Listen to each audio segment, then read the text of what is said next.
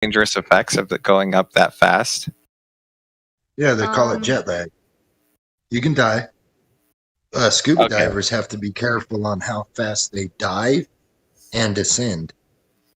No, but I mean in air. In air, you can get what's it called again? In any sort of pressure or differential. So, when you go up, it's a lack of pressure. Like the air around you, if you were just up all that high and you tried to breathe, you wouldn't be able to breathe very easy because the air is so thin.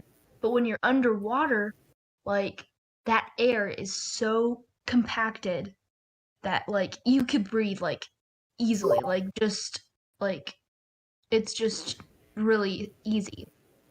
But Wait, what? The danger of going upwards in air is decompression? No, because hold on, I think I see where she's going, but see when the pressure outside of your lungs is more, is more than the pressure in, it makes it harder to breathe. So if they got what they got to do is pressurize the submarine as if container. it was standing out, as if they were standing outside, like. But do you think the pressure? Do you think the pressure difference from underwater to land is greater than land to outer space? Because the pressure difference from land to outer space is way, way, way more intense. And you're traveling that pressure difference at way faster speeds. Like unimaginable speeds compared to a diver or a submarine. Not to mention the G-force that you have on your body while all that's going on.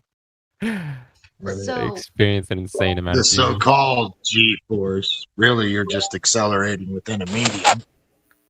So wait. The container would not be enough to protect you, but it does protect you but it doesn't if you go too fast, it doesn't protect you. Is that what you're saying? Because the pressure differential is so intense, as opposed to when. Go ahead. Like if you race. I like to think about it. Here, may I go? Yes. Thank you. So the water is like. So there's a difference between the pressure of the water and the pressure of the air. Like immediately when you come up from the water, you can tell that there's a difference between the water and the air. The same goes for the vacuum of space and the air. So there's a certain point where there's a almost blanket of like air that is dense enough to stand its ground against the vacuum of space. And is that go ahead, sorry, go ahead. And there's also like the different layers. Yeah, it gets thinner, but it still remains intact. It's still air. So you're saying, are you like saying hypothetically, or like you're saying it's a fact that you can have air next to an open vacuum because of density? Yeah, she's saying hypothetically. Okay, I have a video for you then. Aspidor, I'm just going to call you Dora. I have a video for you. I just filmed this today. I feel like a scientist. Just kidding. But what do you think about this?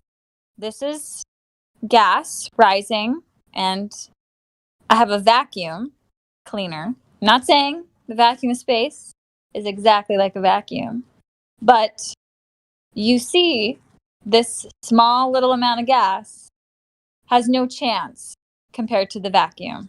And my vacuum is definitely not as strong as the vacuum of space. You can watch. Gravity is not able to hold that gas down whatsoever. And gravity should have no problem holding this tiny, tiny, tiny amount of gas compared to this tiny, tiny, tiny vacuum. Well, that's the thing. The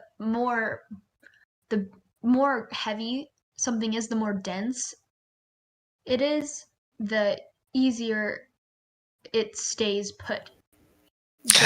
Really? Yeah.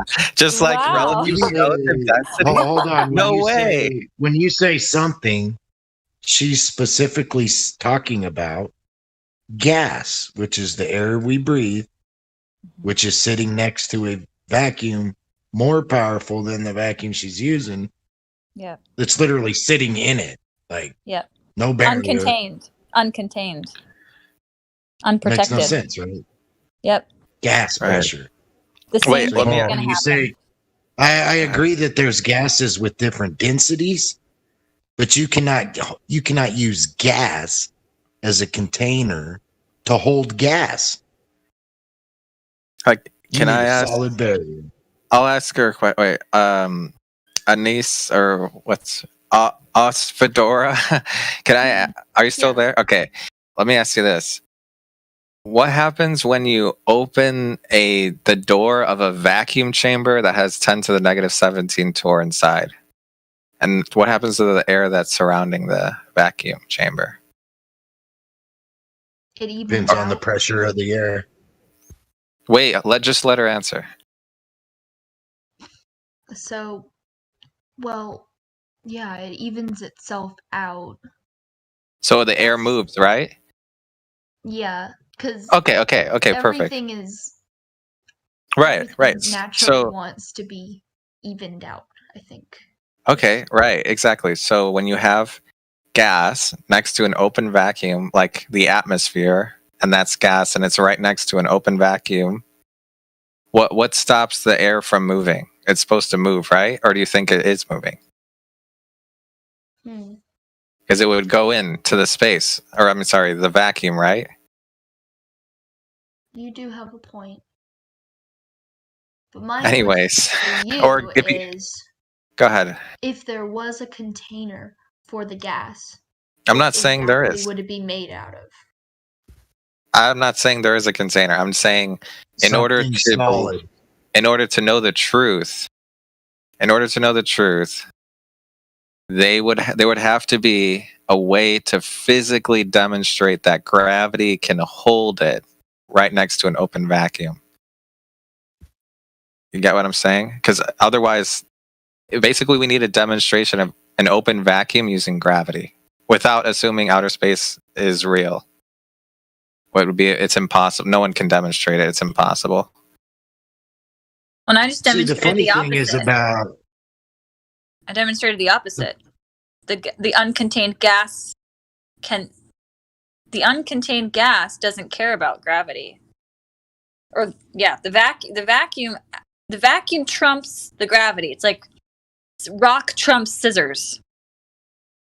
Okay? In what I just demonstrated. Yeah. Right?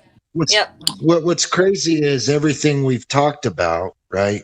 Like the submarine in the water, the gas is the air we breathe, the barrier it takes to, I mean, even to have a vacuum, you have to have a container. So all these things can be observed, varied, manipulated, isolated, and controlled. Yet gravity meets none of those. It don't meet none of those, and yet it's called science.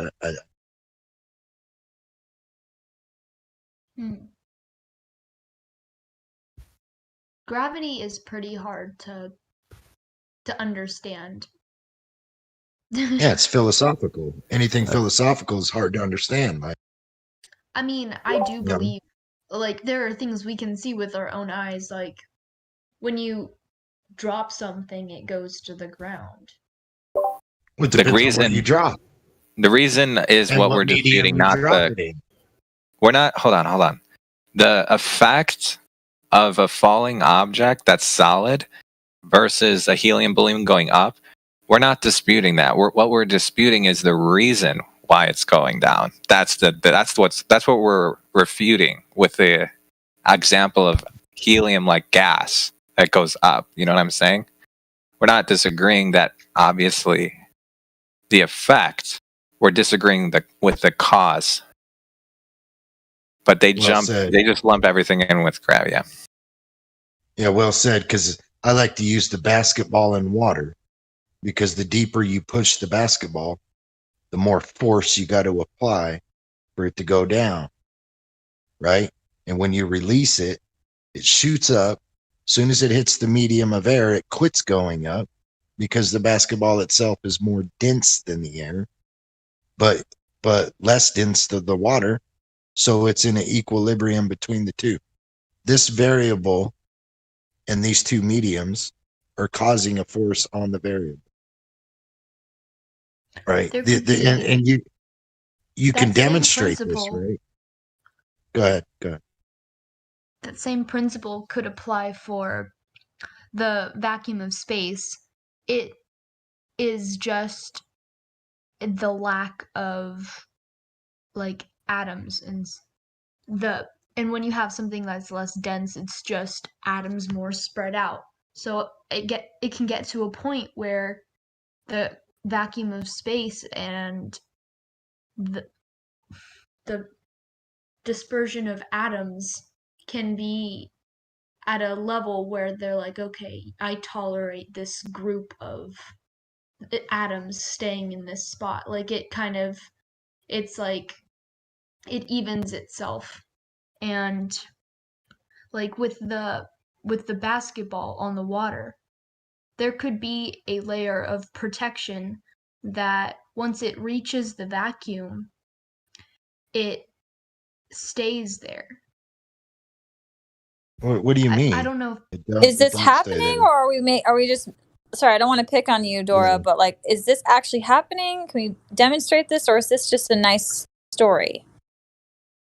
Yeah. Yeah, that's You know what I'm that's saying? what I was trying to say is you can demonstrate everything we've been talking about. Like you can literally observe water, you can observe air, because when you come up from water, you know you're in air.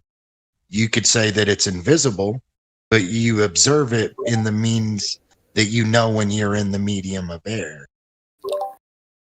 Right. So Did we all already? these things are observable. You can Yeah, go isolate, vary, manipulate, control them. You want to insert this thing called gravity, which you can't do none of that with. You can't observe it. You can't vary, manipulate, isolate, or control. That's what I don't get. It's just like insert it into the experiment, and it doesn't need to be. Everything Yeah. is explainable already. Just really quickly, did anyone mention why there is no viable independent variable in order to validate gravity? Like, did you know what the reason why you can't manipulate gravity as an independent variable? Perota. Did anyone tell you that? No. And it's Okay. Ospidora. Ospidora. Okay, I'll explain it. So when you have a scientific experiment, are you familiar with what are the 3 requirements for an independent variable? Specifically independent, not dependent, not controlled, just the independent. Are you familiar with what's required for that? No. Okay, I'm going to list 3 and you're going to tell me if you disagree. Okay, so number 1, it has to be the presumed cause of the effect. In other words, the presumed cause of the dependent variable. Do you agree with that? Yeah. Okay. The second thing is that it has to be the thing that you're changing or varying and manipulated in the experiment. Do you agree with that? Mhm. Okay. So let's talk about gravity. Okay, so you have the entire mass of the Earth that's what they believe is causing the thing to go down because the mass is generating this gravitational pull that's pulling it, right? You agree with that? Yeah.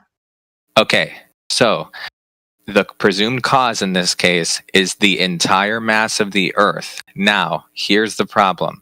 In order to conduct a scientific experiment, we need to know the entire mass of the Earth, or we need to be able to vary and manipulate it somehow.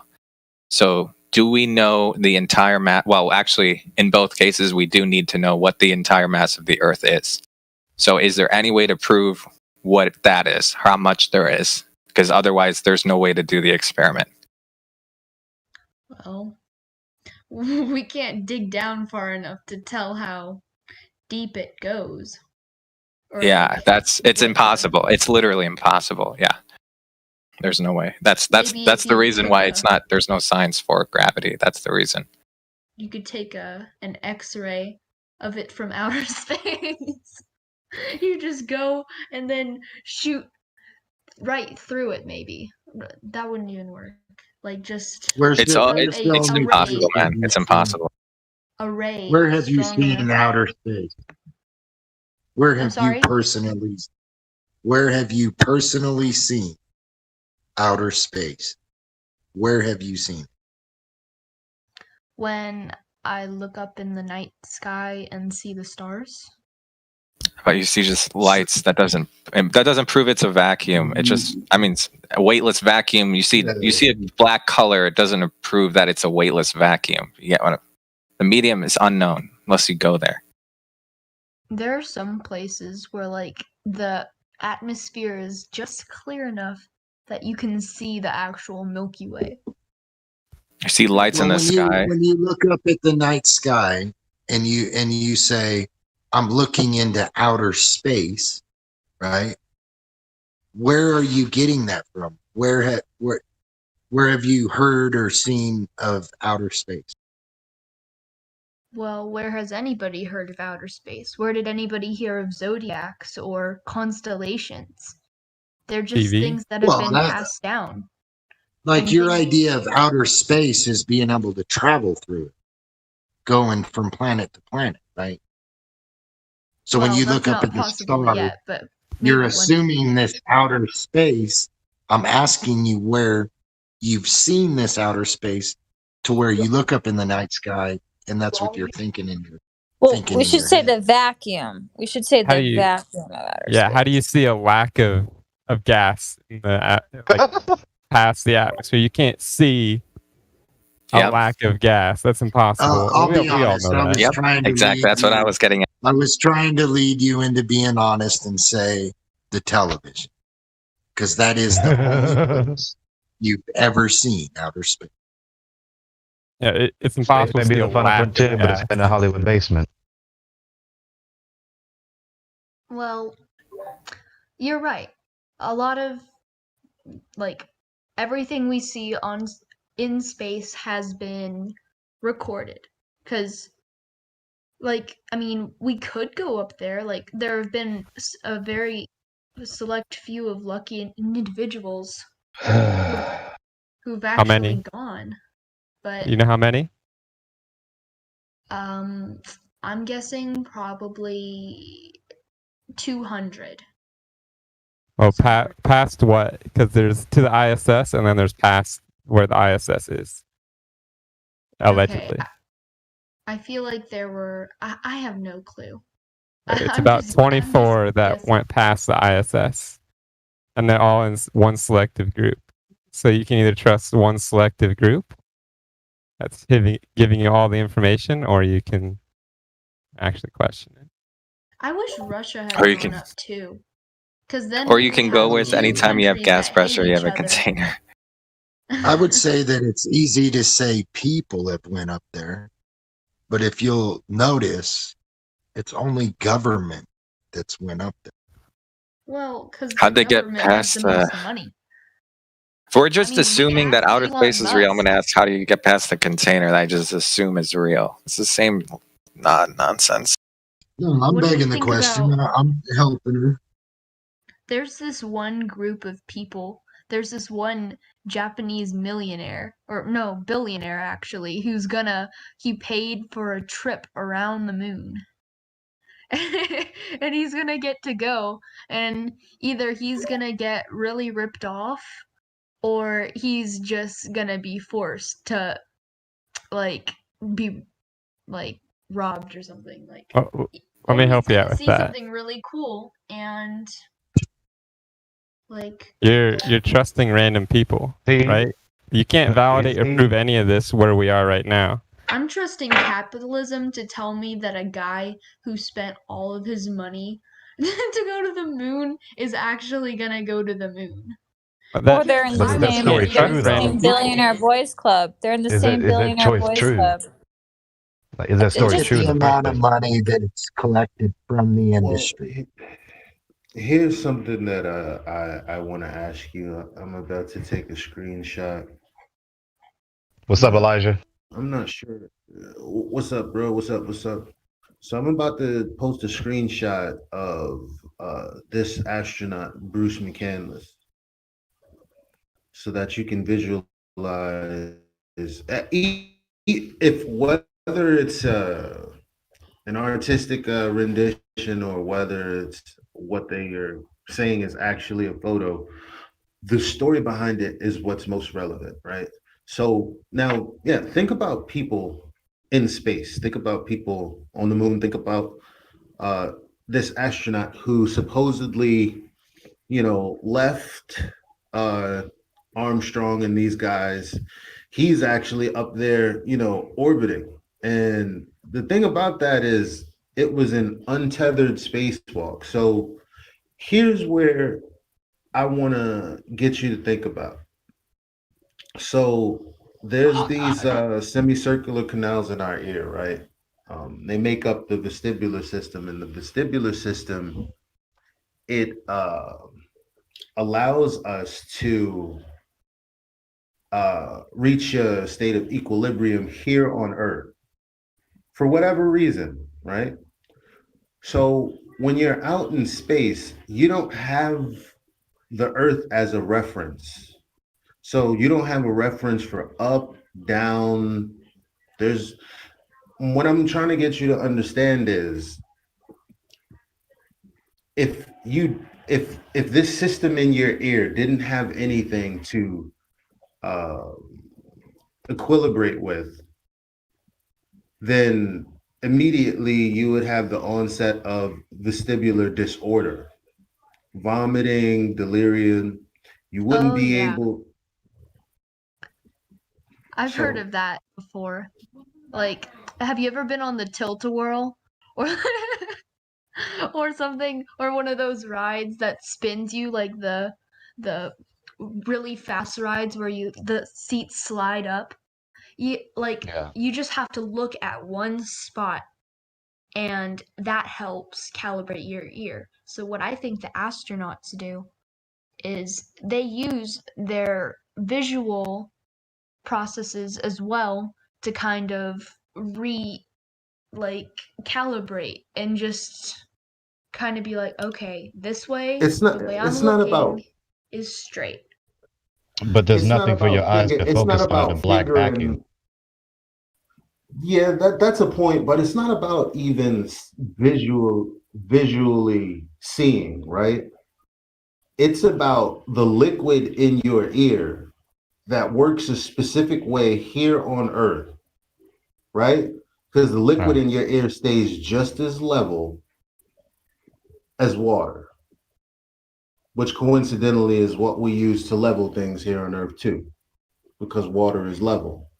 So this liquid in your ear, if you weren't here on the Earth and you were in this theoretical space, there would be nothing for this liquid to Equilibrate in.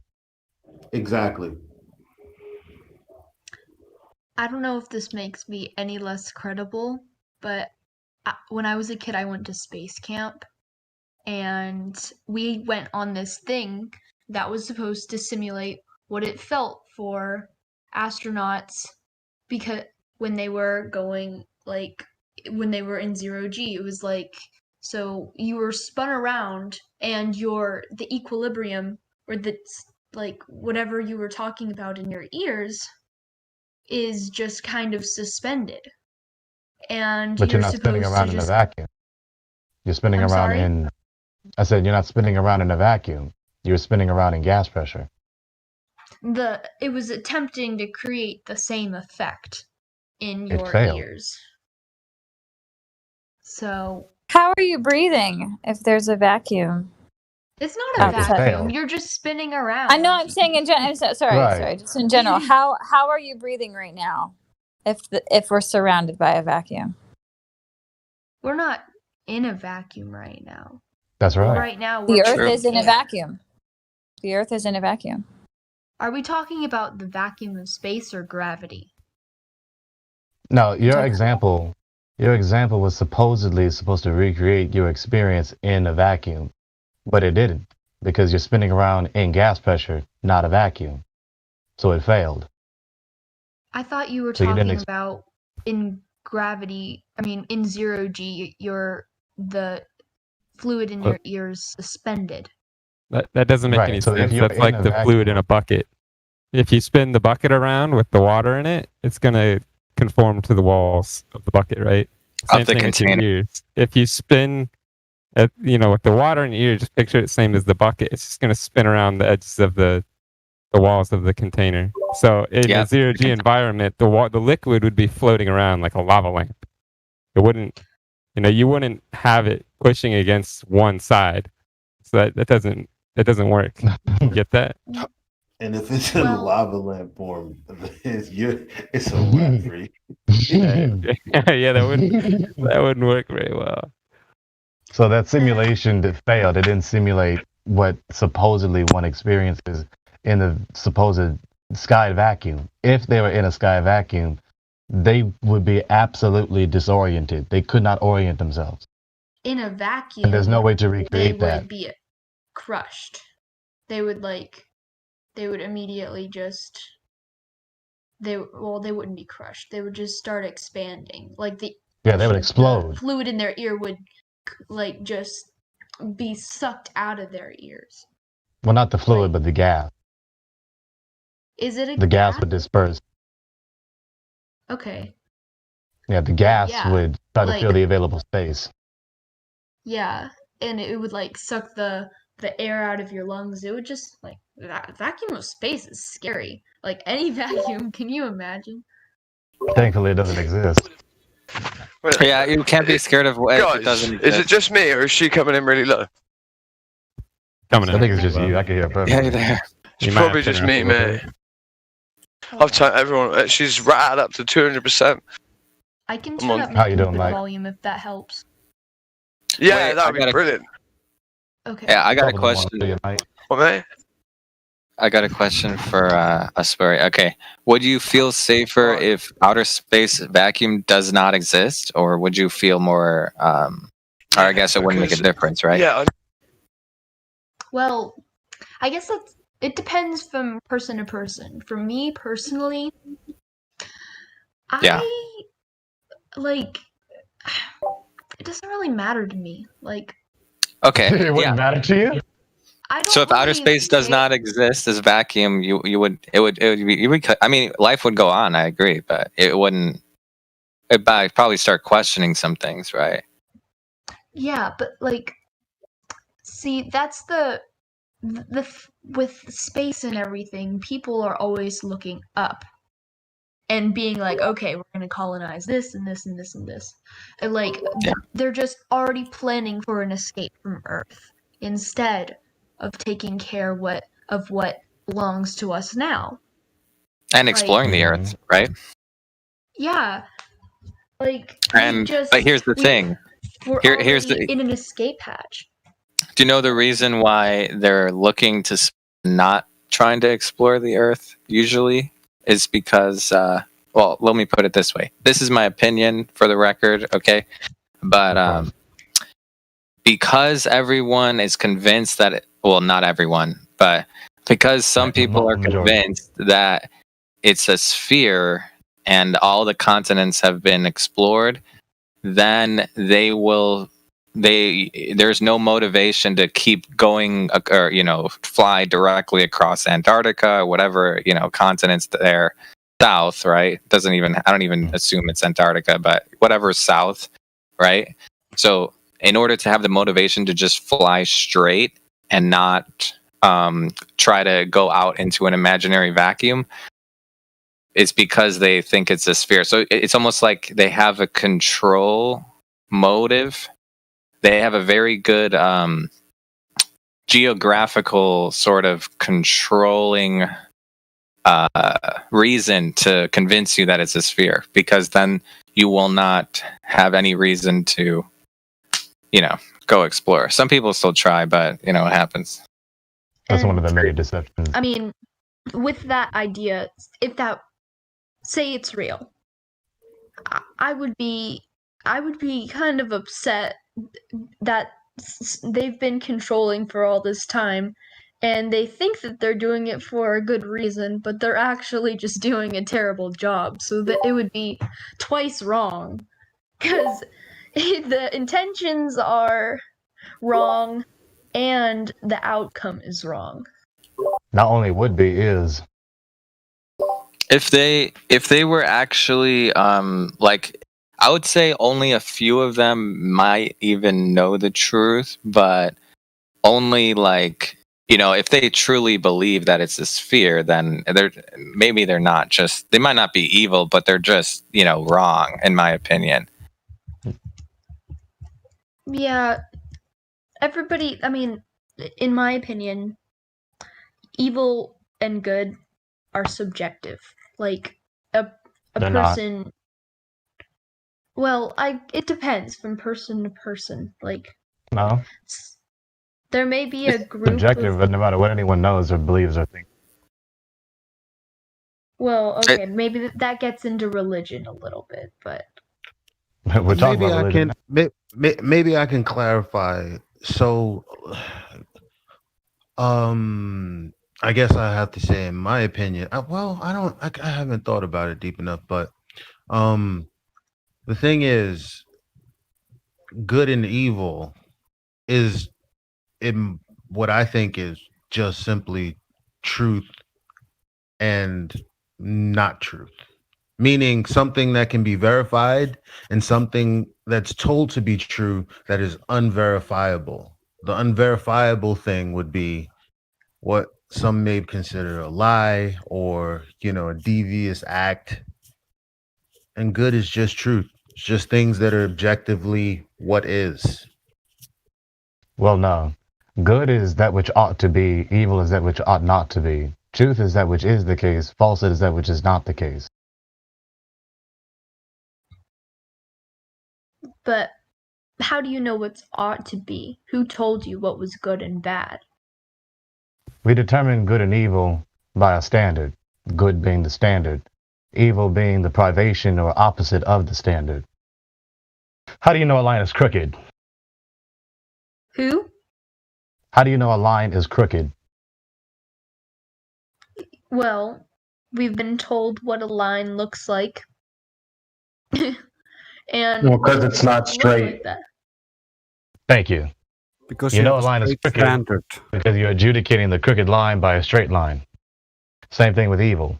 You know something is evil that should not be, then you ought not do that because you know what you ought to do. In other words, the moral law. Now, in regards to morality, morality is intrinsically relative to personhood.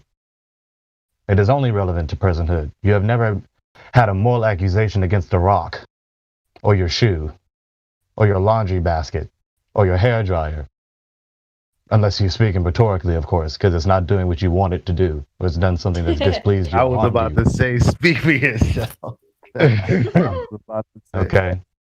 But morality is intrinsically, personality, personhood is intrinsically indispensable for morality.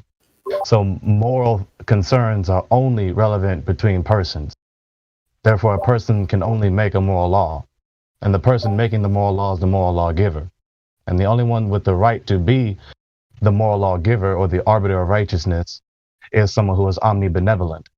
Omnibenevolence is one of the intrinsic characters of the God. The God is omnibenevolent, therefore he's the one and only true arbiter of righteousness. Therefore he gave us a moral law, which is his nature, by which we adjudicate people, what we ought to do, and recognizing what ought not happen, what we ought not do. Therefore, good and evil is not subjective. They objectively exist, whether we know it or not, like it or not, or believe it or not, or obey it or not. We know this on a very, very what's the word?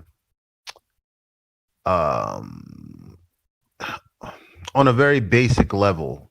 Like Mhm. we know this, but even outside of that, we have makeshift systems that try to deal Establish an with good and objective standard. evil. You have the justice system, you Right. have movies. All of these things are just expressions of what people think good and evil are, and they're not really that different. It's just the same thing over and over. So I mean, we kind of do know what it is, whether we admit it or not.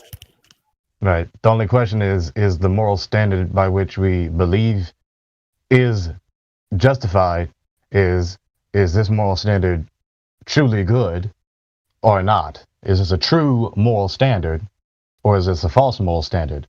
So earlier, Elijah, what you were talking about truth being good and evil being falsehood, it's actually the other way around. Truth is good. It is one of the things that are good, as determined per the God, the one true arbiter of righteousness, and falsehood is evil, again, determined by the same person. So we must adjudicate by the true moral standard from the true one true arbiter of righteousness, the God.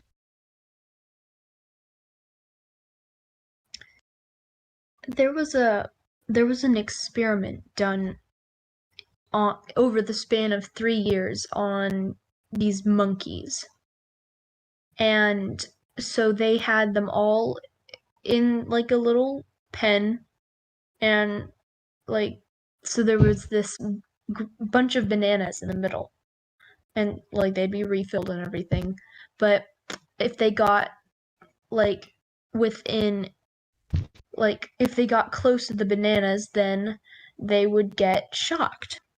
So eventually the monkeys learned that these bananas were not to be eaten.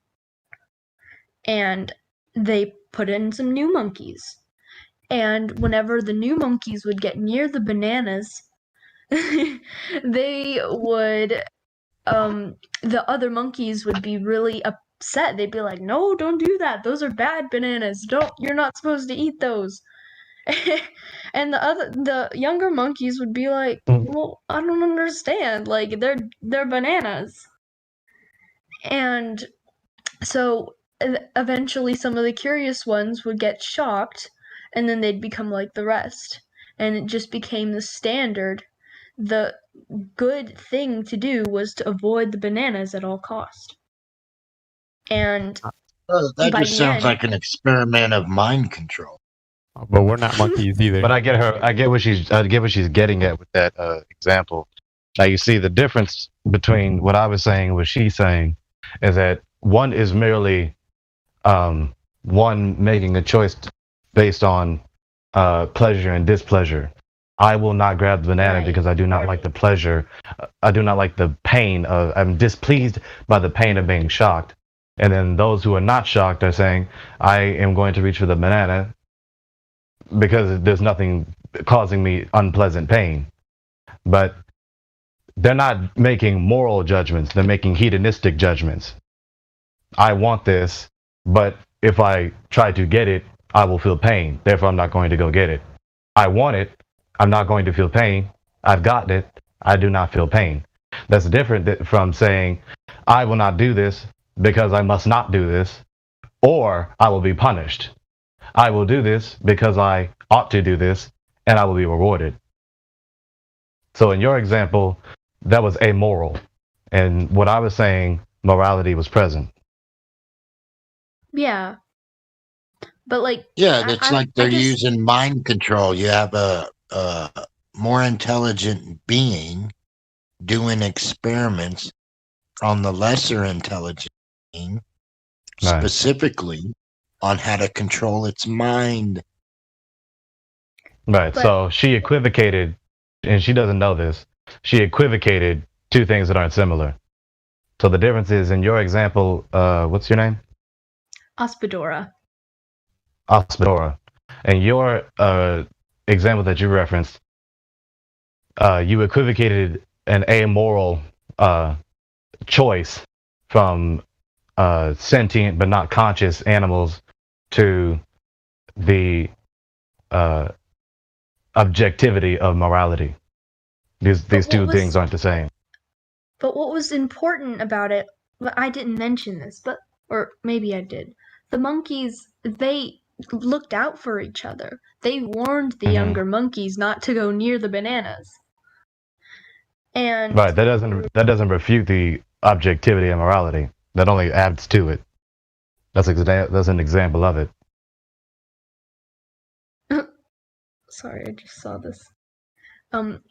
But it's I don't know. I think the monkeys looking out for each other was a little bit it showed their morality. They're social creatures like us. We care for each Yeah, other. you're arguing against your initial argument now. You're arguing for me. You're proving my point. You're disproving your initial statement. That when there's a law that makes sense, even though it doesn't make sense for in a normal situation for the monkeys to avoid bananas, in that group, it had been determined that that was what was supposed to be done. And some of the younger monkeys didn't even know why. It was just, oh yeah, nobody eats these bananas. That's just how everybody is. Okay, there is an aspect of it that could be looked at in an equivalency of it, like so the monkeys that were trying to warn the other monkeys that had no knowledge that they would get shocked, right? Were trying to warn those monkeys not to go there. Like they had knowledge and they were trying to help, and that was like more in the moral sense. Right, but they weren't operating. Yeah. Yeah, they weren't operating according to morality, though. Beasts can't do that. Well, I was just trying to find an aspect of it that was Mhm. closest to like the moral. Right. What I'm trying to help her. Yes. What I was trying to help her see is that she's referencing an example that actually disproves her initial thesis. Morality is good and evil is subjective, but that example proves that it's not subjective; it is objective. That Yeah, so you're social- talking about natural and unnatural. Naturally, no monkey is going to run from a banana, but if Yeah. you put an unnatural situation and give the monkey a ultimatum, like you're the one causing the monkey to make the choice. No, So- again, you're equivocating. It's not natural versus unnatural. It's objective versus subjective. This Yeah, is so- the case. This is good, regardless of what you know, like, or believe, or don't believe, or like, or know. But the So same if the No. can other be if the other monkeys Unnatural. that knew were trying to like hoax the monkey into getting one and knowing that it would get hurt, instead of that would be kind of like the immoral sense of it, right? But yeah. Wait. Repeat that question. if the monkeys that had knowledge that the bananas would cause the other monkey harm, and rather than trying to warn it, if the other monkeys were laughing and poking it and trying to hoax it in to going after the banana, knowing that it would hurt the monkey, then that would be like the immoral aspect of it. Yeah. But it would be You- objectively immoral. Well, there's your assertion. Yeah. There's your assertion that it's immoral. By which standard did you adjudicate to determine that it's immoral? Well, I mean, I agree that it is objective. I don't know if you think that I'm trying to argue for the. No, for I it know. being subjective. Yeah, I know. Mm-hmm. Yep. But I think I think it's inherently like we're created with it within us. It's within the information that we are built with. Well, we're not born Yeah. with this knowledge, but we're born with the intrinsic ability to learn this knowledge. Well, that brings up with the monkeys. They probably don't even know what God is. Or maybe they do. Who knows? Of course they They're don't. monkeys. They don't. But They don't. they That's still why- had knowledge of what was good without No, the they didn't have instruction knowledge of what was manual. good. No, they didn't have knowledge of what was good. They had knowledge of what Well, was they- pleasant. Well, What? I think you know what's good in the example, and that bananas are good. So I think they were just carrying on a lie. That's not good to carry on a lie. No, you It's- can't describe this situation with moral terms. There's nothing My except argument describing the is experiment natural. itself. Natural what's the- is moral. Sorry. Unnatural is immoral. That's my argument. What's the By wait? which Wait. What's the did you difference conclude between? that? Go ahead. Go ahead, ask your question. What's the difference between good and pleasant? When we're Good is objectively what you ought to do, regardless of whether you like it or not. Pleasant is just it makes you feel pleasant. Displeasure means it's pleasant and unpleasant are fundamentally irreducibly complex. They're self-explanatory. We all know what is pleasant. We all know what is unpleasant. We like this. We don't like this. But just because you like something doesn't mean it's good, and just because you dislike something doesn't mean it's evil. Pleasant is dependent on your feelings, and good doesn't care about your feelings. Yes, pleasant and unpleasant is Yeah, that relative makes sense. senses. Yeah. Pleasant and unpleasant is relevant to senses, your five senses. Good is relevant to intellect, knowledge, the Yeah, mind. I think Good is known to the individual. yeah, you're right with that. I think I'm sure the monkeys didn't really like seeing the others get shocked because like Yeah, they didn't like those it, creatures but are they had no naturally knowledge of morality. empathetic. Right? They have no knowledge of morality, though. They just didn't like it. So let me ask you, But Dora. they was put in an unnatural environment for the experiment. Well, when Richard gets The finished, monkey is equivocating. in a natural environment that electrocutes it. You're Yeah, James- equivocating. Unnatural, You're equivocating. James, which wait. You're makes it- equivocating. Okay. which makes Let it Truth immoral. finish. You're equivocating. I'll mute. You're I'll equivocating. mute. Hold on, guys. Hey, do you care if I ask her a question real quick? I just want to ask Go one ahead. question to her right now, Go ahead. because I'm kind of confused where she stands on this. Dora, do you believe that there's objective truths, or do you think that everything is subjective? Yeah, I Well, kind of the I hate to say this, but I can I understand like where you guys are coming from. Like I don't really have a like I kind of I don't know. I play devil's advocate sometimes. I do like in my case I'm 50-50. Like that's just Somebody's hot mic and you got to mute. What if you only went with like? Let me. How about this question? What do you experience like when you go outside? Do you see a sphere, or what do you see like? You know, on a day-to-day basis, as far as your real life experience, like what's the shape of the ground that you see when you go outside? well, here in Florida it's all pretty flat. But in different Okay. places, like when I lived in Kentucky, there were hills. It was Wait, you're from Kentucky? Okay. Do you Yeah, remember that's seeing where I Earth was- curve? Sorry, I to wa- interrupt. Sorry, I'm from a military family, so we've been around. I was born Mhm. in Georgia. Well, I live in Kentucky. Yeah, so- Oh, that's cool. Yeah, that's where my parents are from. But I don't want to derail the conversation. Go ahead. Okay, sorry. Well, what I was getting at is, yeah. So you experience the flatness. Do you have any memory where you remember seeing Earth as a sphere or Earth curving at all? Like, do you remember seeing that in real life? To specify, did you ever see the horizon curve? I have not. No. Okay, so when you looked at it, what did you see? What was the shape of it? Well, I mean, it was flat. Yeah, It was flat. I Okay. can tell.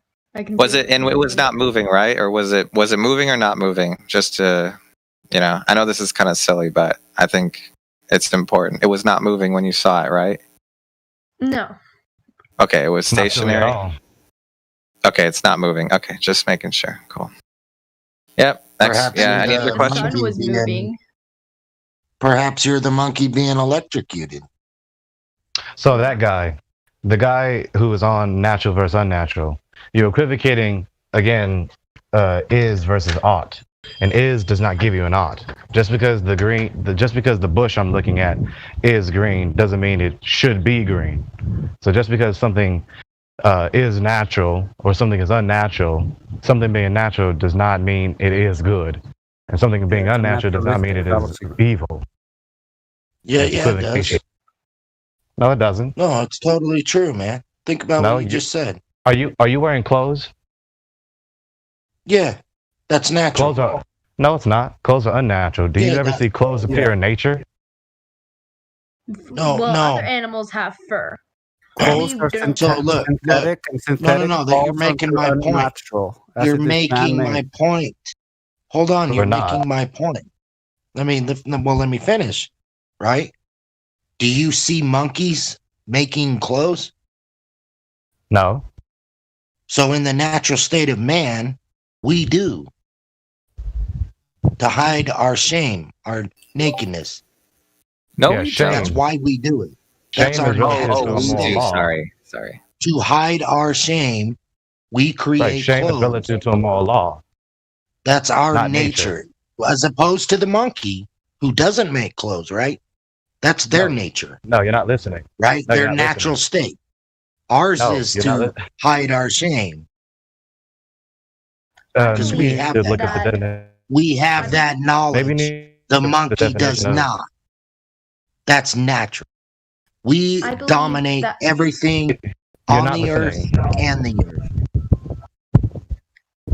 I believe You're On the equivocating earth two we are dichotomies. God. This guy's Or listening. keep us warm. It's James, the when you- natural state. James, when you say something and you make a point, can you like maybe wait and give someone time to respond to it? Okay, did you get my point? Yes, I get your point. Your point is an equivocation fallacy. You're equivocating two different dichotomies. One dichotomy is natural versus Really? unnatural. One dichotomy is So natural you're versus saying unnatural. that Can I finish? Can I So finish? One dichotomy no, is because you're natural. on it. That's what. Okay, go ahead. One dichotomy is natural versus unnatural. The other dichotomy is good versus evil. Natural versus unnatural is versus is not. Good and evil is ought to. You cut out. Can you repeat what you said, Gregory? Your mic cut out. Natural versus unnatural is versus ought. Good versus evil is ought to be versus ought not to be.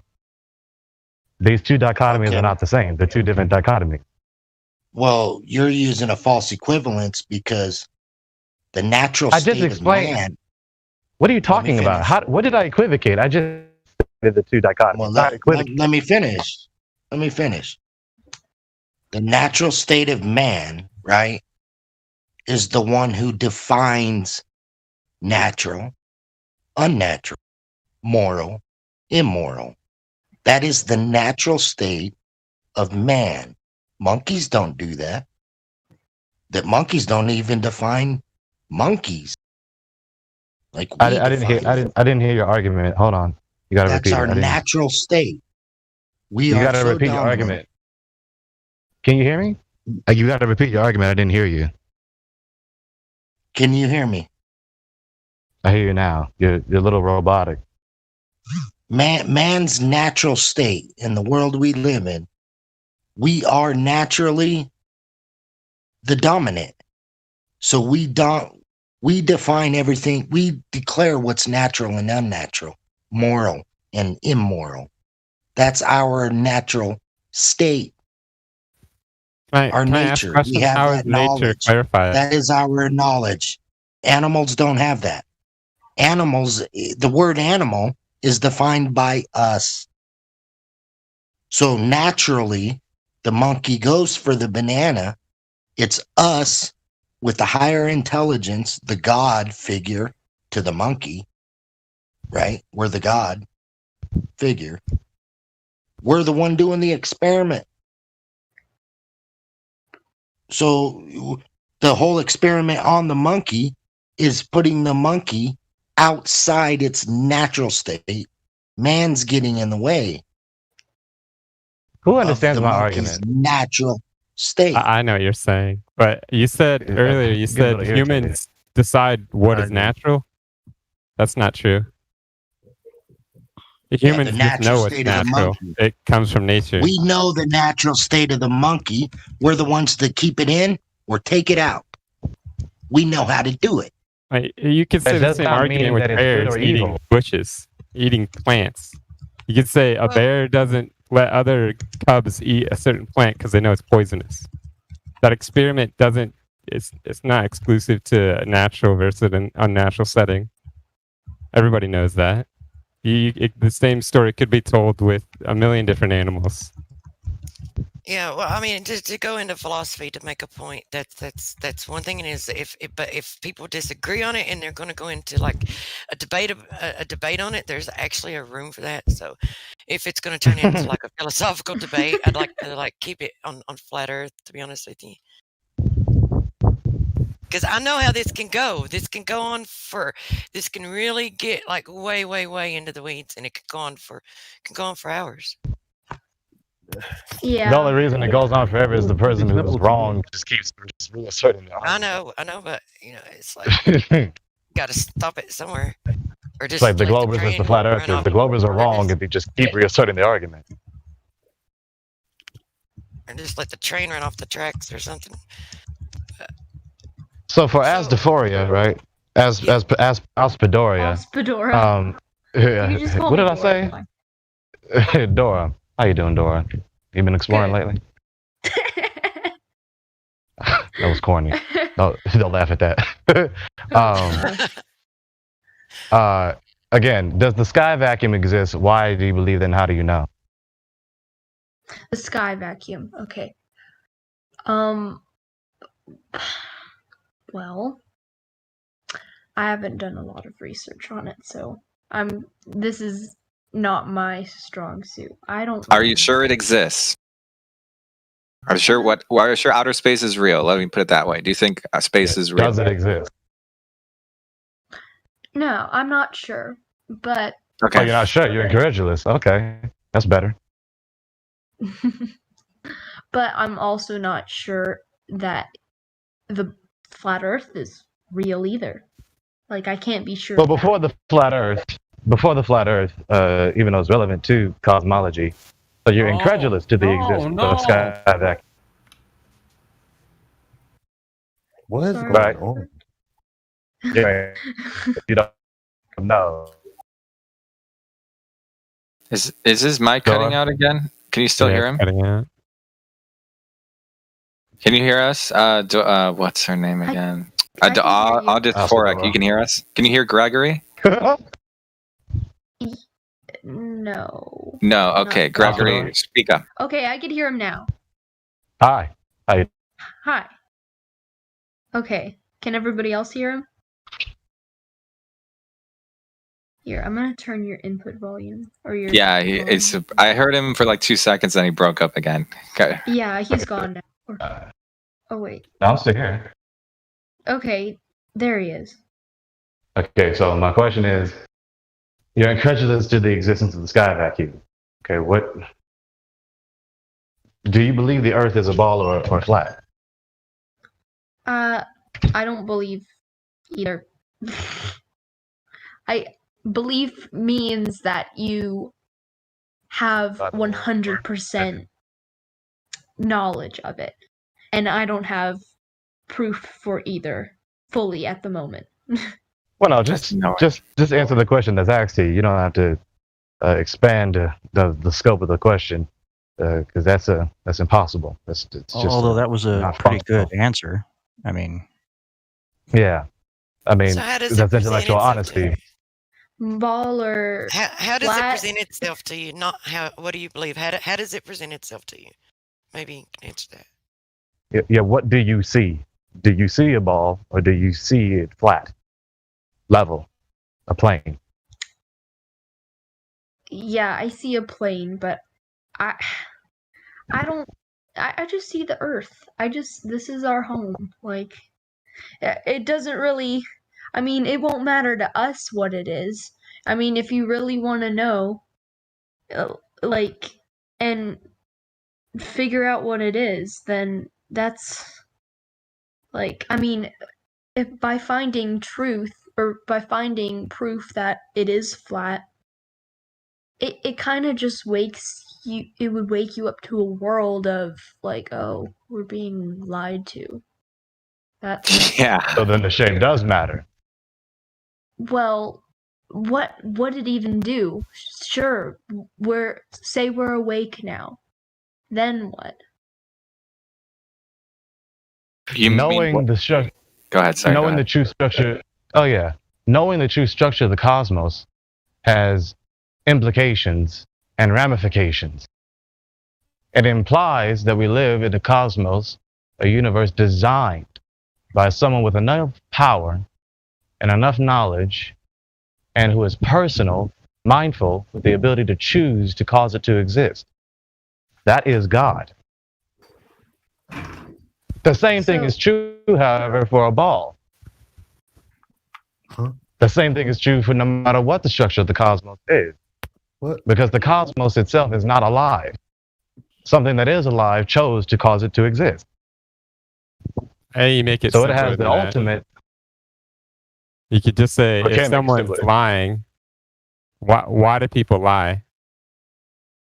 Why do people lie? Yeah, why would someone lie to you and say something isn't what it actually is?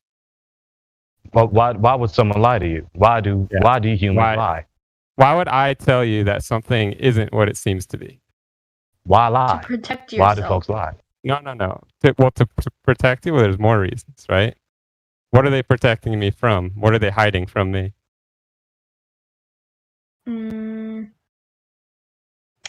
Well, I mean, You can ask that question, right? if you believe that there's anything to hide, I mean, No, we know they're hiding something. We don't believe they are. We know they are because they're lying. We can falsify their claims, so we know they're lying. But what are they? What Have are you they been hiding lied to, from us? Aspador? I'm sorry? Have you ever been Hold on, lied hold to? Have I ever been lied to? Mm-hmm. Yeah. Oh yeah, like Tooth Fairy, Santa, Easter Bunny, like all of them. Why the hell did they lie to you? Because they wanted to make the world seem magical. And I for a little bit I liked that, and then when I realized they weren't real, I was kind of betrayed a little. Like, Right. oh, So they this wanted you. magical world doesn't actually exist. Right. So they wanted you to believe falsehood. Correct? Yeah. Which means they didn't want you. Which means they didn't want you to know the truth. They're hiding something from you, basically. If I lie to you, They are hiding the I'm truth from you. keeping something from you, right? I am hiding something from you that I don't want you to know. Because if you know this thing, well, then you can go out and you can explore the idea of it. You can go there, do whatever you want with said thing. Well, Right, because when You're we're now that you keeping know us the from truth, something. now that you know the truth, now that you know the truth, One at a now that you time. know the truth that now that you know the truth that they didn't want you to know. My mother's mimicking me. Now that you know the truth that they did not want you to know, now that you know the truth that the liars did not want you to know, now you're going to do things that they did not want you to do, now knowing truth that they did not want you to know. Going Potentially. against their agenda. You know, if you're smart, you're gonna pretend that you still believe in Santa Claus so that you still get presents every year. Yeah, True. Yeah. But do you get my point? Yeah, I do. You see, It's they want you to think a certain way because they want you to behave a certain way. And the way they want you to behave is beneficial to their agenda, to their conspiracy to oppress you. well, yeah. So there's two ways to think about it. Either they are oppressing us, because either way they're keeping something from us. But we can decide. Well, we can either think that it's something bad, or that it's something good. Maybe. Why would you choose to believe that your oppressor oppressing you is good? Well, I mean, we all kind of want to think that the person taking care of us actually has our best interest in mind. The government no. is supposed to take care of us. Pay attention to the question. Pay attention to the question. I choose my words very carefully. Because words mean things. Words are the means with which we communicate messages. Okay? Why would you choose to believe that your oppressor oppressing you is good rather than bad? Well, everybody's got to have hope in something. Like, it's either that or have just a really realistic mindset and be like, okay, I can deal with the fact that things are really shitty right now. But some people need that positivity. Like, okay, even though things are shitty, we can still have hope that the person that this is all for a good reason. So you full and well know, completely aware that there is an oppressor oppressing you. And so you will still choose to believe that this oppressor, who you know is oppressing you, is a good thing? Okay, I understand what you meant by choosing words very carefully. If with the oppressor. So, in that case, it does not, like, yeah, you just see you're being oppressed. So, yeah, you just gotta you would figure say, a way out of it. you would say, this oppressor oppressing me is bad, and they should stop. But, like, how? Well, okay, sorry, I lost my train of thought. How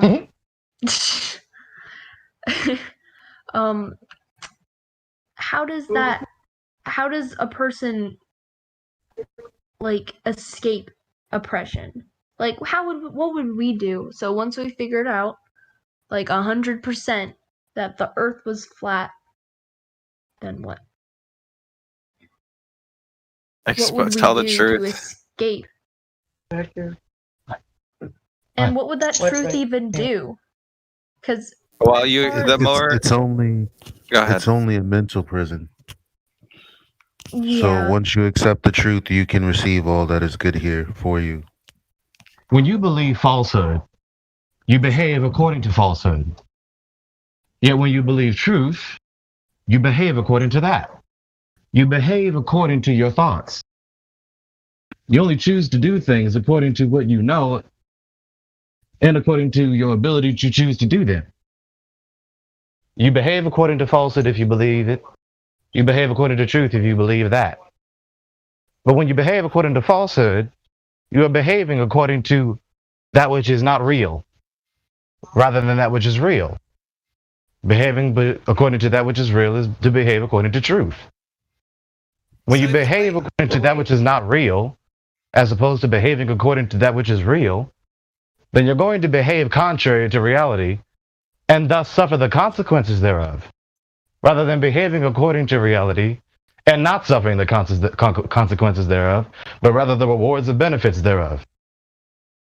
So to believe falsehood is death, ultimately. But to believe truth, you behave according to that, to life. So if you're being oppressed, you have to first identify the oppression and the means by which they're oppressing you. If you're going to stop it. And if they're oppressing you through the means of mind control, and they're not out here like, putting handcuffs on you and, putting a gun to your head and oppressing you in that way. If they're not oppressing you in that way, and the means by which they're oppressing you is through mind control, then you need to identify that mind control and stop giving them power over your mind. You take your own mind back, and then you remove the power that they have over you. Now, if you don't love So yourself, if you don't care about yourself, right? If that's you, then of course, that's how you think and that's how you're going to behave. In your mind, you say, I don't care about me. I do not love me. I don't care about anything. So that's how you're going to behave. But then when pain comes to you, what's going to happen? You're going to want it to stop, won't you? Yeah. Somebody walk up in that house you're sitting up in right now, and they start shooting you or stabbing you or beating you, you're going to want it to stop, right? And then you're going to believe that they're wrong for doing that. You're going to want them to stop, and not only stop, you're going to want them to be punished. So now you care about yourself. Now you believe that there's a moral law. Now you believe there's a moral law, good, by which they're not doing, and you want them to be punished justly. You see? So it's very inconsistent and hypocritical to be apathetic to to be apathetic to your existence and the existence of the universe and the objectivity of morality and true moral standards. But then when evil is done to you, when pain is afflicted upon you, now you care. You see? Right. So you have no right to demand truth and demand righteousness and demand justice while being apathetic to everything, including yourself, your well-being, and then switch your position to, oh, now I care about truth, now I care about righteousness, because now I'm suffering evil. When you should have been did that from the beginning, especially including for the sake of others. So really quick. So, are you looking in the live stream? The voice text? Like, yes, the voice text, yes. So I'm about to post a video. It's 31 minutes long. And it's by a guy who's named Earl Nightingale. It's called The Strangest Secret. And I posted this because you asked, what difference does it make if we know the truth? And because like what we're telling you is it's about what you think, because what you do is based on what you think, and that is of the utmost importance, and most people don't think about it. So this video right here will probably be one of the most interesting listens for you, I hope. So there you go. Better than that, the reason truth matters is because truth and falsehood, as I stated earlier, is a matter of life and death. That's why it matters. Truth is to life. Falsehood is to death. But when you admit that when you're doing things, it's not because it is inherently good. It's because you're seeking an eternal reward. Oh? Why is seeking an eternal reward good? Presumably, let's assume that's a good thing. Why is that a good thing? And how do we know? Well, when you're looking out for yourself, like, it comes from a purely egotistical point. Like, you're caring about yourself. Like, people who don't care about themselves either, like, hate themselves or just have no opinion. Like, I don't know. I've been kind of struggling with, like, the idea of it existing without a genuine bias towards anything. Like, just complete non-bias. Like, trying to be the most open-minded, like, person. Like, I don't even know if that's possible. Well, biasness, whatever is the noun version of the word bias, but biasness is not evil per se. You can be biased towards truth, or you can be biased towards evil. You can be biased towards either or, you see. Or you're biased towards something that is amoral. So there's the third option. However, you just said one who only cares about themselves to the neglect and apathy of the well-being of others, right? That's egotistical. That's narcissistic. That's selfish. Those are moral terms. Those are more accusatory terms. Calling someone egotistical is an indictment of them doing something they ought not do. You're egotistical, meaning you ought not be egotistical. By what moral standard did you adjudicate by to determine that egotism, right, is wrong and that they should not do it? Well, having an ego is a double-edged sword because you are looking out for yourself, yet you also have the vanity of a personality, which you can shape however you want. And if you believe that hurting others is wrong, then your ego is driven to believe that and make others believe that, if that's the kind of person you are. Now you see, many fall victim to this self-hindering habit. And in this conversation, you do what I call distracting yourself on your intellectual inquiry or your intellectual journey. The way you've done that is when a question is asked to you, you ask another question and then answer that, answering the question that was asked to you. So you are red herring yourself, or you are distracting yourself from your own line of inquiry. So when I ask you, how do you know this or that is wrong or this or that is good? That's the question I strongly reckon you answer, so that you do not ultimately die, suffering the consequences of believing falsehood and not believing truth and adhering to it. So think about the question, how do I know? Think about the question, how do I know this or that is good or evil? And then why is this or that good or evil? And who says? So may I add my perspective on ego? If the Creator created us with an ego, and I think it serves a purpose, but you must learn to control your ego and not let your ego control you. Yeah. Right. So, sorry, go ahead. I was just gonna go back to, like, have you considered the sun? It's supposed to be a ball of gas in a 10 to the negative 17 torr pressure, which is a near perfect vacuum. Have you considered how it can exist the way they claim it can exist? The way the climate can exist? The sun existing in the vacuum.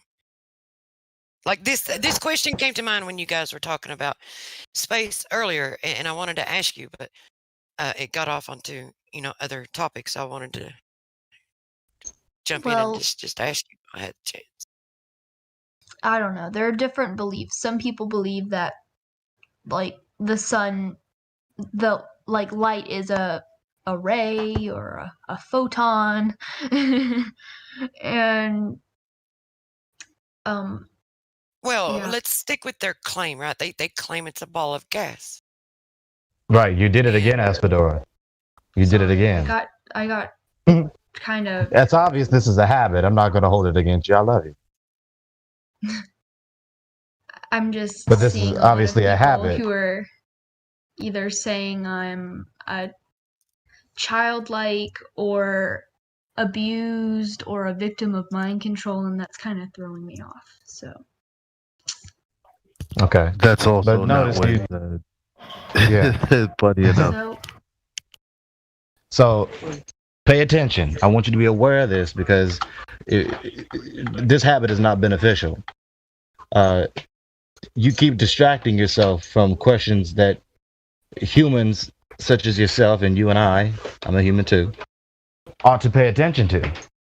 But as long as you keep distracting yourself, you can never do anything, let alone do what you ought to do. So her question was, how have you considered how Who the fuck is a vacuuming? gigantic What the ball of fuck? gas could exist in a sky vacuum? Have you considered that? Considered the. Sorry. Have you considered how a gigantic ball of gas, the sun, would work in a sky vacuum?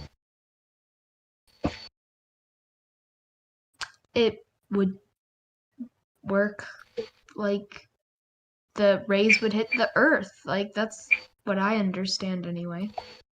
Well, no. See, listen. Listen. We're going to work together. We're going to work together, you see.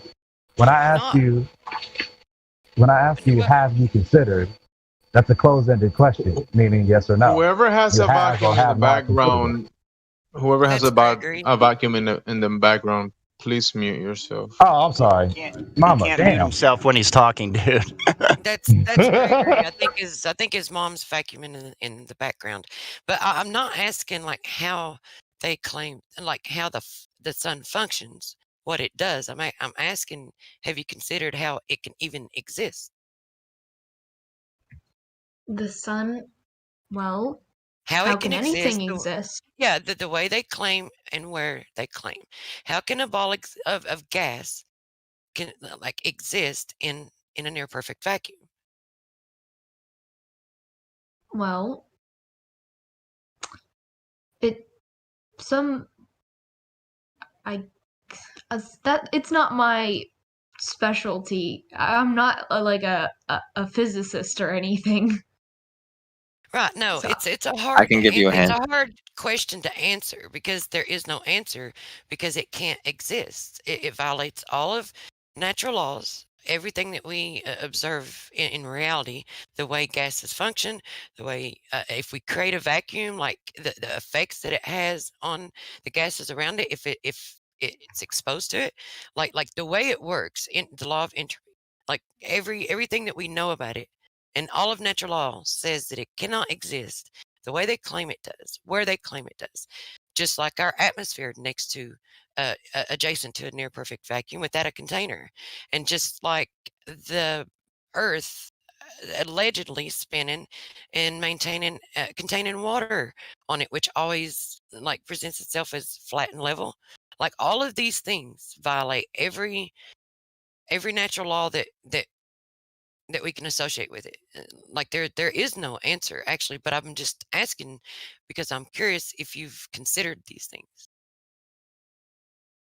Because until I started questioning it, I had never really considered it.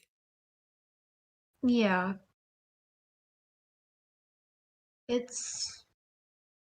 There are definitely a lot of things that I don't know, and I would really like to know, but until that point, I'm pretty much like. I can give you a hint if you want, but I'll let Truth go on. Go ahead, Zodiac. Give her a hint. Okay. Here's the hint. What happens according to the globe? Let me rephrase. According to the imaginary globe that no one has ever seen or proven to exist, what is the reason why when you drop something it goes down? Gravity. Okay. Yeah. So the reason. Okay. Now, are you aware that the reason that they tell you the air and the gas doesn't just immediately go out or whatever, stopping, the gas from going out into imaginary outer space is because of that word, gravity, right? Are you aware of that? I'm sorry. Could you repeat that? I didn't. Okay. Are you aware of why the reason that, according to the globe theory, they believe the air sticks to the ball is because of gravity? Are you aware of that? Yeah. Okay.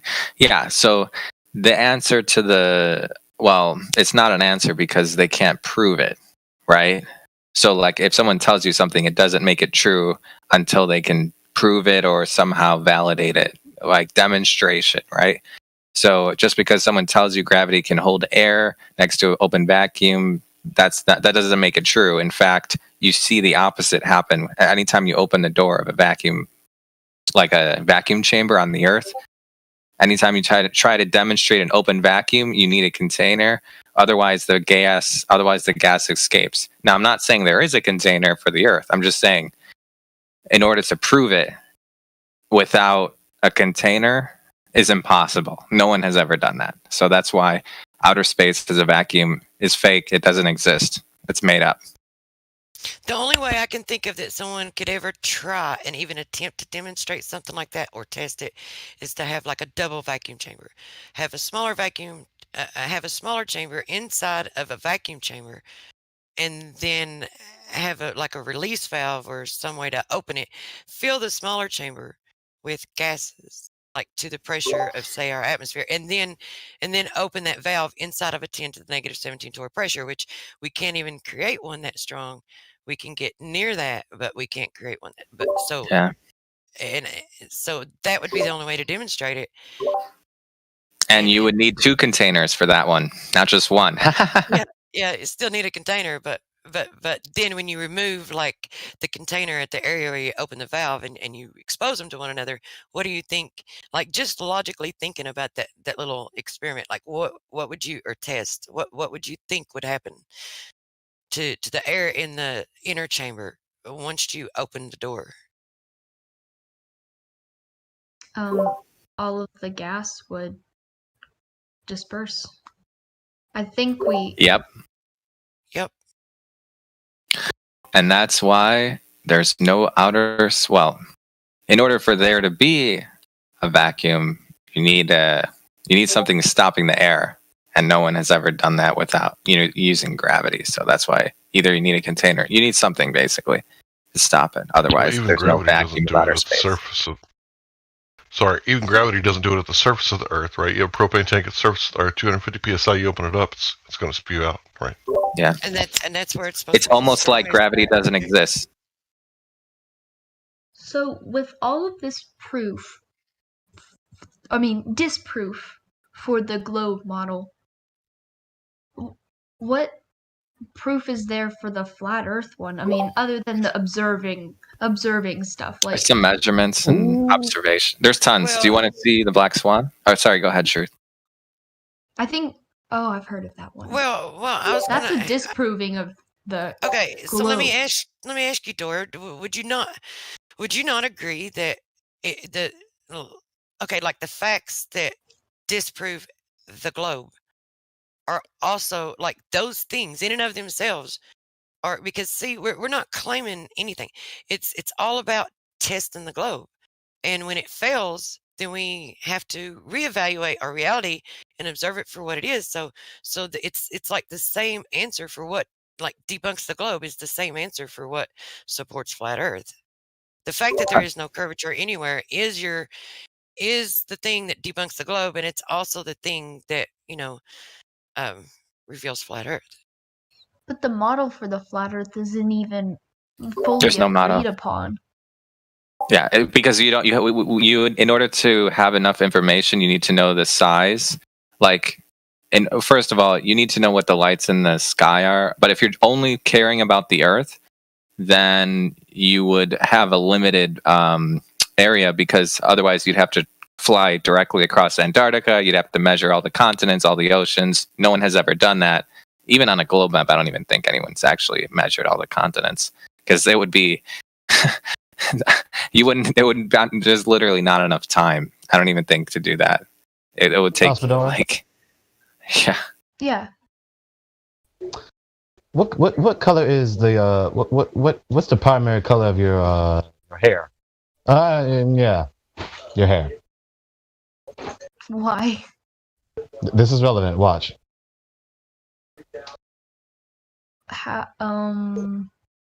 You don't know what your hair color is? I know what my hair color is, but you're gonna laugh. Okay, You're gonna be like, "Oh, it's He's blonde." gonna be able to model of you, I think. Oh, Watch. What's your hair color? blonde. Blonde. Okay, you're a blonde. You I sound. thought you were gonna say, sound- oh, dumb blonde or something like that. Yeah, No, that's racist. He wouldn't say that to you. well, it's not racist, but it's just rude. So someone else. Say there's someone else with you, right? Say I'm there with you, right? I'm looking at you. We're looking at you. We're both standing in front of the mirror. I'm looking at you. You're looking at you. I'm looking at you. You're looking at me. We're looking at each other. I'm looking at your hair. Mhm. Your hair color is blonde. Now, if I disagree with that statement, does that then make your hair color something else? No. Of course not. Fucking, my hair is blonde whether you agree or not. Whether you agree with me or not. Okay?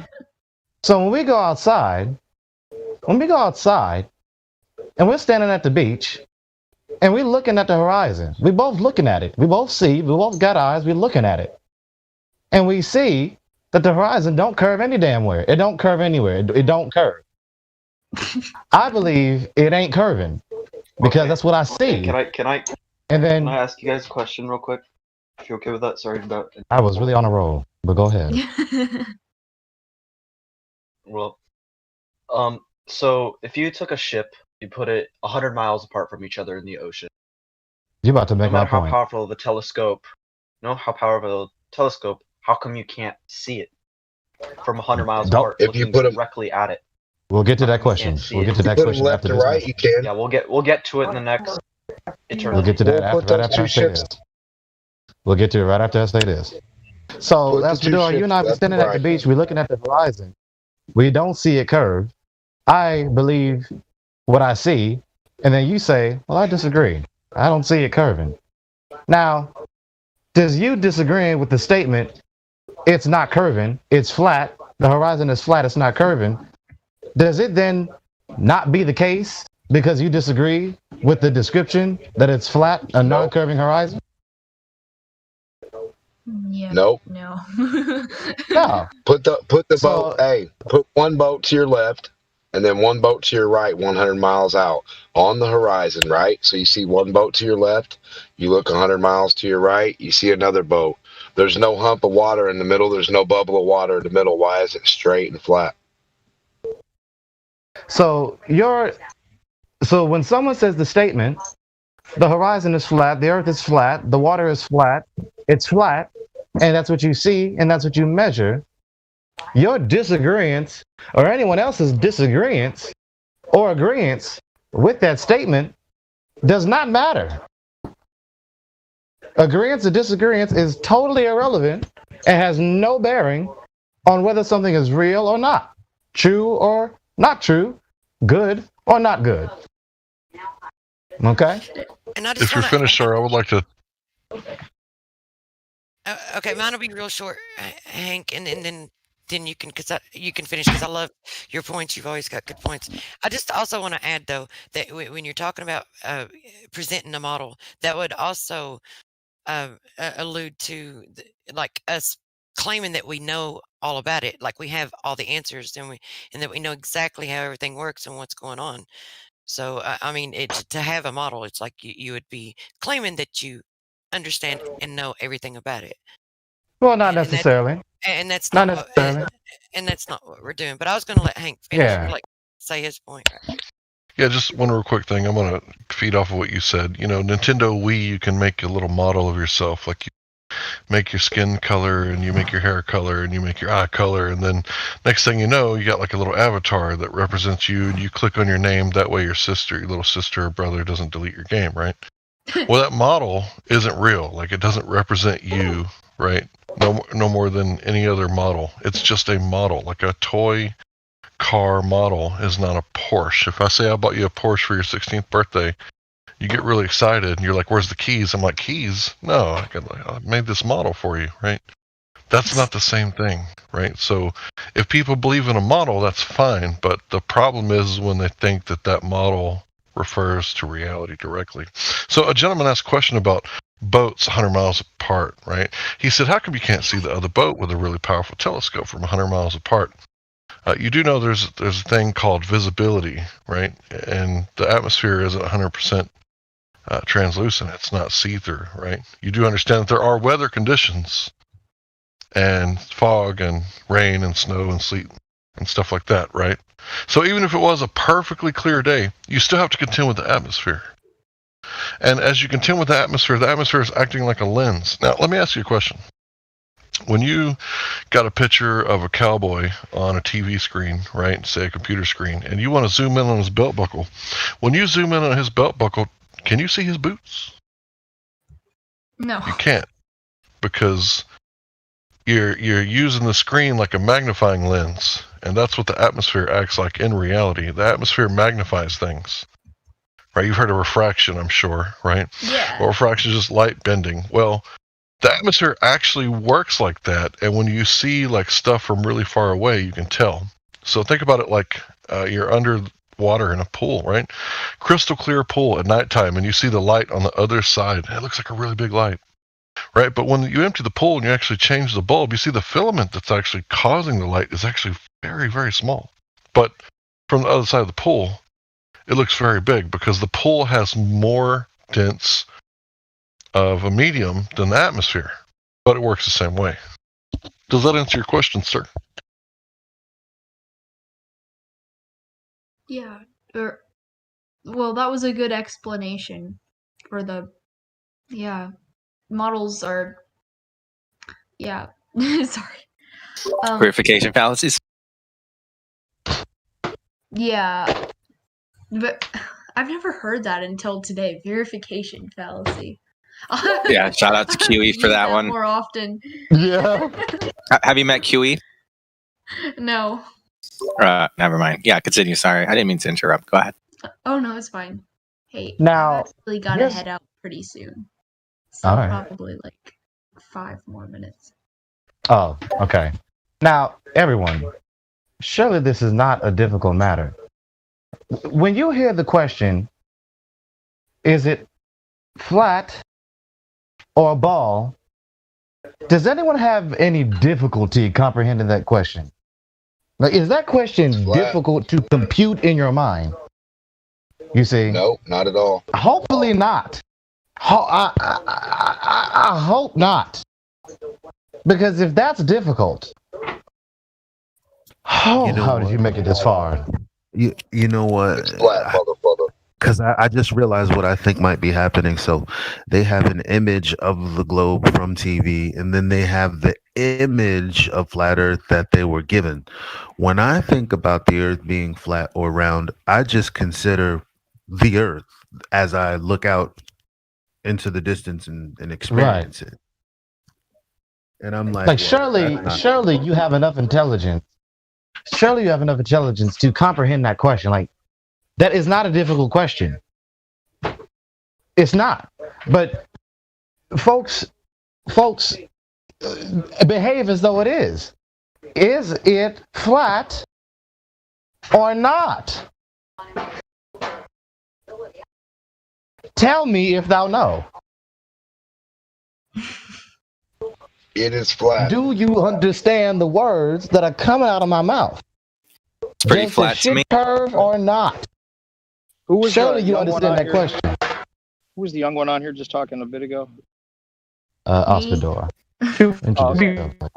I jumped. Robotic voice. Whoever that is talking is robotic. But so Yeah, you're roboting Gregory. I jumped out That's because I me? heard you say. I heard someone else robot. I heard that you say you thought it was called a verification fallacy. Yeah, I think she reification. Announced it. Right, reification, just to make sure she can get that right. All right. Okay. Boy or girl. Yeah, it's reification. Yeah, that means adding like concreteness to a concept, right? So Yeah, I have to say that something, yes, to say that something is material when it is immaterial, or vice versa. right. So I have a concept of being like a. Examples. Oh, I was going to say just real quick. One of the best examples you might give if you're trying to explain it to somebody is just tell them the menu is not the food. Right? Because the menu may say, oh, it's going to taste like this, it's going to have this, it's going to look like this, it's going to be all that. But then you bite into it and it's plastic and Play-Doh. You know, it may look like what they're saying it's supposed to look like, but when you actually bite into it, it doesn't taste anything like it. It's nothing like what they were going to say. If someone asks you, how was the meal? you're not going to just repeat what the menu said. You're going to tell them what you ate. Right, and you didn't eat the words. You ate the food, which is Menu described is by not the word. food. The map is not the territory is the most famous way of saying. Yeah, the map is not the land. Yeah, so before she leaves, we got 2 minutes left, I think she said. So they tell us that gravity is the bending and warping of space-time. And as a Texan, I kind of have this idea of like liberty, right? Well, the bending and warping of space-time is a concept, right? It's a mathematical concept. That time is somehow correlated with space in some four-dimensional concept, right? Well, can you bend and warp my liberty as a Texan, as a free man? You can't. It's a concept, right? You can't add concreteness to it and then somehow warp and bend it, right? And it's the same thing with their theory of gravity. It's not concrete. It's just a concept. You can't Right. bend, Can I but ask you a- cannot touch. Ask a question real quick. Yeah. So I told you guys about this topic. I was asking you guys a question if you knew it or not, and you guys said you'd get to it in a minute. It's been about 10 minutes and no one's talking Oh, about it. bro, I didn't totally hear that went over that. I totally went over that. I said, so to the guy with the 2 boats 100 miles away, and I talked about the atmosphere. You didn't hear that part? I addressed you directly, sir. I can make You it want me to say it real again? simple if you want. I heard you say it, Hank. Yeah, I got a really easy atmosphere explanation. acts like a magnifying Well, can you glass. tell me again, apparently? Because I somehow didn't hear it. Hank, you have to go through all that. You just ask him if he's ever seen a mountain. Yeah, go ahead. You ask him, bro. You tell him. I got it really easy. I get that. People ask that question all the time. You ever live near a mountain? You ever seen a mountain? Yeah, actually. Yeah, I live You near ever a go mountain here. outside and some Pretty days the tall. mountain's not there? No, I've never had that happen. Well, Except for the times where there's a bunch of clouds in the skies and it kind of There you blocks go. off the top a little bit. But There you go. There's So clouds. I live just clouds. in Washington. From where I live, I'm pretty close to Mount Rainier. But when I look out from a hillside towards western Washington, sometimes the mountains don't exist at all. I just see the sky just blends into the ground. It looks like the horizon ends right there. But on other days when the sun's kind of further out, I can see the whole backdrop of all the mountains in western Washington. I can see all of them, the lowest and the highest mountains. It's not that they It's probably weren't there. I just couldn't see them. because- There's too much distortion in the sky. So if you ask, why can't I see Distortion. something 100 miles away? Well, there's distortion. Actually, Mount Rainier is not 100 miles away from. It's No, maybe I'm about just saying in general. I don't. The mountains that are to my west, sometimes I look outside, I don't see them at all. Some days I mountains to look my out there and I can see them. It doesn't mean they're there or not there. It just means there's too much distortion in the air, or in the sky, that I couldn't see them that day. All So right, dude. you If ask you why go to the can't I live, see something 100 sorry. miles away, that's, there's distortion. If you go to the live stream, not even like 5 minutes ago, I started talking about Wii characters and a model, and then right after that, I directly addressed your question. And I think it couldn't have been summed up any better than the way I summed it up. So, do you really want to know the I have to answer? go look at that. Yeah, because I said your question. I repeated it to you, clarifying it, because you didn't jump in and say, no, that's not what I asked, right? And then I directly addressed you. Hey, thank you guys for talking to me and like helping clear things up. This has really been like educational and fun. Stay flat. Please come back. I like your voice. Please come back. I'd rather stay round and smooth. Oh, we got a bigot here, guys. We got a bigot. He'd rather not seek the truth. He's liking his bigotry so far. Okay. Yeah, thanks, Dory. It was a pleasure having you. So, do come back. Come back I after enjoyed door. it. All right. Bye. Stay Bye-bye. flat. And be my friend, accept my friend So request. have you ever Okay. held a magnet? Here's another question. Have you ever held a magnet? And have you ever held the magnetic fluid that you could just get for $5 off Amazon? You could take that and put it on the magnet, see what happens on a round magnet. See what happens. Oh, hold on. Why are you going Okay, past so the first that's called the question? false equivalency fallacy. Right. No, Quite a magnetism isn't gravity. Yeah. So false. Actually, gravity is magnetism. You have irons in your body. The magnetism. Gravity is not magnetism. That's why there's two different words. So strong. Hold on, you're conflating the two ideas. Okay, first of all, magnetism and gravity are not the same. And it's starting to get annoying. Well, you're wrong, sir. But grass is Well, blue. no, Don't interrupt me, sir. Grass is blue. No, this is I'm supposed to telling be a you. this is a scientific. The sky is green, homie. Why are you interrupting me? You don't interrupt people when you're in a. When they're wrong, let them finish. you do. You guys are unprofessional, to be completely honest. Gravity is not electromagnetism. That's objective. You asked a question and then didn't listen to my answer, at least, and now you're complaining. Smart, at least be Let's do this. Doggo, say what you want to say complaining. completely without any interruption. Have we got a line? Who is this guy? What's his name? I think you guys are hopping around. Listen. Dogo, Doggo. the one. Dogo. Can I Doggo, get Doggo, a the mic check, one. please? Listen. Doggo, I say got your mic entire check. sentence, please, without interruption. No, now he doesn't want He turned off his He headset, deafened himself. Guys, I you got can't a let mic him check, hop please? around. He's gonna hop around and keep asking questions. We didn't even clarify Doggo. if he disagrees or agrees What'd with you his say? first question. Can I said get your a entire mic statement. check, please? Everyone listen. Yeah, I can hear you. Anyone hear me? Yeah, I can hear you, brother. We can hear you. This guy. I just want Okay, to Doggo. Oh, ignorant. I must have Doggo, asked that about do you- 7 times, man. Jesus Christ. Do you think that the Yeah, everyone was talking. Thanks. the moon Thanks pulls up for the water? replying to me. Do you think that the moon is responsible, Doggo, for the waves in the ocean? Well, not the waves. The wind is the cause of the waves. The moon is the gravitational force coming from that causes the sea level. You mean the tides, not the sea level, right? You mean you're sea saying that level, the moon- as in Sea level. So you're saying, but the moon agreeing pulls up that the water, the sea right? is level. No, Are you So let me just agreeing? get to this point real quick. What level I just is wanted the to, sea the at? reason I The asked sea you level that is is 2,000 feet. okay, if you think that the sea level is affected by the moon, right? Yes. Then if our bodies have water in them, why aren't we affected by the moon? Why aren't we pulled up? Why aren't Just like you're talking tides? about- Why are there not tides in Your freshwater bodies are lakes affected with or the rivers? water because obviously you're floating in the water. The water's rising with you. Your body is 73% water. I'm saying when we're off, So- when the moon goes over us, when we're not in the water. But if the sea is level, how is it being No, pulled up by the doesn't moon? Go with us. The moon is constantly are affected spinning by the around moon. the Earth. So yes, we are affected by the moon. You're right. Well, I mean, so why okay, aren't we pulled up by the moon then? Okay, Because well, the he- gravity- Oh, it's the because iron in our body the has water a is Yeah, such a magnetic trip huge. of No, bills. listen. Hey, The water's hang such a on just huge second. mass. Doggo, hang on a second. You made a claim, Oh, fuck's and sake. before, yeah, for fuck's sake, listen to me. You made a claim, and I'm going to ask you before we move on if you can give us anything to support your claim. Yeah, that's what I was about to do until you kept interrupting me. So, yeah. Anyways, Ciao. Yeah, go ahead. Gravity is body magnetism. 73% water.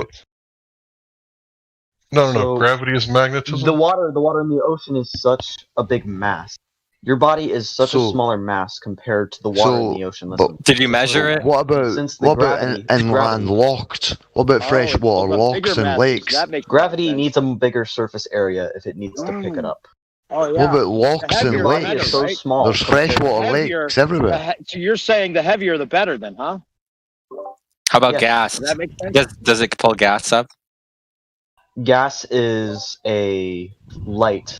It's lighter than air. So, It will Okay, it has mass, right? less dense. So it, Say gas. Gas is yes, it lighter does have than air. mass, It does. He said gas But is when lighter you- than air, When guys. you make Air gas is a cold, gas. which turns it and condenses it into Okay, so what happens to gas? Like, have this question: can you demonstrate, or anyone you know can demonstrate, helium as a gas being affected by gravity without a container? Oh, yeah, just let it be free. Just let it be free. That's not being Basically affected by goes straight up. gravity. That's not gravity. No, it's still being affected by gravity. Prove it. These balloons, for example, I have balloons in my room. And No, these it ones- has to go down, right? helium Because of over gravity. time- Yes. These balloons, though, these are They're adding in a weight, container. and They're in a helium container. over time. Yes, helium over time loses its chemical property. You need a because of container to certain- demonstrate that. I said without a container. Yes, but Is he touching a balloon? same thing. I'm It's asking. still No, going it's to- not the it's gonna same. Mix in with the ozone layer. No, Ozone the reason layer I'm is gas. The reason I'm asking for without a container is because you have a helium, like gas, like lighter gas, and you're saying it's being affected by gravity with no container, but it's not going down all the time in real life when you observe it, right? Or when you sense. Okay, here. Go ahead. Let me turn on my video. I'll be right back, okay? Okay, so for the sake of the audience, what did you see that? Like I answered his question, he wasn't even listening. Yeah. Yes. He was just waiting to talk. Mark. Most of the time they're already waiting to talk. They're not even actually listening, or they're talking while you're talking, which means they're not listening either. So it's like you're banging your head off the wall most of the time. What You was got to his let him- initial question? You got to let him play whack-a-mole. If he asks a question, you have to let him like fully develop the question, not just skip to another Yeah. question. You're just gonna end up What playing was whack-a-mole. his? Hang on. What was his initial question? He's asking why you couldn't see a boat 100 miles away. If I'm standing on the shore, why can't I see angular the boat? resolution. Yeah. Well, listen, guys. There's like 4 or 5 of you trying to get in on it, and like maybe you can choose one of you to like to engage with him or something. Like I think it would just go better. And, Okay. Yeah, the moderators can mute everyone and choose who can. Well, we not shouldn't mute. have to. I'm Like going everybody to should be turn able on to my just- camera real quick. But people should at I least want be to show you guys listening when something- people are I speaking. want to show you See, guys like when something see if you hear someone talking, at least if you give way now and again, if everyone does that, if they hear someone talking, if they stop, then it can be a conducive conversation. Is that an option? Strong Scottish accent. I love it. A wee, Is that just a wee Scottish accent there. You mean that we don't You make always me have want to to like have hog the mic? Okay, the new. Hey, can you give me a video permission real quick so I can show you guys something important? Is it the gas being affected by gravity? Yes, it's a gas. And there's no container, right? You're not inside, right? You're not in the container. Yes, I'm inside. You're outside. But inside. Well, you're in a container. Container. You're not supposed to. Let him. Dude, yes, let it him, is. Let him show us. Let him show us. Show us. We want to see. Being inside is too wide to be in a container. No container. You There's can't. way You're too not. many gaps. A container is something without gaps that you can't get out of. My house, that has many different holes everywhere, the gas can escape. So I'm gonna turn You're on my equivocating again. Okay, that was funny. Okay, yeah. Well, wait. Actually, I don't even think we do that, do we? What? Do we give them? Well, this is. I don't even know. Do we do that? What's that? What? What's that? He wants video permission, but I don't think Nah, think we do that. he can just Nah. send it to one of us. If you just DM it to someone, and then they'll post it. Well, I don't know how to DM. Just press on someone's name; it'll come up message. So no, what you I've got can't here, let me contain just gas in explain a it to you container guys. because Just if my you house DM has just click gas. on my name Here, and DM listen, it to listen, me, listen. and I'll post it. So what I've got right here, guys, is I've got rubbing alcohol, a chemical you keep in any household. The kind I have right here is for wounds and anything else. Also flammable. It's a gas. So if I take this, I pour it on a paper towel. Right? What do you think will happen? What are you talking about, bro? Did you say rubbing alcohol's a gas? Follow his line of questioning. Yes. Follow it. Follow it. Okay, yeah. You pour it on the paper towel. The paper towel soaks it up and it evaporates quickly. Okay, use only well-ventilated area. Fumes may be harmful. That's what it says right on the bottle here. It's because it probably evaporates, like I just said. Right. So Did you say that? because it evaporates, So if therefore I- a gas can. Yes. So is it being affected by gravity Evaporation when it is a goes up? gas. Evaporated water is a gas. Anything that's evaporated and it's a liquid, it's a gas. So because something can evaporate, therefore a gas cannot be contained in a container, and you can contain gas without a container. Actually, you can because the pressure inside of the container will not let it turn into the You gas. can contain gas Keep itself without a as liquid. container because you can contain gas with a container. No, Okay. you can't. Let him finish saying what he's saying, man. I thought he was You done. can't contain. It's because of the pressure inside of the bottle that keeps it. It won't let it turn to a gas. Can It won't you- let it evaporate. Can But you when post you it to open it one and of you us, leave please? it there for a couple days, it's gonna go down by at least a quarter of the bottle because it's evaporates. So because If I were you to take can this stuff and I contain were to gas in the pour it on container. a What does that prove? I'm trying to understand. So- I'm trying to understand your argument. So because you can contain gas in a container, that proves you can contain gas without a container. Sounds I didn't kosher. say you can contain it without the. So can you present this? Can you actually DM it to me or someone so we can post I'm whatever not you're gonna speaking DM about? it to any of you. Why? I needed to show it. Video, Don't prove it at all. video. If it look, man, if it's Well, no like porn or isn't this gore what a or scientific whatever, I'll argument is post it. about? But you're just new to the server, I take it. I've never You're really just heard of words it to before. us. So You're just if you send words. someone, DM someone what you're talking about, and they'll. It's amazing that you can just say I'm words a and person we that have I'm to a believe person them. that's studied in school for many. Well, we have studied we all. too. Thank you. Yeah, you School, studied what is the wrong that? subject. Post the link, man. Dude, I you just need got- to just I just got provide out us of Iraq. evidence. Subjects. I'm not. We need to provide I just evidence. came out from under the rock. Someone tell me, what is the school? Exactly. Hank So- Hank doesn't know Doggo, that. you're not going to show us the evidence the proof that substantiates their claim, but you are Oh going no, I to want to claim show it. you guys. You're just not letting me show. So send it to me. DM it to us. Look, man, So you'll when get they ask you to show you the evidence, that's proof of them not letting you show. Right, wait there, guys. One sec. One sec. Dude, Hold who it, is hold it? it, Who is hold it? it, Who's crack, saying they've got crack. evidence? Crap, Gaga. hold that, right? So the Oh, guy, sorry. see who's, I was trying to stop everybody. See who, the guy who's got the evidence. If you DM it to one of us, because you're unknown to us, bro, you could post Yeah, we'll anything. post it could it. go onto the live stream. Just send it Alright, to one of let me us. go. And once someone know, like once you've been around the server for a little bit, and we know you're not a troll, we know you're not going to post like stupid shit, then you'll get image permissions if you want to hang about the server. But if this is just your first time you're having a conversation, send Exactly. it to someone and they'll put it in live stream voice text, no problem. As He long can as you're still cool, man. post the link. He can post the link. You can post the link but in the it won't live stream embed voice that. tag. Yeah, it just won't embed any images or anything like that, and it won't. So- the link embed won't work. That's all because you Well, don't have purpose for that. post the 'Cause link. It's going to be a while. Post It's the going to be a link. while before you get those permissions. I've been here for a while and I haven't No, got the well- permission yet. So yeah. No, but what to do is Who post said the that? link.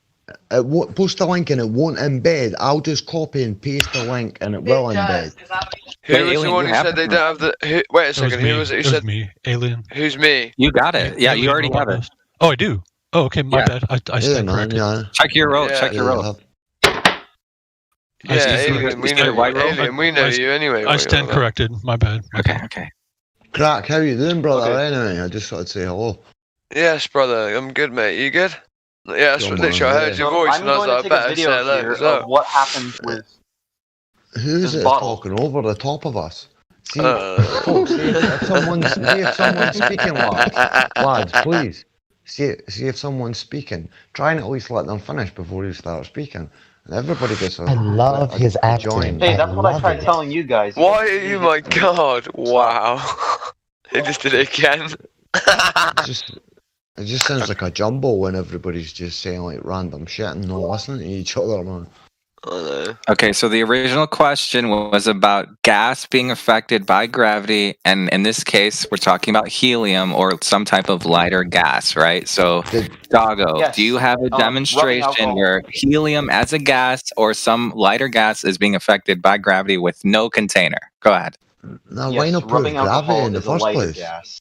You can use Why the not? lighters. Can you? I'm going to exit the call because I can't record a video while being. Or just link. Just So post a I'm gonna link. take a video of it. Post the link. Yeah, and I'll we copy understand. and repost This is Post a it. link. We'll I'm be taking back. a video We with my get it. camera, and I'm gonna send. If you want, Yeah, brother. I'm called Crackvillain, right? If you click on my name, if you DM me whatever information it is you've got, anything at all, or me. or Panto Math, we'll post it for you, bro. I don't think you guys understand. I'd what like he's to saying. see it. He's wanting Oh. to record. He's wanting to record a video and then come back and then share what he records. Oh yeah. Go ahead, bro. Yeah, go ahead, man. You should be able to, man. Oh, I thought, yeah. I thought you were like just complaining because you couldn't post it yourself. Cheers, truth. You Bro. can, Thank you. yeah, you can record your own screen, man. That's up to you if you do Yeah, that's that. what I was. That's what I was trying to do. I was trying to record with my You camera. should be able to, bro. Yeah, you can't in this No, room not when do I'm in a screen video sharing. call or in a microphone call. It won't. let Okay, me. we get it. Go take care of your business. Come back. Just Alright, get I'll an hang up app. and I'll come You can back get to a screen sharing app. Just go on the App Store, man, and you'll get a screen recorder. So if you want to make some kind of video or something, whatever, I could just use my camera and just share the video with you guys. Yeah, just not in this room, post mate. it. Can't do it in this room. Alright, I'll be back. It's just because it's live stream, bro. Globe hog day. I cannot get enough of your accent, Pontia. I'm sorry, I'm just one of those average Americans who watch Braveheart, and Hi, so- man, I love that film, bro. I mean, Mate, it's severely inaccurate, man. But yeah, it's really, remind me of Mate, Craig Ferguson. literally, mate, Braveheart's fun. Not even fun. Stupid shit, mate. All right. You remind me of Craig Ferguson. Who? Craig Ferguson. Craig. Oh, yeah, the TV host. Yeah. I He's know. the greatest comedian to come out of Scotland. Yeah. Mate, he is That is not the not greatest true. comedian. I've That is never even not heard true. of that. Mate, what about Blasphemy. Frankie Boyle? What the fuck are you on about, mate? It's crazy. What are you on about? Fuck. Mate, what about Frankie Boyle? I've never even heard of Ferguson, mate. I'm Scottish myself. haven't? I've never even bloody heard of him, mate. What the bloody hell? What are you fucking talking about, you wee bastard? That's the little cunt. Okay, how about this question, Doggo? Is he still here, first of all, or did he leave? He left. Okay, forget it then. What cannot be proven? Best comedian from Scotland. It must be shit. Who the hell are you talking about? Cracking villain? Who the hell are you talking? Frankie Boyle, mate. Everyone, mate, trust me. No. Who the Anyone. bloody hell is that, you wanker? And He's someone who's close. Like, he's the god of. borderline. Like he's like borderline, like getting banned forever, sort of stuff like. He's shit the he- best comedian in He Scotland, does mate. it, honestly, the stuff he says, man. Sometimes Billy it, like, Connolly. oh, Billy Billy Connolly's Connolly's the best, guys. better. Yeah, he's the biggest legend. I'd say the best comedian though is probably got to be Boyle because of how censored he is. All right, hold on. I like. I'm gonna his laugh. And he's like, hey, hey, and But yeah, Billy Connolly. no, Frankie Boyle. You know, Yeah, I know. when he finds it, whatever he said funny, you can hear it in his You laugh. can like, tell, he's mate. saying it. Yeah. Yeah, man. And he sort of does a twitch with his nose, and he has to push his glasses up afterwards. Yeah, literally just right in the middle as well. Like every time that bump, right in the middle. Some people What push is their the glasses sun on and from moon? both sides, but the people that do it in the middle, they're a little bit more, got a bit more panache. What does Pushing sun your and moon tag mean? Sun and moon. It's for the. Oh, Truth, you can say it because you actually know more about that than me, I think. It's just a tag that they created so that you can be pinged for speculation. Like there's a speculation room, and we've not been down there in a while, but we used to do sun observations and moon observations, and then when we'd go down there and post them, and so the sun and moon is a tag that's pingable. It's a pingable tag. That way you can notify somebody if you want to like get together and share information and share observations. It's just a pingable tag. That way, if you get pinged, someone can ping you in the speculation room, and you'll know that there's new footage, new observations, new information. So if you like speculation, then you can get the tag, and when people get more active in that area. It's winter time for all of us on the East Coast. Like we were doing it last year, and now that the weather's warming up, we'll probably start doing it again. I know Eli will. I know I will. I know. Well, I'm not going to name off the names because there's quite a few of us. All right. Is it still flat, guys, or is anybody seeker? It's flatter than flat. Okay. No, it's a ball now. Like we need. Oh shit! Really? We need. All right, let's shut down the server then. It's Flevel. Flevel. Anybody got any questions? All right, I guess we won then. Congratulations. You now receive the grand Just saying prize it's of not a $100. globe is a good thing. You don't need to define it. Just, it's not a globe. Well, I know that voice. What's happening, bro? So we don't live on a spinning water ball? I Wow. don't think so. Yes, we do, because we believe we do. physically impossible. What happens to water when you start spinning something really fast? It stays together in a ball. Spins off.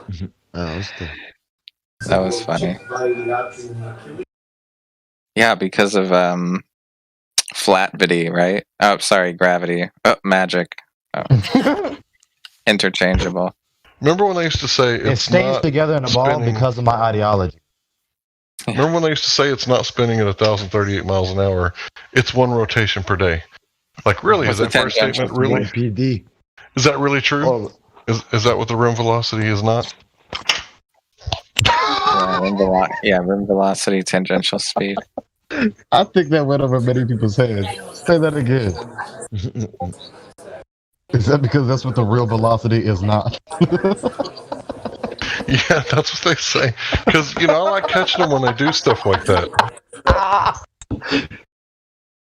I do that same thing. I am here because I'm not.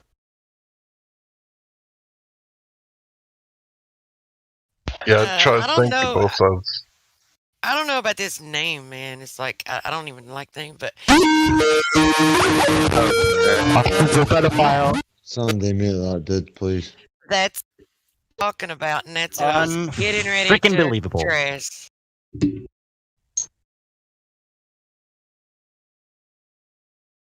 I didn't expect Okay. this. It's not moving, but you can think of it as if it's moving. Yeah, it's moving if you imagine it is. Yeah. Nice. You know, it's Talk so. about having faith in. Talk about how faith can move mountains. Yeah. Hello there. All right. So no, doesn't.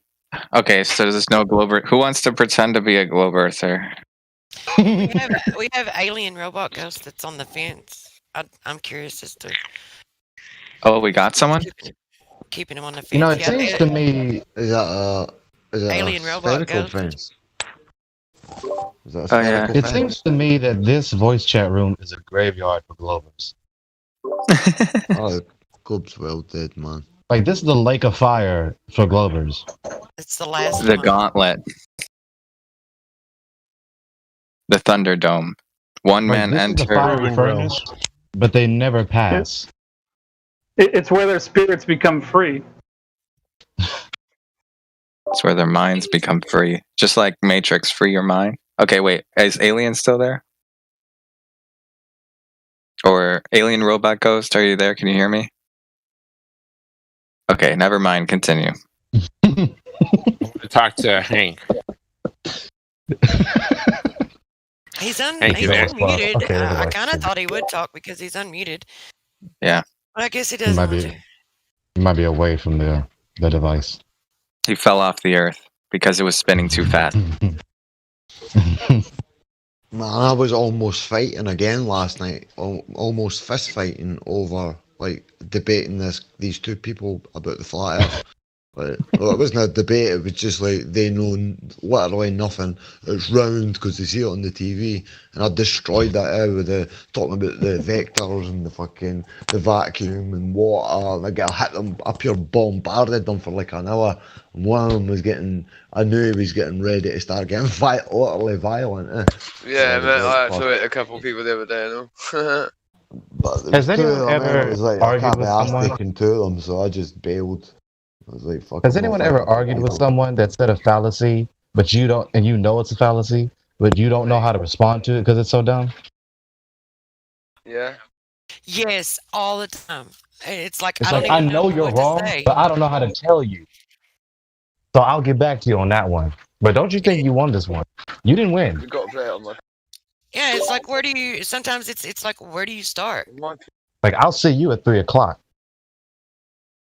Yeah, usually the ones who say, but everything else is a sphere. It's like, no, only the lights in the sky. No. Well, wait, you can't prove there are lights in the, The whole thing is just. Bro, I just say to them, look, if there was donuts in the sky, would you think you lived on a fucking donut? It's just as ridiculous, man. Eh? And then I say, would you measure a roof to fit carpets? So they're like, The Earth is not a ball. But why would they lie? Bubbles are. I like that one. Bubbles are globular though. Yeah, bubbles are spheres. Why isn't the Earth a bubble? Okay, let me ask you this: if someone asks you why would they lie, the first thing I go to is what would happen to all of these alleged people if they decided we're gonna say the truth now, like tomorrow morning, if they came out and said, okay, actually, there is no outer space vacuum. In fact, there never was space travel. Every single photo of Earth, alleged photo, is actually an image. It doesn't, there is no proof. We faked everything. What would be the alternative if they told the truth? Just think about that's a good way to answer that. That's what they're going to do. Look, What would be the at reaction? that NASA puts out. See if you watch it, like Astronauts Gone Wild, like they've been thrown under the bus. So like, look at the footage. They don't have to put those wires and hairspray and bubbles and all that shit. The money they get, they could have better production than what they have. So at some point, NASA's getting thrown under the bus. They're going to say, look, they've been taking all this money. They've not been going to space. Yeah. And like then they've got an excuse for all the billions or trillions and trillions. I lied because they put a gun to my head. Yes. Just put you. What you do is just put you in their shoes and imagine with the consequences if you told the truth, and then you can sort of understand why they would lie. Not every So, is what it's on. right, you just have to put them. Think of yourself as one of them who was perpetuating the lie, and then think about what would happen to you if you told the truth. That would be. Imagine how much anxiety and paranoia they live under. To know that the knowledge of their participation in this conspiracy is growing a lot, and that this will reach a boiling point. Critical mass. They just make fun of it or they censor it. I mean, like Buzz Aldrin in this decade, you've seen the footage. I mean, when folks start talking about space exploration and doing this and that in the sky vacuum, he can't sit still. He can't even keep a straight look on his face. Look at when it was with Trump. Look when Trump was talking about Space Force and going back to the moon. He was standing behind them, like screwing his face up and like. He was reacting like a flat earther, like, "Oh, really? Is that really what you're gonna do? Like, you're gonna go to space, mate? We never went." Nah, NASA's getting thrown under the bus at some point. They're going to point because as soon as you critically look at the NASA footage, you can see they're fucking hanging. When you're in the blind belief system, you literally cannot see it. It's impossible to see it. You know what really threw me for a loop in my research is when I saw the bubble. I never ever saw that until that. Bubbles in space. Yes. Yeah. I'm like that never occurred to me. And then I saw footage of a man's face in the background when it's supposedly footage of the satellite or the ISS flying around in space. I'm like, what the fuck? How big is he? Yeah. Oh man. Stanley Kubrick was, or allegedly. But then again, if they actually used water. Well, yeah. The thing is, the only way to know if the moon is even landable is to land on it. So, in order to verify the footage, like if someone shows me a video of something, and then if it's taken on Earth, I can try to get there and then try to capture whatever they captured. But if it's like taken from an imaginary vacuum, then I can't go. Like the only way to know would be to go there. Falsifiable. Yeah, we can't verify. We can launch things up there, though, can't we? What in a vacuum? You mean, or just or like a weather balloon or something? Yeah, it's usually what we can show is flat if there's no fisheye lens. Just got to make sure there's no fisheye lens on. 1,000 feet's the highest that they can get to. What's beyond that? I mean, who knows? What was his question? I didn't hear it. Boom. He asked if we send something up there like weather balloons. And that was your question, right? That is correct. I've got. Okay. Yeah, the answer is yes, but you got to make sure the lens is not being fabricated like a fisheye. You got to make sure the lens on the camera is actually accurate, not just a fisheye. I'm saying I've got a fair bit of money coming to me, so I'm thinking about it's like 600 quid or something. COVID money, for, so you can send your own balloon up. So once I get this money that I'm due, I think I'm gonna go and get one, send it up and see what happens. Hell yeah, I'll do that with my COVID money too. Like, do you guys think this is real or fake? I mean, you could there's a bunch of photographs that show flat, and then there's a bunch of ones that show curves. So I mean, the whole thing is just a bunch. The only way to know is to go there. But these are some photographs in there. No, I would want fake the flat Earth, because wouldn't that distort the Earth when you would be able to see the distortion? Well, I mean, I got Universe Sandbox 2, and it's pretty believable. Well, there's a recording. It's at some kind of symposium or something with a professor. It was recorded by that dude, man. He's meant to have been dodgy and got charged with shit. But it literally says that even at the ISS height, you cannot see curvature. And this is like a professor or whatever. He does like an hour or 2 hour sort of stand up, and he's standing there explaining shit. And he's saying that the ISS cannot see curvature. Appeal to personal credulity has no effect. Have you guys seen? I also have that game. It does not look real or work. Have you guys seen Illustris TNG 300? What is it called? It's called Illustris TNG 300. No, I have not. They use the Titan supercomputer to simulate the universe starting at the Big Bang. It's on YouTube. If you look it up, it's Illustris. It starts with an I. Illustris TNG. Tom, Nancy, Gary 300. They started with TNG 50, and then they ramped it up to TNG 150, and now at TNG 300. And then they took apart the Titan supercomputer, and they're building the Frontier supercomputer in its place. It'll be done this year. They'll be done making it, and then they'll continue with the Illustris project, which is to ramp up the TNG to higher levels. So, does it model a level, state motionless, contain dynamic system in it? Well, I mean, if you look at the simulation, like I said, it's on YouTube right now. You can look at it, but it shows the cosmic web and all that stuff. So, and once they get the Frontier supercomputer running, they'll be able to ramp up the resolution to 8K resolution. So it's going to be pretty detailed. What I want to know is they simulate an Earth that's spinning. If an observer on the Earth, if they jump in one direction, I want to see the simulation where you have a spinning object and you're jumping, and you're running in 2 different directions. You know what, Paul? Does this simulation?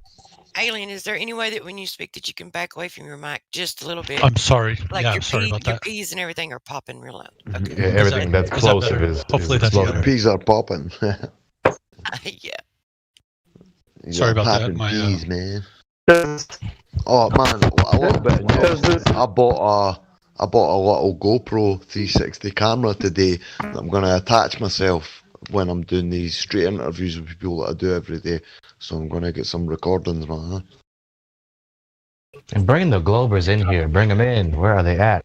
I mean, I keep trying. I'm constantly, all day, speaking to people in the street, showing them the YouTube channels, giving them stuff by email. I'm constantly spreading like the server, man, everywhere I go. Yeah, I'm sure we just have to wait. Well, not wait, but I'm sure there's always another. There's always another Globy. We just need a big YouTuber to make a video about us. That's what we need, man.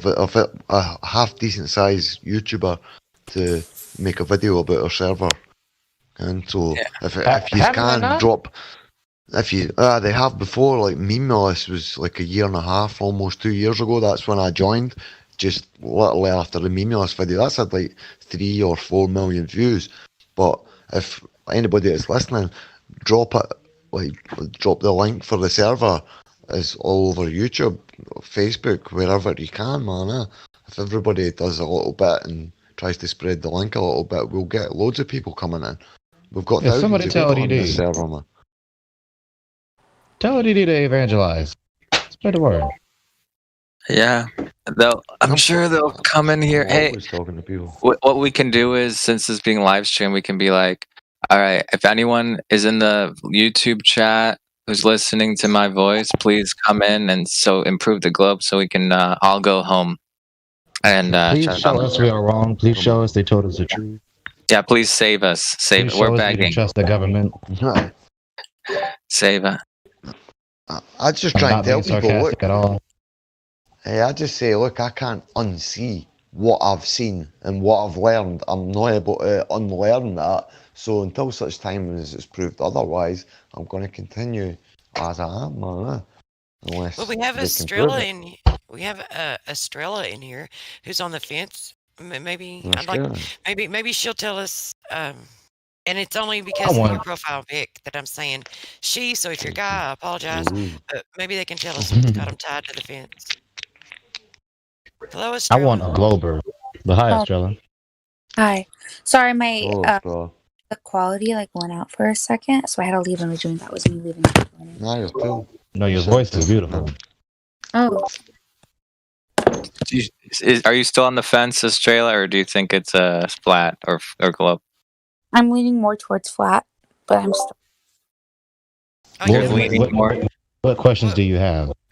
What are the things that has got you leaning towards flat, and at the same time, what are the things that keep you hanging on to the globe, like the unanswered questions?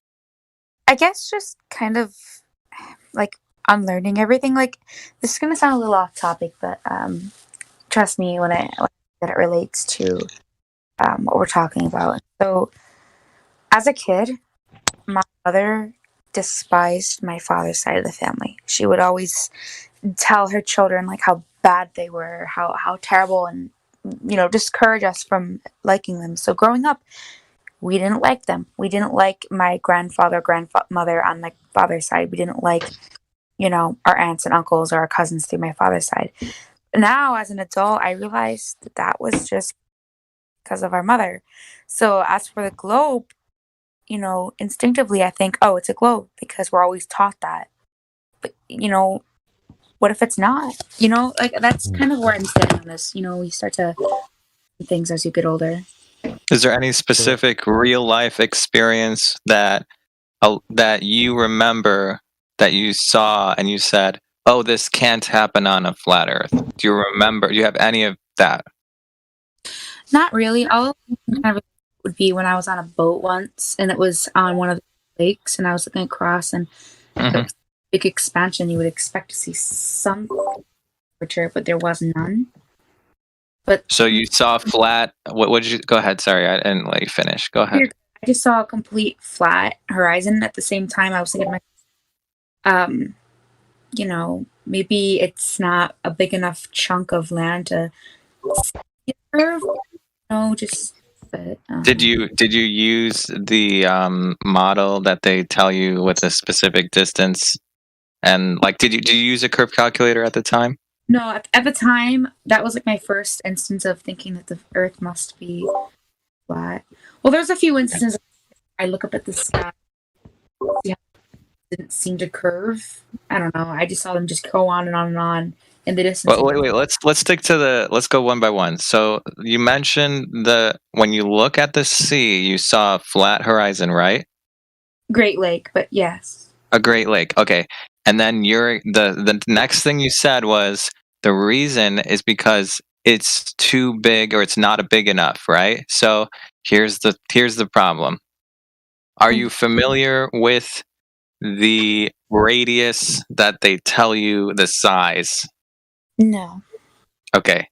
So if I told you it was 3,959 miles, if you wanted to, if you can check me on that, but I'm saying that's what they tell us, right? You agree with that, or you can check it if you want, because the next argument I'm about to say is going to be based on that.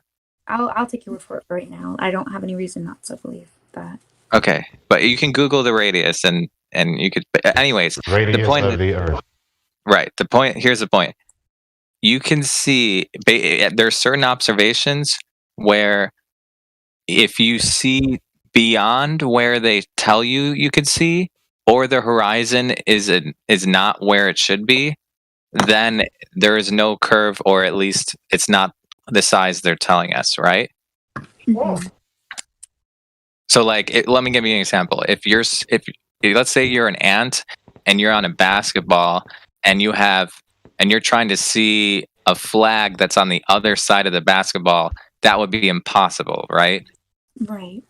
Right. But if you can see it, then there's no curvature. It's not a basketball, right? Right. It'd be flat. Okay. So the thing now, instead of a flag, let me give you an example. Okay. I'll just post, okay. You see these mountains that are 273 miles away right here? Let me see. Do you see the live stream voice text? Yeah. Okay, here's one that's actually 300 miles. Okay, so this one's 300 miles away, and there is the horizon. That red line is at 116 miles, and basically, if you know, are you familiar with like the Guinness Book of World Records by any chance? Have you heard of that before? Yeah. Okay, so there's basically a bunch of photographers that went out and they said, okay, which photograph shows the longest distance photograph that I could take? Like the longest world record photograph from, if you're standing at point A, the longest distance between you and the target that you're trying to take a picture of, right? So one of these pictures is Canigou, and the mountains in the distance are supposed to be like 300 or over 200 miles away, and there should be you shouldn't see any of them, basically. They should be hidden behind at least like 3 miles or 2 miles of curve. It should be way in the way. So these are basically, that's the other flag. That's why. So you see too far. That's one. Does that make sense? Yeah, you're seeing it should be not straight like that.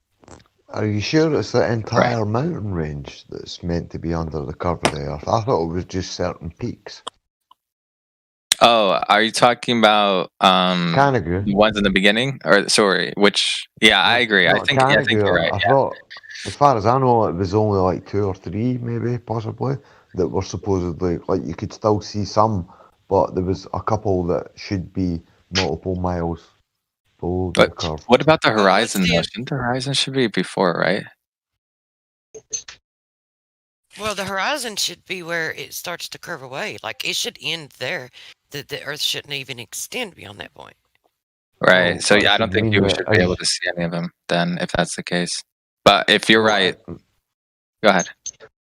No, you're cool, but I was just going to say, like, if the horizon was truly the place where the Earth dropped down and away from you, as you gained the elevation, the horizon would stay where it was.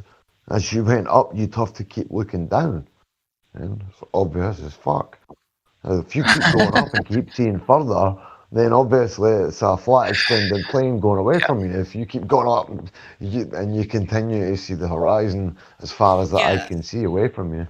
Exactly. It's like the only way that the horizon continues to, like, when you raise your altitude, then you can see further. Like, the only way that's possible is if it's flat and level. Okay. It's not possible on a ball. Okay. Let's get back to the original. Australia, can you still hear me? Yep, can you hear me? Yes. Okay. Yeah. So here's the thing. The point that I'm making, it goes back to what you said when you were on the sea and you were looking out and you saw a flat horizon. The first thing, one of the things that you were saying is it's either not a big enough chunk or it's too big to see the, right? So the thing about this argument that I made is that we took the size into account. So we accounted for how big they told us it was, and it's still impossible based on. So basically, we're trying to rule out any excuses, right? So if someone tells you it's this big, we're saying that's impossible because I see too far on that size. So that's the reason why we're not gonna go with. Well, there's a few more reasons than that, because one has to do with water, but the main thing is about it can't be too big or too small because there's a certain size that they limit it to. You know what I'm saying? They limit the globe claim to a certain size. Like, you agree? Yeah. I like another one that I also thought of when I was a kid too was But it's still impossible on the size. But yeah, go ahead. I look up at the sky and I see, like, you would think that if it was like a curve, you'd think that the clouds. I don't know. When I was a kid, I think about it. So you're saying you see round lights in the sky, therefore, how can the Earth not be round? Is that your question? Like, I look at the sky like on a blue sky day with clouds, and to me, it doesn't look like a dome. Like if we were in a ball, wouldn't it be like dome shaped, kind of? You don't have to believe. Okay, hold on. The dome. The question of if there's a dome or not, you don't have to believe. In fact, I would say not everyone believes that there is a dome. The only reason you would need a container, let's not use you don't have to use the word condome. The reason you would need a container is because if there's a vacuum next to a gas If there's pressure, no vacuum, you don't need one, man. you might not need one. But the problem is you'd have to redefine gas pressure, but it doesn't matter. Anyways, I'm not saying there's a dome. Is there any other objection that you have? He's just saying it doesn't necessarily have to be shaped like a dome. It's just a theory that it's a dome, but it's not validated. Yeah, no one has ever seen the dome.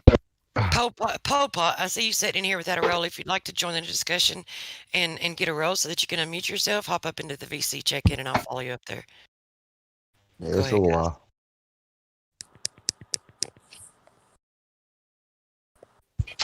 Furthermore, Estrella, how the hell are you? I'm doing well. How are you? When you are in the conversation, the Glober says, we live on a ball.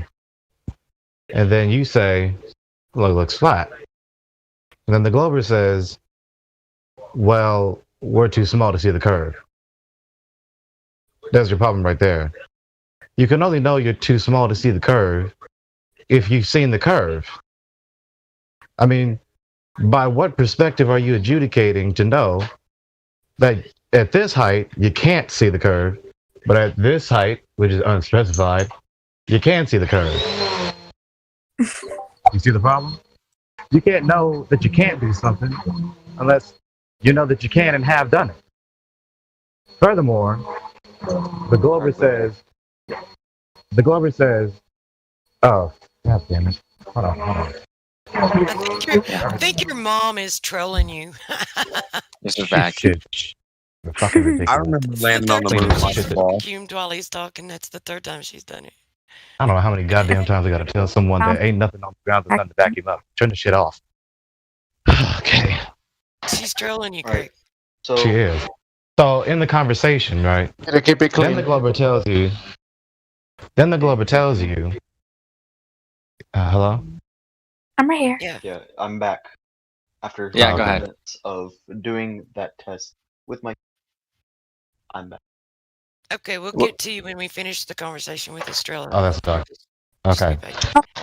So then the Glober tells you you can't see the curvature.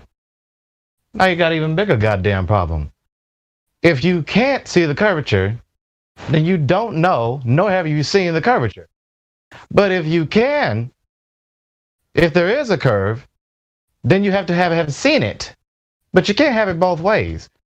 You can't say that there is a curve, and it also be true that you can't see it. If you can't see it, then there is no curve, and you haven't seen it. If there is a curve, then you have seen it, and you can't see it. It cannot be both. In order to know that it's Robotic voice. yeah, you roboted. Estrella, did you want to respond to what he said? I mean, in ways I do agree. Like, if you can't see something, how do you know that it's there? I mean, people could obviously say, "Oh, bacteria," right? Because it's microscopic. But we live on Earth. Like, how is Earth microscopic? So, like, well, you know what I mean. In order to know the truth, you need not. Okay, let me put it this way: if something cannot be sensed with your physical senses, how are you going to prove that it exists? And how can your statement that this is the case be true? If it's not possible to sense it. Right. It's unfalsifiable. Robotic voice. Yeah, you need direct measurements. If you know anyone who yeah, okay, so let's be specific. Have you ever seen or heard of anyone directly measuring the surface of the Earth that demonstrates curvature over sea level, preferably? No. But then again, I don't really look into it much, but no. Do you know anyone, who has? Or not just you, but do you know anyone who thinks they have one? Mm-mm. Okay, well, know someone the only personally? reason... Yeah, or the only reason I'm asking is because if you did have that, then we'd shut down the server. But anyways, yeah, continue. Me continue or her continue? Yeah. So okay? We talked about what's the other observation? So we talked about the land and sea one. Are you going to still cling to that as a reason why you think it could be a globe, that it's too big or small of a chunk to see? Or do you want to, because we already debated that, are you still sticking to that one, or do you want to go on to the next thing? I mean, not really. I mean, it's hard for me to just accept things believe to be different, I guess. Yeah, probably years of education. Go ahead. Just to add on to the conversation real quick. So no matter if you take a Hubble telescope, for example, and you look at there's a ship directly in, but it's a little bit around the curve of the globe. So you're not going to see it, obviously, because the ocean is basically away. Wait, the Hubble telescope? You mean the one in an imaginary vacuum? It's at an imaginary space. Yes. Yeah, space is an imaginary no matter how location, right? powerful of a telescope. No matter how powerful of a telescope. Okay, I think I'm talking past what you're saying, because in order to invoke the Hubble telescope in an imaginary outer space vacuum, in order to not have it be imaginary, there would either have to be some way to validate that you have a gas next to an open vacuum using gravity, but no one can ever demonstrate that. Or how did you validate that the Hubble, well, forget the Hubble for a second. How did you validate that outer space as a vacuum is real? How did you do that? Well, people use gases, people use different types of vacuum chambers to evaluate what liquids or gases do in space. No, I mean, how did you know that outer space is how did you validate that we are in outer space as a vacuum, like right now? How did you know that? Well, how did you validate that the Earth is flat? You can measure the sea level if you want, or you can make your own observations at ground level. You don't have to go to space. You don't have to go to observe it, and you can measure it. Yeah, you can. Now, to be fair, you don't have to, but it's better. It's more efficient. Okay, did you actually go to outer? Did you go to vacuum? Have you been to the vacuum of imaginary outer space? No, but I have school. How did you? Then it's Then no, let him finish. Let him finish. Go ahead. My school, I've been to. I have a really studies. You're cutting in and out. You're cutting out. I have robotic a teacher, voice. 30. Real quick. Yeah, you're cutting out. All right, so better. Go ahead. Yeah, how'd you validate outer space? Go ahead. You're robotic voice cutting in and out. Your mic is cutting cutting out. out. Like you. What's her name? Zodiark? I have a question. Hold on. Before we get to that, let's make sure he is able to answer how he validated that outer space is real. Okay, so as I was saying, I have a Fuck. You have a what? my teacher, Mr. Anderson. He studies planetary studies in lots of things. He loves things, and he told me how he had a friend that actually went to space. I Pretty think you need to amazing. fix your sensitivity or something. You keep cutting out like a lot. Like every word you say, Yeah. as soon as you stop speaking, it's just pure silence. Just go to push to talk. Here, I think this will work better. Let me plug it in. Or unplug your headset and use your phone. So if the Earth is flat, right? You think that if the Earth was round, right, that you wouldn't be able to see things that are far off the coast, right, because of the curvature of It would have to be at 8 inches per mile squared. Yeah, there's a specific number. So Catalina. So That's what they say. I live in California. They say so it's refraction. Okay. Well, Catalina is 9.6 miles off the coast of Yes, Southern that's a California, good one. correct? And I can see Catalina every All single the day time. from my house every day. Yes, sir. Do you have the Can you post the observation in the chat of what? What you saw? How far it is off the coast? No. Just well, if you have that too, but just post. Yeah, just post that. Well, there's yeah. tons of pictures on the internet. You can see Catalina every day. It's clear. Is that Okay, do you supposed to have prove one that you live on a ball? specific? Sorry, go ahead. Is the fact that you see that city supposed to prove that you live on a ball? Well, what is? Are you saying that means that it's flat? I'm asking you. It means it's not curving away. Yeah. Does the fact that you Well, it see that city depends. prove that you How live tall on a are the ball? buildings? If the buildings are over 66 feet and you can see the tops of the buildings, then it may be inconclusive. But if you said that it's, 9 or 10 miles away? 9 or 10 miles away? That was TX, yeah, go ahead. Off the coast. Off the coast, so you are at sea level observing the Catalina Islands 9 miles away. Yes. So 60 horizon. right? But he's not seeing the top. He's seeing the actual land. He's Oh, seeing I can see the Catalina. entire island from top to bottom. Yes.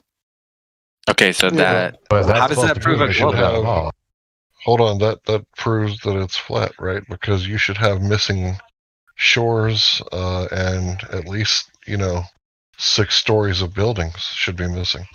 But I can't see anything. You can't see anything past it. You can't see past the horizon line, right? So that means where does it go? If the horizon is in the same location on different day, well, have you seen the different black swans on the same location? Have you ever heard of that? Okay. Let me ask you this: if I show you a photo, like let's say I have a photograph of the horizon at a certain distance from one location, and then I go back the next day. I take the same photograph and the horizon's at a different distance. That would be impossible, right? I mean, why would it be a different distance? The same angle, same spot. It would be It would be the okay. same. But I'm asking you: do you agree that it would be impossible? If they were to be a different distance away, then yes, that would be Okay, I'm gonna show you. Hold on, I'm gonna show you. Tell me what you think. Okay. All right. Let's see. All right, one sec. Let me see if I can pull it up.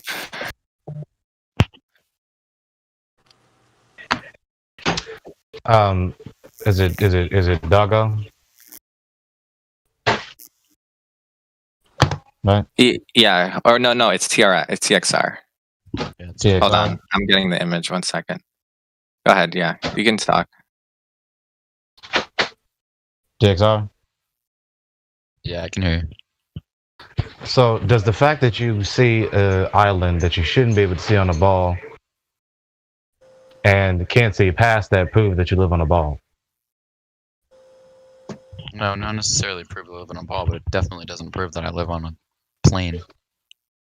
So the fact that you see an island that you shouldn't be able to see on a ball doesn't prove that you live on a flat plane. Hold on.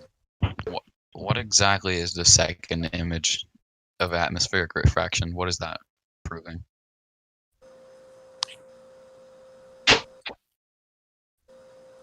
Me? Wait, who posted it? I don't know. I'm still looking for the image. Oh, you gotta ask Trace. Is I Trace think here? I got your image that you were looking for. Oh, you found it? Okay. Yeah, there was one above it. Yeah, there it is. Do you see this image right here? Yeah. The one with the two side by side, these two ones. The oil rigs, yeah. Right. Okay, so let me ask you something. In the image on the left, do you think that that horizon is in the same spot as the image on the right?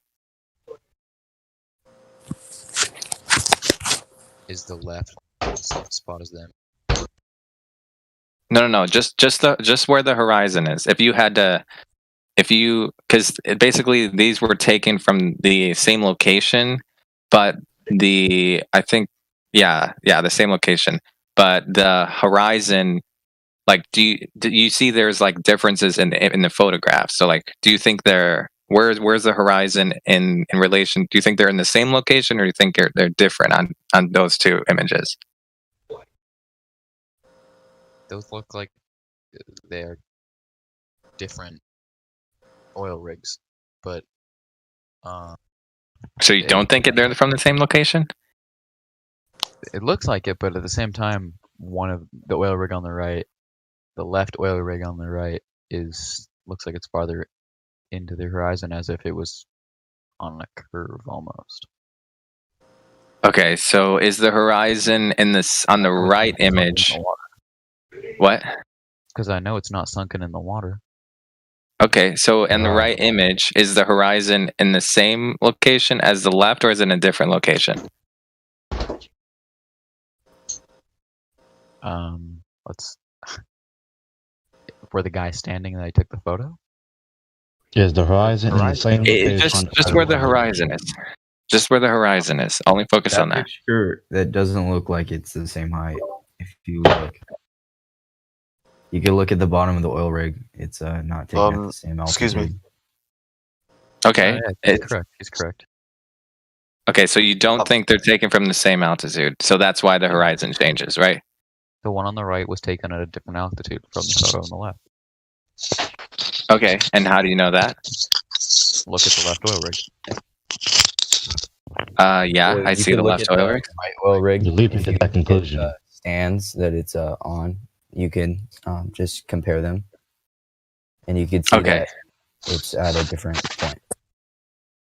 So you're saying the reason that you see different horizons and different locations is because of the altitude, and the reason you know it is because the images look different.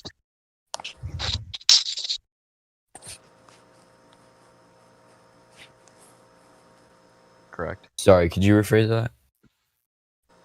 Well, just Can you the say it reason again? you said it's because of the altitude, and the reason you know the altitude is different is because of the differences in the oil rigs. Yeah, if you put the oil rigs right next to each other, if you put the pictures, if you I don't know how to phrase this, but if you put them together, you could see that they were taken at different altitudes. Okay. But it clearly says in the text that I'll they're show taken you. at the same height. I'll have to show you the video. I'll have to show you. Yeah, I'll have to show you the actual footage from when it was taken. 1 second. Hey, Crack Villain. Can I ask him a question about this oil rig? Because he made a comment when on the one on the right, he said that the oil rig on the left in the picture on the right, he said that it looked as if it was going down over a curve, because he followed it up by saying he knows it isn't sunk in the water, but he said it looked as if it was going over a curve. But would you agree that you can see the horizon beyond that on a different day when there's different atmospheric conditions, that like falsifies the first observation or idea or first conclusion that you come to, that it's going over a curve? Would that not establish that it's not going over their curve? Well, I don't think the atmospheric conditions would necessarily make the Earth change how the form of it is at all. That's right. Whether it was a globe Yeah. or a plane, that wouldn't make a difference. But it can distort, like it can distort the image to where, and then here's another It point look too. like under the It can make Unless things like curvature. it can make things be magnified. It can make things on the horizon. It can change. It can distort the image. I'm not going to go through all the different ways that it can do it and effects that it can cause, but it can, and it can, and when that happens, it can make the horizon appear to be closer to you. But you do know that it can never make it appear to be further if that is in fact the location where the Earth is curving. So if you see the horizon extend beyond, the area where you said that it appears to you that it's going over a curve, on another day, if you can see the horizon beyond that, would that not establish that it's not going over a curve? I don't necessarily think so. Let me ask you the same question, just in fewer words. When you see something that should be hidden behind Earth curve, does that not prove that the supposed ball you live on does not exist? No, I don't even think you would be able to necessarily see the curvature, because you guys say you can't see curvature, right? That's not my question. Well, there is no. Go ahead. Pay attention. When you see something that should be hidden behind Earth curve, does that not prove that the supposed ball you live on does not exist? Well, if you guys say you can't see curvature, then it proves that I'm right. The claim of the Let me say the question again. This is why I'm saying the words I'm saying, because Yes, I'm very precise with my opposed to what words. you're saying. I'm opposed to what you were saying. That is my answer. Well, you're assuming. What do you say? Yes or no? Which one did you just pick?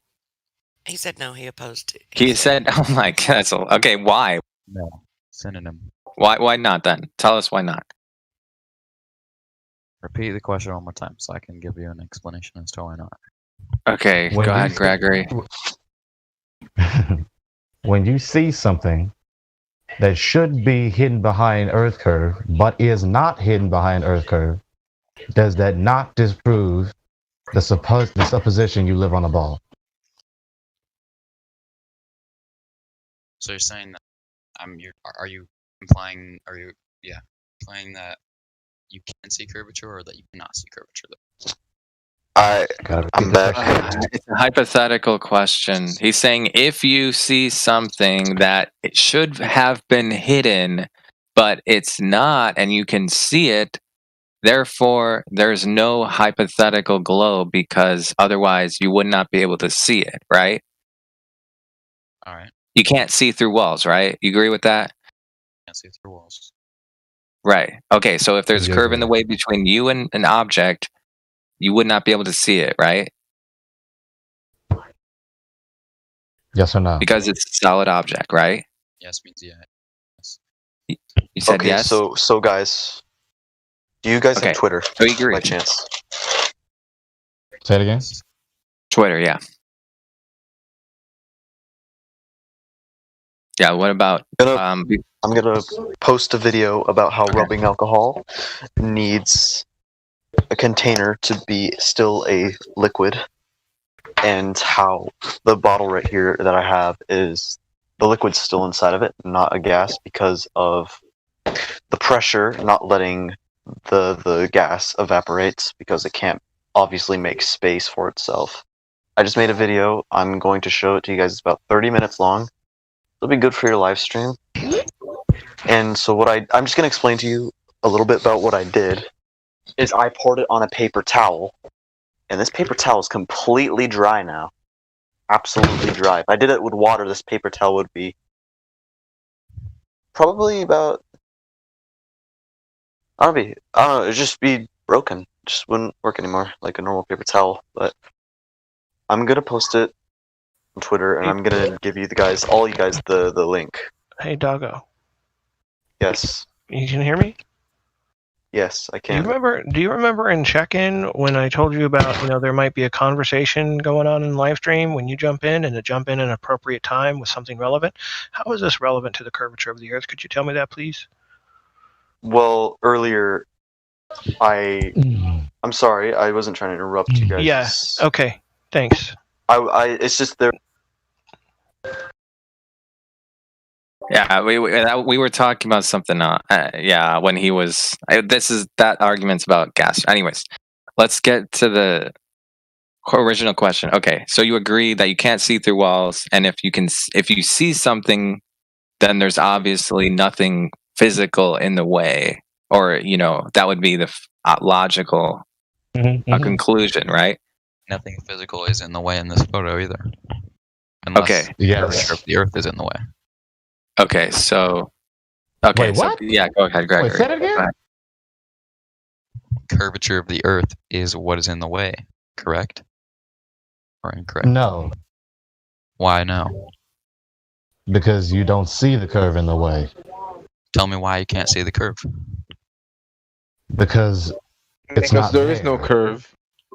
Because you can look at a different time when the atmospheric conditions are different, and you can see it, and there's no obstruction.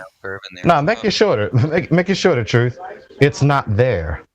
Well, how have you validated that? I could just. That's you saying. Because it's not it measures flat. It's Wait, yeah, it we just measures need direct show- measurement. What measurements show that it's flat? What? Okay, yeah, I'll post one. Let's see. The one, are you asking that I personally have done? But this is someone else. This is not me. If you're asking for a direct measurement of sea level, this is it. But I wasn't there, so I'm just telling you that's what they reported it as flat. But I can show you this is probably easier to watch. This one was done by John D. Check this out, yeah. Yeah, but even if we weren't there, it is somewhere where if you're going to dispute it and you can go check it and verify it and do it for yourself. So.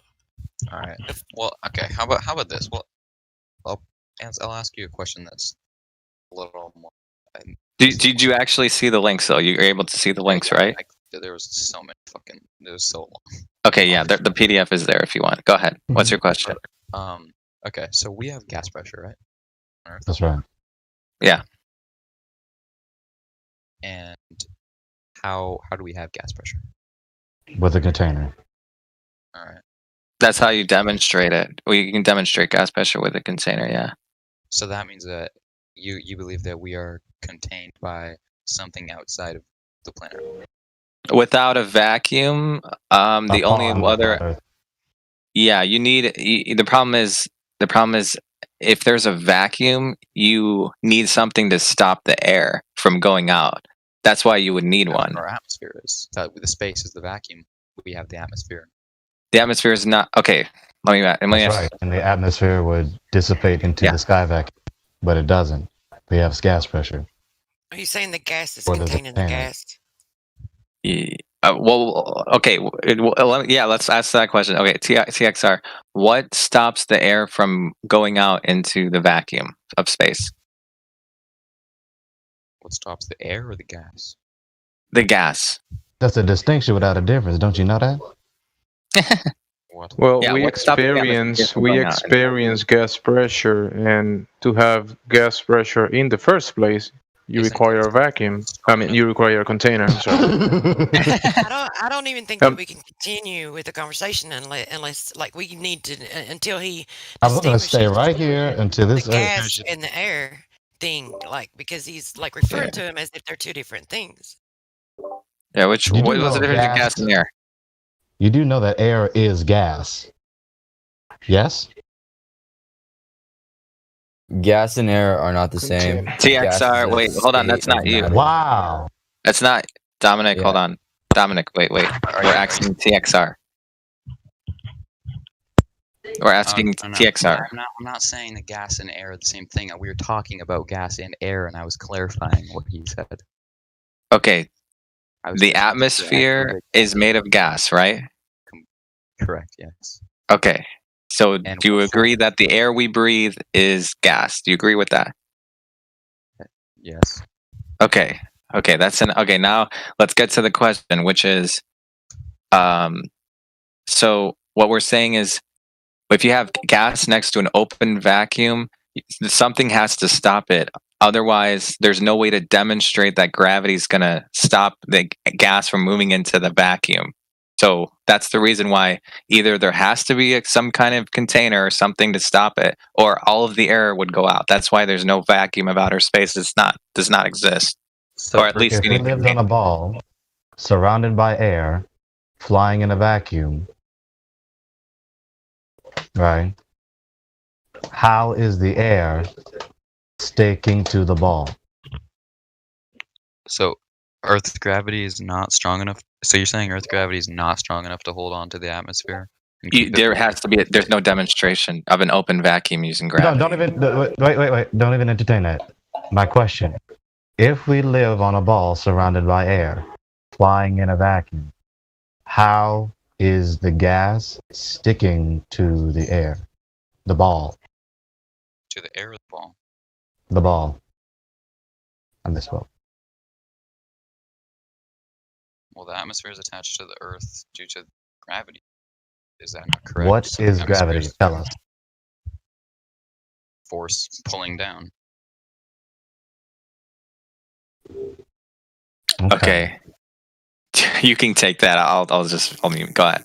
Is that not what gravity? I was gonna go ahead. Yeah, well, you made a claim that the atmosphere is attached to the Earth. I'd like to see something to verify that, because that's not what I observe. What do you observe? You don't. I observe the air and the atmosphere moving in all directions according to the dynamics of like the different pressures and thermodynamics and temperature, like everything that that involves with it, vibration, temperature, like all of those things, winds.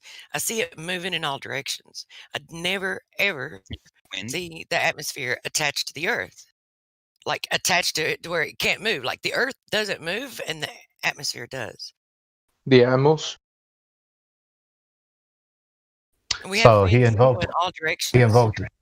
He invoked gravity. Why do you believe gravity exists, and how do you know? Say like if you spin a wheel, like a bicycle wheel. If you spin a bicycle wheel, you could see gravity. The centrifugal force. Let me finish. Go ahead. You can see it. If you spin a bicycle wheel, it doesn't want to go diagonal. It doesn't want to go 45 degrees. It's either 90 or 180. All right, what type of gravity is this that you're talking about? So the fact that you see centrifugal force proves that you live on a ball, spinning, flying through a vacuum with things sticking on it rather than flying off of it. Yes, it does.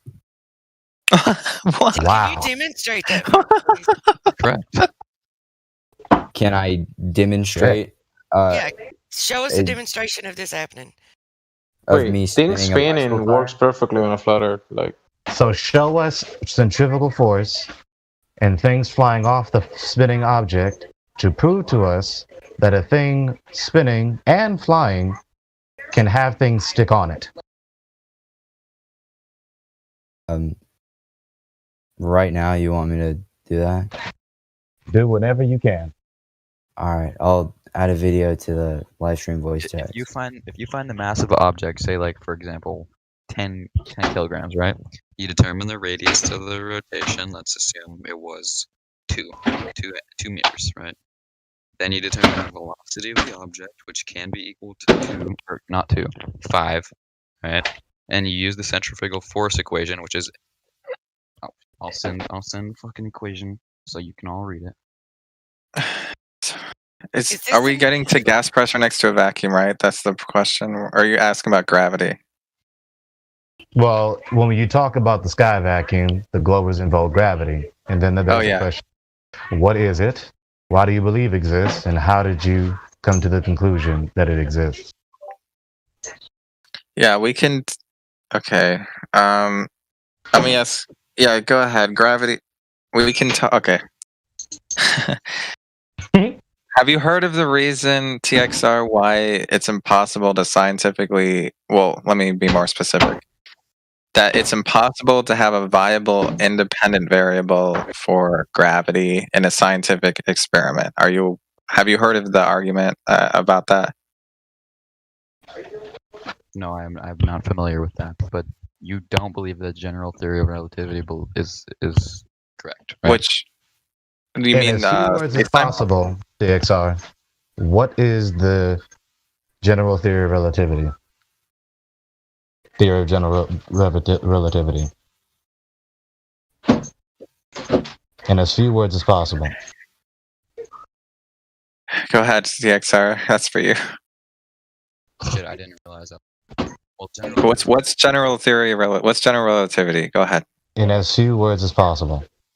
As few words as possible. Mm-hmm. It is quite literally proving gravity, isn't it? That's not what I asked you. Your mic is cutting out. You're proving gravity what? Is relative to the Earth. That's not what I asked you. That's not. Is that What- not? I think his mic is good. Go ahead. What is the theory of general relativity in as few words as possible? That the force of gravity arises from the curvature of space and time. Okay. Okay. How can you curve or bend space and time when they are not tangible? I'm not exactly sure how to, but can you prove that right now? Please? But can you prove that it's? We don't have to disprove what's not proven. Well, if you don't have to disprove what's not proven, then how do Like Santa Claus. If I told you Santa Claus is real and Santa Claus is bending space-time, is the burden of proof on you to prove that Santa Claus is not bending an imaginary space-time? Claus is a great analogy to this. Okay, so Santa Claus is not bending imaginary space-time, but you're going to tell me that this So I have to gravity. prove why I don't believe it. Why that's not the case. I have to prove something to be the case that is not the case. I've heard I the have to claim prove of that mass something is not the attractive case. mass. I've heard the claim of mass attractive mass. I've heard the claim of bending of space time. I've never heard the claim of centrifugal gravity. Did you go to school? Right. The very thing that throws things away rather than attracts them. Okay, if someone tells you that Santa Claus is bending space-time, you're not just going to believe it, right, TXR? Why would Santa Claus be capable of any of that?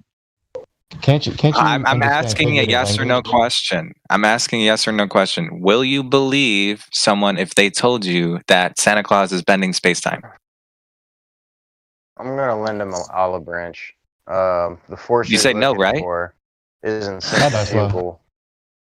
I said Hello, correct. I but said yes, but let him it's talk. not. Please. You said yes? It's not centrifugal that you were looking for. It's centripetal, just so you know. But that's not what gravity is. Let me ask you this.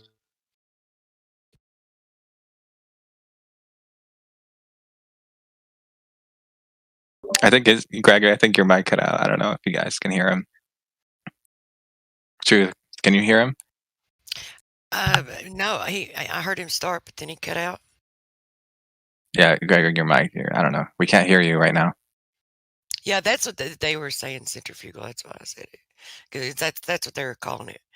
But I mean, I don't even know if he realizes that that's not even like even the scientific the like NASA. I don't even want to call it. It's hard for me to even say scientific community because they're not scientific. Sure, They're do you have to pseudo-scientific. But please that's not repeat your even. answer? I didn't hear you. But that's not even what they claim. Please repeat your answer. I didn't hear you. TXR, he's talking to you. The answer. Answer to what? How can you bend something that is not tangible?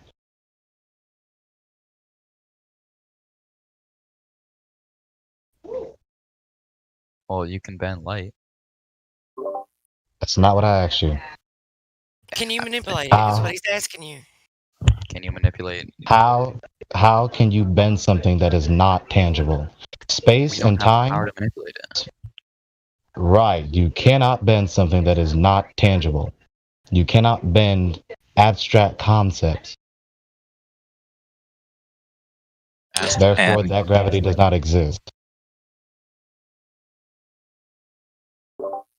Basically, in order for you to use in order for there be any proof for general relativity's definition for gravity, you need to show us a demonstration in reality where you have space-time bending in real life. In order for that theory to be true, you need to show us you bending abstract concepts.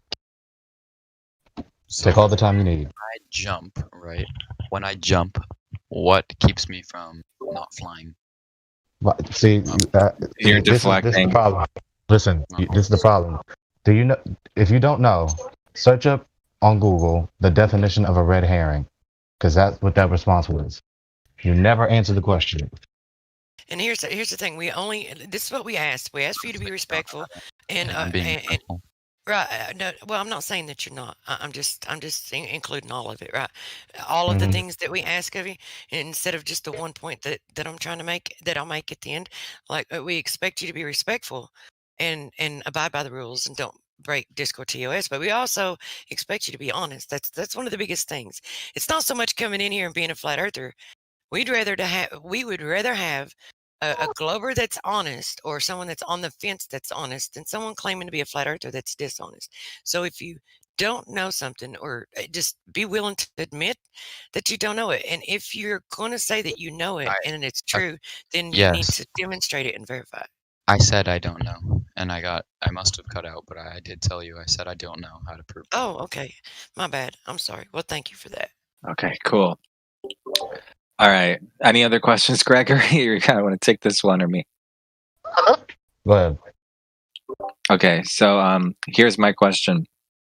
So we already went over the observations and all that stuff. Here's another thing to think about. Do you believe that the Earth is not moving, or do you think it is moving? Right, like currently, right now, TXR. Do you think it's moving or not moving? Before you answer that, I just want to clarify. So we've established that you cannot bend what is not tangible. So the gravity, Einstein's gravity, general relativity, is not true. Therefore, that thing, which is fictitious, is not holding air to a ball, which does not exist, in a vacuum. Okay. I guess then I guess you've got me stumped, and I don't know. But I do want to know why the Earth is in a circular, or not the Earth. Why do we see the sun as a circle, as if it is a sphere? Why, if the sun is a sphere, why is the Earth? Why is the sun a sphere? I mean, sorry. Why is the sun round? Is that your question? Please let me take that one. I've never answered that one. Please let me take that one. The sun and the moon aren't TV, right? Can I ask him one question though before you go on? Just a logical, like, if an orange is round, why is the banana not round? Because they're both fruits. Or the basket that the orange sits inside.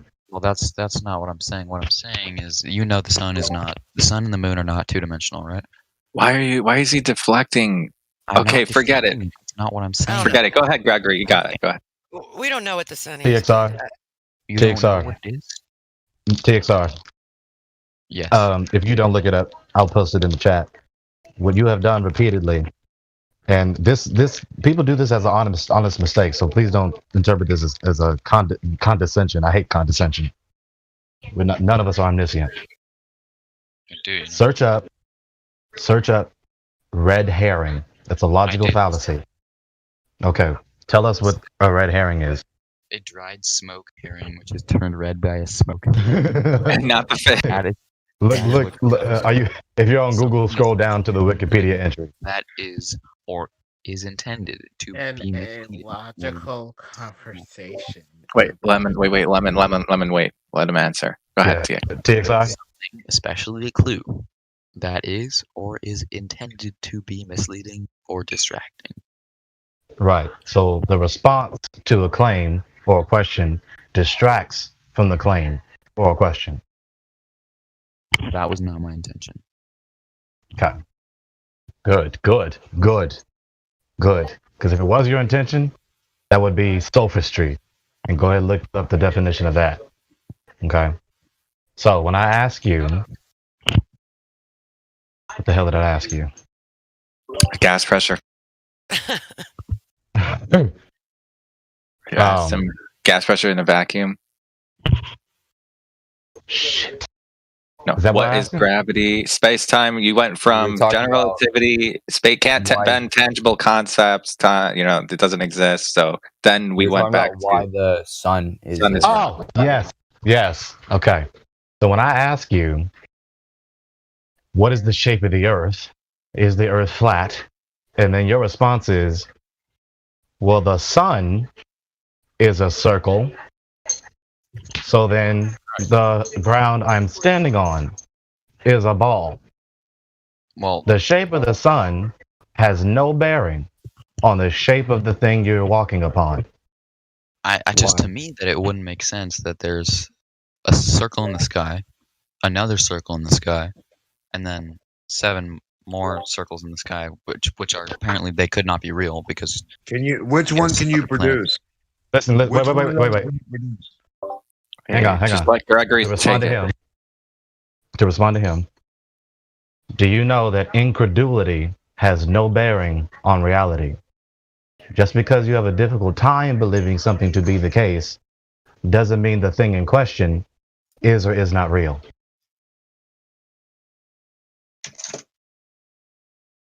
So if I'm standing in front of you, right? I'm standing in front of you, whether you believe it or not, or whether you're certain or not.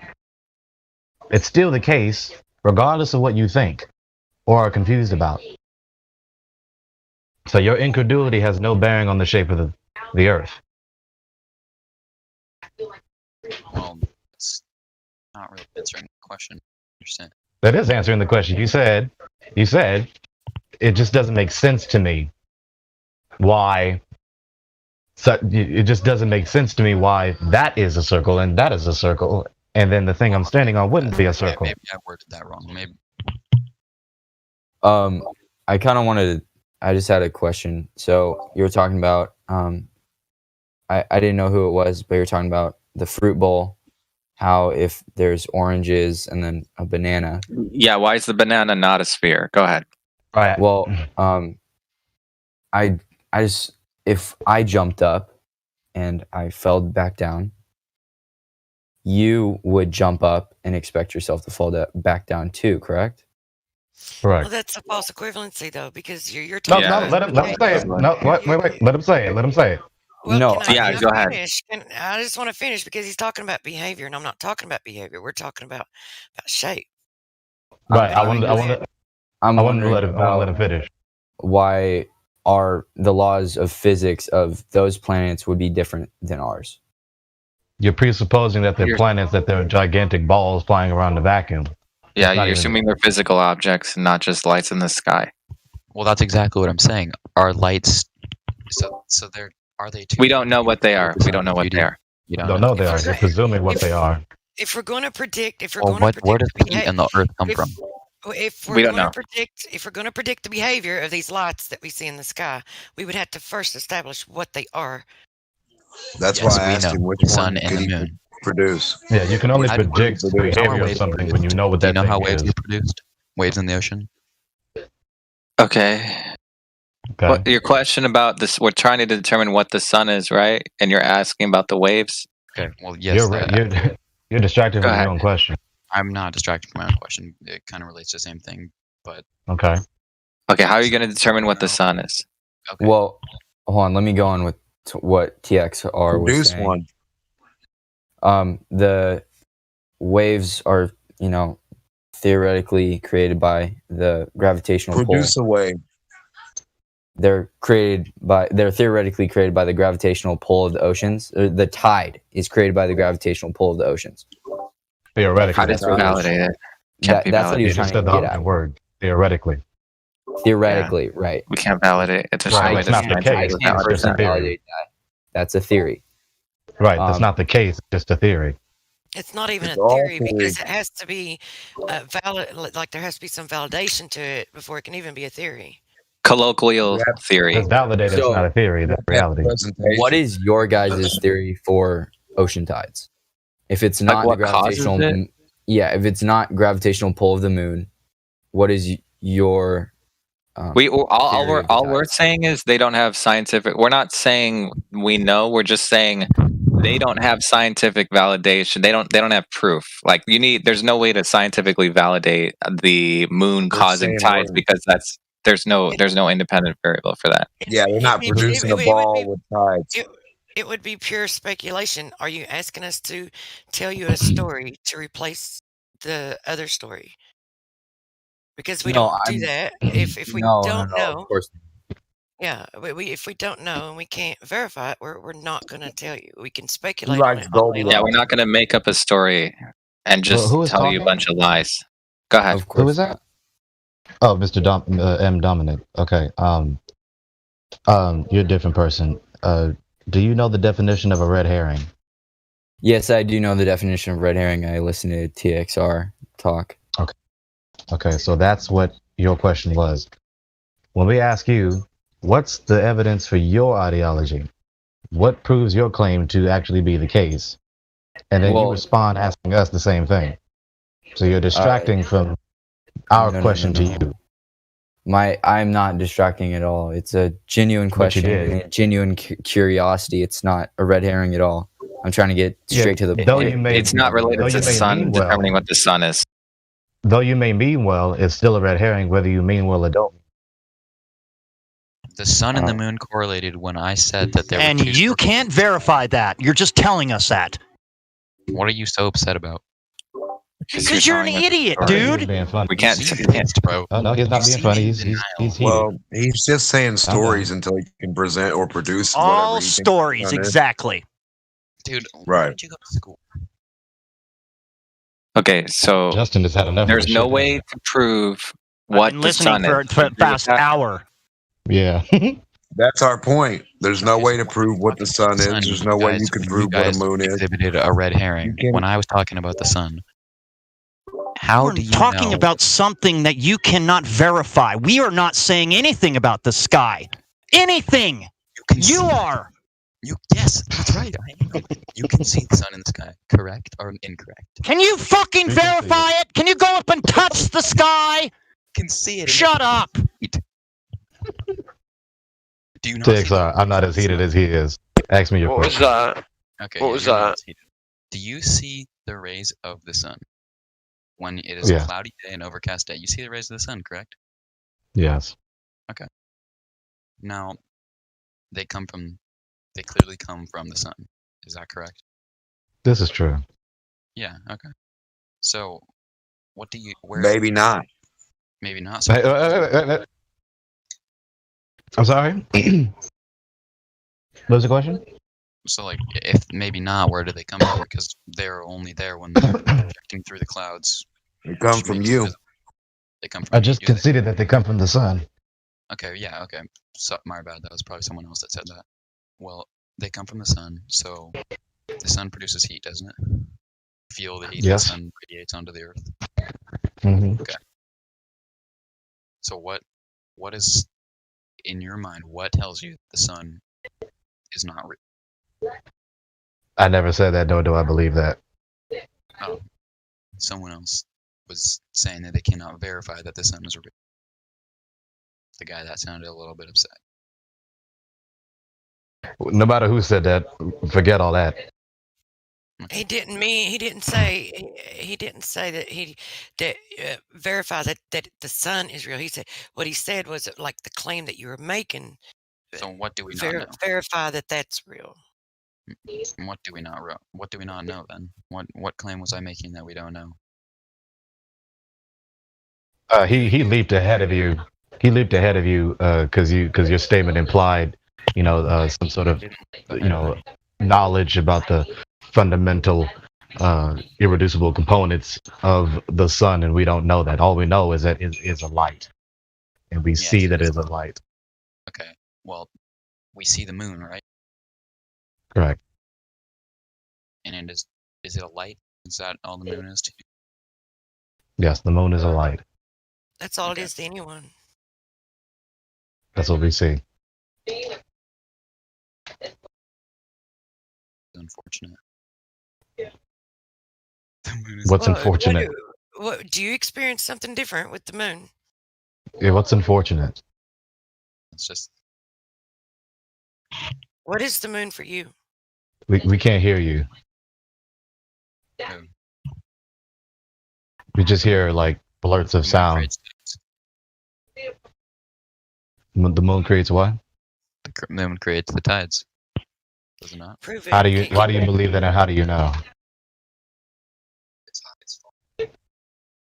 The tides follow the path. The tides follow the path of the moon. Then.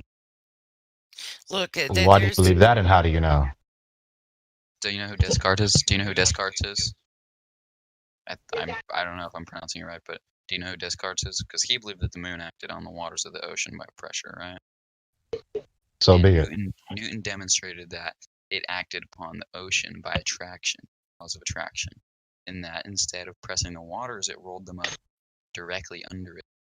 Also, at the antipodes at the same, wow, just completely combobbled my words. But that produces The physical nature of the moon and effects on the water has no bearing on the shape of the Earth. But here's the thing: you're making a correlation, and you're just like taking the story that they're giving you. But if you look at all of it, it falsifies itself, because when it doesn't do that to all water, it can't be selective. It doesn't pull on the clouds. You don't have like a train of clouds following the moon as the moon rises and sets. They don't follow the moon. The fresh water clouds do not. Right. The fresh look, there's no tides on the freshwater, and we have tides at different times. It's not always like that's not always the case. So if that was the case, then we would observe that, but we don't observe that. Therefore, that's not the case. Ocean. It doesn't matter. If that was water. If that was the case, then we would observe that. Since we don't observe that, then that's not the case. There's no way to test that. You need to know what the moon is, TXR. In order to validate what you're saying about the moon, you need to prove what it is.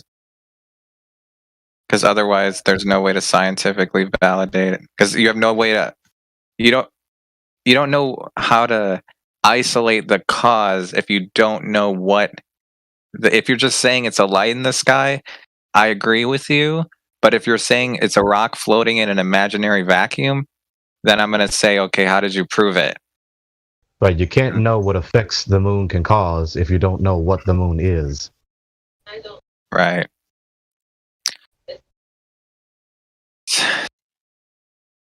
Neither, again, the nature of the moon and its effects that it can cause has no bearing on the shape of the Earth. Okay, well, the moon is a celestial body that makes an orbit around the planet. You just is it a light in the sky? We live on a ball and that it orbits it. You're presuming what you should be proving. You see, okay, TXR, let me put it this way. You agree, we see the light in the sky move across the sky. The only difference is that, in addition to that, the idea that the moon is a solid and it has mass and it has a location inside of an imaginary vacuum of outer space, that's where we disagree. Right, you presume all that to be the case, rather than proving all that to be the case. That's pseudoscientific. Right, so the question is... Go ahead. Deny gravity exists and thermodynamics is nothing. Well, there's no proof for... There's no conclusions. There's no need to leap to those conclusions. There's no scientific validation. Let me put it this way. Are you aware of what would be required for an independent variable for gravity to be scientifically validated? I know that sounds really complicated, but do you know what it would take to actually prove that gravity is real? Let me ask you that question. We don't. Yeah, we would need trillions of dollars to prove that. Okay, so Not be would able it to be? afford to do it, but what do you need to do if you could afford to do it? What do you Yeah, need to do if what do you could need? afford to do it? Yeah. Let's pretend you've got the money that you need. Now, what would you do? Right. A diagram of the moon. What? No. We need a diagram of or a satellite. Satellite. No. Listen. Okay, here. Let me We put it didn't this ask way. you about the moon. We asked you about gravity. Proving it exists. What do you need to do? Should you be able to do it? What do you need to do to prove it exists?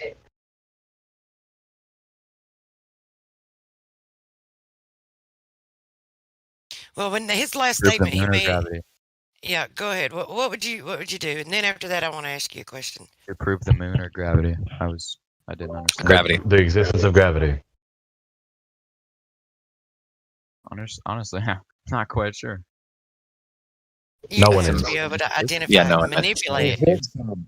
You would have You to be see? able to manipulate it in order to verify that it's true. Now, you made a bunch of claims on your last statement. You made a claim that the moon orbited the Earth. You made the claim that the Earth was a sphere and it was spinning.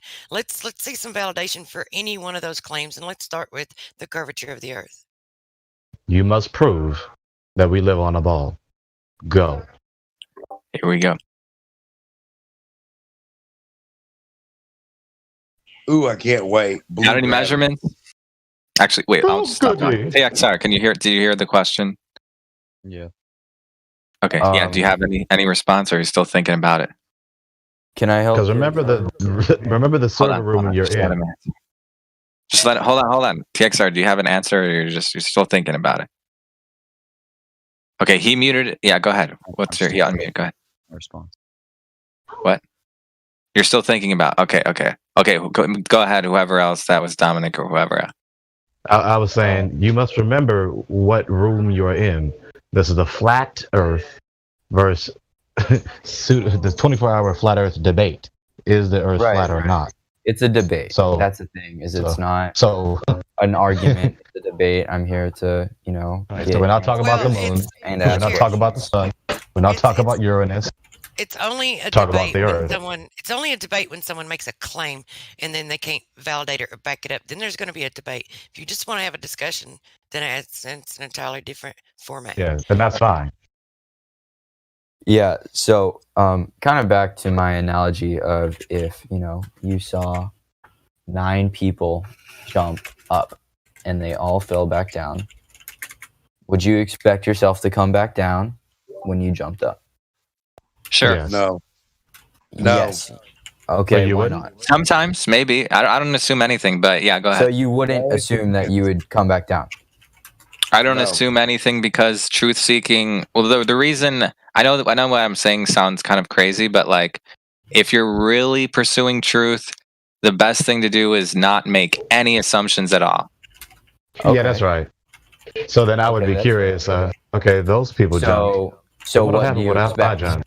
What do you say? You throw a ball after seeing other people throw a ball. What do you expect to happen to the ball? Do you I would expect expect the same thing to happen, but I wouldn't be certain. Dresden, Right. you're off Okay. mic. You're You off would- mic, Dresden. Oh, You my, would my expect it- keyboard's clicking. I apologize. Sorry about that. Depending on the You'd- density. Yeah, go ahead. You'd expect it to go down based on other The examples density. of it going down, correct? Yeah. Mhm. Well, the density of the object in the medium, I would say. Okay. So when you see other, theoretical planets with theoretical gravity, You see lights in the sky. You can't verify that they're You just see lights. You can't verify that they're actually physical. we can verify the moon. We can Keep beating verify them to the moon. punch. You can see the moon as a light in the sky. I agree, but there's no way to verify what the moon actually is. Well, I mean, I have a Unless you telescope. can I make can one. see the moon. And first of all, once again, you're I'm not saying equivocating. they don't You're exist. equivocating. Yeah, I'm You're not saying it doesn't equivocating exist. You just performable can't. Right. You're equivocating performable experiments with observations. Correct. Those things are not the same. Well, you're Can I ask this guy? eliminating- Did you think that an elephant and a magic marker would both just float up in the air without gravity? No, I would not, because they follow the same. No, I'm saying without gravity, would they just be weightless? without gravity, they would need to be either in space or on a planet that's. No, I'm really saying if terribly let's just small. say this place that we're in, let's say it doesn't have gravity, would an elephant still cease to be as less dense than the air just to float? Depending on what the gravity elephant's is. more dense than the air. I don't think the density has to do with that. But that's see, not that doesn't make my any sense belief. because the elephant being more dense than the air, even Globers will say, density does cause things to be heavier than the atmosphere or the medium within which they're in. Another good question to ask, Dominic. Have you heard of the term of buoyancy? And can you define buoyancy without using the word gravity? Well, actually, I wanted to talk about the buoyancy. If you have, I just want to get back to that point real quick. Do you think that the elephant would all of a sudden not have density? no, Because I of don't. no gravity? No. Okay, so then it'd be no. more dense than the air. It would go down anyway. No need to invoke. Yeah, God. yeah. Say Go that ahead. again. I didn't get that. Anything less dense than the air, like helium, like a helium balloon, they go up, right? Gravity's not pulling the opposite direction to pull the balloon up, right? But the elephant goes down because it's more dense than the air. You don't need Okay. gravity. Resistance and potential. In fact, the formula with gravity, as the 9.8 meters per second square, the acceleration is just the rate at which things find their density equilibrium. Okay. So and in the formula, the gravity, that number cancels itself out. all right, that makes sense. For the buoyancy theory. Yeah, can you define it without using gravity? Go ahead. No, would that be similar to water? What? It would No, be I'm just relative. asking for the Buoyancy- definition of the word buoyancy Say- without using gravity. Well, he's The thinking of definition of buoyancy like things float. Like he's asking it to have to do. Okay, yeah, sure. Yeah. It's it's relevant. density of an object surrounded by other. It would be Yeah, a liquid. Has to. Do you agree that what you just said has to do with the object and whatever's around it, right? You agree with that? Yeah, that's correct. Okay, yeah, that's what we're saying. That's the instead. So just forget gravity and then just replace it with density, and that determines the direction. The medium determines the direction and the object. Okay, so you're saying the air is similar to water, where a boat floats and an anchor sinks. Air is a gas. Water is a liquid.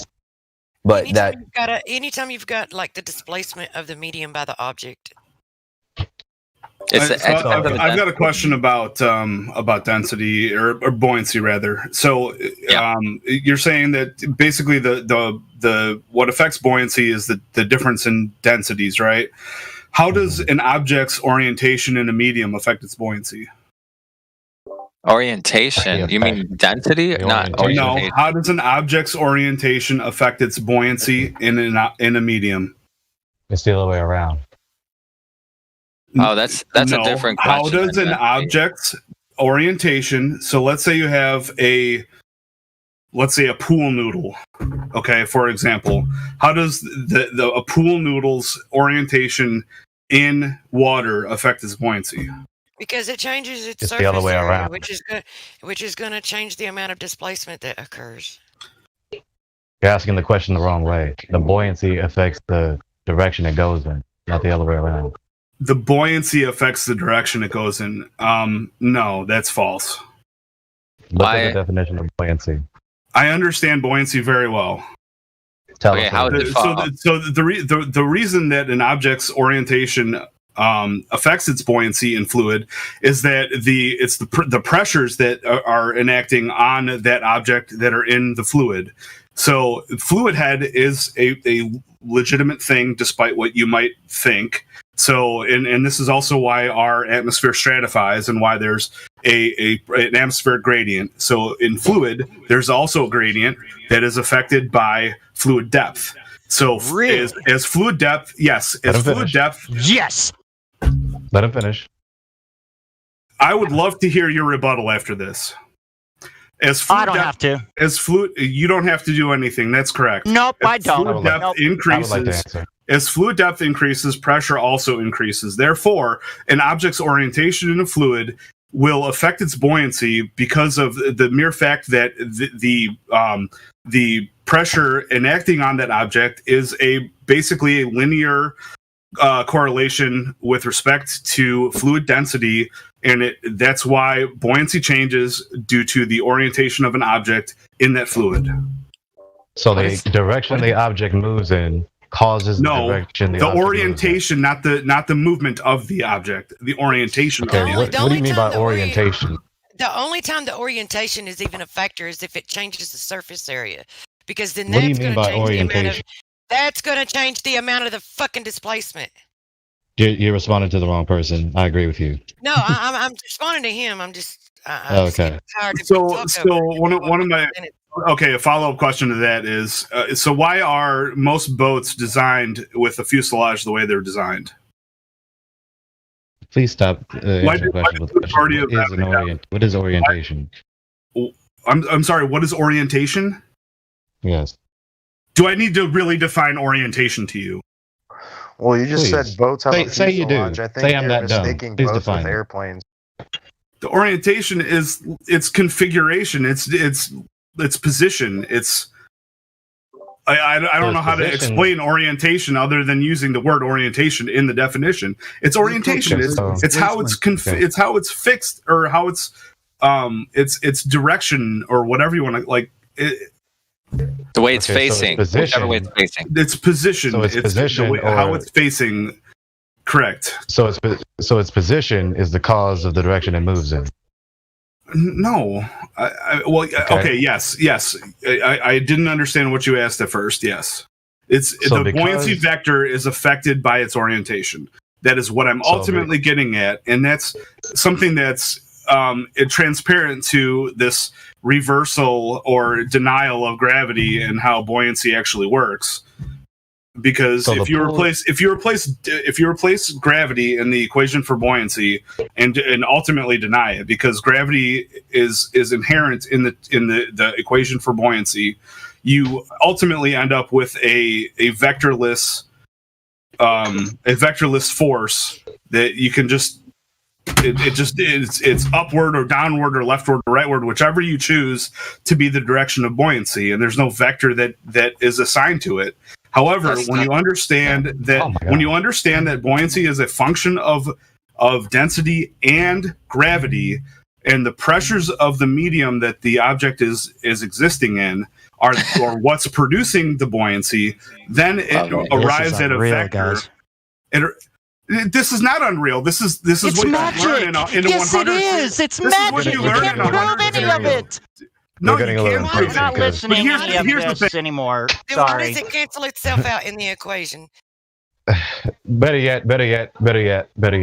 So when the pool noodle is in the pool, it floats to the top because it's in the water. He's muted. He got muted. Oh dear. I mean, damn, that was going on forever.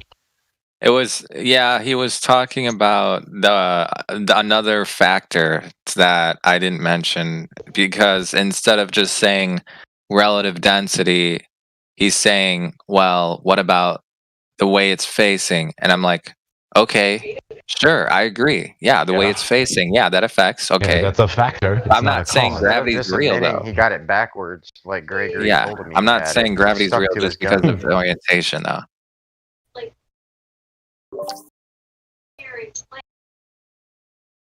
I don't know why he triggered me so bad. Because this is why he triggered you, Truth. This is why. Well, I mean, the only way it even He got it so wrong. He got it backwards, and then he would not stop talking. Actually, you kind of did too a little bit, you know, because it's like right in the middle of my sentence you started talking, and I'm like, I'd already been talking for a while, but I was already apologize. triggered by Forgive me. him. I was already triggered by him, but it's like the only way it even matters I is was, if, yeah. just like you're doing now. Yeah, I'm sorry. I was the needle that broke the camel's back. My bad. change your name to Rufus. But no, I mean the only way it matters is if like it changes, like if the density is different on one side of the object or whatever, or if the size, if it changes like the amount of surface area there, or the amount of displacement. That I mean that's the only way it matters. It has nothing to do with gravity. It's resistance and potential. I'm not denying. Okay. Anyways, how did we get back to this thing before we even got to the density question? We're asking about getting curvature measurements, right? Or were we talking about the sun? I forget. The reason we keep getting derailed and because they keep responding with red herrings, either with questions or statements. Yeah. They either ask us, okay, tides, earthquakes, volcanoes. What else? We got what causes the gradient? That's another one. Let's see. What other red herring? Oh yeah. What is this moon? What's the sun? I mean, you could keep going with all these red herring Or a presumptuous claim about what this or that is in the sky. As soon as we can prevent any of those, or produce any of those, like a tide on a ball, or we can produce a moon in the lab, or a sun in the lab, or a little earth in the lab, then I'd be happy. But if we can't produce those, then what the fuck are we talking about, Dr. Seuss? Can you? Is there any? Yeah, that's a good. Those. That's what I mean. I mean, it's Dr. Seuss shit. If you can't produce it, yeah, I agree. man. Yeah, if it can't be demonstrated, then they're just living in a fairy tale. It's just like gravity. If you mentioned Dr. Seuss, gravity is the Lorax. Dr. Seuss gravity. It's magic. Because the Lorax, he's the god of that realm, right? Whatever that realm is. He maintains and sustains everything. That's what gravity does. Gravity is imaginary. Well, you know. All right, we got another person. Let's see. Is Flat of the Earth? Are you there? We got a new person. Or actually, we could just unmute the guy. Oh no, he's banned. Never mind. Okay, never mind. He's banned? Actually, wait. Is that the same You're guy? banished. Never mind. I don't know. Maybe he's not banned. Sorry. I don't know. I thought that was the same guy. Different. Say, wow. Like, did he do this before? Had enough of your shit. Get out. Do not come back. Yeah. We'll probably just unban him, and he'll come back, and then we can revisit this argument again. Yeah. I mean, I know he was committing a fallacy and being long-winded, but goddamn. Is he still? Wait, where is the address? Oh yeah, I don't see him here anymore. Yeah. He's in Cactus. Cut the shit. He didn't even want to have a discussion. He just wanted to just make proclamation after proclamation. He wanted to keep talking so that we don't rebut him. Yeah. As long as I keep talking, I don't even they know can't refute me. Why did he bring up Orient? Like, okay. Oh, I know why. Because I was making a claim to direction, and then he brought up orientation and said, oh, actually, that affects direction too. I think that's why he brought it up. And I'm like, okay, yeah, I agree with that. Fine. Yes, it I don't does. care. I So agree. what? Yeah, orientation and density. Why don't we just add that to the thing? So relative density and orientation of the object. Sure, Right. why not? Because it is here. Given the fact that it is here, that is the cause of the direction it's moving in. Okay. All right. All right. Let's see. Is there So anything if you else? get in the car, so because you are in the car, that caused the car to move. Okay. I enjoy Yeah. listening to you guys. It's a good time. So Alrighty then. if you're falling off of a cliff, can you change your orientation and not hit as hard? I mean, No. or is wait, that was probably a bad example. If you're in Like, water, If you're in water and you have a certain orientation, I think he's trying to say the directionality. He's trying to say the orientation addition- caused the direction of movement. Yeah, in addition to the density, he's saying if you take out gravity with buoyancy or something, there's an which effect one on of them makes you direction. jump off the ground? Which What? gravity makes you jump off the ground?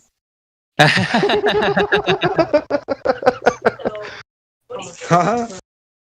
That's a good one. I need to know because then that would tell you which gravity will put you back. Yeah, That's kind of that's a like good what one. someone else said when referencing centrifugal force. They reference centrifugal force, the force that throws things off of the other things, to prove that the thing spinning keeps things on it. The That, exact that I think opposite. that That's guy not the was truth. just like completely like I don't know. Like you what referenced that the very was. thing that disproves your ideology to prove it. Yeah, I'm gonna put water in this bucket and spin it and show you the opposite of gravity. I'm gonna put water in this bucket and spin it to prove that that it'll stay on the ball. Yeah. Oh, is Lulu here? Oh, never mind. Thought someone was here, but she's not. All right. Is there any other Globers here? No. The real Glober, please stand up. We want to Yeah. talk to you. We just want to talk. We love you. Yeah. Come on in. Come in. Come in. If you don't have the app downloaded, download the app. Make an account. All right. Come on in, and let's talk. Because we love you. Will the real Glober please stand up? You know. Oh, wait. We don't hate you. Trying as We hard love as we you. can to love you.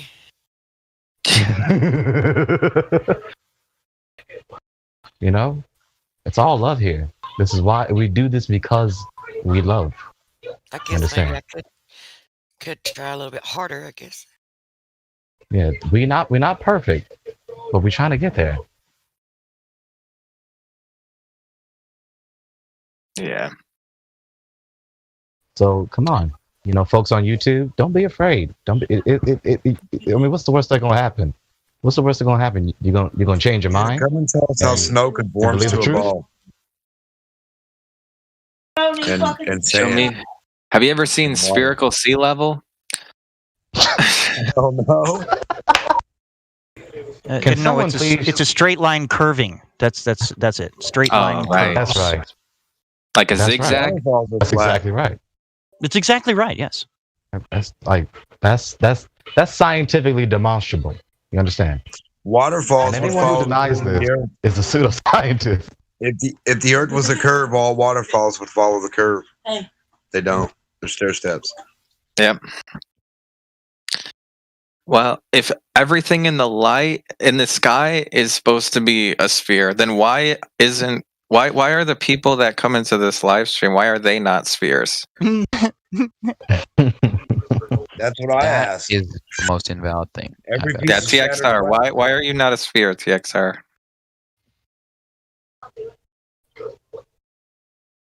Why No are you response. not- Let me show you this material thing to prove that it's a material. Cartoon. Listen, plasma, electrons, neutrons, protons, all spheres, particles, everything. Just everything, all little circles. Supposedly connected. Let me ask you this. Not like a circle. Right. Nothing Let me moves in a ask. circle. Let me ask you this: if you're CXR, if you're standing in a forest and you see a bunch of trees, does that make you a tree, or does that make the ground a tree?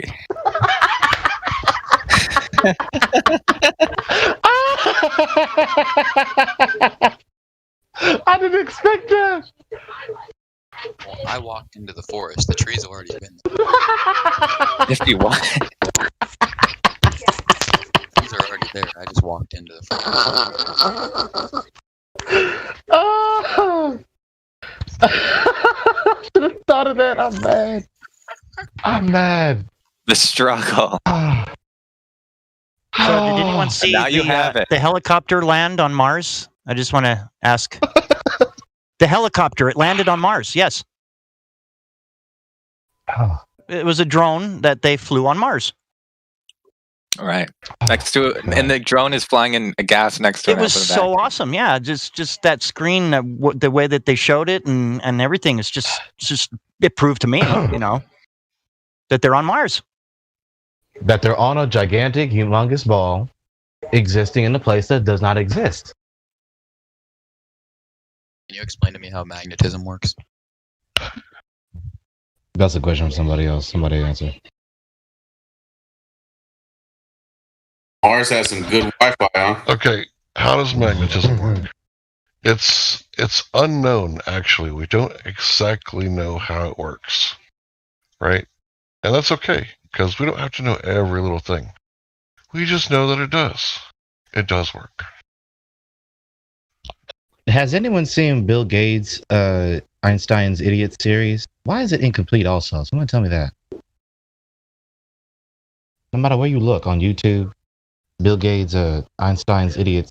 I can't find the rest. I think it's like 18 or 19, and then it's to 22. It's like 20 to 21 is or 20 to 20 ain't there. So one of the videos that are there talks about magnetism.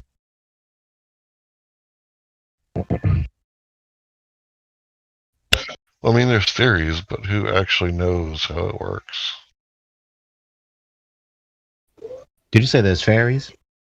Theories. I'm sorry. I'm kind of half theories. asleep over here. Magnetism. Yeah. So if anybody's got a theory, I'd love to hear it. Like, what is it? What is it? Well, What is theory, pulling them it needs a lot of evidence to back that up. You can't. I heard from I think Physicist. Is Lemon here? I heard that it's a field around the magnet, and that is correct. It has some effect on a thing. I forget what specifically it is. Force exerted by the magnets when they attract and repel. I'm just newly introduced to him. Okay. Do you like Lemon? Yeah, I like him. Yeah. Do you like his? He don't theories stutter at about- all. No, he don't. Do you like his theories about the ether? Yeah. Would you like your medium. mind? Please tell me. So all the things that emit a field, right? Magnetic field, electromagnetic field, including like your heart, your brain, your Wi-Fi router, the sun, the stars, right? Even the so-called planets. The Earth emits a field. All these things that emit a field. According to the inverse square law, this never actually goes to zero. It halves, right? It depletes. It goes smaller and smaller and smaller, but it never actually goes to zero. So you're actually walking through every single field in creation all at once, and that would be Interesting. a part of the ether. Interesting. What? So okay. Can you apply that to the God? Is the ether the field of his presence, of his existence? You left my theory. You got your own theory now, bro. Well, along with that, so it's the thing exists and emits a field, right? And the only way everything else can exist is being the creation of the God. Does he himself, and I would think so, I'm not certain. I'm not gonna wander that too much. But does he himself emit this ultimate field? Well, he's the spirit of light, right? Right. Is there any physical proof of the God? Not There's physical evidence. proof. There's evidence. Would you like to hear Yeah, it? there's evidence. The existence of everything is the evidence. I just kind of want to, reflect your guys' own question back onto you guys. Yeah. Because you're asking me about the moon tides and saying that if there's no tangible evidence, how do you know it's real? So I just want to How do I ask know you what's the real? same question. If How do there's I know no what's tangible real? evidence of the God, how do you know he is real? Oh, there is evidence. Yeah, I can show you. Like the Does anybody object? Robot voice. You are the tangible. You are one of the many tangible evidences. Yeah, your existence and the existence of everything else in the universe is the evidence of the God's existence. So you believe the result. You see the result. You don't see the equation though. You see the. Well, to know how he did everything doesn't mean. I mean, we don't have to know how he did everything to know that he did everything. I don't quite understand the meaning of that response. Say that Well, again? say you have, so you have the sum of an equation. but you don't have the equation itself. Yeah, That's what you're telling me, is that you know the equation by knowing the sum. Is that correct? No, you're equivocating between a description of reality versus the existence of the real thing. Okay. They're not the same. The thing I'm talking about is the existence of reality, not just a description of reality. So the result of the equation you equivocate to the God, and the equation you equivocate to the universe. Okay, the existence of the real universe is not the equation. An equation is an abstract concept represented by whatever symbol and in whatever given language, including the result written in whatever given language and whatever given symbol. I'm sorry, I don't understand what you're saying. So by God, do you mean creator? I just wanted to clarify that. That's all. Yeah. Yes, the supreme, all-knowing, omniscient, all-knowing, all-powerful, omnibenevolent person who chose to cause the universe to exist and maintains and sustains its existence and operation. So how do you know all of those? How do you know that he's? That's a lot of detail. Yeah, I'm not. I'm not saying you're wrong. That's a lot of detail. Yeah. Yeah, it might be information overload. I'm just wondering how you came to that conclusion. How you came to the conclusion of, that he's all-knowing, he wanted to create the universe. How you came to that. So, and I don't know if anyone's gonna, get me off of this, because it happens often with me.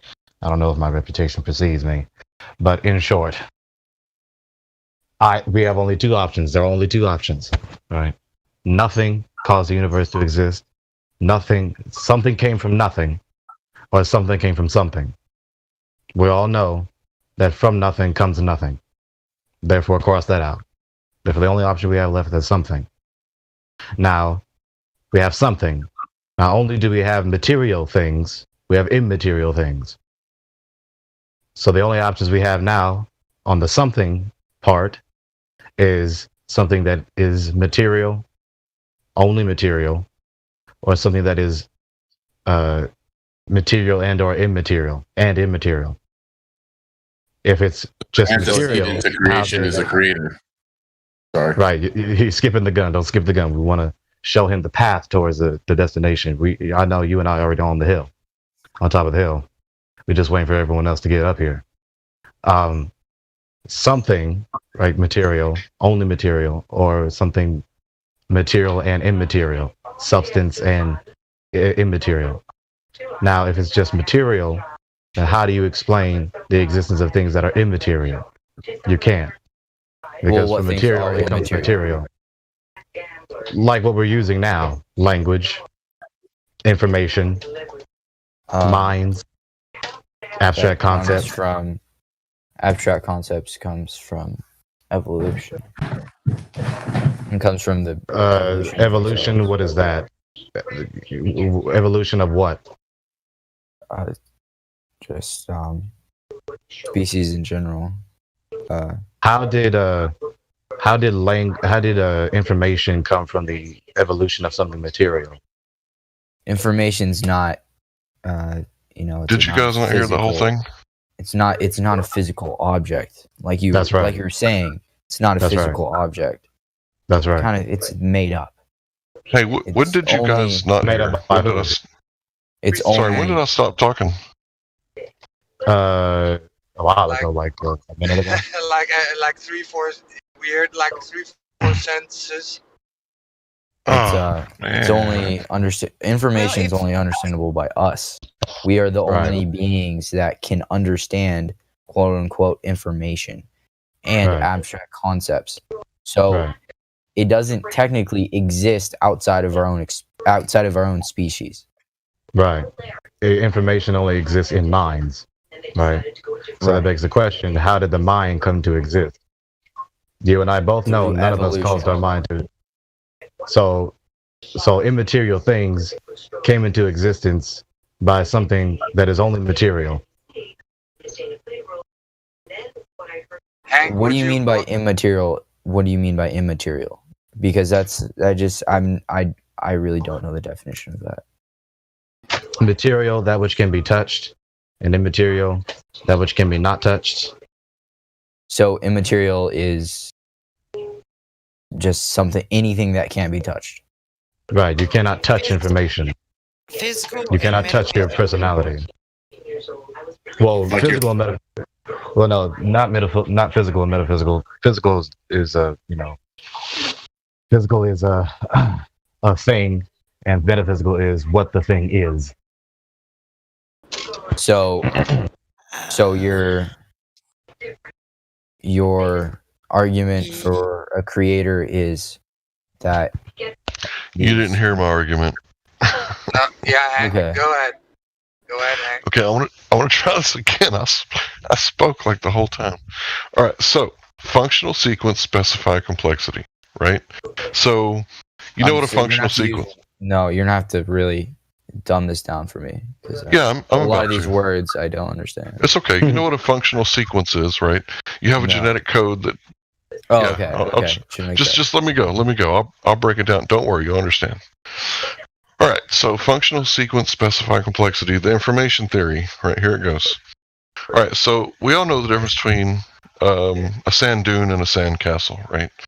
One of them has a functional sequence or a specified complexity.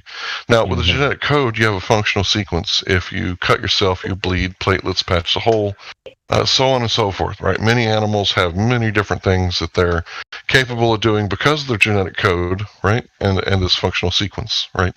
So the theory is that there's different types of information. Some of it is man-made, right? You have CDs and thumb drives and Windows and other things, books and scrolls, right? So some of it is man-made, but most information here on Earth is actually supernatural, right? And I say that it's supernatural because men aren't capable of creating, let's say, spiders. Right, spiders are way too immaculate for us to create, or single-celled organisms, right? And maybe we're getting close with nanobots, but for the most part, if you see an SOS on the beach, you're not going to walk by and say, "My God, how many thousands of years did it take for this beach to create SOS?" No, obviously not. You're going to call the Coast Guard. "Hey, somebody's here. Somebody needs help. There's an SOS written on the sand," right? So you know that those 3 letters is a code. You can decipher the code, and because you can decipher this information, you know that it had to have a creator, right? And that's the same with all codes. You're never going to see a code, you decipher it, right? Because what does a code require? It requires an agreed upon medium, let's say English, and it has to have a sender and a receiver, right? So you're never going to receive a letter in the mail, with a Christmas card in it and think, that just spontaneously generated. Well, why would you think that for any of the creatures that you see on Earth, the magnificent mammals and the fish and the birds and everything that you see, the lizards, why would you think that they were just spontaneously generated out of the rocks? That's a very irrational thing to think. It's like if you were to walk on the beach, you find a Swiss watch, and you think to yourself, "My God, this watch is amazing. The engineering is superb," right? Who made this awesome watch? It's still working. It's hundreds of years old. Right? Why would you assume that the watch didn't have a creator? Now, the most important part is the irreducible complexity. If you have a mousetrap, you take one thing away from this mousetrap, it doesn't work. Right? If you take away the spring, it doesn't work. You take away the board, it doesn't work. You take away the cheese, it doesn't work. And the sperm cell is the same way. You take away one thing from the flagellum, and it's not functional, right? So the genetic code is supernatural, right? It has a So you're specific. speaking about ATGC? Is that what you're talking about? The sequence? Yeah, the Adenosine? genetic sequence is a functional sequence, right? So it's not like SBS, like nobody knows what that means. Maybe it's something that the kids are typing instead of sentences, but nobody knows what SBS means. But if you saw SOS, right, that's a functional sequence. You know what that is, right? It has specified complexity. It has to have a creator. Get the Coast Guard down here. Somebody needs help. So if your belief if you is just, that I'm just almost done. So if you see a sand dune compared to a sandcastle, or if you see just, rocks compared to a race car, like, one has like a creator. And information always has to have a creator.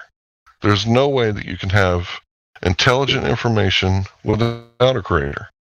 And that's what the genetic sequence is. Unless you believe in spontaneous generation and that it came from rocks. And in that case, that requires a great deal of faith that I do not possess. Thanks for listening. so you Can I follow believe that up with something? Do you mind? that was a really good explanation. My favorite part about it is the irreducible complexities. Yeah. Yeah, that takes care of evolution, as far as like the irreducible complexity goes in a lot of ways too. But what I want to add is that I think that a lot of flat earthers get pigeonholed into if you're a flat earther, you automatically believe in the Bible or a creator or some kind of creation story that is definite in your mind and it, and that's just the way it is. And the way Hank explained it, it makes sense that there has to be some type of intelligence behind the creation, right? Now, if you call it a God that's outside of our universe or whatever this world is, that created it from scratch, it's kind of like saying something came from nothing to a lot of people, And if we are talking about, But it's not. Well, before you interrupt me, I'm not trying to say there's no I'm creator. sorry. Yeah. I'm just saying that you could argue, and if you're looking at it just as an argument, I think that there might be a third option rather than just a creator or spontaneous from rocks, because there is an intelligence, an essence of intelligence to everything. You see it with sacred geometry. You see it in the spirals of a seashell. There's a pattern. Well, what is it? At the essence of everything, right? And if you argue that the first law of thermodynamics says that nothing can, matter cannot be created or destroyed, right? And if you're following that law, that means that all the matter that was here was always here and always will be. And if that matter at its essence had an intelligence, a God essence, a God intelligence to it, it doesn't have to come from an outside man in the sky that created it with a certain purpose. It could be that we are God. Everything is God. The essence of everything is that God gene, whatever you want to call it. And it doesn't have to be spontaneous because it always was. And it's just the essence of everything is that God intelligence. Like you were talking about earlier, someone saying that maybe the ether is that God presence amongst all of us. Well, maybe everything is that God presence within all of us, within everything. So you said something in the beginning that kind of caught my attention, and I'm just curious, and I'm open to it, right? You said maybe there's a third option. As far as I could tell, there's only two options. Either a creator created this place, or it didn't. And if there's a third option, like maybe half a creator did, or no, I'm saying that the third option would be that the first law of thermodynamics says matter cannot be created or destroyed. That would include God creating matter out of nothing, right? Well, where would God come But you from? presume that's the story. If that's the story, then yes, that's false. But that's not the story that everyone So believes. the story is that God was always, and it was always everything, was always present, was always eternal, right? The story, yes, the story is that the God himself is eternal. Eternality is that which has never not existed and never will not exist. Right. But where did he come and from? then like I said, he's eternal. Eternality. But why Okay, aren't now we wait, eternal? real quick, let me explain this part to him since he asked that question. And this is something that I have a problem with too, with the argument that there's an infinite regress fallacy in this. Because the paradox is, well, if God created us, then who created God, right? And then you can keep going back, who created the creator's creator, who created the creator's creator. You can keep going back and back and back. So the argument against that, a lot of people will say, is an infinite regress fallacy. But that doesn't erase the paradox in my mind. That question is still a paradox. And yeah, God being eternal fits with what I'm talking about. That means matter could be God and God is eternal. That everything is always evolving or changing into another form because it has an intelligence to do so. that is the God intelligence, whatever you want to call it. But the idea of it being a man that created us out of nothing defies that law, doesn't it? Well, again, one said a the man, question right? We're saying a creator. Yeah. Right. The question presumes a false. The question presumes a person a thing that doesn't exist. Okay. Neither does referencing an eternal person. It doesn't commit the infinite regression fallacy. In fact, if you were to coin a name that was the antithesis of that, it would be the infinite progression fallacy. Okay. The infinite progression of it getting the macro growing and growing and growing and never stop growing. But that's not the case. That's not what that is. To invoke the eternal person, the God, that the buck stops with him. You see, right? He has never not existed and never will not exist. So the buck stops with him. Well, so when someone asks who created the God, again, matter, he doesn't come from anywhere. He could be the essence of that, and wouldn't have So to you're be. saying that something came from nothing. If he's saying he came from nowhere, then that means something came from nothing. Wait, just let New Perspective finish. Wait. I'm saying that he didn't begin to exist. To ask the question, he came from, where did he come from? That implies he began to exist. He never began to exist. He doesn't have a beginning. He has just always been and never will not be. And that's like saying God is matter, because matter can't be created or destroyed, right? Right, but who and or what cannot create or destroy matter? You see, you exclude a person that can do these things. Hence the omnipotence and the omniscience. You see, wait, are you saying mindless. It's not a person or it is a person? You just said the person that can. Yeah, the person that, yes, it is a person that caused that which is material and immaterial to exist. So something came from nothing right there, then. No. I don't know material that didn't exist, but then it existed. Yeah, how did he create? It didn't exist, and it was caused to exist by the God. Well, if you're How saying the person is not nothing. Material to exist, that's causing matter to be created from nothing. No, it's not causing it to be creating from nothing. So where's You it said coming it from? didn't exist, and then it existed. Right. Listen. Just be the alteration of a state of something, like a state of energy. It could just be manifesting, like instead of being created or destroyed, it could just be changing and manifesting into different That's forms. kind of like what I'm saying. The essence of everything within that, whatever the infinitesimal, irreducible essence of whatever that intelligence is.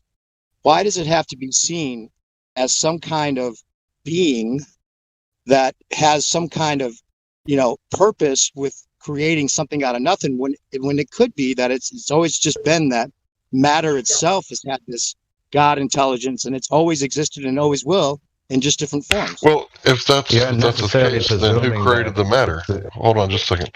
Right, you're saying that if there's not a creator and the creator is just matter, then how did that matter get created? That would be a violation of the first law if there's not a creator. Well, and the reason that it's not a violation of the first law is because a creator can create matter. Well, that's defying the first law, isn't it? By saying that he's creating it out of nothing. So what if matter, all of the matter and all of the water and all of the things that we know were always here eternally in just a different form, but at their essence, they have this intelligence that makes them, develop into different forms. The only way that law could exist, is if within. The only way that law could exist is if there's a universe. And if the universe exists, then a person caused it to exist. Why the law can't exist without a universe? There would be no law. There would be no first law of thermodynamics if there was no universe. What do you mean by universe? There has to be a universe first. What do you mean by universe? Creation, existing things. A spoken sentence. Well, that's not what it means. That's not what it means. Universe? I'm not going to digress. That's exactly what it means verbatim. It doesn't. It comes from the Latin meaning everything, or the sum total of all things. So you need. So there could be no first law. Go ahead. There could not be any law of thermodynamics. There could be no physical laws if there were no universe. There has to be a universe first, and in order for there to be a universe, there must be a person. It must be a person because it must this thing Intelligent that source. caused the universe. Well, Right. where Person has a mind, and a mind has information and free will. So in order for anything to exist, this person has to have the power and the knowledge and the ability to choose to cause it to exist. Well, when you say Then the person, universe exists, and then there are laws. it makes it confusing when you say person, because then it's like, okay, wait, so then the universe, there was a person before the universe? Yes, Well, how do you know that? because only They a don't. person. We do, because only a person could cause something to exist before anything else exists. Yeah, but that's Both material and that which is person has to both exist. material and that which is immaterial does not come from something that is only material. If you have a So purely the person is material material or beginning, immaterial? then you can't explain the existence of the immaterial. But then And you're second, then you're working on the assumption that the immaterial does not have the potential to become material, and vice versa. I'm not making not necessarily, no. You know what? Real quick before we go too much deeper, because I'm just putting it out there as something for an interesting conversation. But back to the guy that was originally asking this, because he does have a good point. If we can't prove this, whatever the story is that we're attached to regarding the existence of the creator or the essence of the matter or any of that, whatever makes the most sense to us, there seems to be some direct evidence of intelligence and the irreducible complexity. But that doesn't necessarily confirm the stories that we like to attach to a creator and what happened at that time. Agreed. And wait, hold on. Right, to what it applies to. We were talking about gravity not being, and this is more important towards the person that's just learning about this information.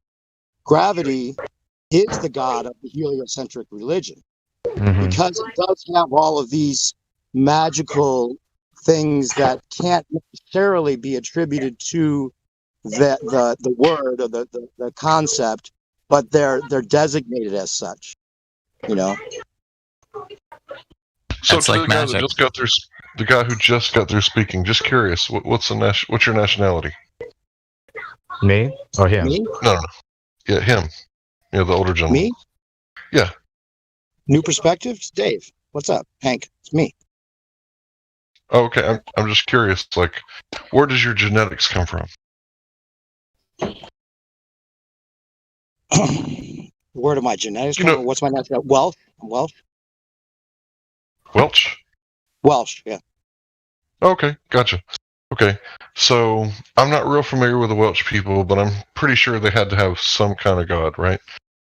Just about every population did have some kind of god. I think it would be weird if you came across a group of people that were like a creator. What you on about? You're like an atheist, you mean?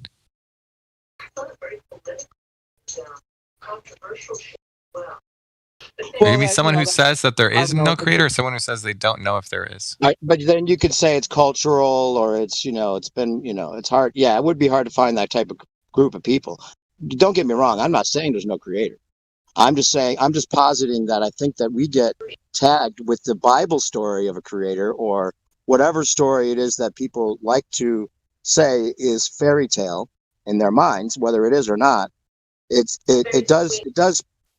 is a valid question that he's talking about when we're talking about direct evidence of something.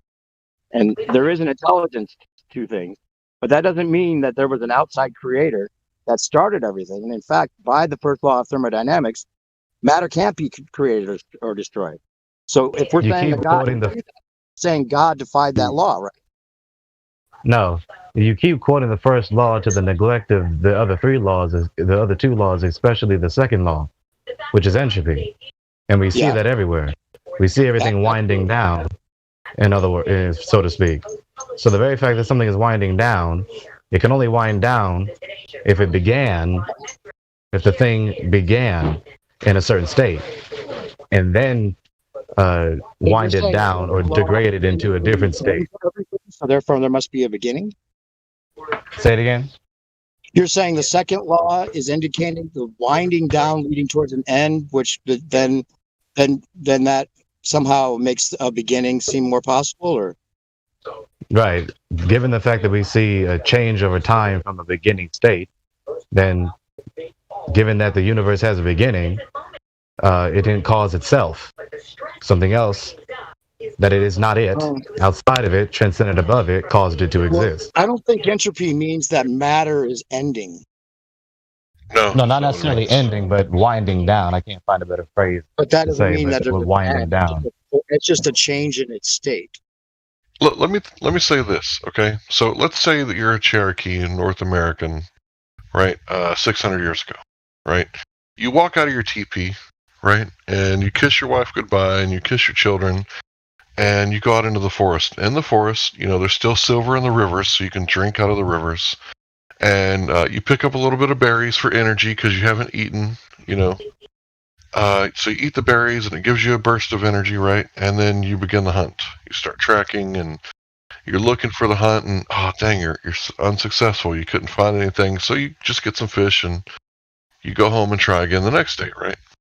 Well, to that, Native American, to that Aboriginal, the Great Spirit in the sky has created everything that he needs to survive here on Earth, and there's nothing that he wants for, because he has nothing but abundance, and that's why he called this land the land of the plenty. Right? So the land of the plenty couldn't have just been like a random accident from the Big Bang, and everything just happens to be here.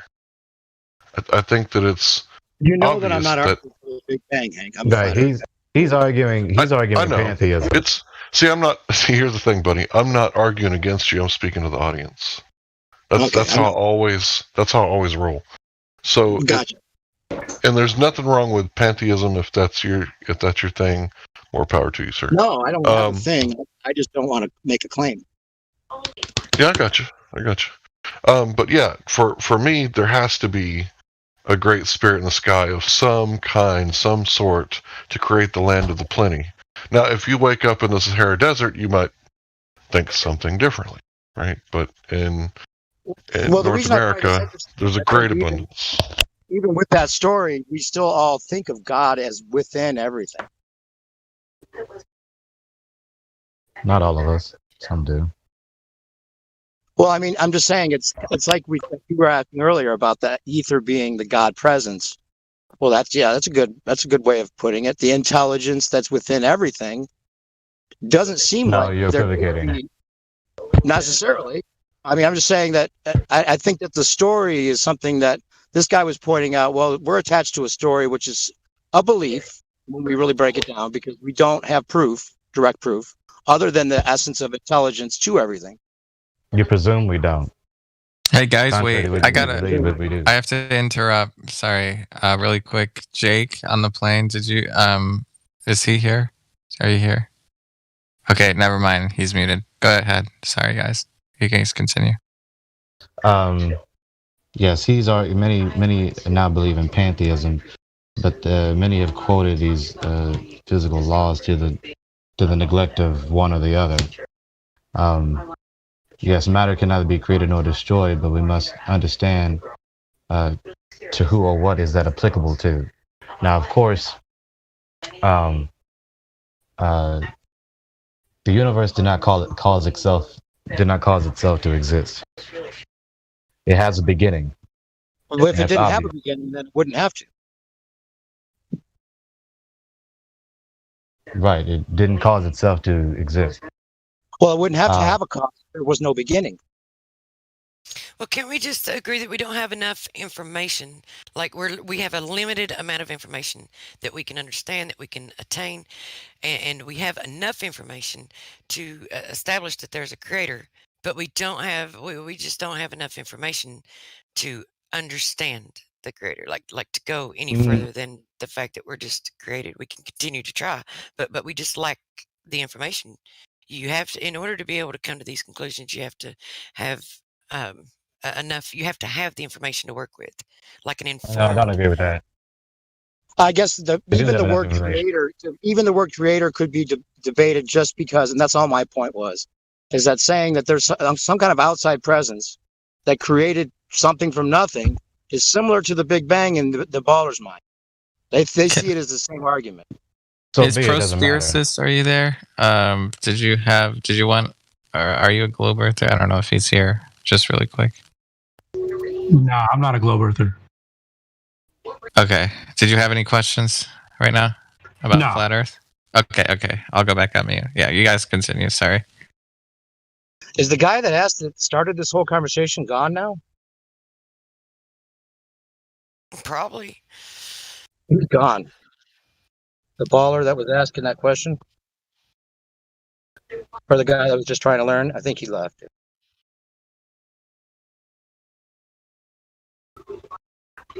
Yeah, I was gonna. I thought you were talking to Gregory the whole time. Is there no different guy? We were, but there was a guy that was asking about how is it that we say there's a God when we can't prove that, just like they're saying about gravity. Oh well, you don't have to believe. You don't have to believe in God to know the Earth is flat. You don't have to believe it. You can be an atheist flat earther if you want. I don't care. Well, yeah, I'm not an atheist whatsoever. I'm just positing that I don't think that the idea that there's only two answers, that it was either created by this God figure from nothing or that it spontaneously came from the Big Bang. I don't think that that's the only two options. I think that if it was that matter can't be created or destroyed and the essence of everything is the God, then it always was and always will be.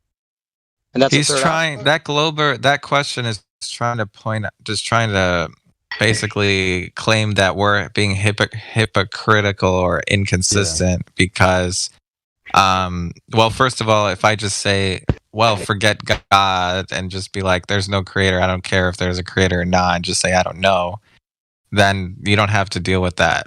Then it's a fallacious assertion because you're not saying there we know for sure, because I don't have proof of God, so I don't say I believe.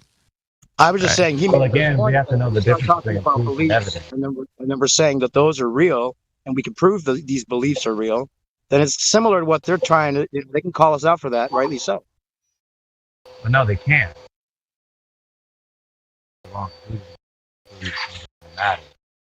And in regards to Lulu, are you there? But we do have Mr. Weekends that's on the fence. Maybe he's got some questions. Why conclude that the universe is eternal rather than concluding your mic's messed up outside of fucking? Why are you vacuuming so much? There's nothing there.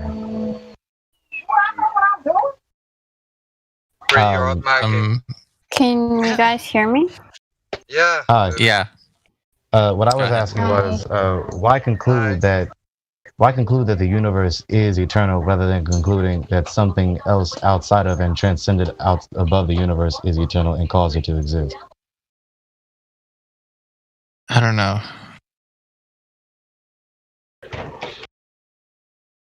You have a whole bunch of philosophical implications and ramifications if the universe is eternal, or is, for all intents and purposes, God. Some people have an intellectual allergy to the term. I don't. Well, the reason, actually, I do have a reason why I don't think it's eternal, but this assumes time is real, so I'm just gonna, this is kind of weird, but basically, the reason I don't think it's eternal is because if it was eternal, then in order to have a future and a past, you need the current moment, but in order to have the current moment, you need the moment before it. But the moment that happens right now would never have happened if you have an infinite distance between forever ago and right now. So if you have an infinite amount of time between, or infinite distance between point B, which is right now, and point A, which is forever, an infinite distance in the past, and point B would never happen. So that's why I don't think it's eternal. But time doesn't exist anyway, so who cares?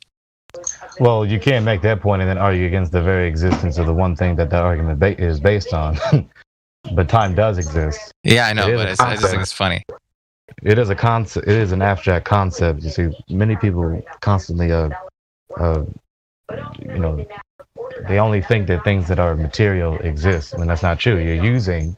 You are using immaterial things right now. You are, you have information. Yeah. You have a mind. You're using language.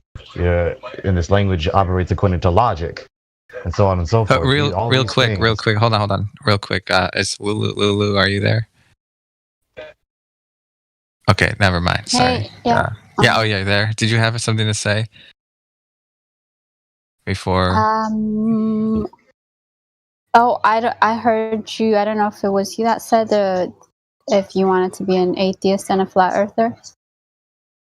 Oh no, I'm saying it's a non sequitur fallacy whenever a Glober comes in here and says, "Oh well, you are only when it comes to flat Earth, you need direct evidence, direct measurements, and all that kind of stuff, but you can't prove God, and you still believe it, right?" So that's the claim, and all I say is I don't know. Instead of saying there is a God or I believe there's a God, instead of saying that, all you got to do is say I don't know. That's a better. Yeah, you can take that because then they can't straw man. They can't. Go ahead. Well, yeah, you can take that position. if they Not be claim bothered with that, the burden of proof. if they do claim that, though, then they are basically placing the globe in a religious category, aren't they? Because you're technically wanting proof for God, as most of us would claim is more faith-based than anything, whereas the globe is supposed to be evidence-based. So their still doesn't argument. work for them. Yeah, I know, but the argument that they made was not. I know what you're saying about the globe. Like they don't have proof, obviously.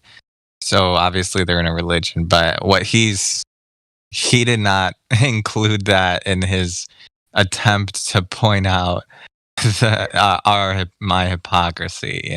That was his argument. His argument was like, you already know. Anyways, it's a non sequitur anyway. It doesn't have anything to do with Okay, I must have missed that part. Got it. Knowing also, we must be careful with our rhetoric. Many people believe that faith is only belief without evidence, when that's not true. Faith is simply trust in or belief in. Now, someone can believe in or believe that something is the case, or believe in something for whatever reason. That does not automatic, but faith is not automatically, absolutely belief in or belief that without evidence. It could be either or. For example, many such as myself believe that the God exists and believe in the God for salvation and the rewards of repentance because of the truths that we know and believe. So our faith stands on truth, stands on evidence, not nothing, not the absence thereof. Yeah, it's kind of okay. Is there any, before we keep going down this road, is there any flat Earth related? Does anyone have any flat Earth related questions, or is there any new people here that we haven't There's gotten to? Spade, but he doesn't have a role. If you want to take the chance Okay. of unmuting him in here. All right, I'll unmute him. Spade, Hey, are you what's up? there? What's up? Hey, what's up? Welcome to Flat Earth. You got any questions? Yeah, I just want to know, Go ahead. do you really not believe any of the photos of the round Earth? Well, they're in They're a not vacuum. photos. Presume they're There's photos. not they're images, but the reason for them. Well, let me ask you this: in order for those alleged photos to be real, outer space as a vacuum or a near perfect vacuum has to be real, right? Yeah. Okay. Now here comes the argument for why the outer space vacuum is not real. I'm going to tell you the argument. Okay. So let me give you an AKA analogy sky first. vacuum. Hold on. A near perfect vacuum. Fine. Here's the analogy. Let's say you're in a spaceship and you open the door, or before you do that, let's say you're in a spaceship and you have air inside the spaceship, and then you open the door. What happens to the air? Air, it goes out of the spaceship. It goes somewhere where there is air. Somewhere else. it just goes out, right? Okay, now forget the spaceship for a second. Now let's talk. Think about the Earth, and there's a gas that's right. The atmosphere is right next to an open vacuum, and there's no door, like there's no container, basically. Okay. Let So me what ask you stops the air? this. Hold on. Let me ask you this: if you're underwater, and if you're in a boat underwater submarine, and you open the door, where does the air go? To the other remaining water, or to the other remaining air? Isn't that right? Yeah, the air doesn't stay where it is, right? Yeah, it goes to somewhere where there is more air. No, where Okay, there's more right. So space. so what happens? Or exactly. So the air on the Earth, if the vacuum of outer space was real, the argument that all of the atmosphere would escape and the Earth would have no atmosphere, unless you had a container next to an open vacuum. But there's no demonstration. Like, what stops the air from leaving? Is the question. It's because of the mass. Okay, so which aspect of the mass stops gas stops the, like, if you could demonstrate gas next to an open vacuum that has mass and the gas not entering into it, how would you do it?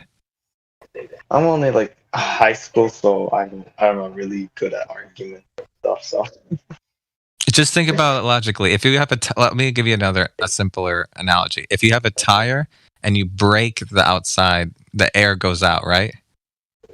yeah, Right. So the atmosphere, like what stops the atmosphere from going out into? I can give you a hint if you don't know the answer, but that's because that's because the tire is surrounded by air. Like outside of the tire, there's already air. Okay, so in space, do you think that? Let me ask you this: if you broke a tire that was filled with air in space, what would happen to the air? It would leave it. Okay, wait, but how about this? Yeah. How about this? So if you grab a water bottle, fill it with air, just an empty water bottle with air. Like I saw the video, the guy takes the water bottle and puts it underwater, like really far deep underwater, and the bottle compresses. Okay. So it basically, the bottle looks like it's empty and there couldn't be air in it. But when he goes back up, the bottle inflates again, but there's no hole in it. Wait, you're saying there's a bottle filled with air and it goes underwater? Yeah, if you put that underwater with like a water bottle, the bottle squeezes itself tight, but the air is still in there. It's just compressed. Yeah, that's not the argument. Is not that there needs to be that bottle is the container. What we're saying is, in order to have the air not go outwards in next to an open vacuum, you need some type of container, unless you can demonstrate gravity holding it in, but no one has done that. You get what I'm saying? Colo G, hang on. I'm sorry. Colo G, I see you don't have a row. If you want to jump up into VC check-in, I'll follow you up there. Go ahead, Spade. Okay, so anyway, I'll just get to the point. Hold on. Let me just get to the point before you say. Hold on. Just let me finish. Okay.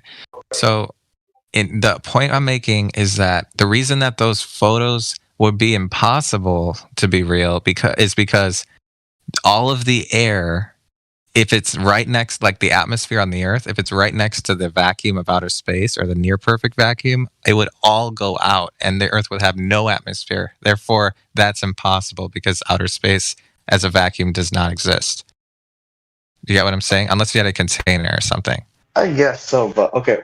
Let me get back on the topic of flat Earth. Okay, so you think the Earth is flat, but we could clearly see other planets through telescopes, and they don't look flat, do they? They rotate. You mean lights in the sky? Yeah, we can see round lights in the sky, but that doesn't prove what the shape of the Earth is, right? So the Earth is flat, but other planets are all round? What's a planet? We're not in space. Sorry, go ahead. What's a planet? You have to define. A mass of rock that's been compressed down to a sphere. Yeah, there's no way to.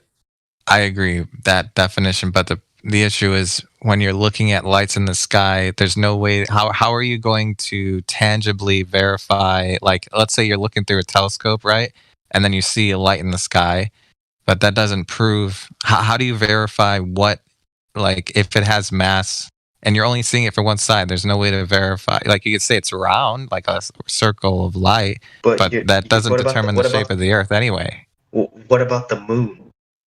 Yeah, that doesn't determine the shape of the Earth. Other planets, they rotate. You can see them during other seasons. You can see them. Repeat your answer. I didn't hear you. Go ahead. Repeat your answer. How do you know that light is what you described the planet to be? Yeah, that's the light is just a reflection of the sun. Like, the light is a reflection of the sun, just like the moon. That's why the moon shines. There's no light from them. Now what I asked you. How do you know the light in the sky is what you would describe the planet to be? Because people look at them through telescopes and they can see it. You just see a light through the telescope, man. It doesn't tell you what it is. There's no way to verify what they are. I gotta be honest, I just joined this just for fun. I'm not a flatter. Did you see Curve? So you look up in the sky. Polo G was actually a friend of mine. He got banned. Hold on, just let Gregory finish his point. Hold on. So you look up in the sky. So you look up in the sky, and you see a light, and then you leap to the conclusion that it's a humongous ball of gas or rock or liquid flying around in a vacuum, rather than just saying it's a light. They look at them through a telescope and they see what it really is. How about this? How about SpaceX? They recently launched a satellite, or not a satellite, but a rover to Mars. How are you going to verify? Okay, did you follow it there? Or how did you know it went there? You presume that it went to a place that you presume exists. Okay, whatever. This is getting too ridiculous. It's impossible to verify. It's not. Look. It's very simple. If we only go with what we can prove. Okay, he's gone. It's gone. There's no vacuum. Anyways, I already addressed that because I already started saying there's no vacuum. The same thing over and there's over no again. space. The same thing over and over again. Notice who doesn't come in here. Neil deGrasse Tyson ain't been up in here. Michio Kaku ain't been up in here. Stephen Hawking ain't been up in here. Rest his soul. Lawrence Krauss ain't been up in here. Richard Dawkins I ain't been up in wish here. he would. Lawrence Krauss. Oh man, if he ever shows up, he could get it. Hilarious.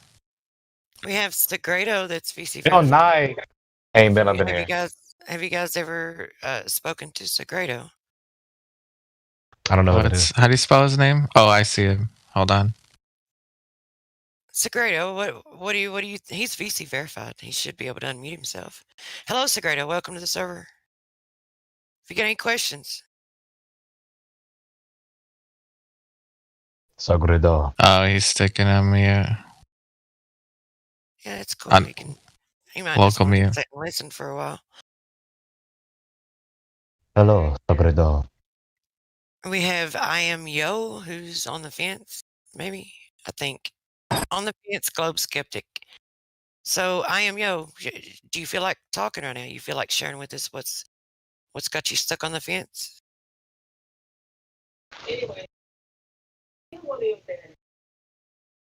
Sorry, just hanging out, just listening to you guys for the night for now.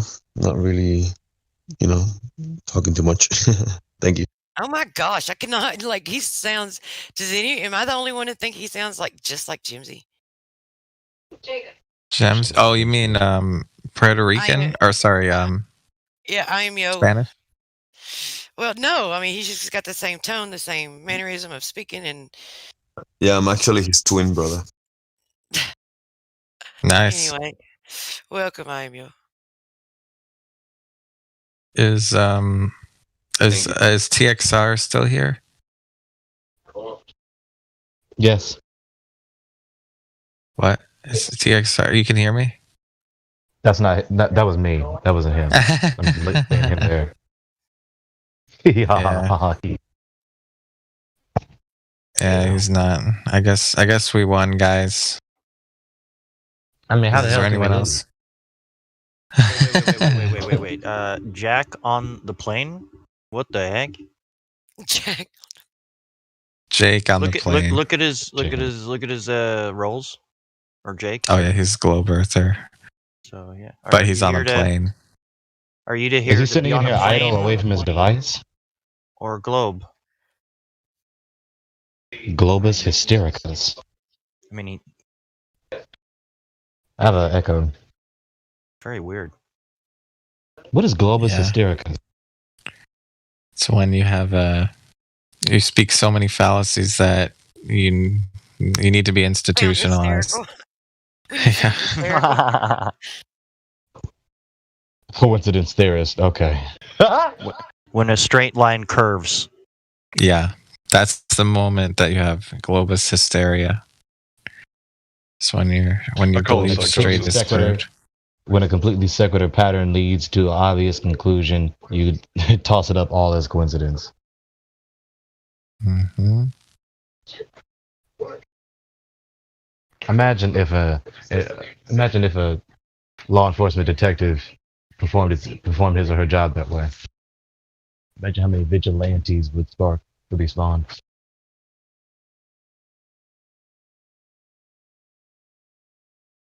Okay. So I guess now it's time for the "We Are the Champions" song. We are the champion, my friend. Do we'll keep on fighting till the we are the champion, my friend. No time for losers, cause we are the champion of the world. Of the world. Yeah. That is flat. Yeah, the flat and not moving world. Champions of flat world. All right, who wants to pretend to be who is like the flat earther? Who can challenge them? Who can surpass them? Oh, come on, that's a little much. That's a little much, Gregory. That's a little much. Who was unlike the beast, right? Yeah. All right. Maybe the concavers. There's no concavers recently. It's How? only globers. How? That's what I want to know. What causes someone to say the Earth is concave? Insanity. That's what caused. Like someone. Complete insanity. How many people are in here? 33.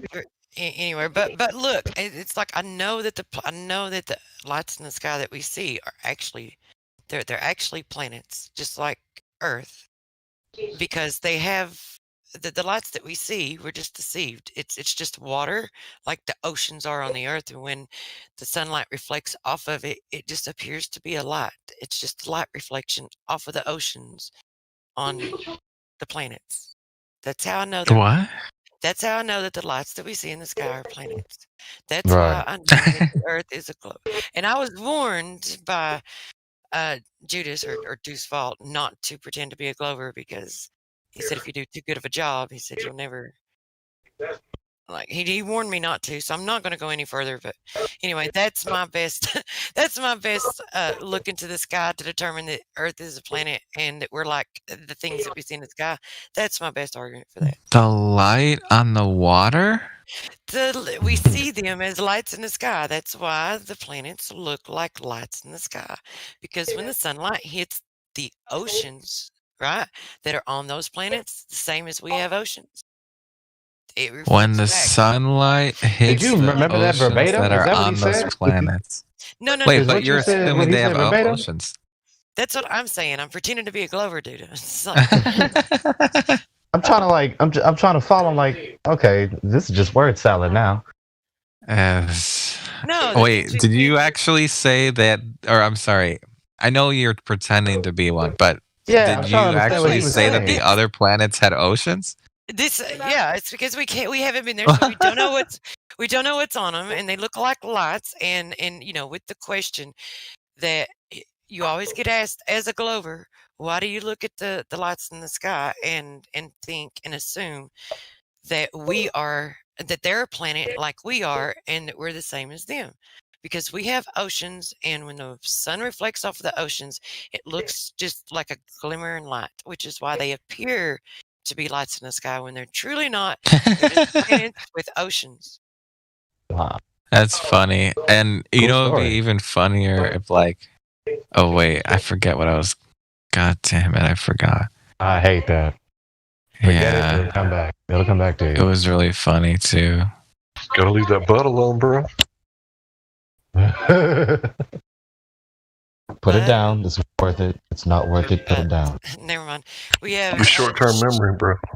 Shiftway in here. I don't know if someone wants to unmute him or not. If not, if he wants to go up into VC check-in, I'll follow him up there and we'll work on getting him a role so he can unmute. On me. Does Jake on the plane ever speak up? Rarely. Okay, I haven't heard him speak yet. What is Shrang, or what was his name? Shriftway, you're unmuted now. If you want to speak. You there, Swiftway? Okay, he's not there. Okay, here's what I remember what I was gonna say. Wait. Hang on, he unmuted himself. Do you want to talk to us? Do you want to ask any questions? Introduce yourself. Hello. How the hell are you? Well, he unmuted his mic. Damn it. Oh, Crypto's in here. Yeah, but he's not. Yeah. You there, Shiftway? He remuted, so He muted himself again. Okay. Morning. Anyways, what I was saying is okay. Whenever they say good morning, you see lights in the sky that look around. My first question is, if you're seeing a bunch of lights in the sky that are round, then why are you not a light in the sky? What is the name of that fallacy? Isn't that just non non sequitur? sequitur. Yeah. Like the I'd say conclusion is not non-sequitur. necessary. It does not follow, yeah. Yeah. Why are you What's the Latin? How come you're not a planet? Are you a planet? You're not a planet. Why aren't you a planet? I'm gonna say that. I gotta start saying that. We are a lot, just like they are. It's just you can't distinguish it because of the spectrum that we give off. If you were on the other planet, standing on a boat in their oceans or whatever, and looking here on the Earth, then we would. I think- your lights. No. That's not what I'm saying. I'm asking we why would, because- you as a physical body, why is your physical body not a light in the sky and not a planet? Well, I'm not in the sky, but I am a light. No, I'm okay. I'm done Do you with get this. it? You get what I'm Like, saying? Yeah, I get it. Why do some users have like all the tags, all the labels? Like memeing in the name of he's a Globus Hystericus and an OG flat earther. Oh, well, that's Who? dude. You think that's a lot? That's nothing. Just you need to check more people's tags. But why do people do Have you that? seen Lulu's tags? Or not Lulu, sorry. Crypto. Have you seen Crypto's tags? Yeah. At 1 million. Why? Why? For fun. Well, I did about 4 myself, and the rest were by other people. Who said that? That's Crypto. The main ones are at the top, so that's basically all you need to know. Wait, who said that? Crypto? Yeah, the British accent was Crypto. Yeah, man, what's up? Hello, how the hell are you? What's up? How are you doing? That's a shit British accent. I'm sorry. Or sorry, not a British accent. Crypto, Australian. Please tell us, please prove to us the government didn't lie to us, that we could trust them, that our tax dollars aren't being stolen away from us in vain. What, me? That reality isn't a lie. Yes, please. I definitely cannot do that. Oh, can't do that. No, because the government are a bunch of thieving cunts. And you know one of the ways we know that's true, right? Because it lied to us about the shape of the Earth. Of course. He's flatter. Is Rum here? Do you think I'm a glober or something? Oh shit! Am I wrong? You okay, bro? Yeah, you couldn't God be damn more it! wrong. Take the damn tags off. Got me all disoriented and discombobulated. Rum, are you there? Rum? Are you Why there? am I? Why am? Hey, Ram. Why am I? Why am I Where's the unmuted? We wanted to know what you think about what the shape of the Earth. What do you think? Oh, shape of the Earth. Okay. I was only listening, so I didn't even think anything. You were only listening, not thinking. You thought enough to join a Flat Earth Discord, so you must be interested in the topic. Must be. Oh, I only joined because I wanted to see what's going on in the server. I was only in the concept of learning. I'm only in the concept of learning. What conclusion have you come to so far? Firstly, if I joined that, mostly the term in here was about physics. Now the term was thermodynamics. Now the second part is what I've said is months ago already, from January when I wasn't here. Now April, the Earth become not disk. It is not a disk now.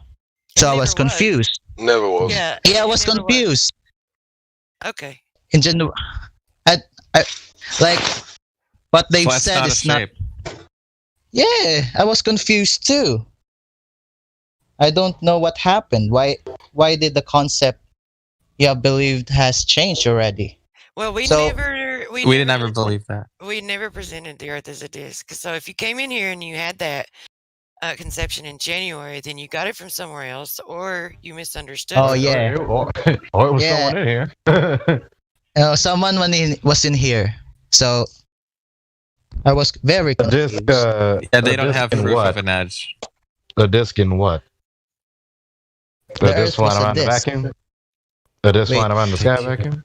I learned that Earth is based on physics. I debated that. Okay, I use the concept of the Earth that don't have a gravity. So I used that. They said the Earth is pulled by particles. Said that. Basically, It's not true. It's not true. Particles. Yeah, I can guarantee you that no one in this server has said either of those things. Daniel? If they're honest, they would not say a shape, and they would not say there is proof for gravity, because there is no proof for gravity. And then, okay, Gregory, I guess I can say that no flat earther in here said that, and that if anyone did say that, then they were lost, and they're not like a true member of the server. They're just a passerby. They're just heretics. Yeah. Well, they had callers in their role too. They had callers in the role. I thought they were. Do they have proof for an edge? 'Cause Yeah, you said it was a disk. Do you have proof of an edge? Wait, where was it? Let me find. A disk. Listen. A disk requires any shape requires a limited size. No one has ever proven the size of the Earth, and it also requires an edge. So, do you have proof that there is an edge? We don't prove a size, measure size. No, I said I haven't have any concept. That's why I was listening exactly. only. And It's not a shape.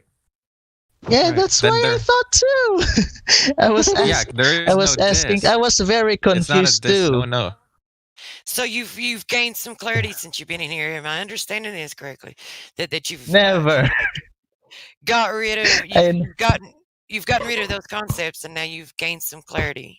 Is that what I'm Another concept. I kept getting new concepts. Another concept that I'm very confused. Literally confused. Okay, well, do you want to talk about something that's not a concept, like an actual verifiable fact? Let's stick with those. Why is Antarctica why are we unable to go over Antarctica? Because it doesn't exist. It doesn't exist. No one says it doesn't exist. You just have, you have to go there to know. Who the fuck just said that? What? I did. Why? Who said Antarctica? There is no icy continent at the bottom of a presupposed ball. Oh, yeah, but that's not to say that if you go south, you don't hit an ice shelf. Right, that's not Antarctica. Yeah, why wouldn't it be? Well, the shape Antarctica that by they claim it definition is. Right. Because Antarctica It's is a continent south, regardless. Right, it's a Well, just continent because on the they other side say of a it's presupposed ball. yeah, just because they say it's a continent on the bottom of a ball doesn't mean that it's not Antarctica. Well, there's no reason to call it Antarctica if it's not the but that's opposite of the what- Arctic. It's That's the what proper Antarctica is. nomenclature. No, but it's still right. When I say Just call it. when I Have you ever say seen a ring Antarctica, magnet? nobody knows. Have you ever nobody seen a ring wondering- magnet? One second, mate. Come on. Have you ever seen a ring magnet? A ring magnet. Yeah. I think I have. I'm just not conceiving it. What's a ring magnet? So the idea that the north would be in the middle and the south would be every point on the outside. Kind of like a Yeah, that, yeah. Right. Yeah. Yeah, south is the opposite So- from opposite direction from the center. Yeah. So just because globers think that there's a ball and there's a fucking continent stuck on the bottom of the ball, right? That landmass still exists, right? It's just that they think it's stuck somewhere where it isn't. Can you call it a land mass? Or Yeah. Yeah, you can. because I thought land was only like Earth. It's just the name of a continent. You don't have to. You don't have to redefine the name. Yeah, you don't have to redefine it. Just forsake the name altogether. I mean, do you think the land is actually there? Yeah, I know. I know the ice wall is there. Yeah, we just call it Antarctica. We don't have to. Whatever it is. Okay. Oh, you I just call agree it the that ice there wall. is a landmass there. We're just okay. That's fine. Okay. Anyways, we're not denying. That we're not there's denying the something there. existence Whatever of it's that, called, you're going to call it yeah. Antarctica, an ice wall, whatever. Okay. So Right, we agree okay, with that. So Cool. yeah. So anyways, what's his name? What was your question before we got sidetracked? About Why aren't what's we? your question? Why aren't we unable to go over Antarctica if there was Like I a said, it wall? doesn't exist. Have you ever tried that? It would be really hard. Who said it doesn't exist? Yeah. Have you ever tried? Gregory, stop doing it. It's fucking annoying. How can you fly over a landmass that don't exist? You just Bro. said just a minute ago that you knew that it existed. What are you doing? No, Antarctica. This presupposed landmass at the bottom of a ball. You can't fly first of all, over it. Listen. Can't fly over He's the ice not wall. assuming it's a ball. I know, but you've got Right. this misconception that it requires to be, in order for it to be called Antarctica, it must be this landmass at the bottom of the ball. That it can't be called Antarctica if it is the surrounding perimeter land in our On a existence. flat Earth. But it can. Okay, so stop saying it doesn't exist. But why bother That is calling it very Antarctica? misleading. Because it's the proper nomenclature. Ball, they're calling it Antarctica. Right, when I say We're just Antarctica, saying it's the nobody name of here a goes, "What are concept." you talking about?" Right? It's just because you Yeah, understand and know what Antarctica is conceptually, it doesn't mean that it exists. Yeah. Are you from Well, we Flat get Earth accused of- Society? I know what accused of saying- Narnia is, but that doesn't mean it exists. Yeah. Does Australia exist? Okay, well, there's people in Argentina who live very close to a place called Antarctica, right? And you can Yeah, just contact because these you call people it from something, that Argentina. doesn't mean. Like just because you call it a Contact these certain name, right? Look at this guy, man. Holy shit. Okay. Right. I just The don't. I just don't question. think We're it's getting accurate to- sidetracked. Well, no, it's segmented with what who's asking the question? Segmented with the It's, person's you're question. you're trying. Okay, we all agree that there's some kind of landmass there, whether it's an ice wall or Antarctica. I'm not claiming a shape. When I say the word Antarctica, I'm not claiming a shape of the Earth. Okay, it could be flat or globe. I don't care. That's not what I'm asking. What he's saying is, what's your question about Antarctica? Go ahead. Okay, I'll revise it again. Are we able to go over this land mass which is actual wall? Are we able? I've never tried. I don't know. The thing I've is, never tried that. you have to have passport. You know about passports, right? You have to get permission. Right? And in different places, you need different permissions, right? So if you live in one of the signers of the treaty, you have to get special permission because they all agreed to a contract that this place wasn't for military, right? So you have to obey special laws that don't exist anywhere else except for this below the 60th, what's it called? Parallel. Parallel. Yeah, so Rum, you familiar with the Antarctic Treaty? No, I don't know anything right now. I'm very confused. I have to collect my thoughts, and I have to. Yeah, everything. I have to change everything actually. do some research on the Antarctic Treaty, right? And avoid the flat earthers. Just do research from like Britannica or some encyclopedia that can tell you about it, right? And then expand your research into other people that maybe talk about it and cite. Make sure you read the original document. But, you know, do more than preliminary research. By the way, I should also mention, if you're going straight, it's not a globe, just so you know, because a lot of people will say, well, what happens if you go straight? Well, guess what? If you're going straight, then it's not a globe, because you can't go straight on a curved surface. So rest in peace. Rest in pepperoni. Rest in pizzazz. Rest in peace. Rest in peace in heavenly dreams. The globe is dead. Wait, the sun is actually real, right? The sun is real. What? Yes, the sun. Yes, brother. Yeah. The sun is real. Why would you ask such a No, hold on. Why would you ask such a ridiculous question? Hey, the sun I'm gotta just be real, asking. right? I'm only asking. Where is it placed? Is it actually outside the atmosphere or inside our atmosphere? We don't know what the sun is, but we know that it is. Inside? No. It's a light source. I'll say it again. Maybe you can understand this time. We don't know what it is, but we know that it is. Oh, we only know that it is the sun, that it is a light, and that it gives off heat.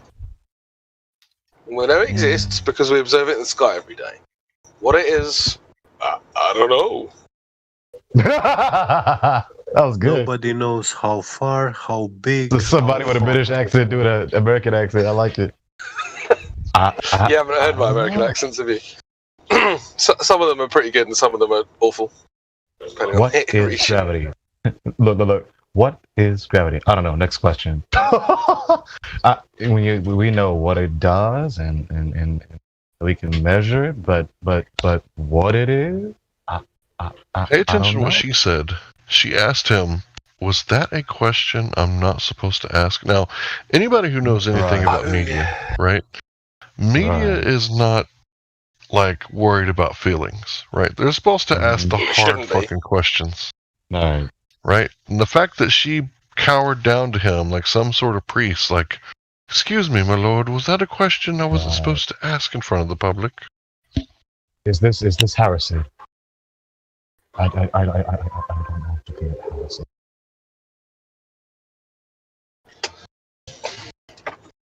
Yeah, and the way Joe Rogan sucked Neil deGrasse Tyson off on air was absolutely it was just a pure display of cuckoldry.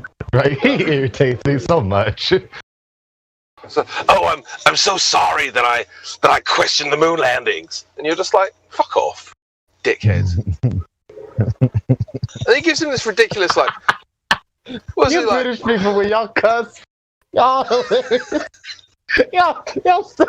that word with so much. Y'all put your whole heart into it, man. Yeah. And get off the fucking road, you fucking wanker. But no, I've got a special hatred for Joe Rogan because he's such a special hatred. It's not like any other dishonest piece of shit. No, because he knows the moon landing never happened, right? Like he knows it never happened, and he talked about it for years. And then he gets Neil deGrasse Tyson on his show, and he's like, "Oh yeah, you're the best. I'm sorry I you ever make- questioned it. Fuck off. Can you make pain more painful for him, please? Yeah, I'll try. Love thy neighbor as thyself. Do unto others as you wish them to do unto you. But yeah, anyway, he gets him on his show and he's like bowing down to him, and then he comes up with this absolute nonsense. It's like, we calculated the fuel required to go to the moon, therefore we went. Oh, fuck off. Stupidity. How much Neil, if you're watching, man, just come on in. Man, you're smarter than us. Where'd you graduate from, bro? You graduated from somewhere, somewhere with some prestige, right? Come on, come in. Show us that we can trust you. See, I want Show to me the trust way. the people in power. You understand? I don't want y'all to be doing evil, right? Neither does the Lord. You see, so just come in and prove to us, or if not you, someone bring someone in here who can. You see, come on, show us. Show us the force. We want to see. Like, we're being scientific here. We're trying to seek truth scientifically. Well, they can't even come with a good philosophical model for a globe. Or maybe not model's the wrong way, but they can't even come up with a good philosophy for a globe. Maybe you're right. Right? Maybe we're arguing against a model that don't exist. Maybe we're not arguing against the right model. They don't have a model. Chocolate Saiyans been in here for years asking people, like Globers, have you got a globe model? Can I see that model, please? They never present anything.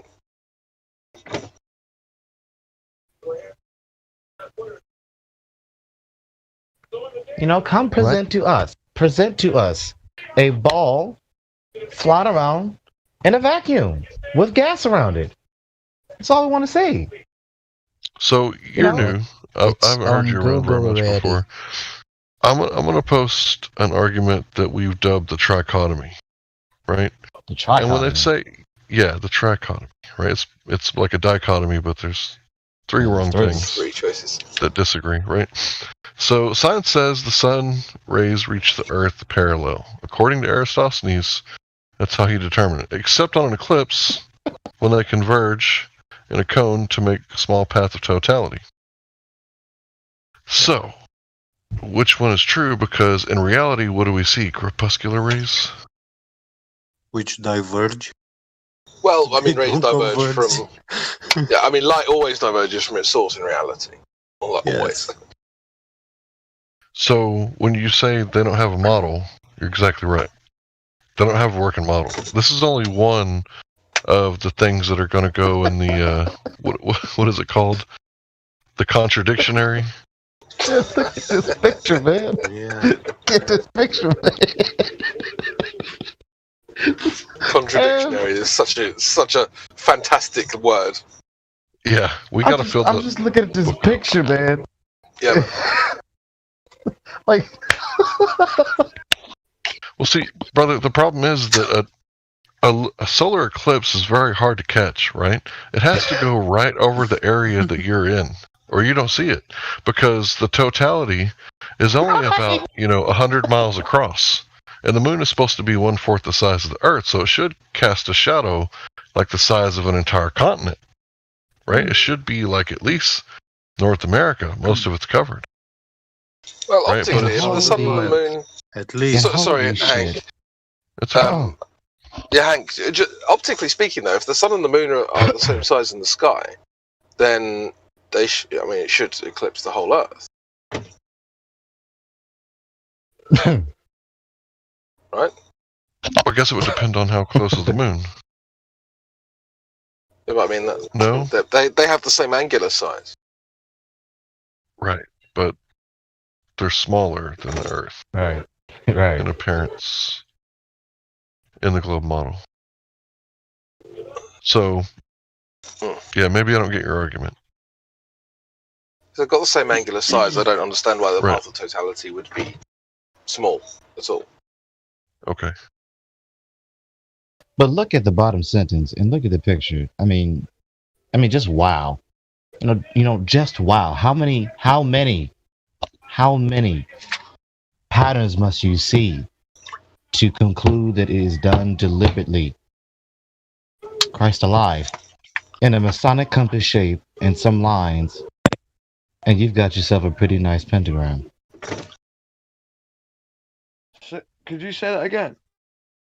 And a Masonic compass shape and some lines, and Oh, you've yeah, got yourself a pretty nice pentagram. Damn. Oh, bro, if you would like to show, I can show you. I'll go and take a photo of my local Freemasonic house that actually has said line railings behind the other railings to line up with it to show a pentagram when you look at it from that angle, and exactly 60. Well, basically exactly 60 feet away from the front door, there's a phallic symbol, right? Brilliant. Mm-hmm. Gotta love Freemasons. Yeah, it's next to the river, mate. Like, trust me, like, honestly, like, I'll have to show you it, and it's like, I can't remember about the degrees and the latitude and longitude, but there's some weird numbers there as well. And it's one of the oldest Freemasonic houses in England as well. Do you have to view the pentagram from 66.6 degrees? Mate, I don't know, mate. Like, I don't know. I don't know about that. I just know that it's set. Some weird numbers. I'll find it out. But it's like, yeah, like you would know yourself, Crypto. Some of these places. Maybe. Well, I know that there's an enormous Masonic hall in the centre of London. Yeah. And when people go, "Oh, the Freemasons they're a conspiracy theory, bro," I walk them to the building and show them the massive lodge in the middle of London. Is that a conspiracy theory, bro? Bro, this lodge that's near my house, mate, near where I live, yeah, my friend was living underneath it in their basement, right? Like, literally in the basement underneath it. And, like, we would hear him doing the chanting and, like, rituals. And like they'd say right to us and every day. Say hello. Every day. I would really like to go over there with y'all in England, because the way y'all talk is just. Oops, sorry. No, I was just saying. I don't know why. I'm really fond of y'all accent. I really am. Yeah. Oh man, if you went over there, you would love the birds. All the birds talk like. You know the birds in the sky, yeah? No, the blackbirds especially.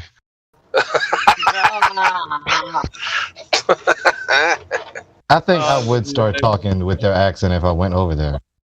I really do. No, I do love it. Have any of you have you guys have y'all ever been over here? Yeah. In California, the USA? I've never been to Cali. I'd love to go to Cali. Yeah. I want to move. Maybe it's a stereotype that we've been conditioned to have, but the the British accent does sound smart. Yeah, I don't know. I mean, Crack will back me up on this. Some English people, even with the accent, sound dumb as hell. Bro, listen, like, I literally have like a slightly. I even put on a bit. Like with Crypto, like with you, Crypto comes from a slightly further north. Like Crypto, you hear that bit at the end of my voice? Uh-huh. Yeah. Not crypto, but crypto. Right, bud. You're about 10% farmer, aren't you? Correct. Yeah, so, yeah, I'm about 10% farmer. But the thing is, also, the issue is my accent is extremely rounded. So people find it hard. Roundish. Rounded. No, rounded. Roundish. Not round, but Not round. roundish. Rounded. Roundish. Rounded. There we are. Very good tone. All not part like, must serve and. The other thing I was going to listen. The other thing I was going to say is that because of where I come from, I'm sort of half in between London and half in between the southerly sort of like places that are like how would I put it? That are like even more farmer by, if you know what I mean. You know, you've Like got a lot of Bristol. bloody listen. You've got a bloody lot of bays, right? Who talk a lot like this down here. You know what I'm saying? They talk like farmers. Listen, you don't even under fucking standby. You know what I mean? You sound southern. Listen, it's how me father talks, mate. Right? Well, me late father, me dead father used to talk like this, right, mate? So you man got a bloody clue how bloody silly English bloody people can sound. But Crypto can do the West Country's accent and all, can he, Blake? I can't on a fuck's sake. Sometimes I can, sometimes I can't. It's hard to do it sometimes. Yeah, you're right. Yeah. I think I have to be around. I have to be around some accents. You have to be around to get the certain kind of inflections and stuff. I mean, I have no frame of reference, but I know that's accurate. I know what Villain did is accurate. Yeah, I don't. Well, it is. It is. Nailing it. And the way he says it to express how unintelligible it is.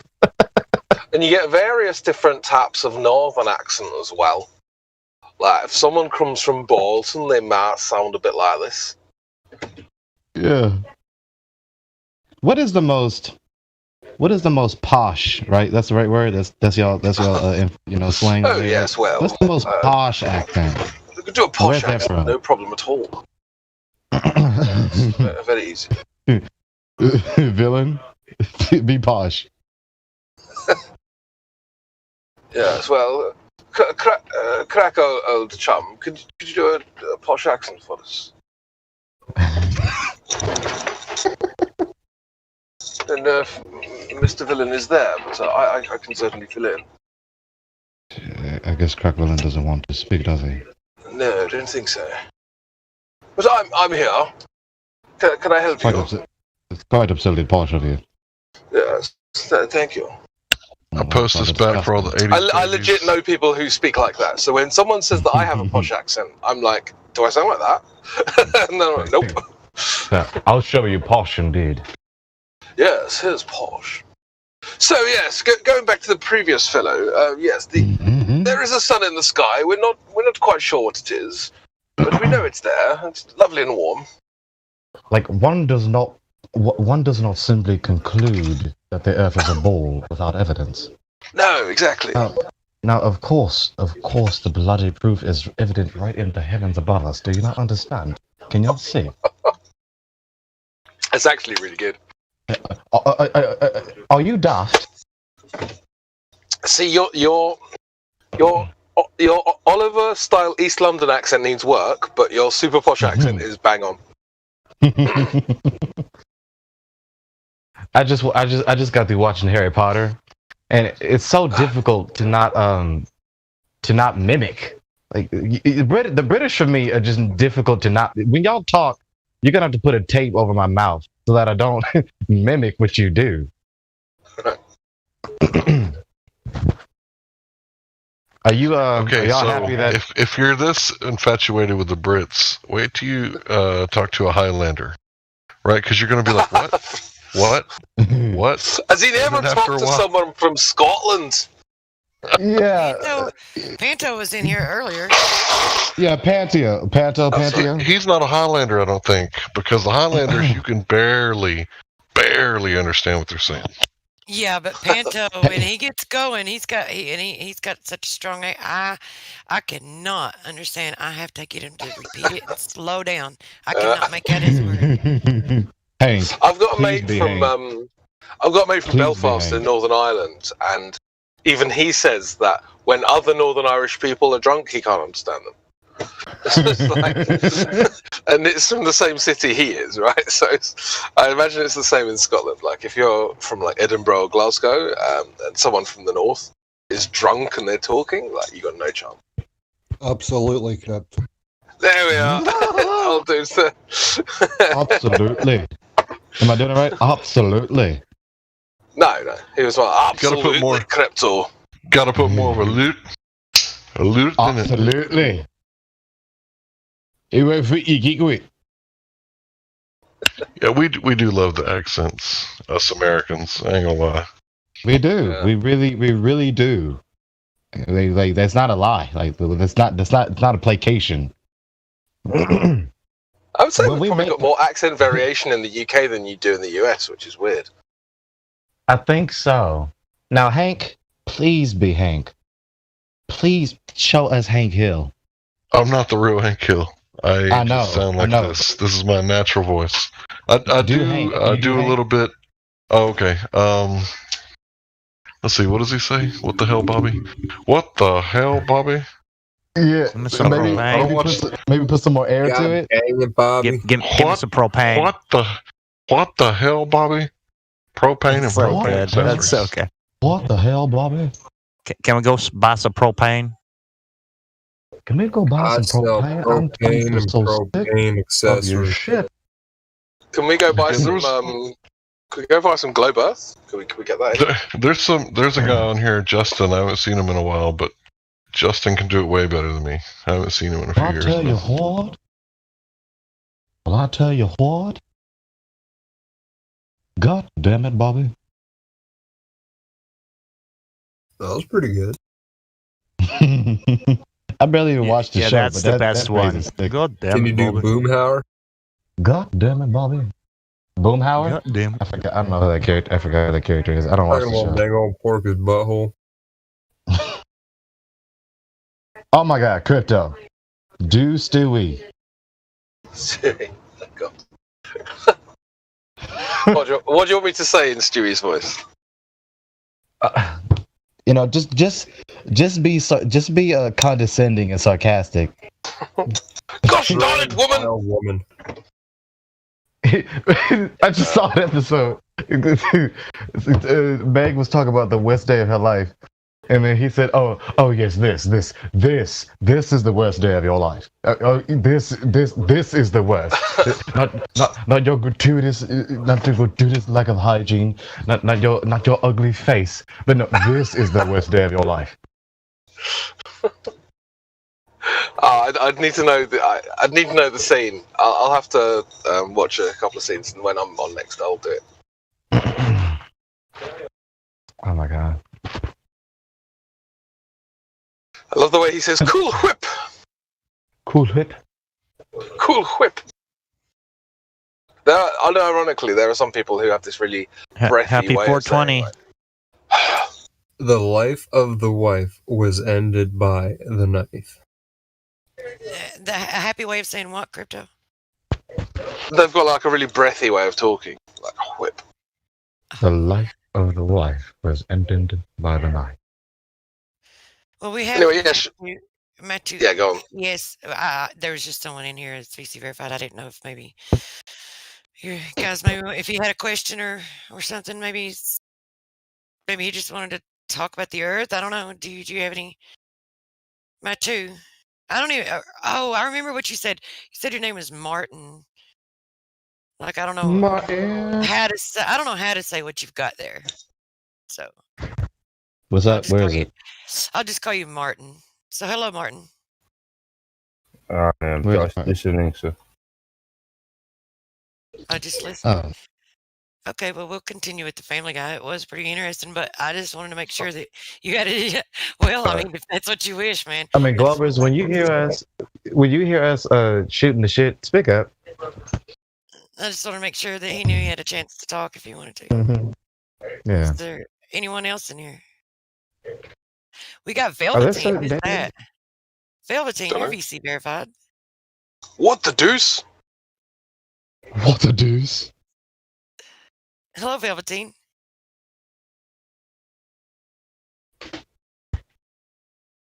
Well, welcome to the server Nice. nonetheless. Right. Alrighty then. Alrighty then. How the hell are you, Velveteen? Alrighty then.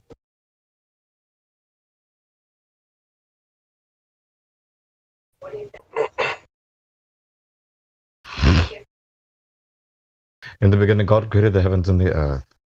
The earth was without form and void, and darkness was upon the face of the deep. And the Spirit of God hovering upon the face of the water. And God said, "Let there be light." And there was light. Now, here's a question for all of you.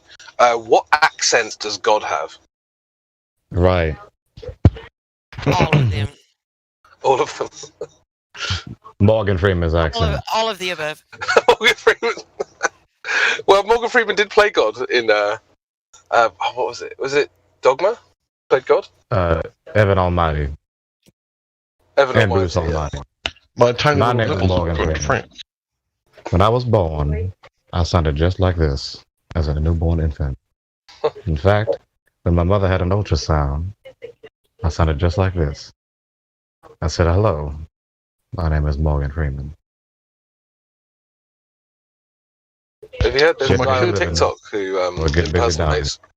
There's a guy My on kiddo- TikTok who impersonates Morgan Freeman, and he absolutely nails it. But he does all of these kind of like he's like commentating on like complete. Like, he commentates on other TikTok videos. And so there's this woman who like didn't believe the Mentos Coke thing, and then so she obviously throws the Mentos into a Coke and it explodes everywhere. But it's like Morgan Freeman commenting on it. It's like, and then she realized that it was true. And at that moment, she realized this was true. Anyway, my name is Morgan Freeman. Say it with me. My name. My name Is Morgan Freeman. is Morgan Freeman. I can't do Shut it. up!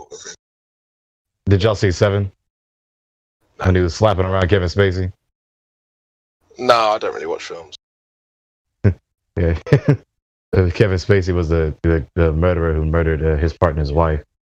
He was taunting him, making him want to open the box, which had his wife's head in it, which would have provoked, of course, would have provoked. Oh, I did see that. Would have provoked him to murder him and not imprison him, thus proving him to be right. He was taunting him, Kevin Spacey, and then Morgan kept slapping him, saying, "Shut up!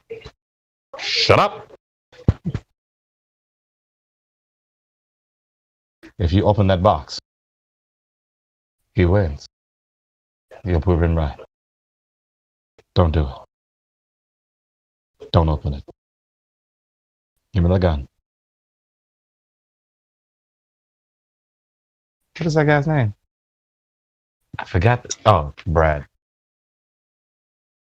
Brad Pitt, give me the gun.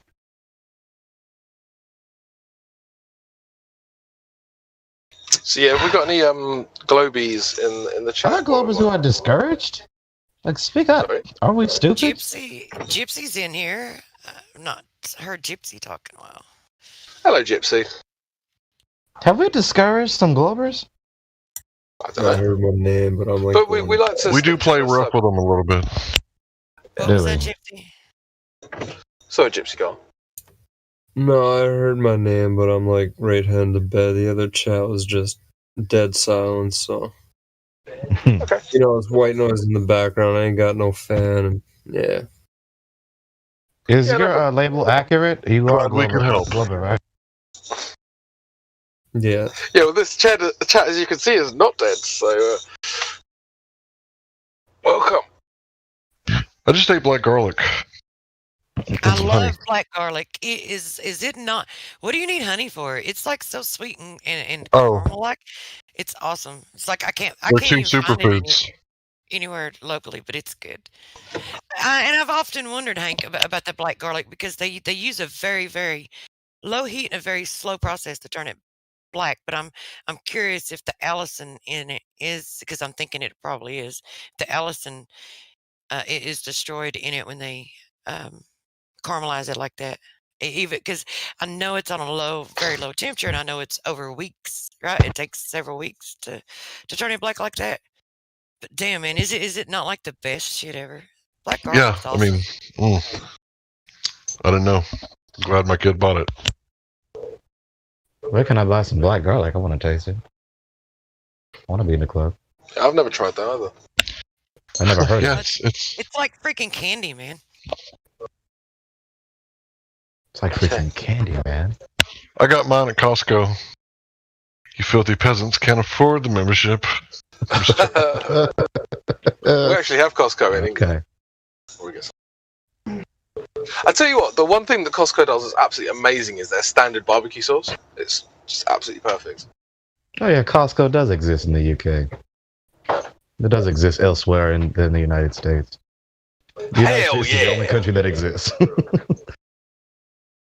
What you talking about, Willis? Oh! I don't think their Talking honey's about real though. I think it's like not real honey.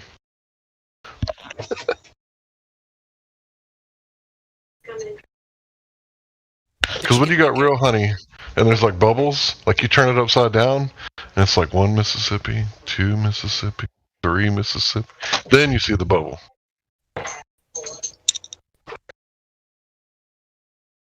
Well, you can think of it as real honey. I guess so. You can, right? if you imagine the Earth as a ball, then it's a ball. If you imagine the Earth is an oblate spheroid, a pear, then it makes sense. Like what fallacy is that? Ain't that begging the question? What one, sorry? You know, when the Globers say, if you imagine this or that to be the case, and then go on to That's further psychosis presumptuously explain their fallacy. model. Yeah, that's Say it like again? retardation. Wait, say it again? They've lost psychosis. They've lost touch of reality. It's a mental condition. Yeah, it's no longer a logical so fallacy. The name of the fallacy it's is insanity. Yeah, literally. It's you've gone past logical fallacy and into the realm of mental illness.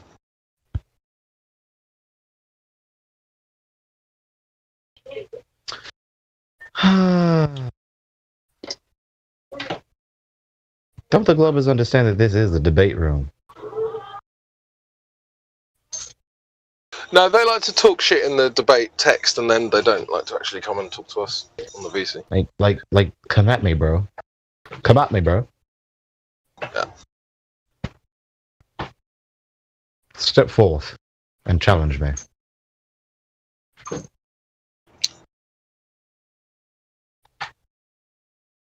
Prince Philip, the man is dead now. How many celebrated? How many mourned? He's been dead for about 20 years. Yeah, have you seen him? Had you seen him before he died, man? It was like a zombie. I get it. You ever seen Shaun of the Dead? Yeah. It's a bit like that, wasn't he? Those people. Oh my God. You got that, man. Y'all, that royal family, man. Weird ass motherfuckers.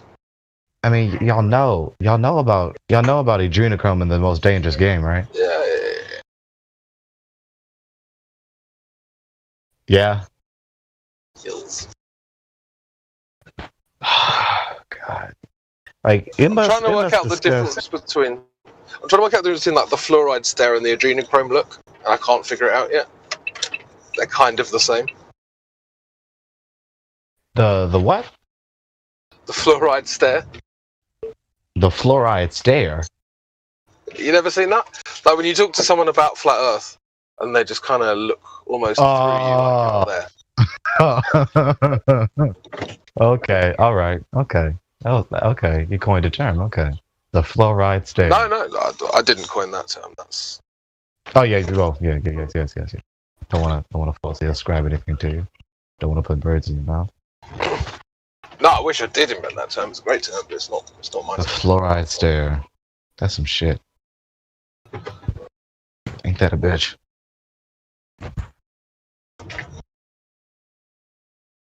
Are some of us immune to the fluoride, or what? Is there not enough in my area? I don't know. I don't feel dumb. We were asking this the other day. You might have been here. We were talking about this the other day about like what's. How did we escape the Matrix, basically? Right. Is the Lord on my side? Is the Lord with me and none shall be against me? I don't know about the none being against you part. Don't think that's going to happen here.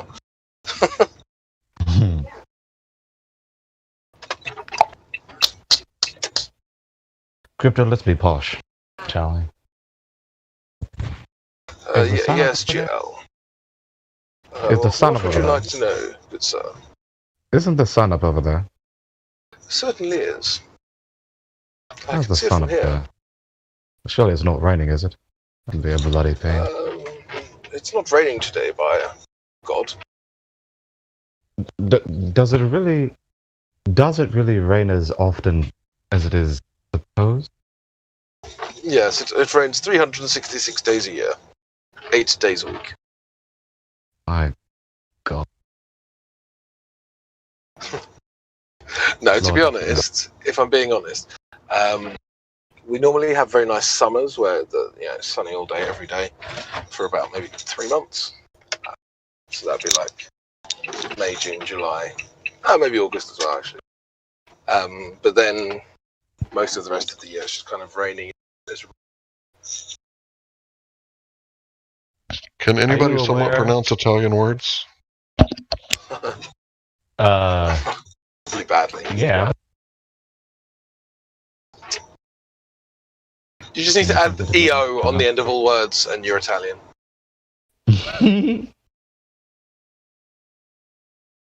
Scorchio. What kind of Italian word are you talking about? I wish I could speak. Right there. I just posted a picture. I'm Italian, but I never learned the language, and unless just saying my name is, which, I mean, I guess that would be somewhat of it. Italo che son. Pinot, Grezio, something like that. Italo Pinot. Gascon. Yeah. Let's see. Pinot Grigio. Italo Siscone Pinot. No, I can't. Look, I can't. Italo say it. Like, Siscone. not with the accent. I tried to imitate other accents, and for some reason, I am 100% absolutely incapable of it. It's obvious you are from the north. Oh, God. Yeah. Sure. Where are you from, Truth? I'm from Kentucky. I'm Kentucky.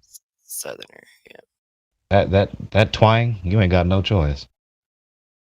It's like I can't make it do anything else. Can you turn it off? Have you ever tried to turn it off? You know, tried to speak with what they call a neutral accent, kind of like mine. Actually, yeah, I have, because it's like here a while back, I had a really close friend that was like they're kind of, I guess, up to do, you know, come from a rich family or whatever, and they've got a lot of friends, a lot of like colleagues that they went to college with, and a lot of their friends, and not to mention their family that are like 100%, I don't know, I guess proper spoken or whatever, but and they were asking me, they said, you know, just the way that you talk sometimes makes you come across as not as intelligent as you are, because once I start talking to you, he said, you know, I realize that you are very intelligent, but it's just the way that you speak, you come across as being unintelligent. Have you ever? And this was their manipulative approach as to come and try to change me, right? And then they asked me, they said, have you ever considered maybe changing the way that you speak? And it did kind of like give me some insecurities about it, but I mean, I've gotten to the point to where I just kind of don't give a shit, really. So, but no, it's like there for a little bit after they told me that I did try. I did try, and then I just found it to be useless and pointless, because I don't know, just sound like bullshit to me. No, doesn't that Just come like from TV? It's just like a manipulative way to change somebody, right? But I don't know. Yeah, it's a vain pursuit. But you know, the idea that, you know, Southern folk, you know, the connotation of you know, dull-mindedness is attached with the Southern accent. You know, where does that come from? I can only imagine it comes from TV. Well, I'll tell you my understanding of it. It's like when you look at all the control, like how they can try to control the population and get them away from the grounded family values of morality, right? They want to divide families. They want to separate the man and the wife and create 2 wives and 2 husbands and so forth, and then separate the mothers from the children, and have the state raise the children. And I can tell this a lot better if you don't like respond in the middle of every other word. I'm sorry, but it just gets on my nerves, dude. But anyway, so I think that this like comes back like from the root of the time that when they started implementing these things, right, to try to separate the family. And so what they did is like when you get in the city, that's where everything gets more. That's where more of your progressive lifestyle began. Like they were able to implement it in the city, right? And then in the country was where the people were preserving like the family unit. They were hanging on to these values of morality that that were getting destroyed. And it's like when you see the stark contrast of when it began between the city and the country. That's what, at least that's what I think, because then they start out with shows like, that was like back in the day when they started out with shows like Hee Haw, and did you remember Hee Haw? Yeehaw. It's just the name. I do.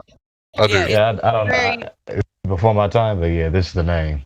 It's a very, very old show. It's like that was right in the inception of this movement, of their attempt to separate the families and destroy like the morality, within the home and divide the family. And so they painted the people who wanted to hold on to those things as an unbecoming and undesirable lifestyle. Dull-minded, bigoted. Yes, obstinate, obdurate. That's just my uneducated. And there's a little bit, there's a little bit more of a dynamic to that also, but it's just like that's kind of like a broad generalization of my point of view of it. Wow. By the way, the wine was good. I'm not much of a drinker, and if it tastes like shit, I don't swallow. Oh my god! It was just too perfect. It wasn't too sweet, and me and my son both thought it had a really good taste. Hank, you caught me off guard with that, damn you. Tastes like I'm not much of a drinker. Yeah, if I like the first time I had tequila, I didn't know any better. I was like a kid. It was in my cabinet, and I just like turned the bottle upside down and glug, glug, glug, glug, glug. Like it was so terrible. But yeah, it's really good.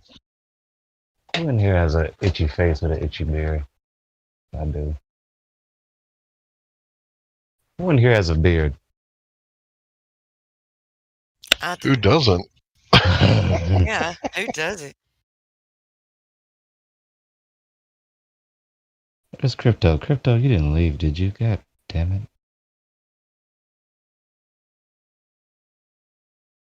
I damn near might help out now, because either the Globers are asleep or they're afraid. Don't be afraid.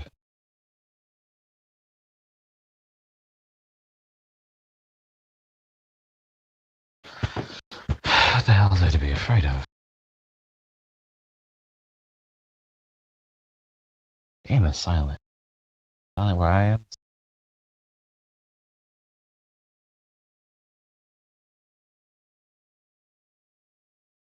Truth? Yes. What's that? Why is everyone silent? You say that as if you expect me to know. I was hoping you did. All I can do is hope, can I? Well, want in one hand and to do whatever in another hand. Tell me which one gets full as quickest.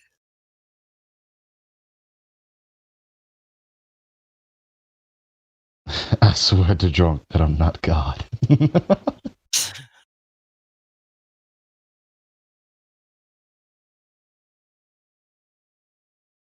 Damn you! I don't know why everyone got. I don't know why everyone got quiet. I'm kind of. You got me wondering now. They're looking up the wine. Like, where can I get some of that wine? It's not too dry, but not too sweet. Oh, what brilliant! Just right there in the middle. Leave a tiny leave a tiny infant with a plastic bag.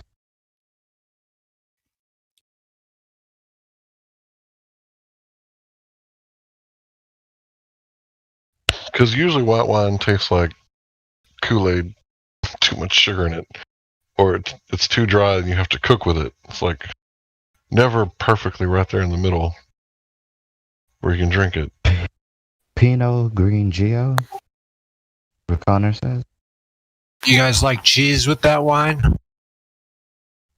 Yeah, I got some cheese in there, but I'm not eating the cheese right now. Have you ever had? Hold on. Have you ever had Petite Basque?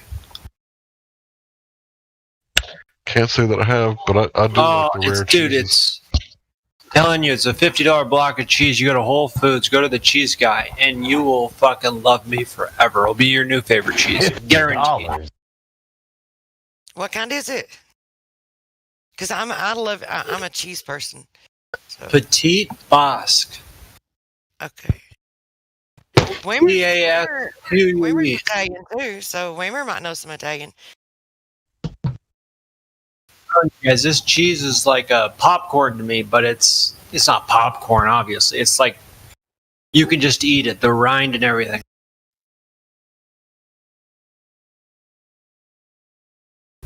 Comes in like a those barrels. Oh yeah. I don't know how that. So Basque, like the Basque people from Africa. Basque. How you spell it? Basque. And Okay. Petite Basque.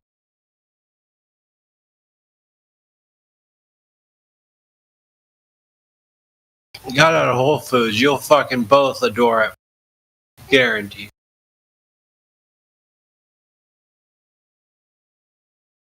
I'd be able to get it for $30.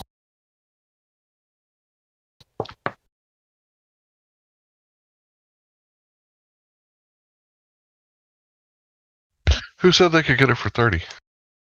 Well, I got it for 34 on sale. Usually it's around 40 to $50.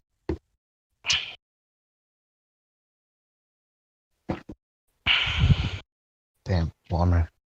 Be a Glober so we can debate. Yeah, they don't come around here too often. Usually we get the normies that don't know any better, right? Because when they come around, they get destroyed. God damn it, bring me a challenge. Here's a Yeah. screenshot for you. Oh, okay. Let me check it out. What is that deity's name? What is that deity's name? That Norse deity. Thor, Loki, Odinson, Nah. Freya. Is it Frigga? Son of Frigga? Freya? Yeah, it's Freya. Like Friday. Yeah. What's her son's name? Petite Basque. Pure brevis. You Telling remember her you. son's name, Hank? I'm not too. I'll ask my kid. Hey, who's the son of Freya? Who's the son? The son of Freya? Freya, Yeah, Freya. It's Boulder. I think Balder. there's a Balder. couple of other people. Thanks, buddy. There's a couple of other people. Yeah, Balder. That's how I feel. I feel got a like Balder. smart I don't kid feel there, man. anything. Smart kid. Yeah, yeah, he's homeschooled, bro.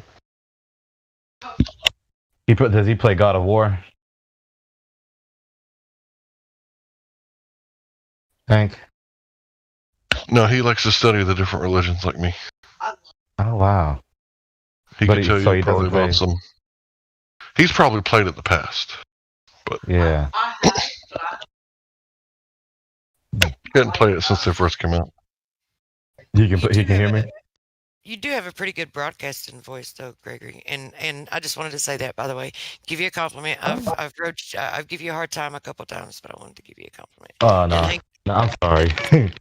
that's awesome, Hank, that you're teaching him that. Like, Oh, I didn't teach him that, or I would have known the answer. He taught himself that. well, I assumed. See, here I was assuming since you were homeschooling that you felt it was important that he knew, and that you give him the material to learn, so that even though you may not have known like that particular answer, you still would have been responsible and considered of teaching him that. No, you assume for good reason. You assume that Daddy was doing his job. So he just picked that up on his own and wanted to learn it. You didn't Of give it course. to him as part of No, it. no. He's going on and on about it now. He won't stop. He's telling me all about the Rainbow Bridge. Put it on the mic, man. It's like, He can hear us? I don't know how old he is, so. But yeah, I appreciate that. I can definitely. That is someone else. You want to hear what he has to say? Sit down and say it again. They want to hear what you have to say. Sit down and tell me. Like I remember I looked it up one script about how Fenrir was the Rainbow Bridge and Sun all in. He was like putting. He needs to get a little closer to the mic. He's breaking. All right, start over. Stomach. Like this. Well, like I remember I'd read it. It was like a script. It was like from Ragnarok, I think. Go ahead. It was the script from Ragnarok. I can't remember the specific like the writing of it, like because there's different prints, and in it was the Fenrir was eating the Rainbow Bridge and devouring the sun in one, putting it in a void in his body, which because in that like mythology, he has this void that's like a black hole in an instant. I guess you could use that as a reference to it, and it absorbs like everything that he like consumes, and it just puts it into like a void of nothingness. So like he kills Boulder, like in one of the stories he eats Boulder and he puts him in this void, and Boulder is immortal, he can't die, so he's just there and he's just floating around in nothingness.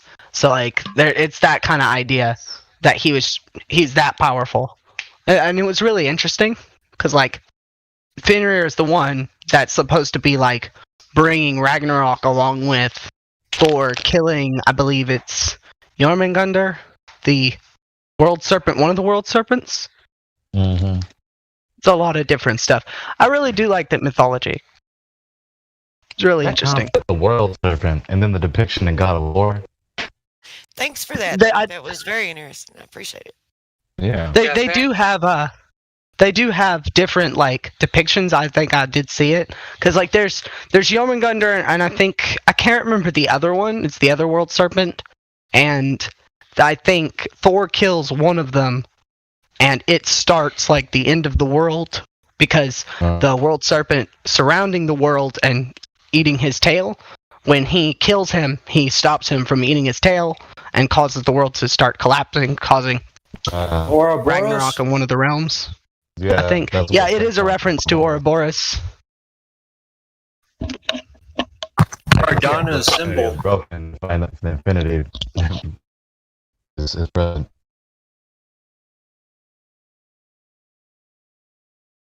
I'm so glad that I copied my genetics. Yeah, and not someone else's. Well, yeah, I mean, she pitched in 50%, but yeah, okay, let me rephrase. I'm glad that she didn't put me in the friend zone and deemed my genetic material worthy to be passed on into the future. That sounded a lot better than what it was starting to come out like. It was starting to come out like, well, she did 50%, but I'm like, anyway, I'm not going to tell you where it sounded like it's going to, because I'm not going to take away from what you just said. So it wasn't going anywhere pretty though.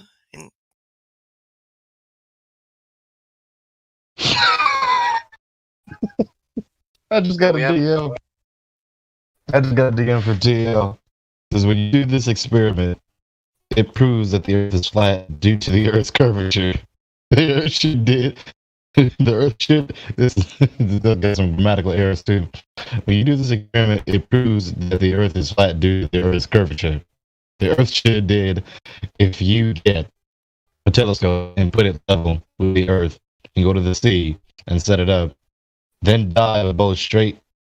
The boat should eventually dip a little bit, but do not. So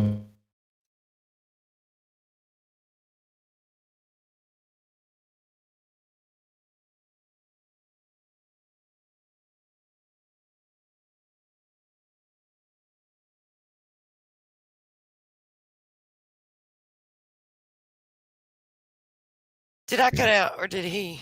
No, I think he cut out. He cut out. Okay. He was roboting already. Yeah.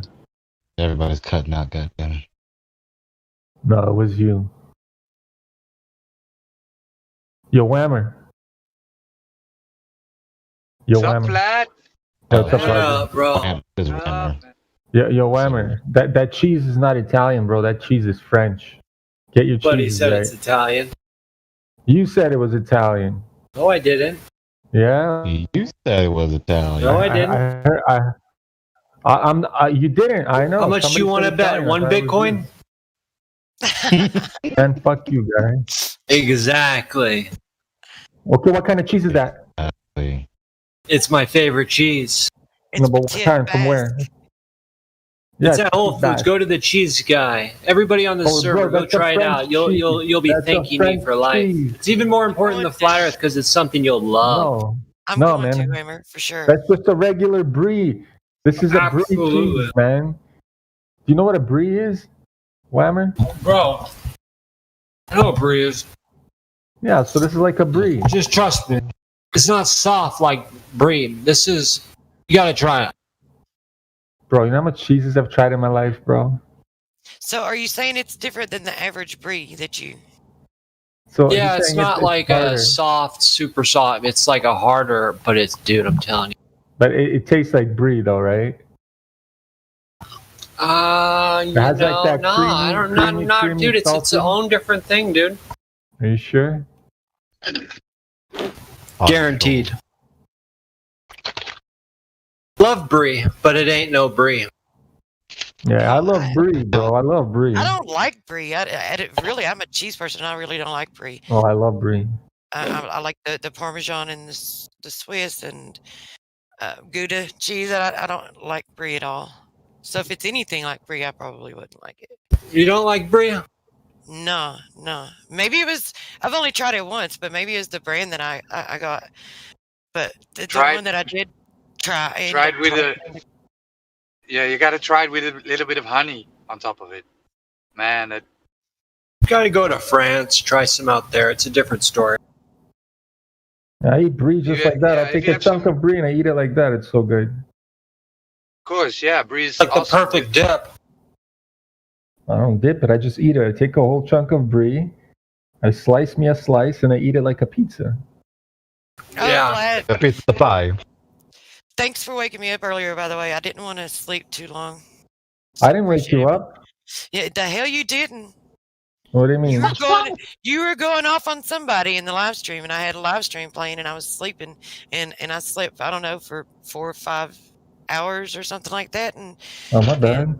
yeah, and hey, no, I didn't want to sleep any longer than that. I appreciate it. Is what I was saying. The hell you didn't. I wasn't bitching. It's just like, Hey, listen, my bad. I don't know if I was screaming. I wasn't screaming at anybody. Somebody's saying I was screaming. I don't scream. My mic was a little too loud. That's what happened. The settings were up to 100%. I'm like, whoa, I never left them like that.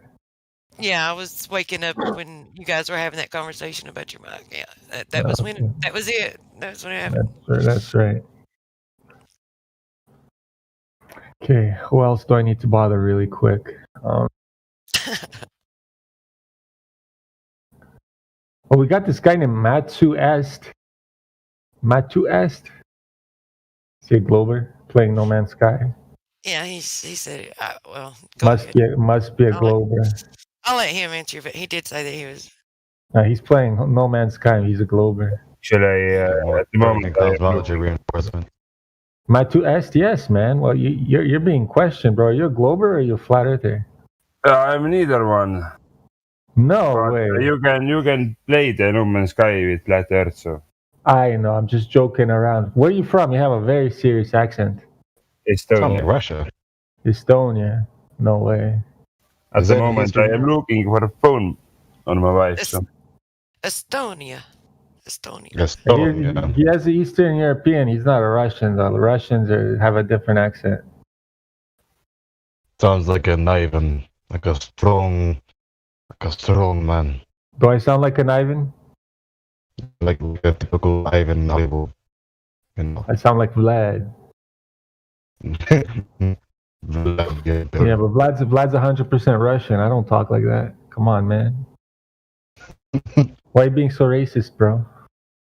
What's with all the Russian racism, guy? Everybody's so racist against Russians, right? And then they don't even put it on mainstream media at all, bro. It's all about Black Lives Matter. then Asian lives matter. Then where in the fuck are the Russian lives, man? Oh, we're trying to hack your U.S. elections. I forgot about it. Yeah, because every Russian knows how to hack, and they're trying to fucking hack the elections. You don't have this problem in Mother Russia. Yeah, we don't have computers in Mother Russia, bro. We're too broke for that. I need to shut the hell up. It's 12 in the morning. Those goddamn computers in Mother Russia. What is this? What is this computer you speak of? What is it? See how you're not even Russian and you're trying to talk like a Russian accented English person. That's crazy. But listen, are you a Glober? Absolutely. Are you? Gregory? Yeah, you're a Bible flat earther. Okay. Makes sense. Now we have TL in the room. He doesn't have roles. Oh, yeah, unmute him. Yeah, if he wants to jump up in the VC, I'll follow him up there. No, you can unmute him here. Let's give him a quick what's up. If he's trolling, ban him right away. Like, it's that easy guy. Yeah, he Let him doesn't have a speak and I will crush him. He doesn't have a new account, so. There you go. So might as well try him out. Just get rid of him. Oh my god. Let's get rid of this guy named Whammer. He's trolling. Toss him out to the... Banish him. He is a disgrace to Mother Russia. Yeah. I'm telling you guys, people are waking up. I was talking to some people today, and they were talking about how everything's being faked. But when I went off to Flat Earth, they it was like A whole new world? No way. Yeah, that's amazing, right? Everything is faked, but not the Earth, right? It's not. It's like they couldn't go there. Every human being sees a flat and level plane, right? But Right. no, man, they couldn't fake it. It's just. Yeah, they changed it up real quick on me. Is that how propaganda works? Make a lie big enough, keep repeating it, and people will believe it? Yeah. It's Well, I'm not going to beat you over the head to learn Flat Earth, but. Yeah, we're not going to shove it. Like, you can explain it to him, but you can't understand it for him. But it's almost as if they want to push the propaganda until absolutely everything that we believe is a lie. Of course. Wasn't that a quote from some CIA guy? That's exactly. Stop reading my mind. That's why I said it.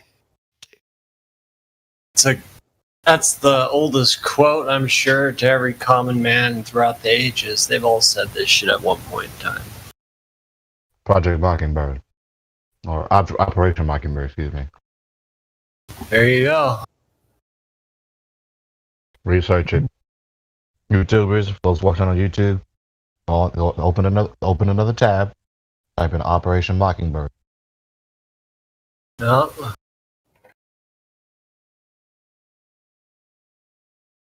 Operation Mockingbird, boys.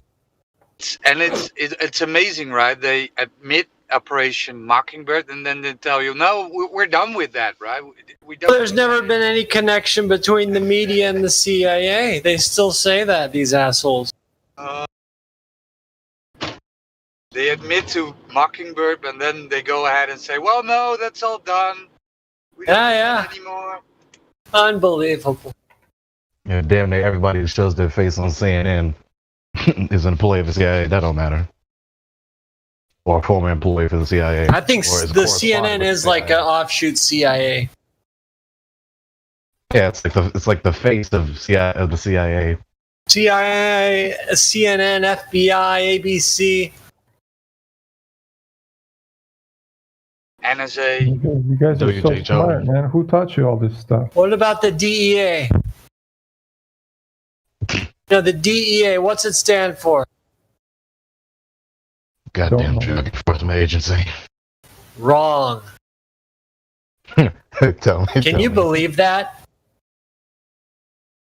Can you believe it's never been the Drug Enforcement Agency? What's with the suspense, man? Whammer, spill it out. What is the name? Well, hold on. Can you believe it's never been that? Bro, you're killing me with the suspense, man. Come on, Drug man. Enforcement and Administration. Oh, no way. It has to be administered. Mandela effect up your ass, dude. Bro, are you sure? Go look it up, bro.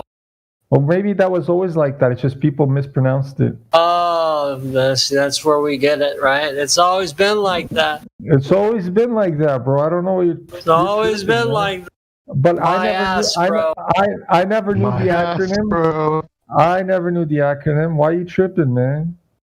Because we've all known DEA was fucking drug enforcement. No, nobody told you that it was that. Everybody here was quiet about when you asked it. No, they answered. DEA? Are you kidding me? No, man. Everyone knows that's drug enforcement agency. What are you No, talking man. about, bro? I did not know that. I didn't know. I said I didn't know. Man, you're What the fuck, burned out. man? Everybody else knew, though. What the fuck is? I'm not burned out, bro. What are you talking about, man? What are you tripping, guy? This guy, you tripping? Bro, you're so in much. Canada, I forget, bro. You're up in the hills somewhere. Oh, you're on. Wait, what did you think it was? I didn't know what the fuck it was. I just knew DEA stand for DEA. That's it, bro. Well, if you're in Canada, that makes sense because I'm sure. Yeah, all I know is the Canadian Mounties, man. We got these red suited people with these funky hats on horses, bro. Yeah, you're a Canuck. I said drug enforcement agency. Every time. It's always been agency, bro. No, man. Looking at the Wikipedia entry now, fucking the drug enforcement. Right now, they change that shit and they try to act like it never existed. Association, bro, is an agency though. Wait, Like, they it's a changed it. synonym. They changed it. Bro, No, it's administration. It's always been administration. Oh wow. Oh, they have to We administer got good drugs. reason I to say forgot. that the A is an agent. It is an agency after fucking all. Some bullshit. What about that Smithsonian Institute? What about the America's Addict? It's now the Smithsonian. What is it? The Smithsonian Administration? Is it another one of those? No, Yeah, this that is the shit's been Smithsonian changed too. Museum. Smithsonian.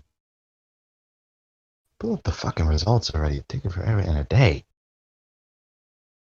Institution. It's not the institute. It's never been the institution, bro.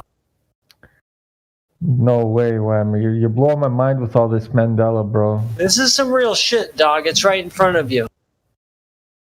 Just like the flat Earth. Same thing, bro. I'm telling you, this Mandela shit's real shit. Maybe that's No, we're just not remembering. hold on, we're just right? not remembering correctly. So I was we all know Snow White with the evil stepmom saying, Yeah, of course. Mirror, mirror on the wall, right? Of course, it was always that way, bro. But it's magic not- mirror, right? That's what they say But it's now. not the evil It's magic. stepmother either. Magic mirror on the wall. Give me a. That's a weird. bunch of crap. I think I remember her saying "Magic mirror on the wall." Who's the fairest of them all? You're burned out, dog. Nah, man. What are you tripping? I remember it being Always been mirror, mirror. Nah, man. Magic. It's always been mirror, mirror on the wall. Everybody, come on, bro. Man, these are simple ones, bro. You guys are the tribal tripping on knowledge something. of What it. kind of acid you guys are having? man? These I want guys, some of these that people acid. in here, I swear, they try to justify, like, oh, well, yeah, maybe not, dog. That shit was always mirror, mirror on the wall. Mandela effect is there to make you doubt your own memories. It's a paradigm. I don't give a fuck. It's still there. I swear it used to be It's not Luke, true. I am your father, right? It's fucking true, and you better suck it Word up. changed, there isn't residue. People just say mirror, mirror on the wall. That's what people say, but they got it all wrong. It's Yeah, just you're smoking the crack if you want to guess that crap. this whole paradigm is meant to make you doubt your own memory. That's why it's being pushed on truth communities. Oh, so you doubt please. yourself. Yes. There's something going on there. I don't give a shit. Okay, well, who's saying Bullshit. who is saying that? Because I have a question. Like, I would like for him to explain to me a couple things because I understand how they can like use it to try to control some aspect of your mind or whatever, but it doesn't mean it's not real. Because it's like the movie with the woman, with the woman that had the braces. It's like the movie wouldn't even make a logical sense. And I have my own experience where, when my children were very young and they had like these children's book and they had the Berenstain Bears, I was like, well, I was thought to myself, and I remember like you don't make this word association unless there's a reason. I remember thinking, should I say Berenstain or should I say Berenstein? And then I looked at the word and how it was spelled and did some mental cognitive word association, right, with the way you say Einstein, because it was spelled the same way. The only reason I would do that is if it was spelled the same way. So it's like I have my own personal experience, and there's definitely things that have no other logical, like there's Straight no up. logic to it, unless it's like that. So Straight up. I have a book from Snow White. It's in Dutch, but it clearly says mirror, mirror on the wall. It Yeah. doesn't say magic mirror. It says, but it's translated to Dutch. So, but it's like from the 1980s. Something. Yeah, I At never some point in remembered time, that we magic know mirror. we're right. We just know it. It's not like movies can't be edited and remastered, right? Like, come on, guys. Yeah. Bro, you know how many things have changed? So much. I know. You guys point out this Mandela shit all the time. Yeah, because it's all over the place. I don't see it, man. I think y'all are tripping Hey, on some look. serious acid, bro. I wish I had some, guy. Goddamn. I mean, it's not even logically possible. You can't manipulate the past. I don't know what's doing the manipulation, but those things are changing. Fruit of the Loom, logos, fucking. It's all in your head, man. Maybe it's just like the shit. Matrix. all the time. Tell you something, the monocle on the fucking Monopoly Man. What about it? Those who believe the Mandela effect are just trying Oh, to the deny that. peanut guy. Give me a break. Jiffy peanut butter. Luke, I am your father. I mean, I these never are remembered things that that's either. like, come on, bro. I always knew it was I am your father. I swear it used to be Luke, I am your father. Now it's no, I am your father. Yeah. It was always no, I am. Of course it was, bro. Common misconceptions. Oh, bull. You guys are tripping balls on this Mandela That's shit, man. misconceptions, you. What it is it's popular culture repeating the same misquotes. Yes. And it's the Yeah. broken Bullshit. telephone effect. That's an easy Yeah, way man, to chalk it up, but it's not the case. But that's the case. You're super confident, Lemmer.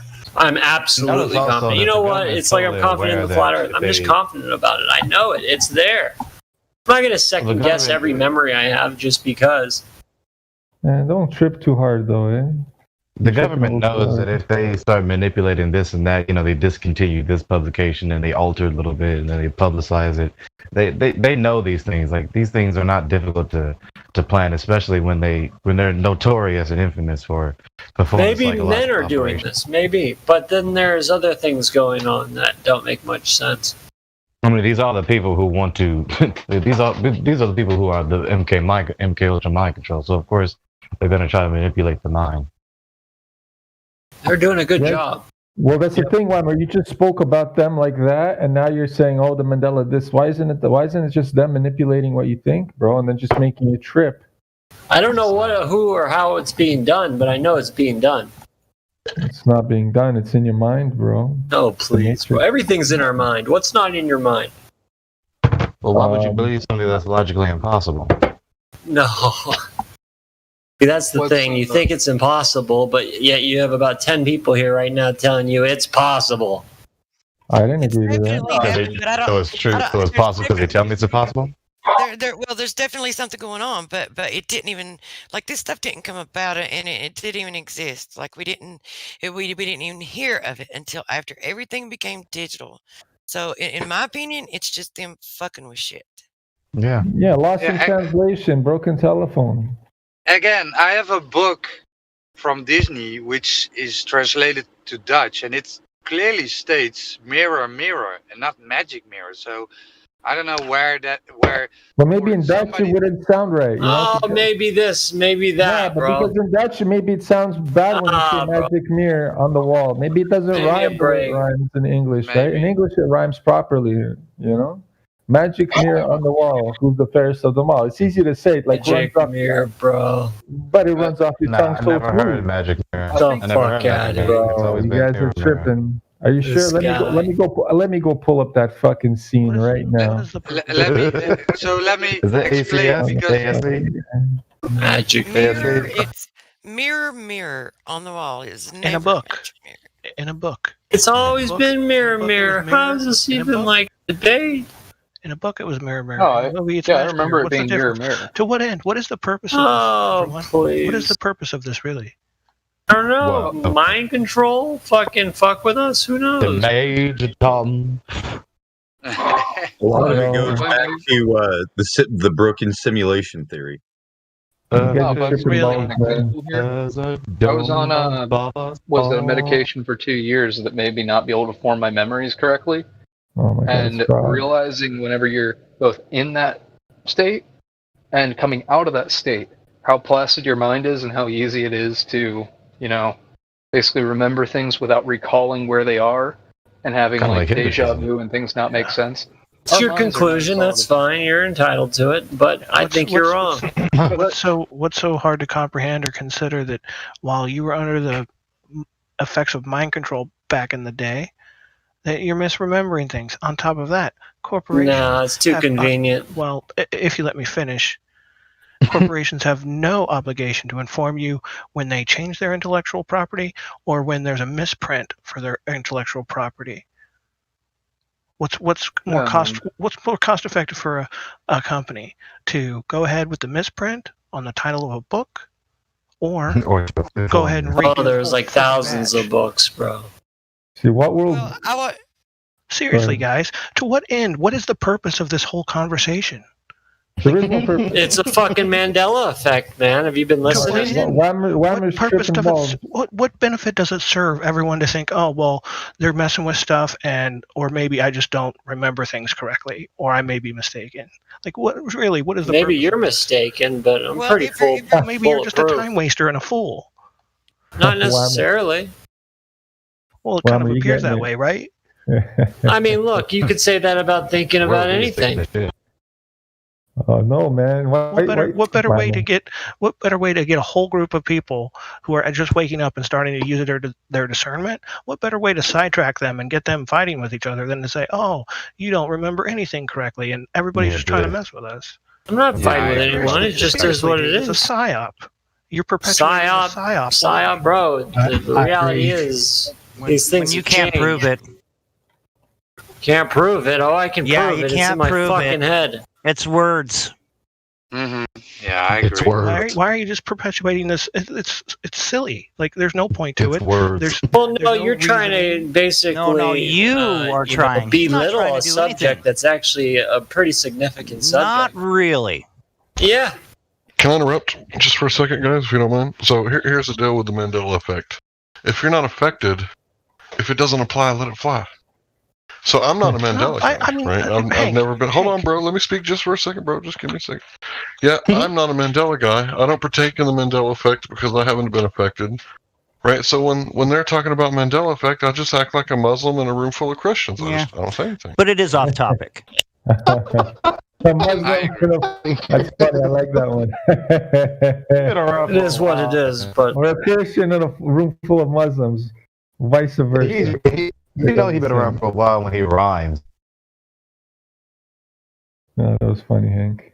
Yeah, we have Snort. We have Snort Frog. Oh, I know what Snort Frog's position is. Hank, I just want to say this to Hank. Hank, I know what you're saying. I looked at it for the first few minutes, and then using my discernment, I realized it was nonsense. I was like, oh, yeah, that's interesting. Well, I remember it this way. It seems like it was this way. I'm probably just misremembering things. I was younger. I was probably under the effects of mind control as a kid. And, maybe it was in a commercial differently. Maybe it was in a book differently. Maybe the movie was different. Who cares? Well, you've got about a million other people that say otherwise. It's ridiculous. It's ridiculous. It's off topic. And we just need to stop. It's silly. Come on. The underlying philosophy of Mandela effect. I do agree with you. Let's get off of it. Okay, well, just fucking continue then. My whole point was to get off of it, and it being silly was the point that I was trying to make, right? But the only thing that I do have an issue with, though, is when people, during the process of doing that, like saying of how much of a psyop it is and how much of a time waster it is. Now, I totally 100% agree that talking about it is, but when they claim that there is nothing going on, it's like when someone has a personal experience, it's hard not to speak up. But it is a time waster, and it's not got a logical conclusion. Like, there is no logical conclusion that you can come to at the end. It's not got there's no point in it, and I totally agree with that. But anyway. just. I do think there's a bigger point here. Are we going to always doubt our memories? I don't doubt him, Lyman. I'm just saying what you're Are saying. you going to doubt whether you're a man or a woman? Are you going to wake up without a penis one day, Vlad, and say, hey, you know, I misremembered? Irrelevant. Everything you're saying right now is irrelevant. You're just trying to save Misremembered. yourself. No, it's pointless. It's irrelevant. What you're saying right now is pure irrelevant. Well, I think saying, bro. I think Snort Frog was getting ready to talk. Oh yeah, Snort Frog is a Glober. You guys didn't know that? He's a staunch Glober. He's a Bible believer, and he doesn't believe me when I tell him that the Earth is flat in the Bible. Go ahead, Hank, please. I don't know why you have to start stuff. I didn't start stuff. I'm just making conversation. Okay, so if you're a brother, if you're a brother, right, you're automatically I'm gonna take it easy on you, right? Because you believe in the Bible. So if you could go to Job 38:14. Hey, If take you don't it easy mind, on sir. everybody. No, I don't take it easy on everybody. Who do you go hard on? I go hard on people that come in here and say they're flat earthers. And I don't know for a couple days. Like, I wasn't here when you first got here. You're probably lucky because I took it pretty hard on Chemtrail. And then I found out that he's like a chill dude. He's like legit. Like 100% legit. But anyway, Job 38:14. So you would have went hard on me. Why? To test your metal, to shit test you, to see if you're a real flat earther. To see if I'm not a troll. Yeah, and make sure you're not LARPing. That's what we do here. Yeah. That makes sense. That's what the apostles did. They went hard on Paul. Oh, so he's a flat earther. So you know that the Earth is flat. What convinced you the Earth was flat? No, Snort Frog is a Glober, man. I know, that's why I asked him to look at that verse. He ain't got to read it. I just want him to look at it. Yes, it's late as night, and the feeling's right. Oh, Yeah, I'm gonna try to. I'm try to find it with extra context here. I don't have that Bible in front of me, so give me 1 minute. I'm sure you know 38. Sorry, go ahead. No, I was just gonna say when you were saying when you were telling about how you was giving him a hard time to make sure that he's a true flat earther, it's like, did I hear that wrong? But it doesn't matter. Just go ahead. Yeah, usually when a new flat earther comes in here, I am a little bit abrasive. Ask Chemtrail, because his first day I was kind of, I don't know, I was rough with him a little bit. You've been on Discord a while, so you probably too old for the shit, right? Probably. Yeah, I was just saying how it applied to Snort Frog. No, I'm saying like Hank is going hard on newcomers because like, look, I've had enough of the trolls. Are you for real or not? I'm for real. I go hard on the new people. Yeah, I'm talking about you, your attitude. Yeah, I'm talking about you and your attitude. I'm asking like, you've been here for a while, so you like, look, are you real or not? Yeah, exactly. Yeah, because I've had people arguing next to me, and it's like, bro, that's not an argument. Or, bro, that doesn't make any sense. You know, it's like, whose side are you on? Right. The thing is, some folks are just so ignorant and inadept at debate that they're really genuinely trying to support their position, but they are so, their knowledge on debate is so impoverished that they look like a troll. Yeah, you got to do the research first, right? You can't just come here and start debating. Yeah, you got to know logic first in order to say an argument. Yeah, that too. I admit, when I first started out, I probably wasn't all that great, you know, but now it's like, okay, I've learned other people's arguments. I use QE's arguments a lot. Yep. I was hanging out with Cathexis in the early days, so I use his arguments, but his argument, I found out after watching video, came from some other guy. So, you know, it's like we're all just building upon what's already there. All right. Right? Why forsake a good foundation? When it was always flat, right? What do you say? Might change it. This whole I'll tell you right now, those lighthouses would not work on a ball Earth. I like the lighthouses. I like that. Just a bottom line. Don't really think about lighthouses very often, but yeah. I mean, come on, bro. periscopes, or whatever comes out of the submarine. Yeah, we had a guy in the Navy saying he used to work on a submarine, and every time there's sonar. every time we'd ask him about, okay, so how high does the periscope get off the water? He says, well, that's confidential. Confidential information. Yeah, that guy. Bro, Confidential or classified? No, God, it's confidential up in a Discord server. Classified, my bad. Classified. That's at least reasonable, because like my dad was trained in nuclear power school, ended up failing nuclear power school, but he did work within that area to some extent too. He won't tell me shit about that. I'm his freaking son. So that's at least somewhat legitimate. What do you want to know about the nuclear power stuff, man? Because half the shit they tell you, it's already bullshit. I mean, it's a steam engine, right? It is a steam. It's so simple. It's like one of the most simplest things, and they want to keep it a secret from people, telling them, "Oh, it's so complicated." The thing is, What, like, a nuclear they power have, plant? Yeah. Wow. Well, nuclear submarine, but yeah. But the problem is that stuff's miniaturized to the point where most countries wouldn't be able to miniaturize it as well, so that's at least reasonable, and you wouldn't want people knowing their way around it. So literally keeping it where it's born secret and you're not allowed to tell anybody, that at least makes sense. Nukes? You're talking about nuclear warheads? No, it's not just nuclear power. and submarines. Power plants. That's Yeah, the they're steam characteristics engines. of the occult. They are just steam engines. They're very Occult easy means steam hidden. engines. So right. when there's a solar eclipse, the moon occults the sun. That's exactly So- how magicians behave. Wow. There's that. Doesn't demon mean knowledge? Does it? No. Yeah, I'm What do you pretty mean, sure it Greek does. demon? It means wise spirit in the Greek. I thought it was knowledge. That's science, isn't it? Yeah, that's science, not demon. That's Hold why he on, says. let's pull this That's up. why QE says, "Let's test your science acumen." Right? What does natural science? Does it require an experiment? Does I think Yes. something like that. I forget how he says it. But yeah, I learned a lot from QE. A lot of times I'm just QE parroting is stuff a that I- wealth of knowledge. Yeah, dude. A reservoir with no knowledge. And he's right. when he Look, a comes in here demon, in jumping which around. case, demon means replete with knowledge. Right, it's That's a reference because they have to knowledge of the wise spirit. unknown. So they have knowledge of the unknown. So if someone's possessed, you can ask them what you got in your pocket, and they'll be able to tell you. They have knowledge of the unknown. And when I say them, not the person, the demon inside them. Or at least that's how the story goes. What source did he reference? What? What source did he reference? Who? The person speaking. Demon means knowledge.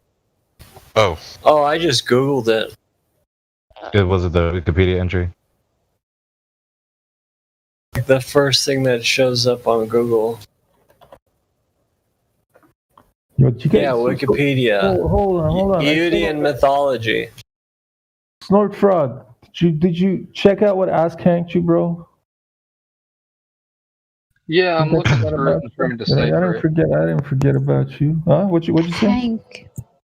Are you talking about was it Job 30? Was it 34 or 38? Yeah, I'm I was looking gonna at ask 14. Hank for the verse actually. 38, What 14. verse?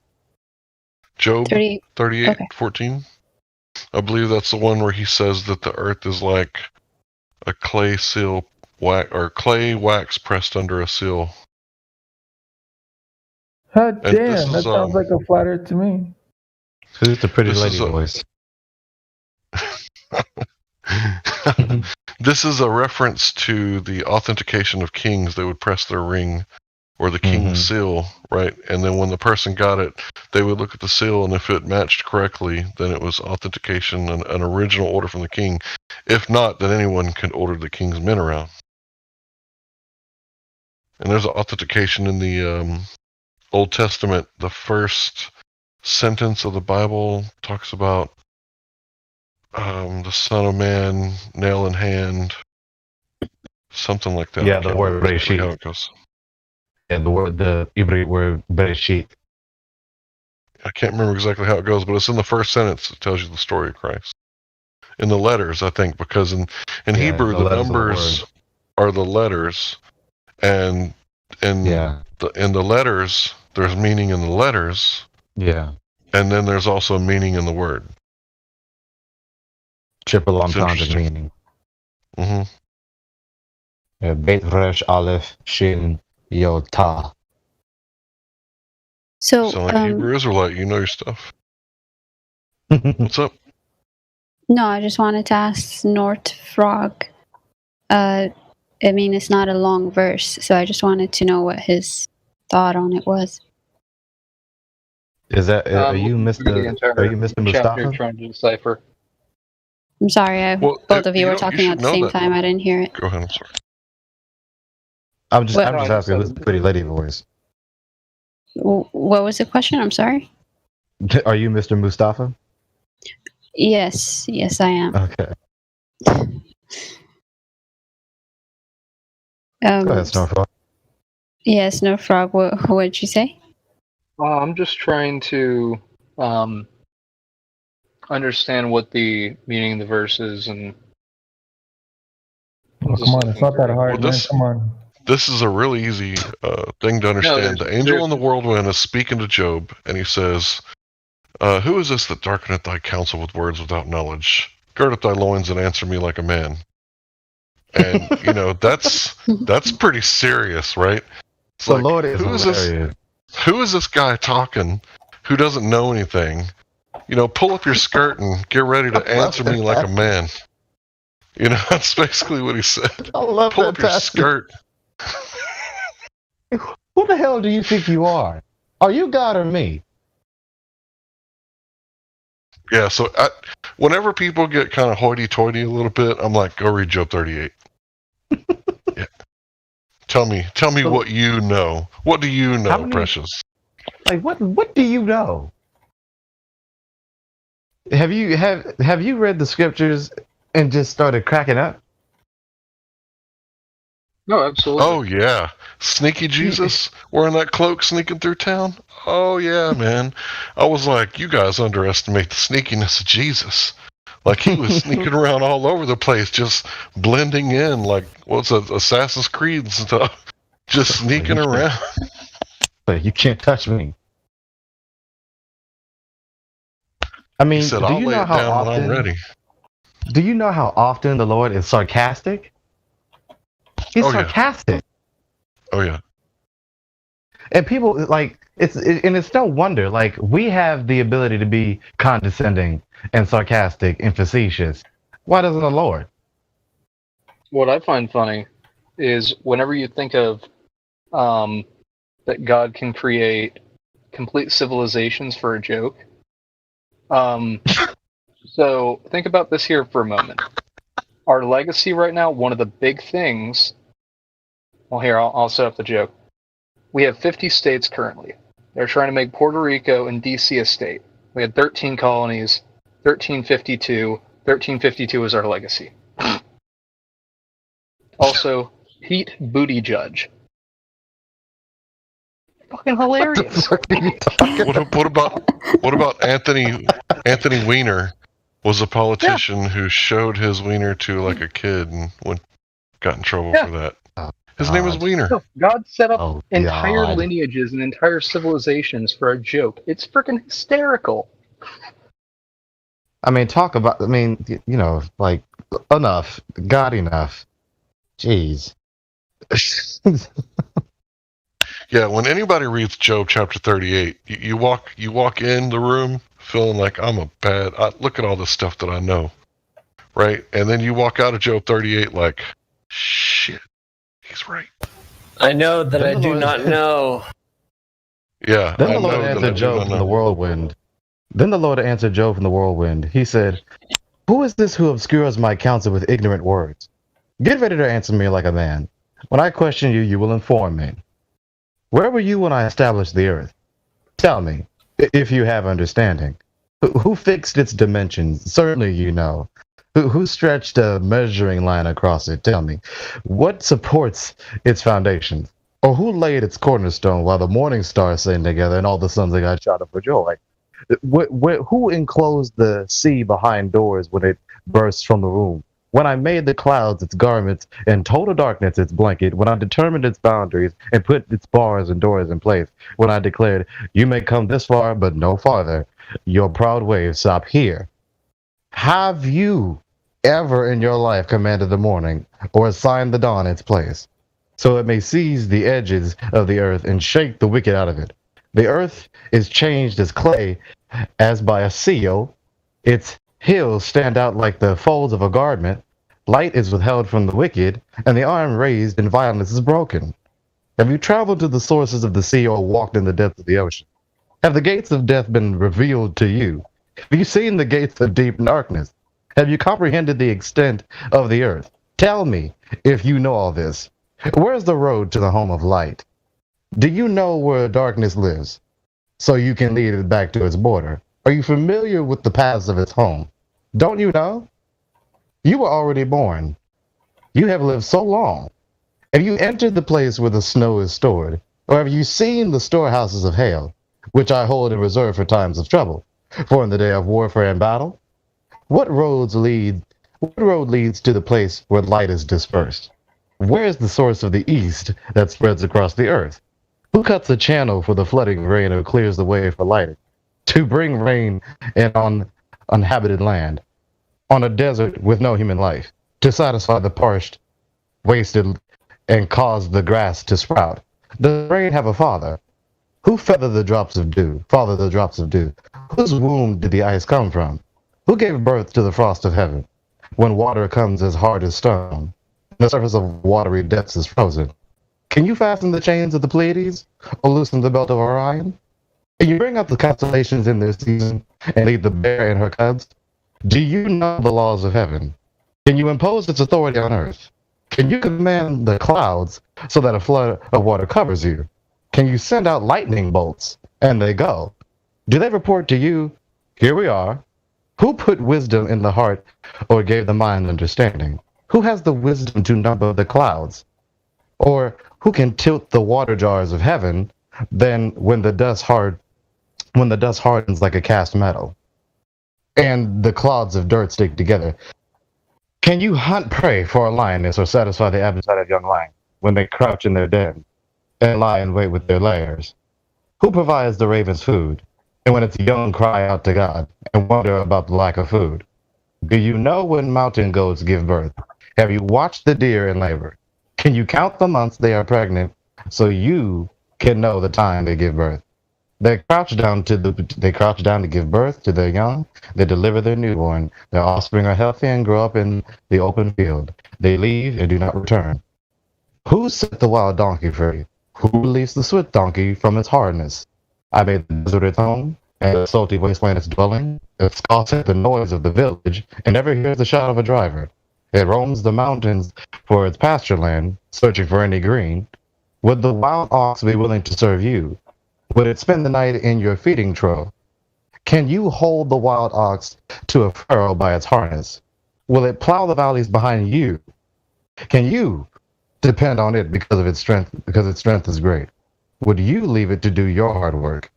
Can you trust the wild ox to harvest your grain and bring it to your threshing floor? The wings of the ostrich flap joyfully, but are her feathers and plumage like the stork's? She abandons her eggs on the ground and lets them be warmed in the sand. She forgets that a foot may crush them, or that some wild animal may trample them. She treats her young harshly, as if they were not her own, with no fear that her labor may be in vain. For God has deprived her of wisdom. He has not endowed her with understanding. When she proudly spreads her wings, she laughs at the horse and its rider. Do you give strength to the horse? Do you adorn his neck with a vein? Do you make him leap like a locust? His proud snorting fills one with terror. He paws in the valley and rejoices in his strength. He charges into battle. He laughs at fear, since he is afraid of nothing. He does not run from the sword. A quiver rattles at his side, along with a flashing spear and a javelin. He charges ahead with trembling rage. He cannot stand still at the sound of the ram's horn. When the ram's horn blasts, he snorts defiantly. He smells the battle from a distance. He hears the officer's shouts and the battle cry. Does the hawk take flight by your understanding and spread its wings to the south? Does the eagle soar at your command and make its nest on high? It lives on a cliff where it spends the night. Its strongholds on a rocky crag. From there, it searches for prey. Its eyes penetrate the distance. Its brood gulps down blood, and where the slain are, it is there. The Lord answered Job. Will the one who contends with the Almighty correct him? Let him who argues with God give an answer. And then the Lord still doesn't stop. It's a wrap.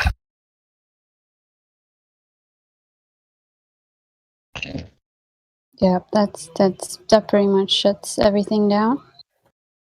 We'll talk about that clay seal Carcass. statement, right? Yeah, Mountain the clay and all seal, that stuff, 14. yeah. That's it. Yeah, so I'm looking so at the Earth. I'm looking at a few different translations. And what do you find? Well, one that's what is it? It's a translation from like directly from Hebrew. It is saying, what is it? To grasp the corner. Or this is in 13. To grasp the corners of the earth, so that the wicked shall be shaken from it. And that just sounds like someone's referring to like you would end up grabbing a garment and shaking it out.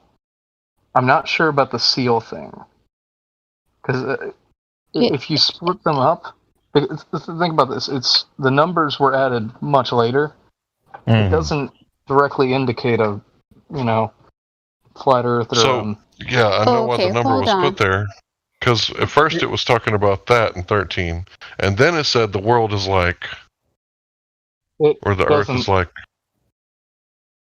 What does it say in 14? The seal Says it's stationary. He flat out, God says that shit. Like a garment. Sorry, what? I'll just copy and paste it in here. Okay, are you looking at 14 though? Yeah, I'm looking at 13 and 14 because a verse does not stand alone. It has reference, and that's why I was looking through the entire thing. Okay, but you said it doesn't say seal, and I'm looking at the concordance for it. It does say seal. No, I said it doesn't refer to the earth as a seal, though. There's different. It says the earth takes shape. The earth takes shape like clay. So it's referring the earth as clay under a seal. How hard is that to understand? Yeah. That's not necessarily. You're trying to twist it. Why are you trying to twist it though? That's you. I'm not trying to twist it. I'm trying to understand. What's his argument? What's your argument? It's saying that that's not Earth. He's not talking about Earth when they're saying that. No, I'm saying there's different. You're talking about 38, correct? I'm talking about the clay press seal passage. Is it in the Bible or not, bro? That's what I'm asking. There are different ways. Sure, I know there's a million buddy. There's a million translations of that book. Some of them are complete shit, right? But what I'm asking you right now, do we agree that the fucking clay seal thing is in the book right now as we're reading it? The one I'm reading is different. The one you were reading says something else. Yeah, what are you reading? Because I'm looking at the Strong's Concordance from the Hebrew to English. So I don't know what website, what book you're using. I put it in the chat. Okay, let me go there. I accidentally added somebody. Sorry about that. All right, I got a few different versions. The earth takes shape like clay under a seal. Its features stand out like those of a garment. The next one. As the light approaches, the earth takes shape like clay Name the pressed beneath translation. the seal. The first one was New International. The second one was New Living Translation. It is robed in brilliant colors. English Standard Version. It is changed like clay under a seal. and the features stand out like a garment. Berean Study Bible, the earth takes shape like clay under a seal. King James, it is turned as clay under the seal. New King James, it takes on the form of clay under a seal. So some of them it says earth, and some of them says it's. And how are we supposed to know what it referring is? to the previous sentence. Yeah, the previous sentence clarifies that. Okay. Amplified, the earth is changed like clay into which a seal is pressed. Well, just find the verse that says the earth is like a footstool. You ever try to prop your feet up on a sphere? They slide right off. It doesn't work. I'm gonna post the one that I'm getting mine from, so you can compare it. Snort Frog. Snort Frog. Alrighty. Yeah, I'll post the Bible Hub. That way everybody can pick their favorite translation or whatever. Yeah, but they all translate the same thing, so I don't know why he's having trouble with. No, see, this is why it would be useful to be able to see what it says in the Hebrew and how it conveys it. Don't you have an interlinear? That's Wait a minute. the Hebrew one. How does it say it in Greek? Does it say that Jesus died for your sin and then he rose on the third day? Like, maybe we need to go see what it says, how it says it in the Greek, because no, I take it literally. There are things that are absolutely mistranslated. This is a thing. Of course. So did he actually die? Did Yeshua lay down his life? That's not an honest argument. I'm saying there are things that are mistranslated. There are different things that should be taken completely literal that are not. Okay, like what? So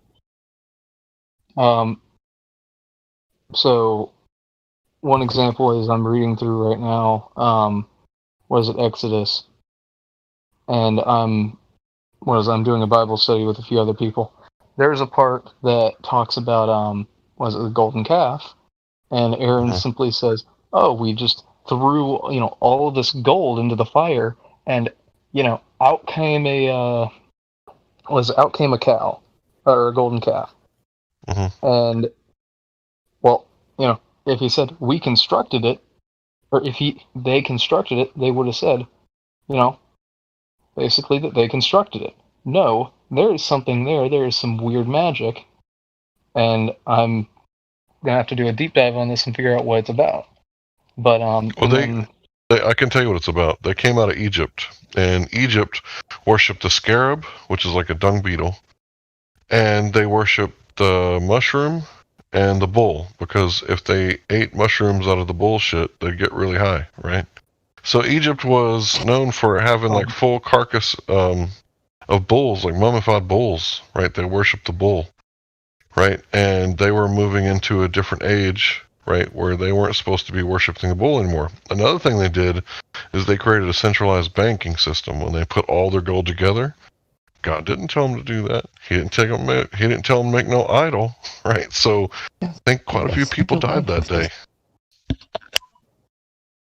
No, I mean, I don't know. I guess that's one interpretation, but I don't know. There's something more I don't understand there. This is something I need to look into, and then stuff like, the Ten Commandments didn't get translated properly. So the Hebrew ends up saying, thou shalt not steal people.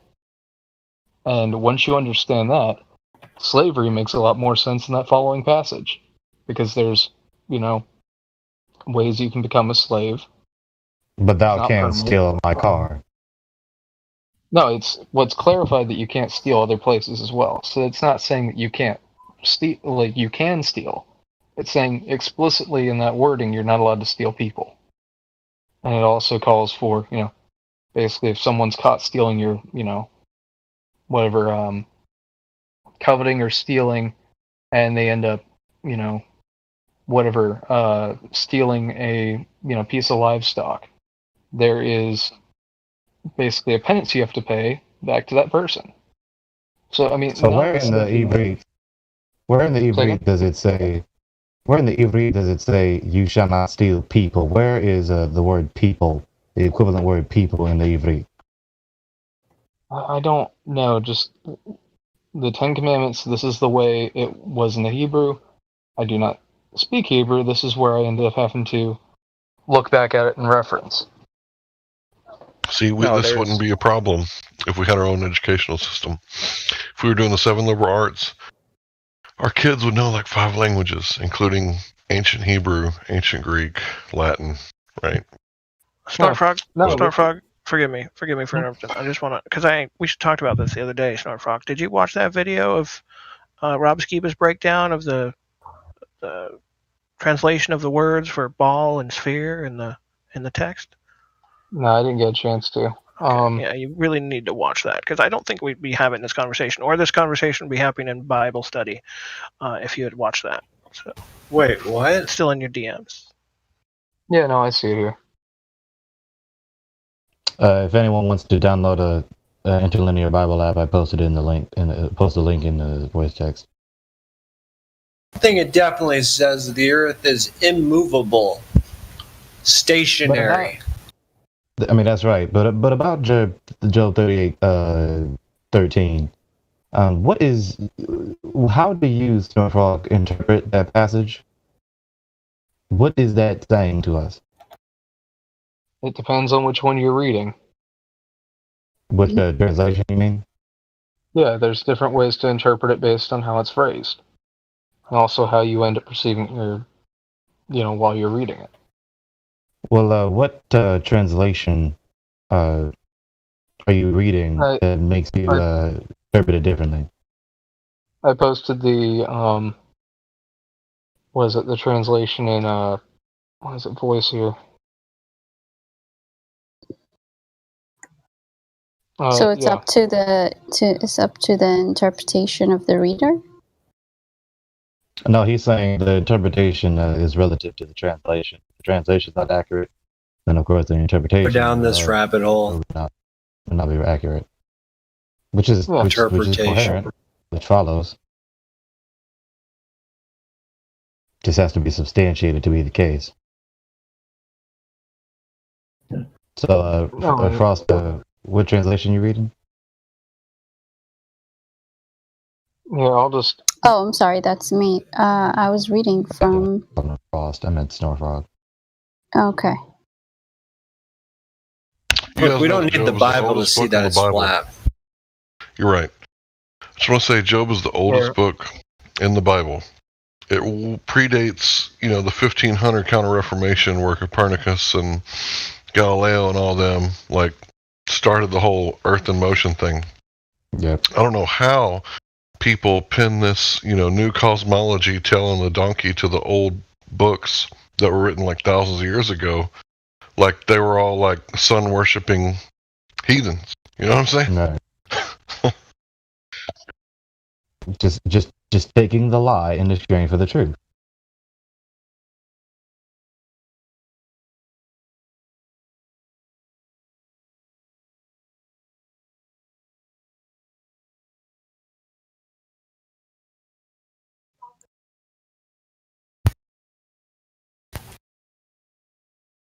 This notion that we live on a ball, I'm not so sure you've thought about just how ridiculous it sounds, just how stupid it really is.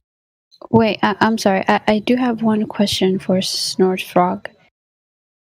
Mm-hmm. Can you tell me where in the Bible says that the Earth is a spinning globe?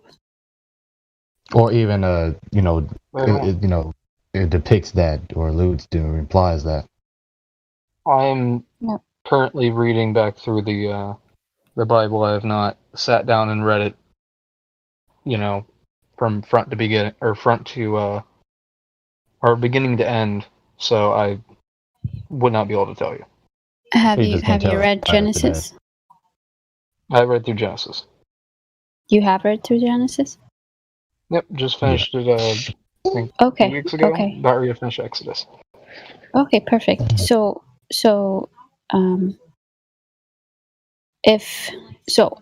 just to clarify, are you going with the heliocentric model as well as the Big Bang, evolution, all that, or just the globe? That's the only thing you're sticking to. Things do evolve, the Earth is, I can't remember the exact year, but it's like below 10,000 years old. I believe that basically, whenever it says that, Adam was, I think, 948 or something like that, they mean that. I might be misquoting it, but whatever. They mean that. That is correct. That is true. Right. How about the cosmology part where specifically the sun was created 4 days after, on the fourth day, the firmament being created? Do you also believe those? Yeah, of course. Okay, so do you think there is a firmament on the ball? I'm not exactly sure what you mean by firmament. Is that to be? Well, how do you define this firmament? Oh, okay, yeah. I mean, yes, the Robskiva definitely breaks it down very well. So if you get a chance, go ahead and watch it. Oh, forgive me, Lulu. Go ahead. Oh no, you're okay. I don't The think firmament, the firmament, the firmament, the firmament. You can only bring the horse to the water, right? You can't make him drink it, right? World D. No, this is the problem with this guy. Well, I mean, I'm sure he'll get around to it. It's just, it seems like we may be going pretty far off into the Bible study rather than just sticking with the shape of the earth. It is. Come on, use that mighty discernment of yours. In here. No, the reason why it's going a little bit off into the Bibling, which is not a bad thing, because he's a Bible believer, right? So if he's a literalist, so then you can show him that in the Bible it says it's flat. So if you're a literalist, you might want to look into it a little bit more. Yeah, you don't want to cut into your own credibility with intellectual inconsistency. Maybe he needs the Bible study reel. That way, when they have Bible study, he can be aware of it. Right? Okay. I think he has it. Yeah. So. Yeah. What did Rob Skiba say? I didn't mean to make Alexander Scorby into a rapper, but the scriptures are the scriptures. Mm-hmm.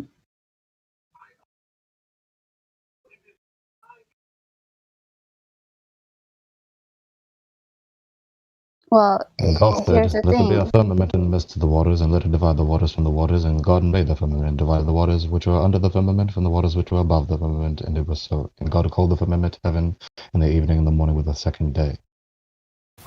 The fuck? That was pretty good. No, that was really good. I understood everything. Whammer, why you can't understand that? It was love. Separating of the waters, water above, waters below, bro. You don't know that? And God said, let there be a firmament, the firmament, the firmament, the firmament in the midst of the waters, and let it divide the waters from the waters.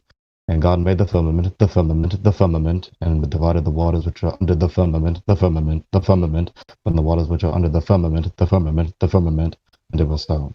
And God the firmament, the firmament, the firmament, heaven. Okay, we get it. It's up for trios. It doesn't mean the firmament. That's what he's gonna say. There's different interpretations, Dan. And this is coming back to that point. Hold on, everybody. Shut up, everybody. Gregory, relax. Remember Snortfrog? I asked you. Remember Snortfrog? I asked you. Do you believe that they send people up into that space, the vacuum of space, right? Right. The firmament it's like this thing that is separating us from the outside, right? How do you think these humans are penetrating this firmament? Going into like the moon and all that other shit that you see on TV. I don't know what you mean. Well, do you think there's a thing called the firmament at this point? Like, does the firmament exist? Yeah. No, I don't know what it's in reference to. Gas pressure without a container. People going out into the vacuum of space. That's what it references to. Wait. Sorry, Vlad, but how do you define the firmament in your, I guess, understanding of that verse? Yeah, what is it? Snortfrog. That's a good question. The Bible said it's like a looking glass, right? Yeah, so what's a looking glass? A solid object. Hot damn. Hold on, let him define it himself. Like, how does he? how do you see it, or how do you conceptualize it? What is the firmament? Yeah,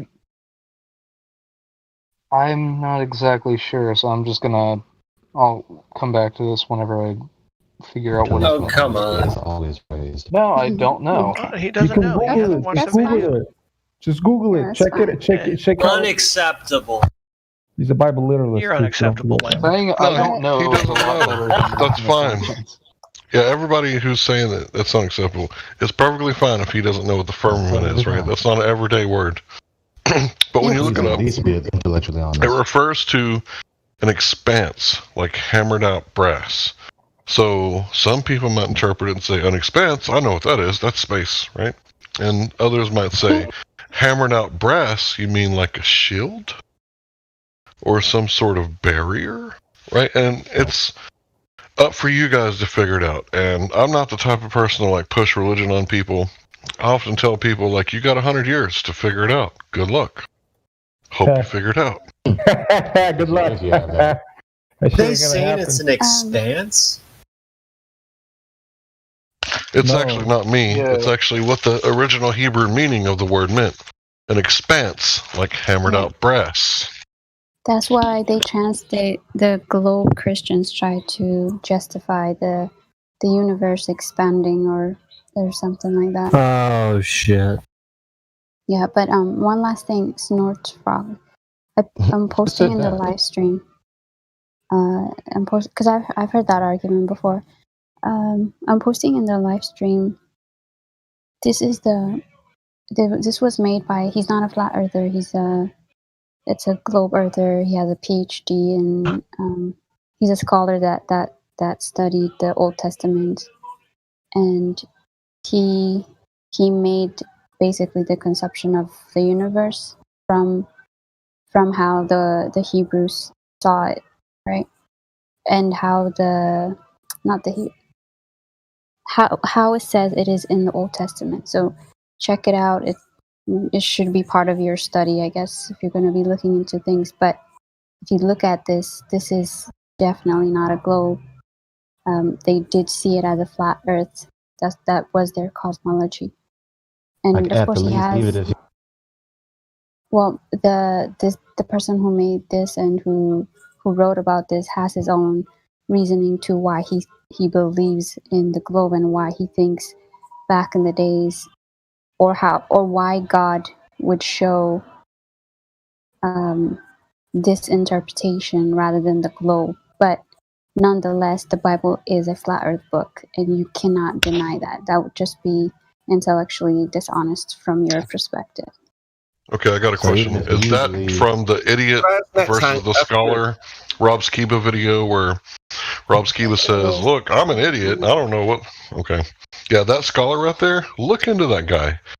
He ain't no, like, average scholar. That is like the creme de la creme of scholars. Yeah, what World D was reading my mind, because ironically enough, it's not like all the ancient cultures, shared that same conception of the universe. It wasn't just the Hebrew; it was all of them. Morning. Who is the Christian Bible literary? Morning. It's Snort Frog. Snort Frog. He's new. He came here yesterday. He's a new guy. Yeah, take it easy. Take it easy on the new guy. He's yeah. Wait, is there any ancient books that describe a globe? Once again, I don't know. I'm reading. Are there any ancient literature, some form of I don't know, some kind of god saying it's a globe? Is that out there? I don't know. Here's the thing. I was in a crappy church, did not end up reading my Bible, and ended up being agnostic for a while. Now I'm getting back into Christianity as a whole, and I have come to the conclusion God is self-evident. I am trying to understand truth. So when you read this verse, Snot Frog, I don't know if you know about it in the Bible. So the devil. What's up, Chemo? Hey, Wyman, what's going on? Hey, brother. Cool. I love it. So Snot Frog, the devil took Jesus to an exceedingly high mountain. Yes. Right? And he showed him all the kingdoms of the earth.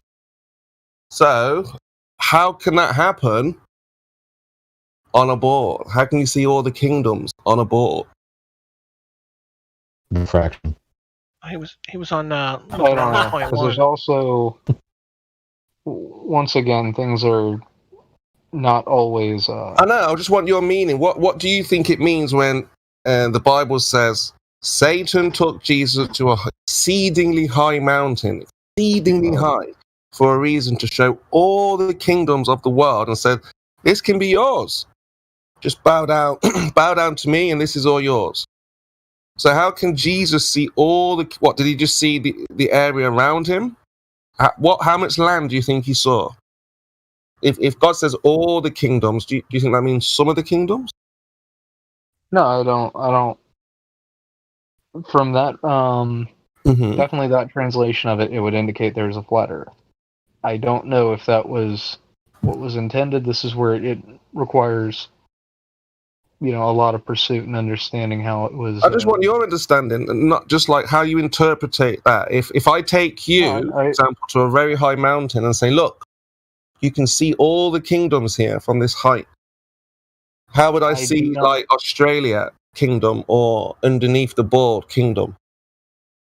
Yeah, I don't have a fresh memory on the verse.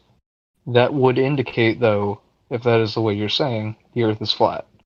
Mm-hmm. No, I'm not saying anything. I'm asking you, and you're going with the Bible. So if the Bible says, not read through. He's conceding with you. Yeah. Yeah, I'm saying that I have not read through it. Incredulous position. Ah, right. Go easy, Chemo. Go easy. Well, check out that verse then, where they just takes him up there and he's like, "Yeah, this is all yours." Drop the knee, And what about that one passage that says it's immovable and stationary? I don't know what that's in reference to. There's plenty that says immovable. That's in the damn Bible. It's okay. I think you just need to look into it. I don't know how far you've read into the Bible, but I just posted a picture. That is amazing. That's a good one, yeah. Because Brian Cox, he said that I've got the Brian Cox quote, same as yours, Hank, pretty much. But he says nobody in human history, as far as he knows, thought the Earth was flat. Well, Brian Cox doesn't know about ancient cosmology, apparently. Oh, he said that? Demonstrating his ignorance. He really said this? That's the quote. I mean, again, how true it is. Oh, God, get rid of him. Right. Lock him up. And another question, Snogfrog. When you get to the verse when it speaks about the four corners, just how you interpret it, that or understand that four corners of the earth. Look, guys, what we should do is that my understanding is that this was God grabbing the earth like you would grab a garment and shaking the wicked out. Mm-hmm. So he would grab the corners of the garment, or corners of the earth, like he would grab a garment, and he would shake out the wicked. I didn't know balls have corners. Yeah, I think I'll be right back, guys. I gotta go change my globe clothes. You would end up. What did he say? Me go change my globe clothes. That was pretty funny. No, it's a a fair analogy. You would end up beating and knocking dirt and debris out. You would end up doing the same with the earth. So you agree? I don't know if it was meant to be literally the corners of the earth, but... Is there one holy book that describes a globe? I don't know. I already said this. I told you it exists. Doesn't Aristotle write it? I'm just going to head to bed. I'll come in back in here later. Okay, I just have a question for you. Wouldn't you agree, wouldn't you admit that there's an awful lot of them that are stacking up, and there's not really stacking up to support a spherical Earth in any of these cosmologies? I mean, it uses a geometrical reference as the face of something, which is a flat surface on something, right? And then it uses the breadth and the width, which is not applicable to a sphere. Yeah, I don't think that's what was meant to say, but once again, I will look into it. This is what I'm saying. Well, there's a website I'm looking at right now. It's testingtheglobe.com, and somewhere on this website, I'm looking for it. It has like 60 or so verses that talk about the sun, moon, and stars in motion, and 0 that talk about the earth in motion. And I'm gonna give you this, a little bit of homework for you to do. But first, I think we need to hit him with that swan. The black swan. The black swan. As opposed to Ranty's white swan. Was that guy ever even a flat earther to begin with, though? Ranty's still a flat earther. Don't count your chickens yet. I think he's doing a social. What do they do? Social experiment. I think he's just seeing the landscape. I mean, if you know Ranty, he's answered this question himself. This very observation. He's done experiments. He did a fish tank test where he showed the objects can sink in the background. So I wouldn't be worried too much on his decision. I know there's going to be a lot of backlash, and it looks like he's done the wrong thing. But he's fell out with a lot of the flat earthers that he was close to, and we've got to look at that as a reason why he's made this this unbelievable switch. Right, who's the guy? Who's the Christian in here? I don't know. Who's the Christian in here? Snodfrog. Yeah. Snodfrog. There you go. Let's see. Came out. I love the British accent. I'm gonna try to not mimic it as much as I possibly can. Well, we all know it's locally flat, but I am curious as to, but if it's locally flat everywhere, then it's just freaking flat. That makes absolutely no sense. But anyway, I was curious with Snortfrog if he's looked into any of the observations and what he thinks about the black swan and the laser tests. So Snowfrog is doing well by practicing the wise principle in the letter to the Ephesians of test all things, and hold fast what is good. So I commend you, Snowfrog. Oh yeah, and I figure. Well, I figure anyone who's going to come to a conclusion on something as counterculture as the Earth is flat probably didn't do it for no reason. So that's kind of why I was curious. Can we hold the goddamn phone and look at this quote from Brian Cox? See, this is news to me, so I'm late. Good damn grief. Anyway, so did you look at any of the measurements or I don't know what all you've looked into? Have you looked into those things, the laser test and the black swan and all that? I have not. Okay, so the Bible is just one tool for ascertaining truth. There's other tools, right? So you got senses, right? And I have to ask you, if you were to meditate in your backyard for 3 days and 3 nights, what your primary knowledge would tell you from your own senses is that the sun, moon, and stars are in motion. They make a circuit roughly once every 24 hours, and the Earth is a flat stationary plane. Or a stationary plane. Sorry for the redundancy. So what secondary knowledge has convinced you to disregard your primary knowledge and cause you to believe that you live on a spinning water ball flying through space at 1,000,000 miles an hour? And that's not an exaggeration. That's an astronomical number. With all these different vectors sometimes converging, wobbling in and out of the precession of the equinox, and you don't feel none of it. Your senses can't detect any curvature, but you've been told, and you've seen cartoons on TV. Just remember, when Mars landed and the Martians attacked, the people believed it because they heard it on the radio. Notice also, his explanation was an understatement. It's actually several million miles an hour. No, none of it comes as, crazy to me, so I'm just I don't know how to explain it.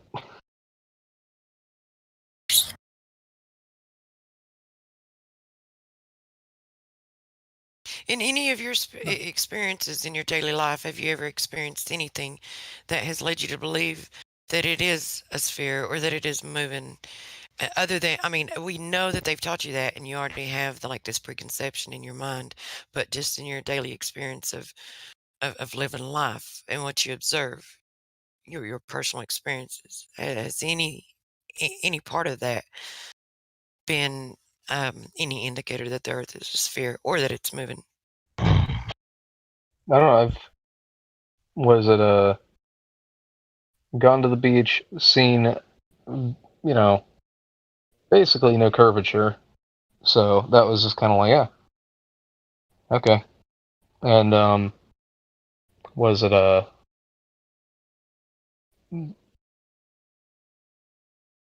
planes? I actually don't remember planes. I don't remember if I remember seeing curvature with planes.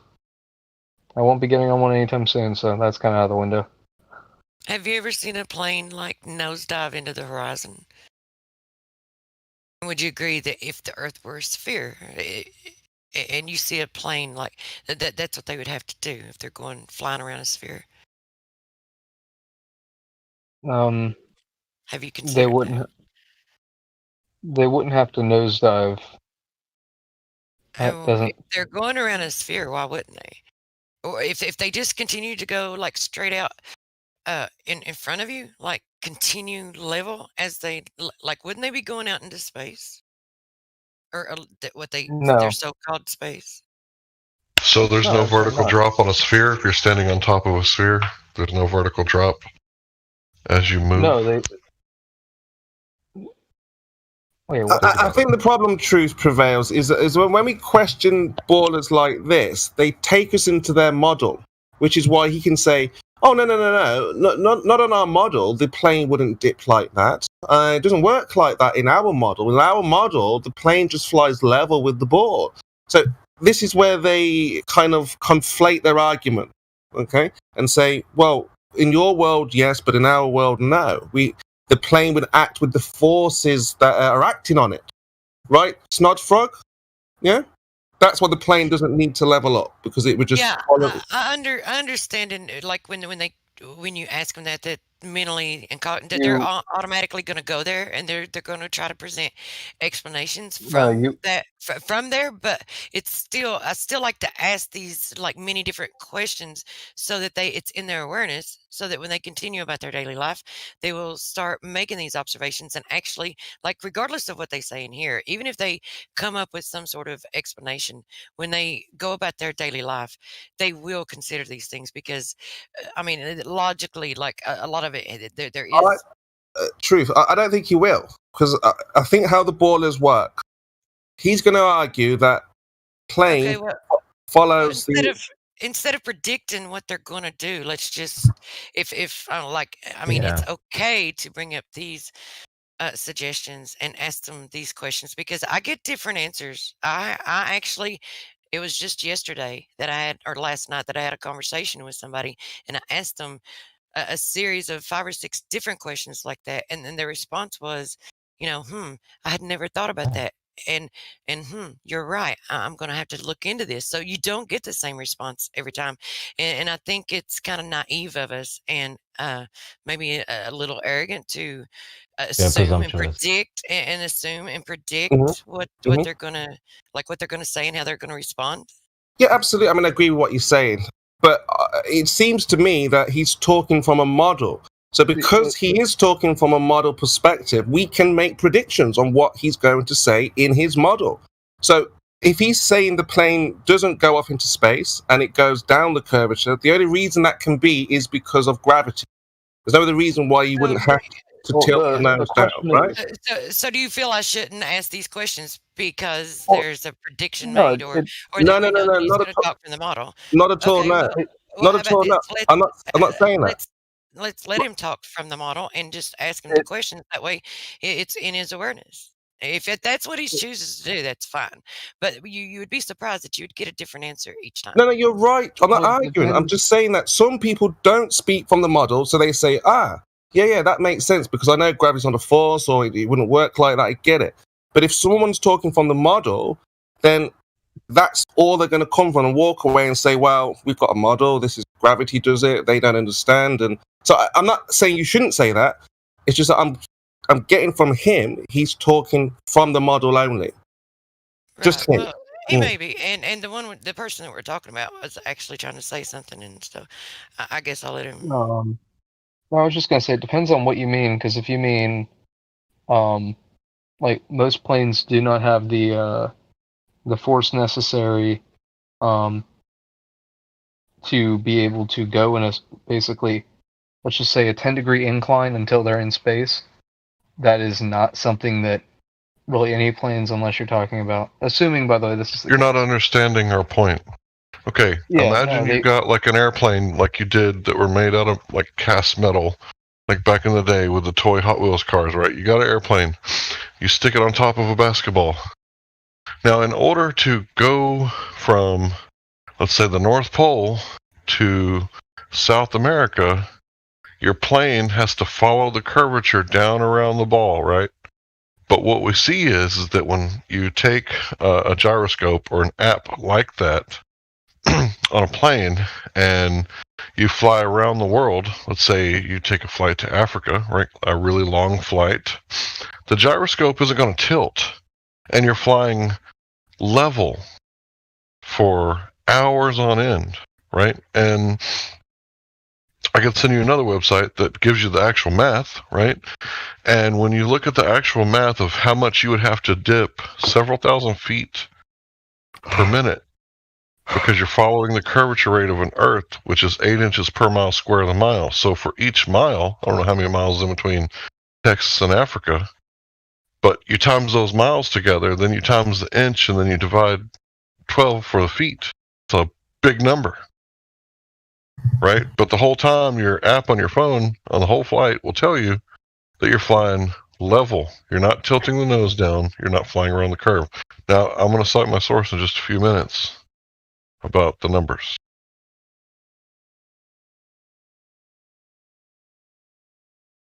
Yeah, it's always fun and beneficial to exercise an argument to its logical end. So are you looking in the live stream voice text? I know the plane would be much smaller.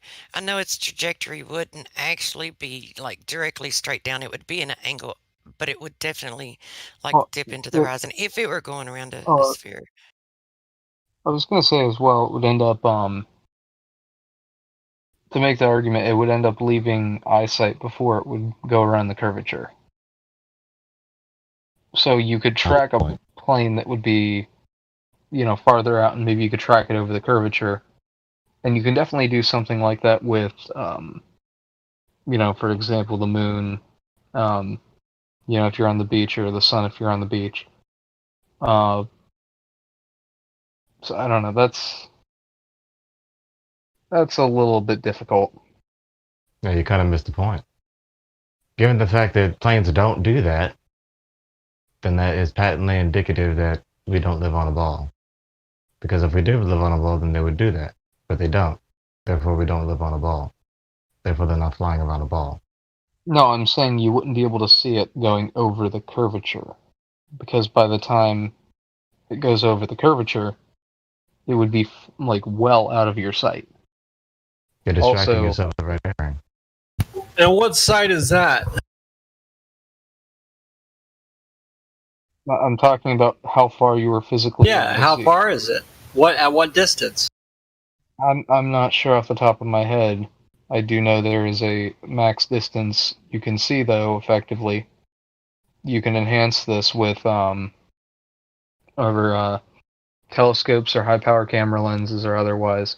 I know you can probably see a lot farther than I can because I'm blind as a bat. So it's not a consistent number. Scratch that. Lay that aside. That's beside the point. The question is, can you see it or not? No. The question is, can you see it or not? The question is, will it happen or will it not happen? Will the plane have to dip down, constantly dip down to fly around the ball, or not? No, you can fix an angle, and you would end up. You can fix an angle where you're not gaining height. You're still missing the question. Will the plane have to the path constantly of travel dip and the down? path of plane are two different directions. This is the point I'm trying to make. The path So of you what can and the path of actually what? go around the curvature. Her question was, will the plane have to perpetually dip down to fly around the ball? Because that's what would need to happen if we did live on a ball. But they don't do that, therefore we don't live on a ball. And they're not flying around a ball.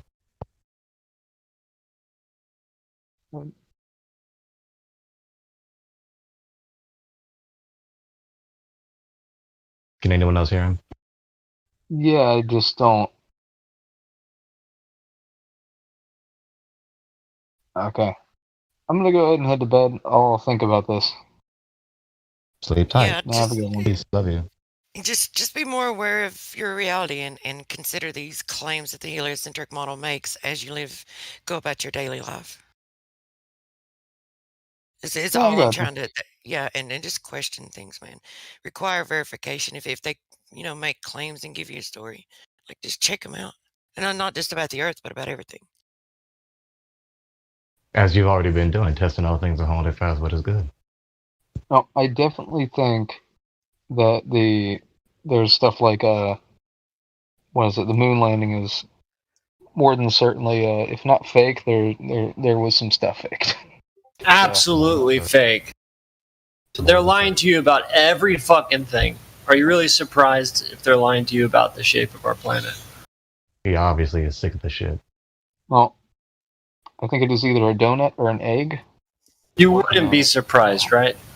No, like they'll lie to you just to mess with you. I like that answer, man. Honestly, that's a great answer. You can Well, that's take been that, and obvious if you're not for- surprised, that's a big deal. Well, this has been obvious for the thing that shall not be named that has happened this year, well, last year, and this year. Yeah, have a good one, though. Cheers, buddy. Have a good night's sleep. Peace. Love you.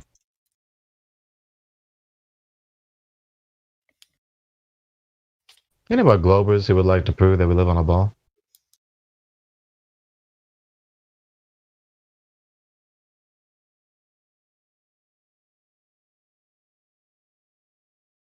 Oh, I muted myself. Fantastic. Oh. Okay. Yeah, I was going to read the flight thing to him, but oh well, it don't matter. Yeah, he got to go to bed.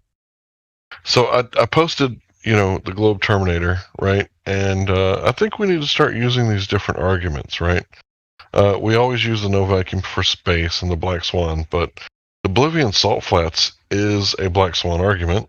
And for me, it's a really powerful one. Flight, get this one. Just real quick. Since the Earth is, as we're told, a sphere of 25,000 miles in circumference, a radius of 39.59 miles, pilots traveling for 1 hour, typical cruising speed of 500 miles an hour, to simply maintain altitude would constantly have to adjust their altitude downwards to compensate for the curvature and descend an average of 2,789 feet every minute. It's ridiculous. Yeah, think about that. You would guy's feel not that here. descent. Oh, it's okay. I just, I'm saying we need to. use It's these incredible. arguments. Drop more altitude than they are high. I don't know about that, but yeah, 2,700 feet. So let's round that up to 2,800 No, they do. every minute. You would have to be dropping 2,800 feet every minute if the Earth was a sphere. And when you're on a plane, you can feel when you're dropping. Yeah, that would be like an everlasting roller coaster. The other server, they try to tell me, they slow down and speed up. I wonder how much the Vomit Comet descends. I wonder what its descent rate when it starts its parabolic curve downward. I wonder what its descent rate is, because I bet you would have like a different feeling of gravity.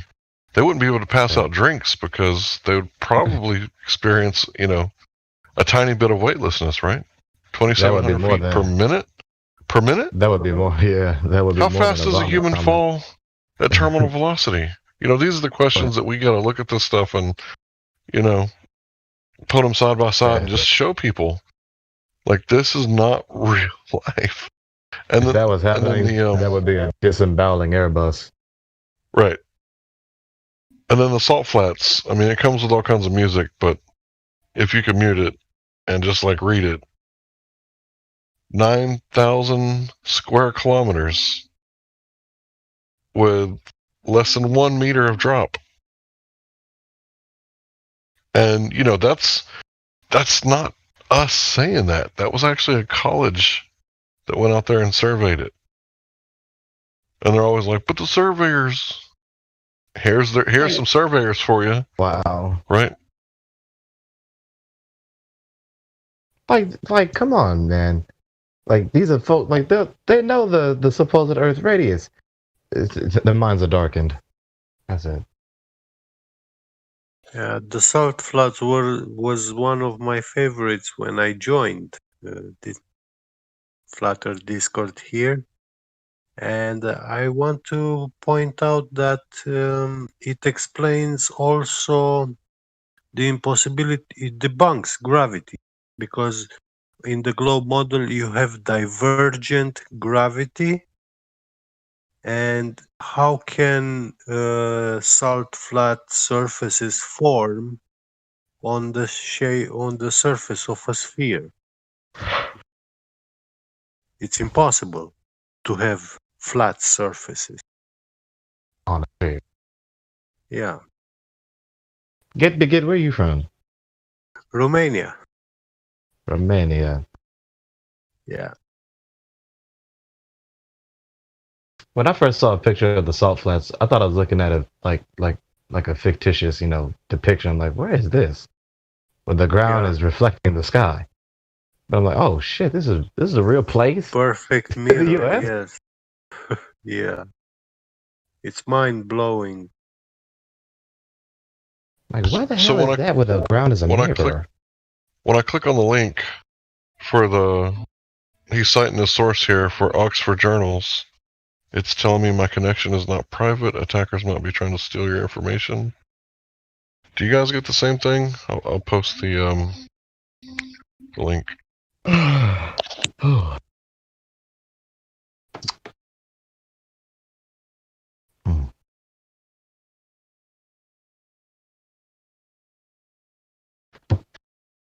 Am I up to, like, gosh, this room is empty of Globers unless they just won't speak up.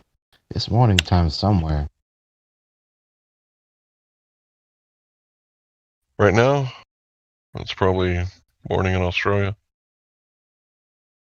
Australia. I get no warning when I open that link. No, Hank, I don't either. The page just loads. Because they're blocking you. They don't want you to keep going. No, it's morning in the UK, right? Should be, right? Yeah, it's like 10 o'clock in the morning. Yeah. Well, where is he? Oh, Chemo left.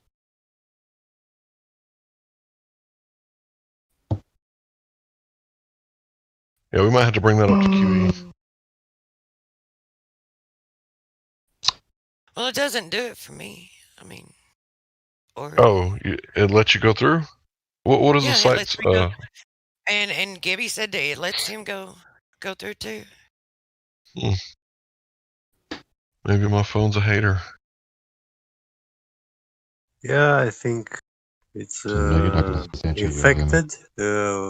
Maybe you got some app which they want you now to either purchase a VPN or to purchase these phone cleaners. I don't always put those links, any link like in the virus check and see if it comes up with anything.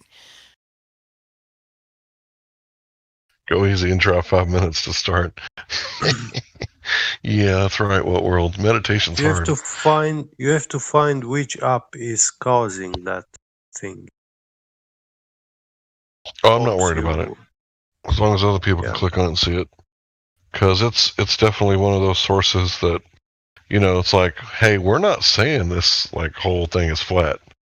Like, they're saying it, right? And I love that argument because I can tell you that neurotoxins are poison for your brain cells, right?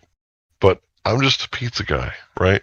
So when one of the Ivy League schools comes out and tells you that lowers IQ in children, Oh, okay. Well, that makes a lot of sense. Okay, Larry's a dumbass. He doesn't know what he's talking about. But this Ivy League college, they're smart, right?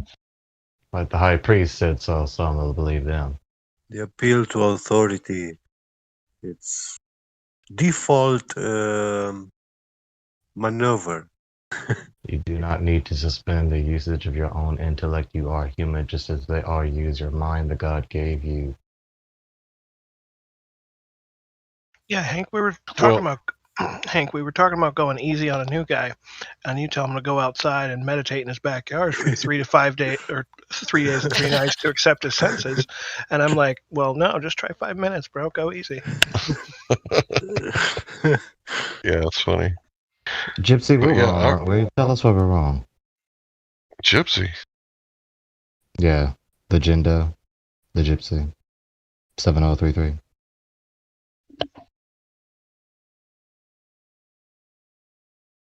We were wrong, aren't we? The Earth is a ball. Right? Of course it is. Jindo. The Earth is a ball. This whole form is just stupid. Were you looking in lobby or Cogdis, or where you reading that at? On the the lobby list. He's in here. List. The Jindo, it's a cat. Come on, gladiator, entertain the emperor. Entertain all of Rome. We're not entertained.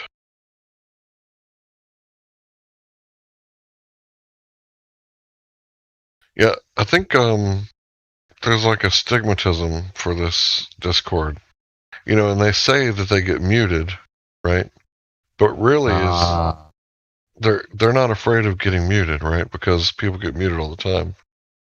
What it is that they come here and they say the wrong shit, and QE pops out of nowhere, like Genie in the Lamp, and like, he like the Grim Reaper. He destroys them.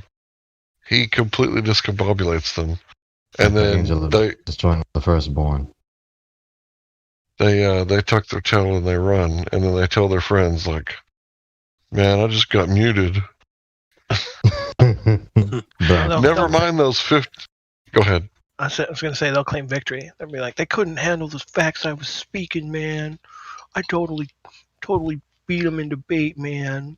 They had to mute me, man. Hank, never mind those 15. Never find those 15 sources. Oh, I'm a boomer, man. I don't really check messages very often. Did you, Gregory? Is that you? That's me, brother. All right, let me figure out how to accept a friend request. I don't see muting like being a problem, but for example, I never got banned on any server. I don't think I have either. I don't think I've ever been banned. Well, first time for everything. See you guys later. I've been banned. I've been banned because I was told the KJV only is that the KJV is not inerrant. Oh yeah, that's right. That'll get you banned for sure. There are. My thing with the King James Bible is at least we know where the mistakes are, right? Right. Like you don't need the KJV to be inerrant to substantiate the validity of the way of salvation. You don't. That's right. Yeah, I'm looking in the other Flat Earth rooms. And man, that place is toxic sometimes, because I've been over there and a newbie, like a brand new globe earther, would be making the argument that the stars spin backwards in the southern hemisphere, and I'd be like, nah, bro, they're going east to west, just like northern hemisphere. And all the other globetards in there that were like veterans know I'm right. They know they rise in the east, set in the west. Well, they do go in circles, though. Yeah, they'll let me get spun around, and I'm like, guys, back me up on this. Like, I'm right? Like, kind of like Kevin Hart. Nugget. Right. Well, that's the problem with saying east to west. It's only through the celestial equator. They're actually curving away from each other. If there's actually two sets of stars, there could just be reflection, but that's undetermined still. But they're not really going parallel to each other, except for the celestial equator, where they meet, where the two circles seem to meet. New You know what? perspective, be my friend, please. But it seems that they're adjacent to each other in the sky. If they're two star sets, it seems like they're adjacent to each other, and that could actually prove flat Earth if you could get out far enough east, towards Easter Island, or actually that would be west, I guess. But either way, if you could get past Easter Island and see the stars separating, if there is actually two sets, we don't know, but it seems like there could be, and then, or if there's a dome of some sort, maybe that would just be you'd see the reflection of the one set of stars showing more than one southern reflection in every direction. Seems like a set of stars, but it's not. Could be that too. Kind of got lost in all that. I think you're right. I have no idea. But if there's two sets of stars and they're adjacent to each other and they work like thermodynamics, constantly, like a vortex, you put like file shavings on like, a piece of paper with the two dipoles, and you see the pattern that they make. It could be that a binary star system wouldn't be out of the question, seeing as how everything kind of comes in doubles with our, two legs and two brain halves and everything else, two lungs. We don't know. MP, you don't want to extrapolate. MP, forgive me, but you can't string words together like that and not have people get lost. I just came in to lose you. Well, you didn't lose me. I'm stuck at where you said the two rotating star fields separating past Easter Island. That would be great. If we could actually catch that. If that does happen, and we could get far enough out there to film it. I heard what you said. You don't need to repeat it. Let me finish. Go ahead. My question is, since we're always making observations from the Earth, and what you see is your own personal little half dome, what makes you think you're ever going to see what you're thinking of two star fields separating? I'm not saying I would. I'm just saying if it were that case, maybe you could. Okay. What world did you just fill up, your profile with tags? You're a flat earther, a glow earther, a concave earther, a hollow earther. I told you last time, like, I don't like labels. Like, I'm definitely not a flat earther, just because of that connotation. I can go through that more if you want, but over the last 5-6 years, I've looked into a lot of different topics. So rather than just give myself one label, I just decided to give me all the labels of that which I might have a little bit of knowledge of. I see. I forgot. Forgive me. My apologies. So no problem. Do you believe the world is flat? The Earth is flat? No, belief is the enemy in knowing, and the Earth is clearly not flat. So no. Clearly not flat. Oh. Yeah, well, we have mountains and hills and valleys, right? So it's definitely not flat. Well, you know what I mean. Flat's not a shape. No, I don't know what you mean. You could be flat. It can also mean level. Could be an agent in disguise. I don't know.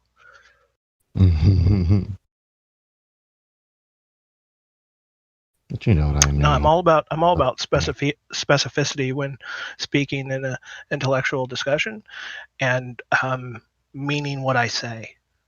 So I choose my words very carefully. So being specific with our words, why do you say belief is the enemy of knowing?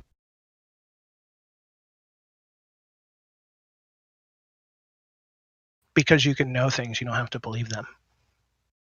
Belief is, basically, without evidence. Knowing is you have evidence. There's no belief required. Well, that's not true. Look at the definition of belief, and then look at the definition of knowledge. What is belief? How would you like to define it? Well, belief is confidence that something is the case. Okay, what is knowledge? Knowledge is information that is known.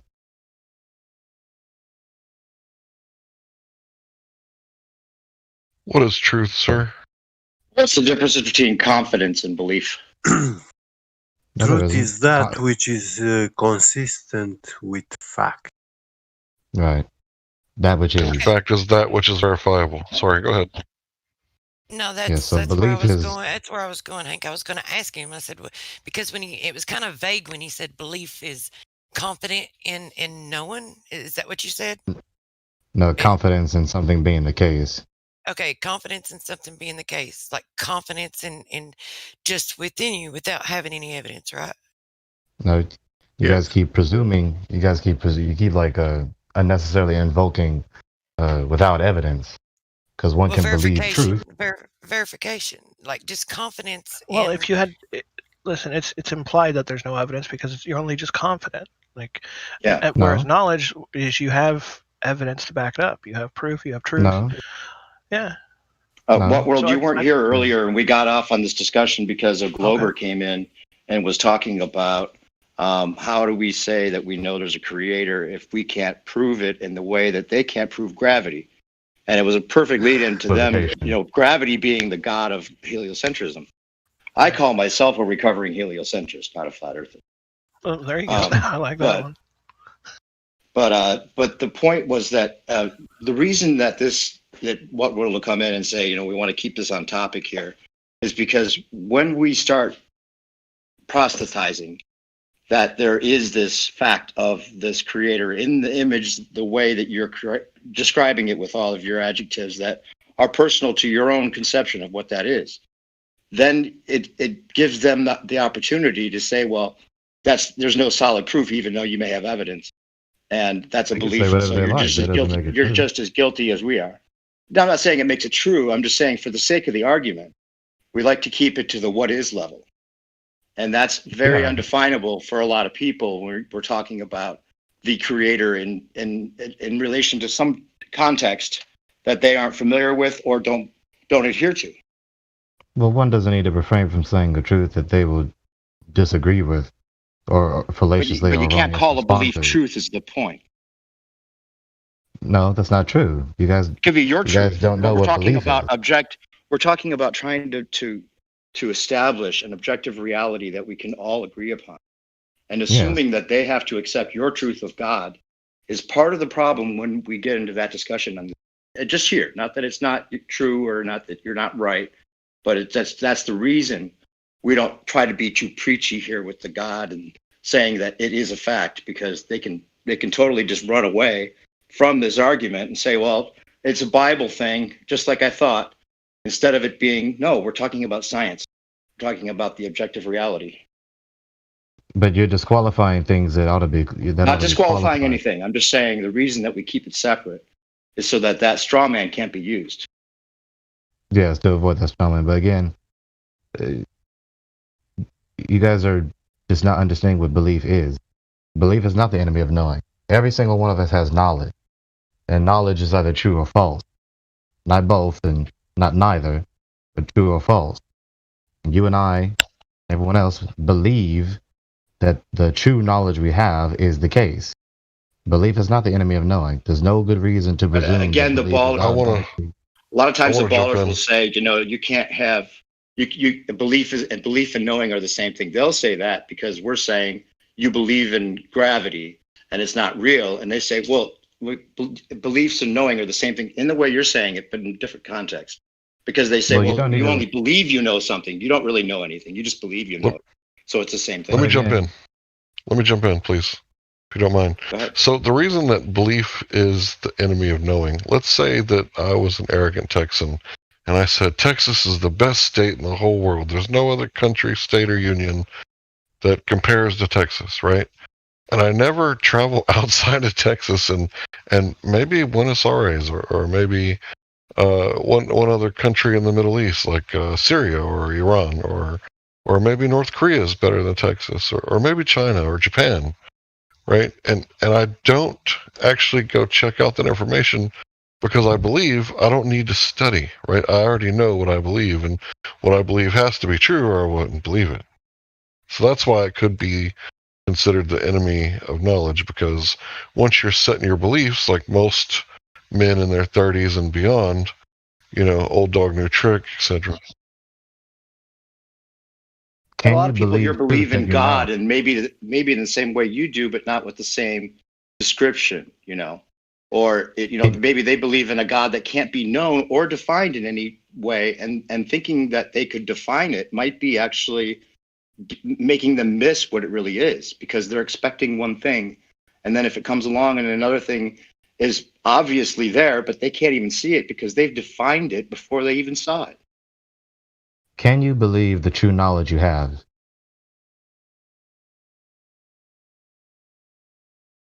You don't have to believe knowledge. Like, I don't have to believe that I have 10 toes. You don't have to, I know but you that. can. Not what Okay, I- there's not the what I- answer. You not don't, what I you, you asked. don't have to believe it. You can believe it. It's your choice. You can believe in anything. Beliefs are just fine. Maybe I should have So just. you can, Maybe I shouldn't have made so you that can blanket believe statement. the Maybe, knowledge you have. Greg, let me finish. Maybe I made a mistake. Maybe I should have chosen my words more carefully. I should have said, instead of just a blanket statement of belief is the enemy of knowledge, I said my belief can get in the way of my knowledge. Again, that's not my question. And I'll add to that and be more like, well, I don't want to add, like, he said what he said, okay, but I'm going to say this, and it is building upon what he said, but it doesn't require belief to know something. That's not my question. What I'm saying is there is a separation between belief and know. You can believe in what you know. I know. Okay, but and you can know what you believe, but belief is not required to know. The only thing That's required my to question. know, belief isn't required. Okay, to know something, it does require, like, the necessary antecedent to knowledge is Scientific verification. method. The scientific My method. question that I'm asking is not being answered. My question is, and Woodworld D answered it already. I choose my words carefully. Can you believe the true knowledge you have? Yes, and you can. should you believe the true knowledge you have? Should's a really, really tainted word. I can't You tell believe it to the best of your abilities. You can't, in all honesty, you threw that question out at me to begin with, kind of like a Glober. Like, do you believe in flat Earth? That's what Globers come in here and ask everybody. So that's why I responded. Yeah, I would never say I believe in flat Earth. Yeah, we totally Of course, you separate don't belief. believe in flat Earth. Yeah. In here, what we do is we separate belief from knowing. If you believe something and you want to share your belief, that's fine, as long as you're willing to admit it's belief. But if you're going to make if you're going to make a claim that something is a fact, then there needs to be something to verify that something. Yeah, then you have to do scientific method. Which is why it's because that's what we're requiring of them. Is the point? Yeah, because belief doesn't Right, but require again- something to verify it. Like, that's just your belief, and everybody's belief is subjective. But to know something, and if something is verifiable, that's an objective truth if it's verifiable. So it's a clear distinction. But again, Quantum you Eraser presume that even belief goes is into absolute. detail where he says he can prove God on his channel, and maybe that's true. Maybe he's right. But that's not what we do here as far as just approaching the subject, because if I ask you, okay, so give me a scientific method to prove your concept of God, what would you say? Well, But that's again- the only righteous belief that I can accept, for example, without proof. For everything else, I need proof to believe. But again, you all are unnecessarily presuming that belief is absolutely only to believe something without evidence. That is not the case. Not saying they're mutually exclusive, but in here we try to keep it that way. But there is a separation to where there is verification required to know something, where belief doesn't play a part. You can inject. You just have to have a belief feeling of confidence. You can inject belief into your own equation with that if you so choose to. Now you're double speaking. You're saying simultaneously that you don't need to believe, and that belief is only something without evidence, and belief can be possible with evidence. We try not to present beliefs as truth. Hold on just a second. Now you're putting words in my mouth, and you're making accusations that I'm double speaking, and you haven't even said it. Like, you're putting. I never said that belief only. I said you can believe what you know. You can know what you believe, and you can interject your own belief into what you know. I don't care. But when it comes to what you know, that there is something required to know something that's not required to believe it. Okay, so you can choose to interject belief into your knowing, but there is one thing that's required to know, which is verification, and we make that separation in here. Why do you make the separation between knowing and belief? Because you believe what you know. Because they come in here and they claim that they know this and they know that's going on when they think they know it, but really when you look into it, they have no verification for it. There's no they present it as a belief because they've been taught it, because it's a belief that the earth is spinning. It's a belief because there is no evidence to back it up.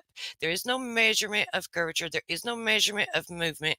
There is no natural demonstration that we can ever observe in nature of air pressure being adjacent to 10 to the negative 17 torr pressure without a container. There's none of that, but yet they believe it because they've been told that. And when they say, but I know that the earth does this, or that the atmosphere, like whatever they claim, like if there's no verification, then they just believe it. They want to come in here and act like they know the globe, right? But they just believe it. They don't know it. To know it, there must be verification. Now, if you yourself, if you want to interject like belief into your knowing, fine, whatever. But if something is a belief, you can't claim it to be something that's true when it is only a belief. You need to be willing to admit that that's all it is a belief, and not present it as truth. You did it again. Let me bridge the gap. Necessarily presuming that belief is only to believe something is the case without evidence. So you telling me that you no, you're putting word. No, maybe you're not understanding. I understand exactly what you said. Listen, no, you're not understanding, because either you're not understanding or you're misrepresenting me. Okay, and either or, it's not. It's got to be one of the two. Either you're not understanding me or you're misrepresenting me.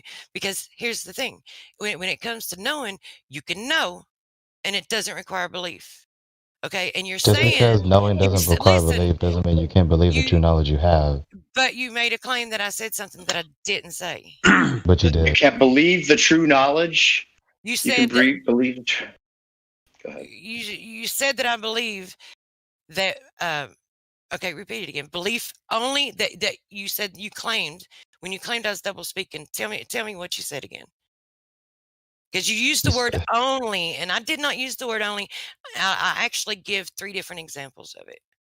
Yeah, it was I said you presume that belief is only to believe something is the case without evidence.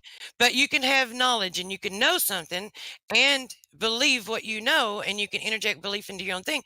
But you can't present a belief without verification. See? I know. That's not my point. No double. Just respond to what I. Just respond to what I said. Okay. What kind of answer do you expect?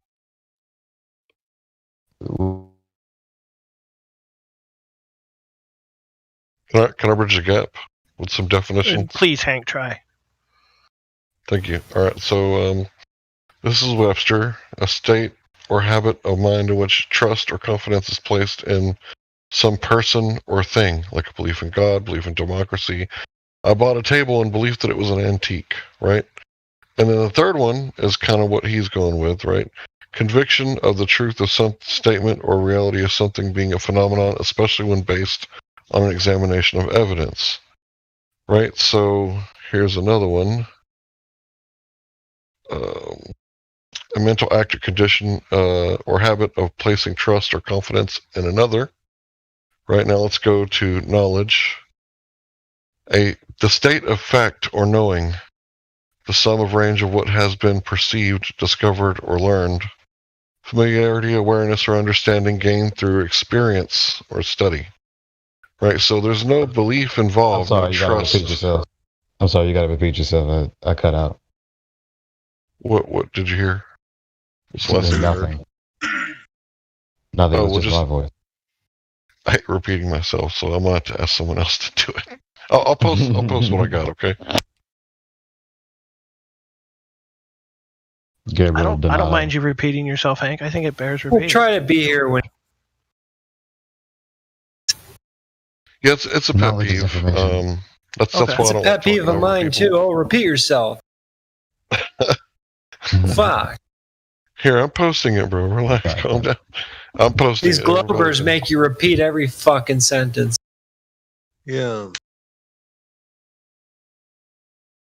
So knowledge, the state or fact of knowing, familiarity, awareness, or understanding gained through experience or study. The sum of range of what has been perceived, discovered, or learned. Right, so that's knowledge. Belief, the mental act or condition or habit of placing trust or confidence in another. So I'll post this one Gabriel too. Donato's message? You sent me. I don't check messages, but like once a day. Oh, no, not DMs in the voice text. The last one at 2:13 a.m.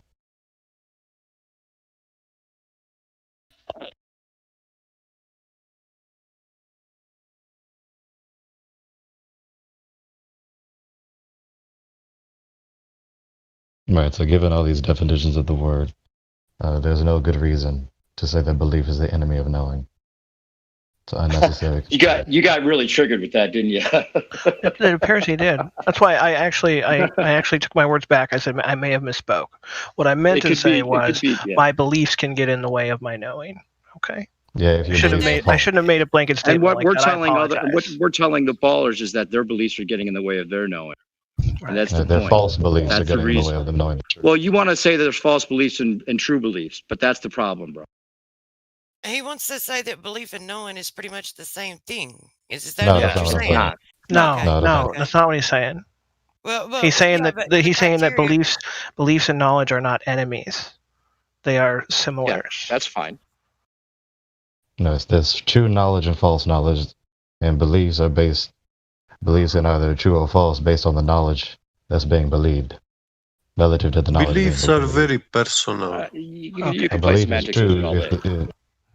well, it's I not believe, semantics. I it's just believe, and I know accuracy. I shouldn't have said those 3 words together in front of Gregory. I apologize. Can we get back onto something else now? Yeah. Well, if you believe in something that's completely scientifically proven, and in a way that we're talking about with a scientific method, then that's fine to say it's a true belief because it's based on something that's only true. But if you're talking about God in the context of something biblical or some kind of scripture, Well, no, you're invoking then that. you're going to get called out in the same way we're calling the ballers out. That's all. Yeah, well, you're invoking that in this subject. They have a faith-based belief. Would you say, Weimer? They do? Faith-based belief, yeah. Yeah. Then They there's have a empirical-based knowledge. Right, empirical and faith, right? Totally different, but not. Yeah, and when they completely come separate. in and ask that question, do you believe in a flat Earth? They are actually annotating faith that you don't have any evidence for what you believe. Yep. But what is a faith-based belief? Something that can't be scientifically proven. The Earth is a globe. That's a faith-based belief. But what is faith? That's a faith-based belief. Belief without Faith evidence. is the same thing as belief. lacking the very thing that's required for knowledge. It's similar, but faith is specifically belief in rather than belief that. Blind belief. No, not blind belief. Because one That's can what have they faith. do. Because one can have faith based on evidence. You can believe in We've got something, blind someone belief based on when evidence. you don't question and when you don't have proof for what you speak. That is blind belief. Except Right. if you can choose to believe your parents. That's a righteous belief. You can choose to believe in God. That's a righteous belief. Nobody denies that. Only fools. But Right. To say that the world is a spinning globe, you don't feel motion, your senses are lying to you. They need to detail you a whole story, a long story, fancy story, with no proof. Gregory, don't get me wrong. I'm not saying that there isn't a knowingness to what you're talking about. Like he was just saying that the globe takes complete faith because there's no evidence whatsoever of it, even Right, within our faith soul. without evidence. Right, yeah. But there's a feeling that people have with this connection to everything, whatever it is for them. It could be God. It could be a belief in the context that tells them what it is. It could be something beyond that they have a connection with. We all have that kind of feeling that's there. But we can't claim that as a proof that we need to proselytize about, because that gets into the realm of what they're doing and what we're trying to call them out on. Not necessarily. Because Yeah, but this is semantics at this point, isn't it? Exactly. You can argue this all, but all I'm trying to explain to you is the reason that we don't preach in here. Yeah, I know, but your reason is presuming something that isn't true. You can argue that in a different area of this channel. There's lots of them to do it in. I'd love to argue it out with you, but as far as what we're trying to keep the information to here is things that are on the what is level only, and not to say that God isn't, or your idea of God isn't completely whatever true. Could be totally true. Well, the reason the argument works for us here is that we're totally separating belief and knowledge in this context. And if you want to argue the semantics of it all day long, you can. But we're not going to go. We're not going to, make it so that it's just like open to people calling us out as believing in the same thing because you're stating it as a fact. But again, you're doing the same thing. No. All we really want to see is the evidence for a globe. That's the bottom line here. Do you have any? Yeah. And they could turn the argument the measurement, around. the 93 million miles measurement to the sun. I got an idea. But again, the thing is that. Forgive me 1 second. I got an idea. Let me try. Let's try to get this back on topic by giving that question that started it back to Gregory himself. Gregory, do you believe in a flat Earth? I don't believe in a flat Earth. I believe that the Earth is flat. You believe that the Earth is flat. Why do you believe the Earth is flat? Because of the observable evidence I can see. Okay, what else other than the believable evidence you can see? No, not believable, observable. Okay. Even though it is believable. Other than that, what else makes you believe that the Earth is flat? The God revealed to us in Scripture, in the Holy Scriptures, that it is. Excellent. Is there a third one that makes you believe the Earth is flat? What is it? Scientific, measurements. Water. Okay, hang on a second. Let me clarify that. What scientific measurements, and how are measurements scientific? Like the black swan. That's an observation.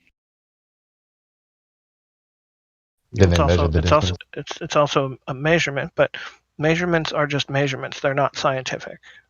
Like putting a tape measure down on something isn't scientific. You agree? Well, I don't know why they're drawing a distinction between the two. Isn't it? Well, isn't science a method? For something to be scientific, wouldn't it have to be following that method? To put scientific as an adjective in front of something that isn't really scientific, it's kind of a misnomer, isn't it? Isn't, you said measurements are an observation. Is an observation a part of the scientific method? No. Well, something can be a part of something, but it doesn't. Observe a phenomenon is the start of it. Let me have this one for a second because I think I can lay it out real quick. If you look at the logical fallacies, there's the compartmental division fallacy. So a part is not a whole, or a whole cannot be the part. For example, I cannot drive my alternator to work, right? And my car is not the alternator. Right, so making an observation or observing a natural phenomenon is one step of the scientific method, but watching birds humping is not science. Thank you, Hank. And I don't want to pick on that. I just wanted to ask a few. Thank you for sharing. Yeah, clarify my understanding. The other thing is what would it take for you to change your belief into a knowing? There wouldn't. And know what I believe, what I know. Okay, there's a reason there's two different words. Instead of answering the question instead of answering the question with "I know that the Earth is flat," why did you say "I believe the Earth is flat"? Because it's true. I believe the truth that I know. Okay, fair enough. See, that's the thing. Is like the reason that the word is a trigger for us here is because I know that what you're trying to say, and I know that you have confidence in everything you're saying. It's just that I love hearing what you're saying on a lot of other levels, but then when it gets to the preachy stuff, we get strawman, because scientific method is what we're trying to make them adhere to, and improving their gravity and whatever else they're trying to say. We need to push them to that. And if we start getting into the realm of belief in any way, whether it's believing in what you know to be true or not, it's gonna trigger people in here, because we're trying to hold them to a standard that we're not meeting ourselves necessarily. And I know you think it's exactly true, and it's completely, just on the same keep level. Invoking that. I haven't invoked that once in this conversation.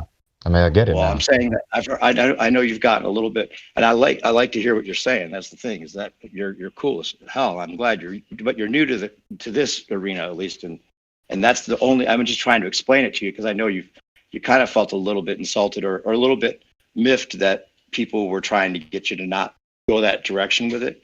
And it's not because they don't like what you're saying. It's just that this is the place we're trying to hold them to a standard that doesn't allow them to do the same thing.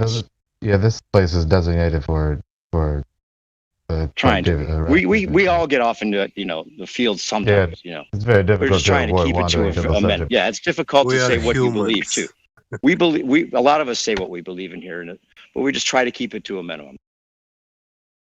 Yeah, I see we the are other humans. We have dreams. We speculate also. We talk. Hey, speak for yourself. Yeah. Like, I like to talk about the infinite plane, and that's not a belief. It's just what I think. If I had to guess, it is. Because I can't imagine a stop. I can't imagine what the other side of a stopping to reality would be. So if I can't, I can't even imagine what that would be. It was not space anymore, or whatever that would be. If there was an edge, even if it was a barrier, there'd still be reality on the other side of that. As far as I know, there's no reason to believe there's a non-reality. As far as I can tell, my experience only presents reality. We also want people to correctly express themselves and understand. Belief belongs to religion and science, and not to science. Well, again, those science and religion are not antithetical or really separate either. That's part of the problem. Saying I believe because I know, it's not. It's very fanatic claim, because I can say I read the Tooth Fairy story, and I know Tooth Fairy. Well, again, know what? I believe because I know fill in the blank. If the blank is truth, then that's justified. If the blank is false. That's an argument that the ballers like to make with us a lot, though, too. They always say there's no difference. Yeah. What's wrong to have a question without an answer instead of having an answer which you cannot question? That's you know about the scientific method, though, right? I mean, if someone, because QE's going to come in here and grill you on it, right? The three constituent parts of the scientific method. Yeah, I can't repeat it by memory. I have to search it up. Yeah, observe a natural phenomenon, create a hypothesis, right? And then you need your control, and you need your to test something. So we'll always push them on gravity. Gravity cannot be proven scientifically, and they'll admit that, which is where we win automatically, because that's admitted on their side. But they still try to say it's a force, or it just acts like a force. Nobody can manipulate gravity. Nobody can turn it on and off.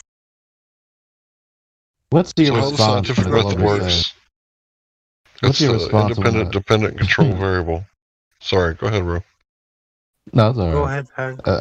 What's your response to a Glober when they say, when all the other gravities are refuted, Newton, aka Cavendish, and then Einstein, what's your response when a Glober finally results to gravity is acceleration? What's your response to that? Well, they say electrostatic acceleration. That's one possibility. Yes. Yeah, But if you were to if they were to talk about the acceleration, that it could just be that gravity is that number, that rate at which things find their equilibrium, and if density finds its equilibrium at 9.8 meters per second within the medium that it's in per second squared, then that the force is the acts like a force is the weight of that object. It doesn't need gravity to have weight. It's an acceleration. Even though that's in the equation. Isn't it? Correct me if I'm wrong. Isn't an acceleration an effect, or is that a force? It acts like a force because it's if there's something dense pressing down on something else. It's a down vector. And there's an up vector too. And acceleration is what? Nobody managed to manipulate it with using anti-gravity, but we managed to manipulate it using ultrasound, levitation, using electrostatic charges. Also, we affect the downward acceleration of 9.8 meters per second square. We affect this acceleration using opposing magnets, gluing together opposing magnets. You can affect that constant of acceleration. What time is it over there's a big debate going on about that right now. Anthony Riley on one side with Nathan Oakley are saying that the incoherent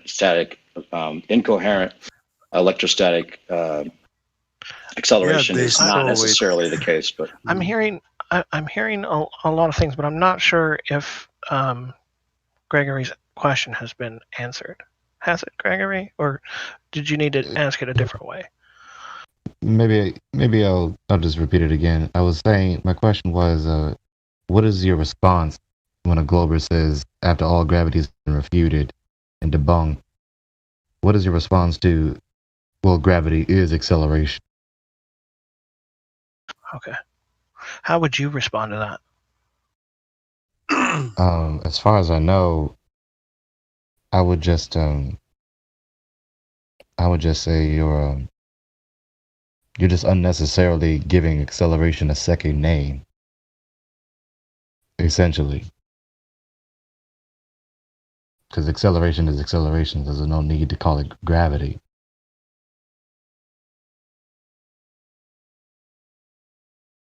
Well, perhaps if we've completely debunked the scientific and mathematical implications of the Glober's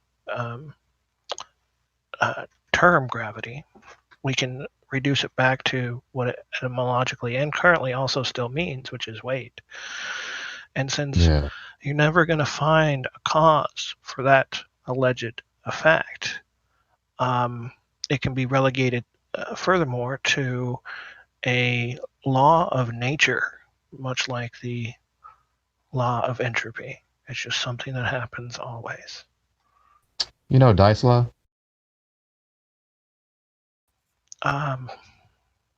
Refresh me. You know the the Discord user? What's his name? Dice law? No. I thought you were talking about something law.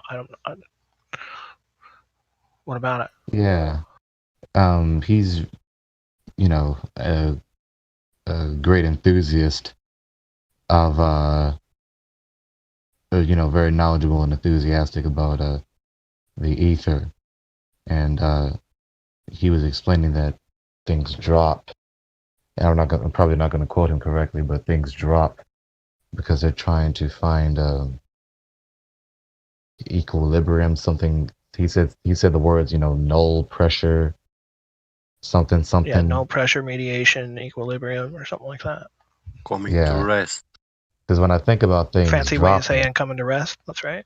Yeah, right. So when I think about things dropping, there's nothing pushing it down, and there's nothing pulling it down. It's just it's not resting upon anything. It's just heavier. Right. So yeah, just Yeah, it's just a law, right? Cool way to think about it too, isn't it? Well, I like to say that it makes sense that if, and it does appear so, that we are in a three-dimensional realm, intelligently created. Right. If conscious beings are going to navigate and traverse the terrain in this three-dimensional realm coherently and intelligently, there seems to be a need for some order of things, and ordering, solids and liquids on the bottom and lighter gases above makes sense to me. Like there's an objective up and down. Everybody's feet are on the same floor of the universe, and up and down are just up and down objectively. You could even say that that rate of 9.8 meters per second squared is evidence of the God code that I was talking about earlier, where it's like, this, there could be, it seems to be a consistency to things within all of nature. We see the sacred geometry patterns, and with the stars even, and the way that they move and everything. It seems to be that there's just a consistency. So that rate of drop is just another thing that's consistent within this beautiful creation that we live in. Right.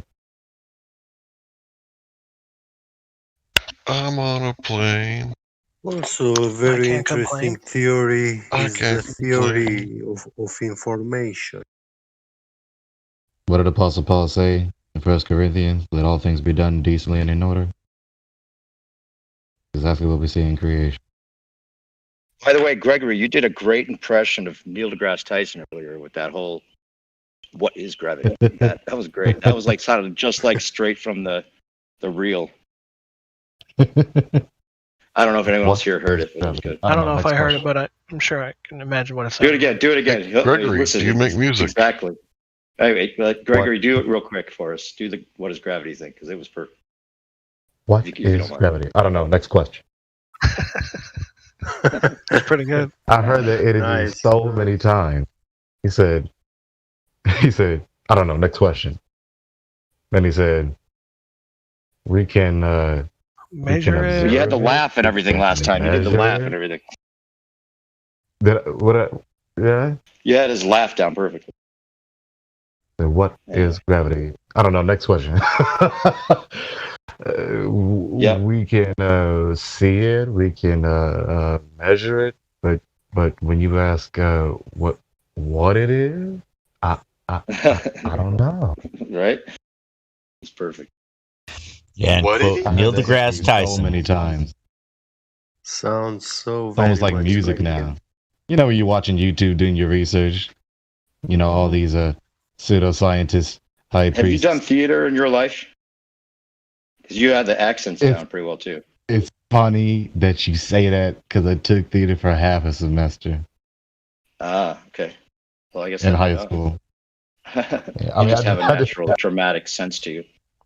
Thank you. I can play an instrument over the microphone. Oh yeah, you got lots of characters and stuff. Yeah, for sure. Yeah. Well, what about instrument? Do you play an instrument? Somebody asked that. Yeah, no, I don't play the only instrument I play is I bet you can sing though, because a lot of people make music here. Have you heard the music that's coming out of this place? Yeah, I do. I only heard 3 songs and they all snatched my attention.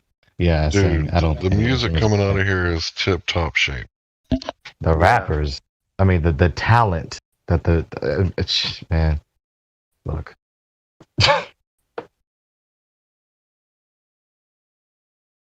Yeah, it goes to show you the kind of skill level. And it really does. Helio, Dre's, Chocolate, High Sky, Dre's. Yeah. Why would they lie? Hey, why would they lie? Guys, I gotta hang up. But hey, Whammer, what's up with Bitcoin? Is it gonna bounce back here soon or what? What's up, brother? What's up? Let me take a look at Bitcoin's trend. Yeah.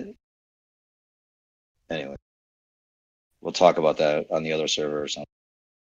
Well, let me just tell you really quick. Good hearing. Good go hearing ahead. again, new perspective. You too. Always, what world? Much respect. Wait, I need to hear about what's going on. I'm trying to get in this Bitcoin. Oh thing. my God! It's him. It's me. What? You You guys should have messaged me earlier today. I was around. Oh, well, I'll message you. I'll message you. But yeah, I'll listen. I'm going to go to bed here in about 10 minutes. But tomorrow in the daytime, just message me. Oh, yeah. You did tell me afternoon, Whammy. You did say that. I'm sorry. It's all good. Good night, Yaka. Get back to you in the afternoon. Well, whoever wants to get into Bitcoin, I'll give you a picture now in the live stream. It's just one picture. It's enough. If you know what it is, you'll know what's going to happen. Oh, what are you going to market? You'll see. Wait.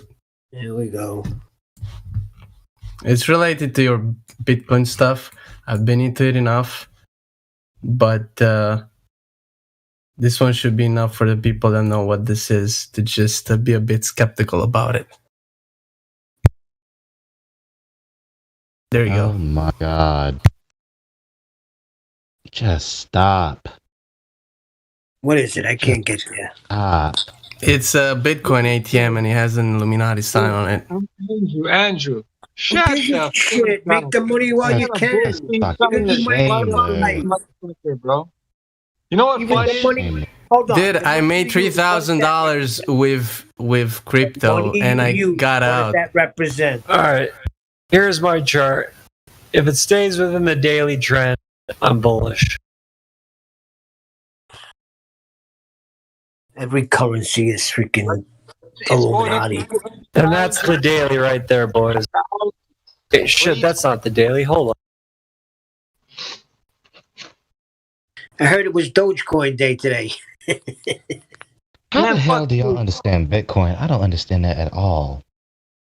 What they're doing is just promoting a cashless society. That's what they're gonna do. It's gonna go up. Now the inflation of the Fed. I don't know if you know how much money the Fed printed this year. It's insane. Yeah, I just started a new Bitcoin. It's called Globe Coin. Understand that one. There it is. You don't. Yeah, and the Globe Coin proves they're at this flat because it's a globe. Look, you don't want to break in that daily trend. You see that trend? It's never broken it since the bull run. You see, it's just about to break it. It might. It could very well just bounce back up. But you see that right there? It's an important little channel right there. They got to save moon. You know what's important? You know what's important is even a flat Earth chat becomes a Bitcoin chat. No, it doesn't become it. I mean, they try to. We always go back to flat Earth. But before we go back to flat Earth, I just want to ask if there's anyone in here that's familiar with PancakeSwap. If so, then I would be glad to, like, if you'd like spare maybe 5 minutes of your time, jump down into Chill VC or Crypto Chat or something like that. Familiar with what? Pancake. Yeah, join Pancake chat. Oh, for Pancake join. Where is that? What the? I got a good. You need a wallet to connect to it. I'm sorry. I'm just trolling. Look, yeah, no, look, if anybody has any is familiar with it, then, you know, I can go into more detail, but I've already got it. I've been using it and I've got the wallet and everything. I just need, just got, like, I'm having an issue and I can't figure out what it is, and I'll jump down into another channel. If You need knowledge. You know what I like more than money and cars? 8 inches per mile squared. 8 inches, man. You got a big unit for when you're talking about that kind of thing. You know what I'm saying? You kind of trump everybody else. PancakeSwap. Yeah, it's pretty cool. It lets you swap it. Yeah, my favorite pancake is 8 inches per mile square in a unit. What's this about pancakes? No, it's a decentralized swapping mechanism. This is no longer about pancakes. Right, crypto has nothing to do with flat Earth. That's a fact. It's happening on flat Earth, buddy. Yeah, it may have happened as a result of the awakening of people realizing that is, oh, wait, there is no such thing as currency. That paper money they're printing up, the biggest Ponzi scam ever to exist. Yeah, Well, like you how tell the different is people- Bitcoin as you tell fiat the currency? people It's all living the in same. mansions and not worried about having to pay bills. Tell them their money's nothing. It's going to be eventually be a tool of their control, just like the lies of. Yeah, right. That was just my look point. at China's social credit system. Tell me what's not a tool for them. Is there anything? The truth. The truth is not a tool for them. You can't. Yeah, you got a point. What is not a tool to them, right? You've got all the tools. Let me ask you this question: do you feel responsible for all these things? No. Are you paying bills with the truth? No, no human being is responsible for the world, the elites. We didn't create the earth. We're just here. Are you Right, sure but you're do not you feel responsible? because you actually know the truth, right? The truth is the consequences. The truth of what? You are using money, okay? I would like to get a little money set up so I can set myself up like Owen Benjamin, away from everything, making my own food, but you need money to get started. You need a piece of property. You need to... Right, so you got to play the game to like get out of the game. I understand what you're saying. The thing is, you should be able to respond. Okay, right? somebody's going to And give if me you're a not piece of land. able, You got to play the game to get out of the game. And what happens then? Okay, where do I get a piece Game is made to make you. It's a money game that's designed to keep you impoverished. Right, that's why I'm talking about crypto. I ain't trying to interrupt, not trying to be rude, just trying to create a conversation that's not crypto. I'm trying to interrupt, and I'm trying to be rude. So you've got $1 trillion crypto dollars. Now what? Cash out. I just heard a whole interview with the Fed and Janet Yellen, and they were all talking about fucking, creating the, fucking some kind of token for the Fed. And the one thing they said is they cannot have it private. They said there's too much terrorism going on if it's private. It must be. It's unbelievable. It's the mark of the beast type shit. Oh yeah, right. I know. Chong, do you think it takes money to prove or evidence the Earth being a level motionless plane? No, it doesn't. But you could do a public demonstration that you could use that money towards. And, there's all these statues in all these cities where you can, instead of create a statue, create a flat Earth, demonstration. And it could be a mile long. Okay, time out. Let's break down to reality. I have 3 boys I'm raising. They shut down the freaking world and put me out of work for over a year. Okay? I'm major months behind on rent and bills because they're trying to make me survive on $600 a week on unemployment. Are you freaking kidding me? If there's an opportunity to bang somebody in the head and get some money so I can get out of this system, you're damn right I'm going to take it. I'm with you, But if you owned That's one why Bitcoin, we're talking tomorrow, my man. If you owned one Bitcoin, you could cash it in for $60,000 and fucking create a monument, man. That's all I'm saying. 6,000 or 60,000? 60. That look it up on Google. $62,000. I thought you said 6,000. For a Bitcoin. One. There's people who have multiples of them, and they could use that, right? It's 55 at the moment, not 60. Oh, excuse me. Well, last time I checked, I'm sorry, it was 62. All right. Well, fluctuation. It's going to go higher than that. Chong, have you heard of Walt Disney? A pedophile? Yeah, I heard. Yeah. Well, what if Earth is Disneyland, right? And because the question is like, who owns the Earth, and are there others? So we could just be on a farm, right? Do you believe in? Yeah, I mean, shouting heaven. No. You guys are misunderstanding what I'm saying. Well, I'm taking it to like maybe the reality, like wherever we are on a plane, right?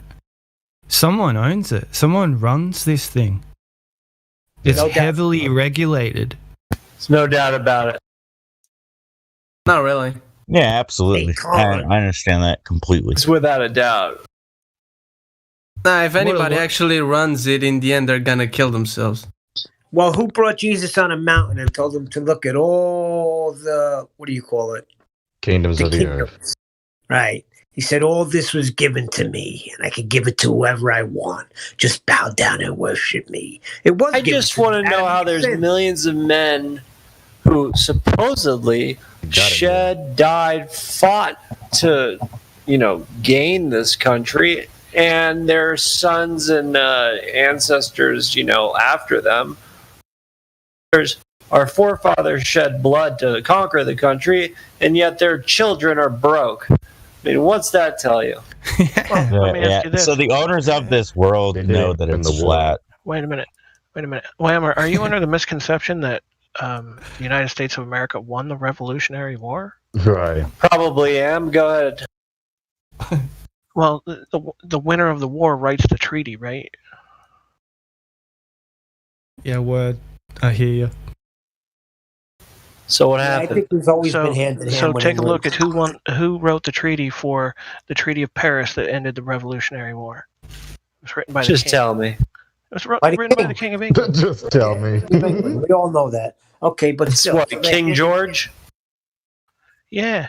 And then at the beginning, he calls himself the King of the United States. I know about that prick. There you go. Is his name Prick, or are you insulting him? Was that a flat Earth King George? Or not? Careful, Whammer. I know. What?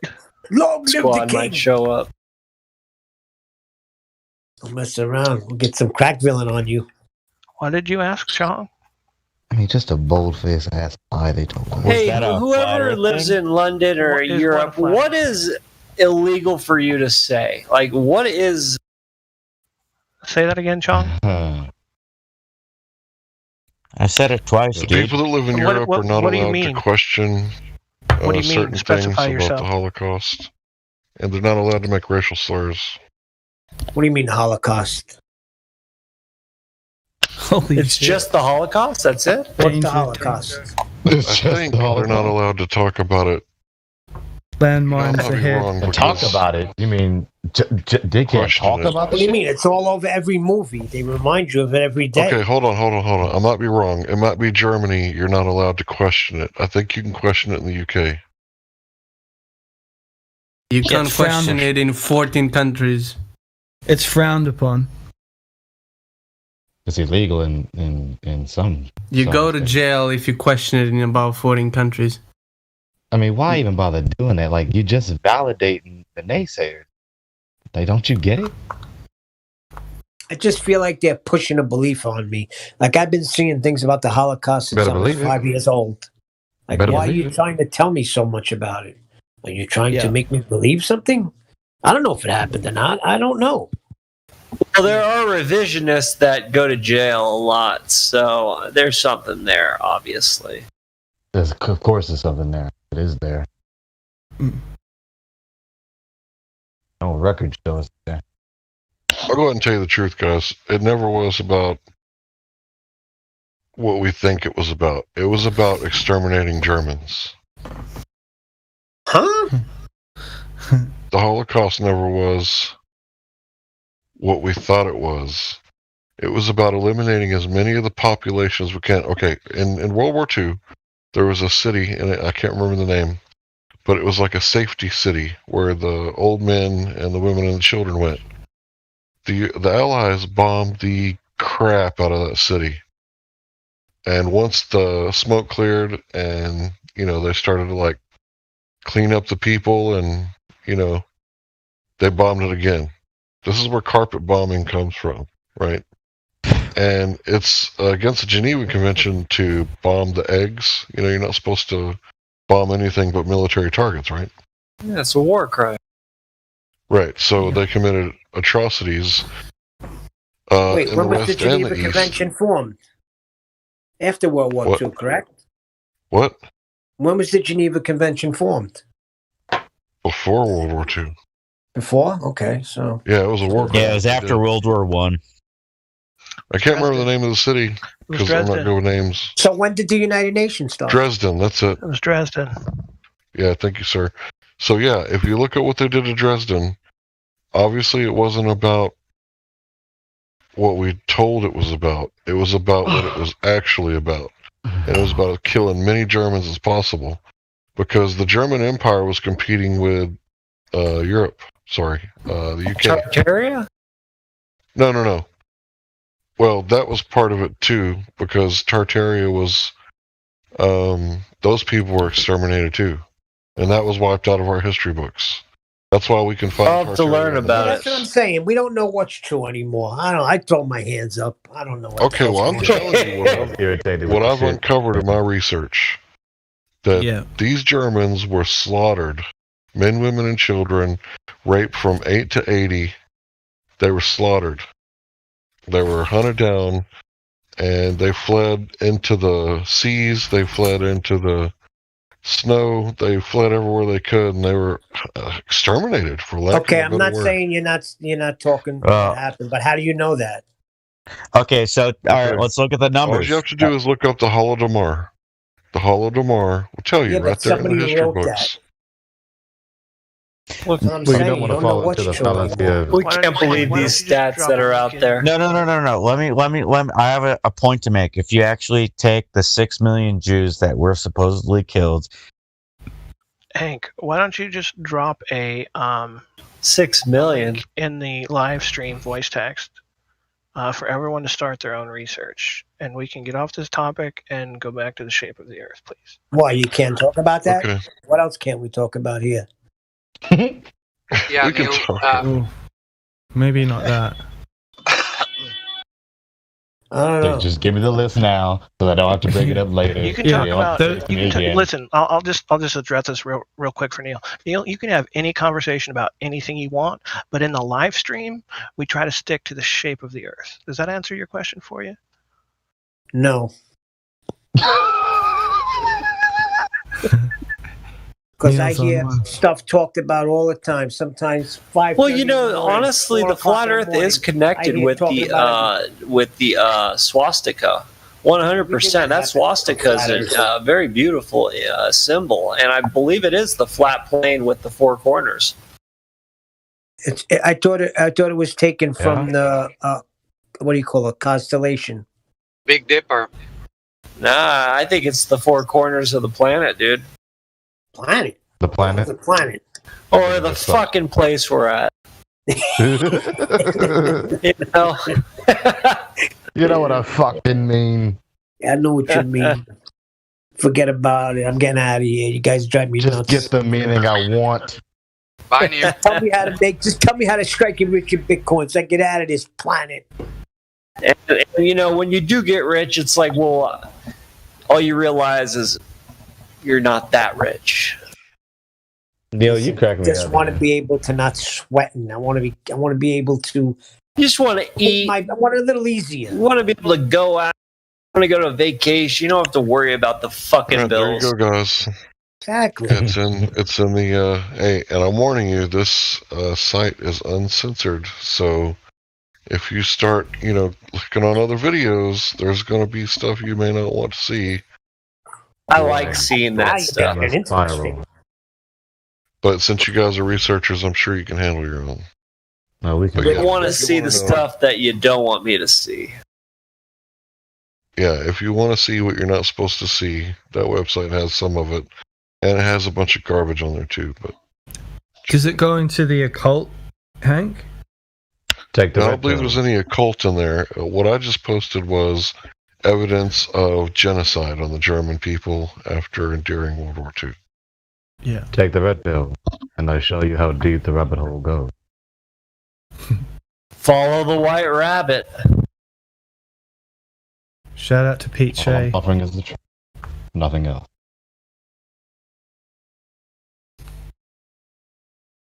Neil, you cracked me up, man.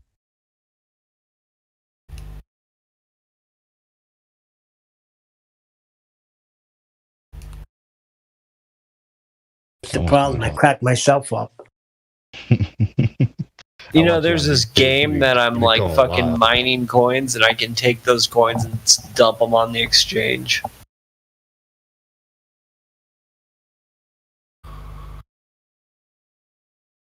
What game is this?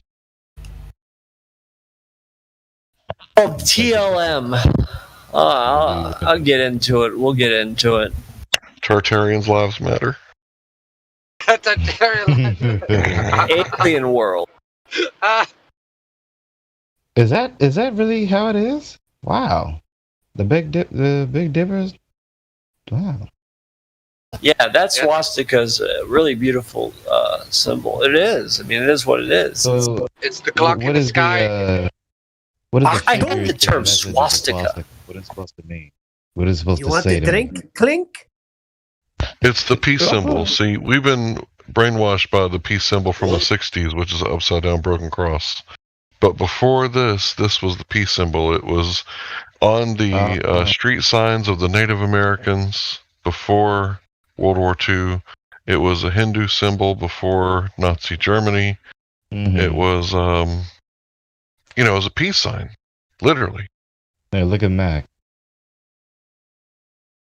So now the peace sign is like the number 2, which is the 5th age, which is an occult sign. It's very similar to throwing up the horns. It's a spell, right? And they inverted it, Hank. They inverted what? So the peace sign is not a broken cross, is it? A peace symbol? Yeah, I don't think the peace symbol is an upside down broken cross. The peace symbol is a swastika, and Aryans, also known as Caucasians, have endured it on their clothing and stuff for millennia, as far as I could tell. It's a very, very old symbol, and just like other symbols, they have multiple meanings to multiple different people. Some people see the states' rights flag as a states' rights flag, and other people see it as a symbol of racism. And who knows what the truth is, right? It's a symbol. So the peace sign, the peace sign symbol, fuck. Time for you to go to bed. It got turned into a racist symbol. The peace. But if I saw somebody with a tattoo with a swastika on their arm, I would have assumed that they're like some sort of ex-prison inmate or a neo-Nazi. If they've been in prison, they may not necessarily be racist, because in prison you kind of have to click up for protection. Mm-hmm. You got to put on the mask. Yeah, but if they haven't, that's another good question. I'm assuming why is prison so racist? Yeah, there's something going on there that's very artificial. You got to keep them divided and conquered. That's right. Because there's way more inmates than there are prison guards. So racism is rewarded. Of course, you got to be a prison guard. Like, are you just courageous? Who? What? I'm talking about like the mindset of a prison guard. Like, are they courageous? Or do they? No, actually, a lot of them are corrupt. Yeah, but like in the beginning, like what makes you say I want to become a prison guard? He must be in some sort of community. The establishment that we believe in, and he's working for a wage to support his family or himself. Yeah, you got that little shit paycheck. You could retire, you could climb up the ranks, but let me give you a for instance. That's why they're all sellouts, and they sell shit to prisoners. That's why they have cell phones in prison. Hey, let me give you a for instance about truth. Like I thought for the longest time that it said in the Bible that at the end times there'll be 144,000 virgin Jews. It never says that. Who told you that? It says 12,000 from each tribe of Israel. Who told you that? No, but I always thought, maybe I assumed, sitting in different churches. Listen to his accent. You read it somewhere, but you assumed it. Interesting. Wait a minute. Listen to his accent. Like Where did he grow up? That's what it said. Oh my God, Hank. Read the Bible. Oh my God, Hank. Damn, man, how old are you? I mean, with the quickness. With the quickness of age. I'm 38. I didn't even that would have. I probably would have never. I probably would have never said that. What do you say? I missed damn. it. I said He said, "Look, pay attention to his accent. Where did he grow up, and who are a lot of people? What people are like plentiful there? Like, oh my god!" Oh, sorry, man. Look, I don't have any hate in my heart, so I don't want you guys thinking I don't hate anyone. I'm aware. Don't worry. Was he referring to me and my accent? Yeah. Did you grow up somewhere around Brooklyn? Accent. Where did he grow up? Williamsburg, Brooklyn. That's Jewtown. Oh. What did he say? It is. That's what he said. Hey. He said that's. Hey. Shit. Get about it. Hold on. When I grew up and we wanted to eat Chinese food, we said, let's get some chinks tonight. Is that wrong? Dang. What's wrong about that? I don't get it. You think it is probably just totally normal. It's probably right. It's probably nothing to you because that's where you from. Like, I don't give a shit of what happens in Italy. You think I care? I don't care. How do you say your last name? Constantino? Yeah. Costantino. Your family's Italian, right? Who the hell knows? I don't know what the truth is anymore. They might tell me I'm freaking Irish. I'm fucked up, man. Everyone's lying. Everybody's lying to me. I'm not even Italian anymore. That's a good movie, even by the way. exist? The Irishman. It's a good movie. Seen it? Yeah, love it. It's a I'm good not familiar. The Irish. The Irish. It's all the OGs. Martin Scorsese. Mafangurno. It shows you who really was in charge back then. Buffalino. Fucking Italians, they're still running in Mafia. Mafia's still running shit, dude. We got Fauci, who else we got with the fucking... I always wonder, every time someone says the word mafia, like the Italians are like right after that. I always wondered, has anyone ever thought of like any other like mafias? Like anything else like free energy? You're right. There's something sketchy about that whole thing, Hank. The fact that it's always the Italian mafia and all this crap. Yeah. I mean, I know there's totally Irish mafia. Right, there's probably Irish mafia. But if I say there's like a third mafia, would that be racist? Yeah, it's called the Yakuza. You're anti-Asian now.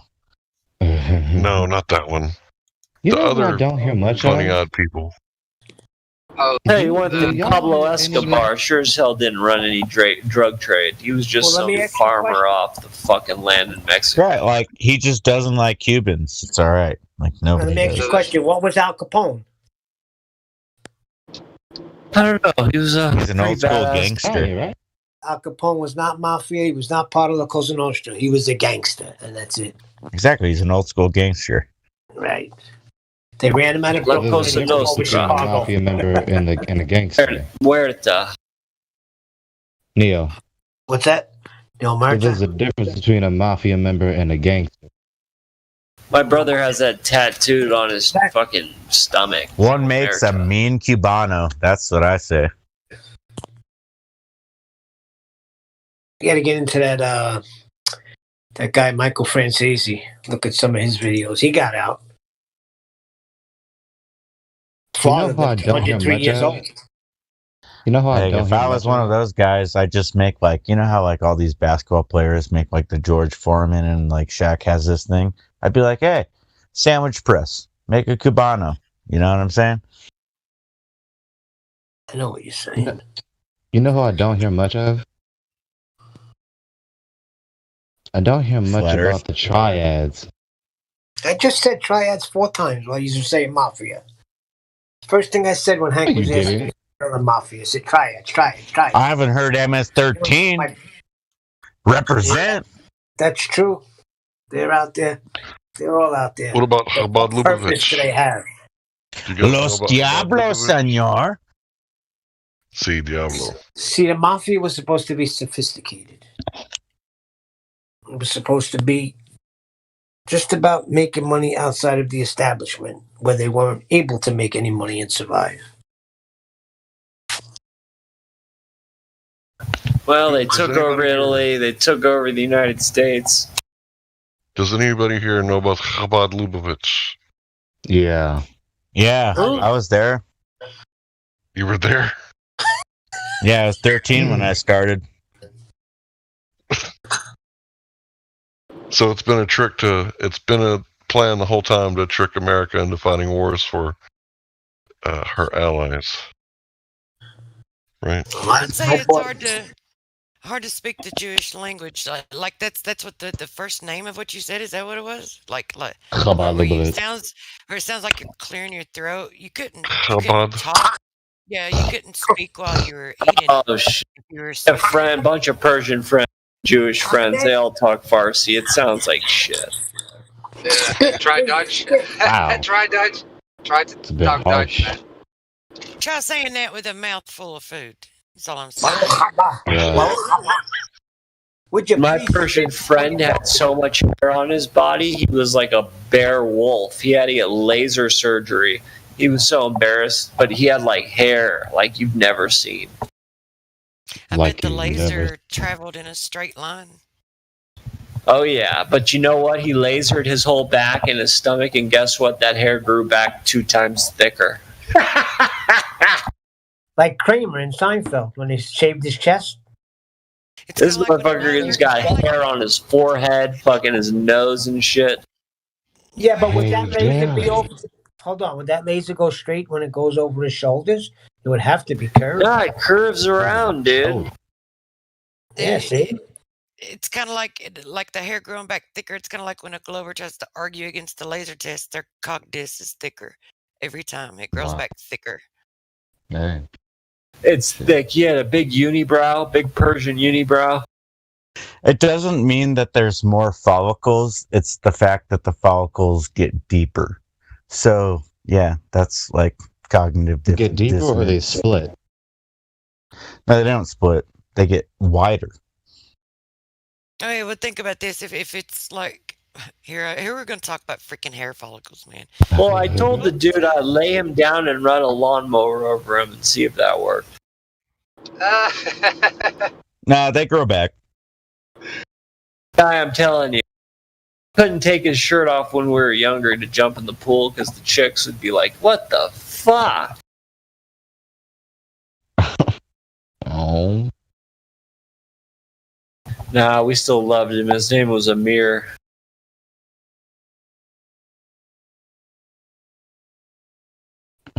Yeah, you could make a living off mowing the lawn. Amir. Amir means king, I think. You said his name was Amir. He's dead? His name is Amir. Okay.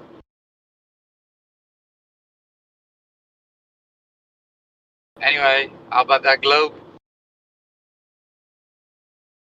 Fucking globe. What a bunch of nonsense. Where is that?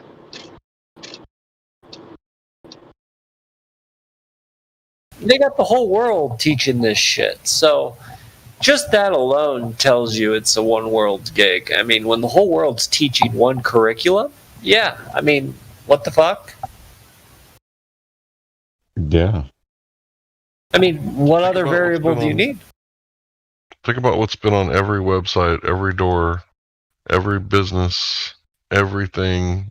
Fucking movie. It's one world right now. We're living in it. And there's basically a janitor somewhere mopping up, the spills overseas where there's not, one world compliance 100%, so wherever there's sanctions. Venezuela, but these wars, what do you think they are? Like theater? I sometimes think like when you're out there fighting in the battlefield, like if you run up on a patrol that's shooting at you, who are these people shooting at you? I'm almost, my conspiracy mind's got me thinking like it's special forces on the same side doing that. No, it's people that don't want a World Bank in their country. Well, the people fighting on the battlefield, they're deluded and conditioned soldiers to fight for a vain cause. Right, that's the most nonsensical thing that you've ever asked. Like that whole question was just loaded in the wrong way. You missed what do you target. mean? Because they get trained to retaliate. That's all it is. Like, wait. Are you saying war is not some form of a theater? The battle itself is not theater, but the reason that there's some theater going on. I'll tell you right now, these guys don't even want to fight. There is no fight. Well, there is. There is no fighting. Yeah, there is. So then not really, dude. Every week there's infantrymen that send out and come in. So no. Yeah, sure. Send them out there. That's fine. Right. So, like, what are you saying? What's your point? I don't know. Think about it a little bit. Like, I mean, if it's a one world government type of thing, right? They put on these war games as if there's these, it's the illusion that, America. That's called training, China, dude. America versus fucking, Afghanistan, all this crap. There's something going on there that just doesn't add up. A war game isn't a war. A war game is a war game. Look, there's a few countries left, right? Before 9/11, there was like the plan of like 7 countries in 5 years. General, whatever his name is, and since then, right, all these countries have had Federal Reserve banks installed. Right, we're still not technically at war with Iraq, but there's targets that keep attacking us and our allies allegedly from Iran. But Iran hasn't attacked another country in 250 years, but let's just blame every time something bad happens in Iraq on Iran, right? Because they're the bad guys. And obviously we need to preemptively strike Iran because they're planning something down there. They've been, not attacking another country for 250 years, so obviously we got to strike them first. And it's North Korea too, right? And Syria and Venezuela has the largest gold deposit in the world and lots of oil. So they're starving to death because of socialism, right? Yeah, that's right. It's it's not the sanctions, right? Because America doesn't do economic. Stay on one subject. Yeah, it's political theater. Political theater. Okay. Just telling you guys what I know. Who is that with the clear voice? Thanks, Hank. Who said political theater? Who's that? Yeah, we love you, Hank, and appreciate it. You're welcome. Appreciate your point. Appreciate you guys. Appreciate your point of view. I appreciate you guys too. But yeah, starving children and denying people medicine. So that, what is the definition of terrorism? Right, causing terror for political change. So this economic terrorism that we're doing to these countries, right? It's not right. We're starving people like into submission so that they'll change their leader. Just because their leader doesn't want to play ball with Israel and they want to nationalize their resources, right? That's a big problem. You That's can't the plan, nationalize your resources. You should just give it away for free, right? Or maybe you'll be happy enough and accept like some paper money for your physical gold. Right, that's the plan. Make people want the next step in the world order. I mean, I would love to say that those Venezuelans deserve to starve to death for their socialist tendencies and their communism, but I can't say it with a straight face. I can't say it in honesty.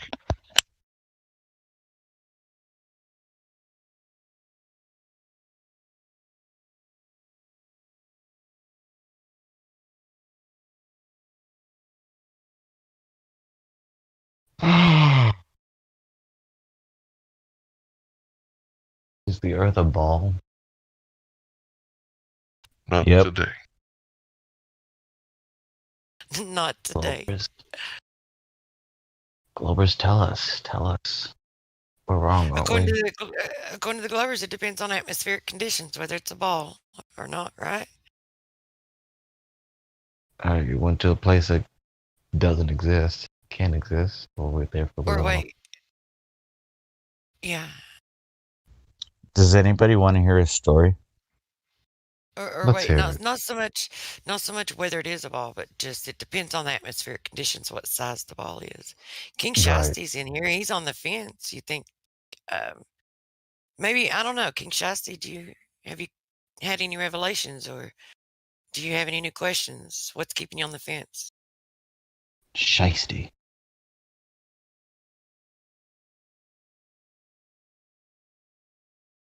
He must be away from his device. Yeah, he may be. Yep, we're right here. Does anybody want to hear a story? Let's hear it. I used to. Better be a good one. No, I mean it's reflective of what was previous said. And I used to sit there in my backyard on the trampoline. I used to look up at the sky when I was laying on my back, and I see the clouds going above me, and I used to think that, that's proof that the Earth is spinning. It's fucking true. It's been a long, arduous road to this point, though. A long, arduous road. I used to think, why didn't the clouds fly away?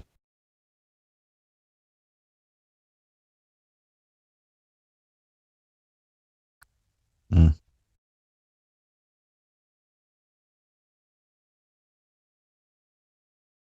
And then you show me a footage of a pyroclastic cloud from a volcano eruption, and the thing just goes up. And it never occurs to anyone, if the Earth is spinning, why don't we see like a smoke trail?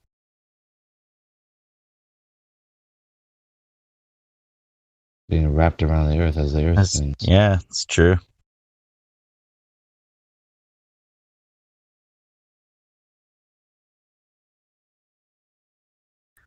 Yeah, what was that big eruption that happened? And they said that it sent an ash cloud around the world. Was it Timbuktu or what? Like, what was it? What was their like rationalization? To justify the rotation. Right, to explain it, to ad hocly patch the doctrine. I cannot remember.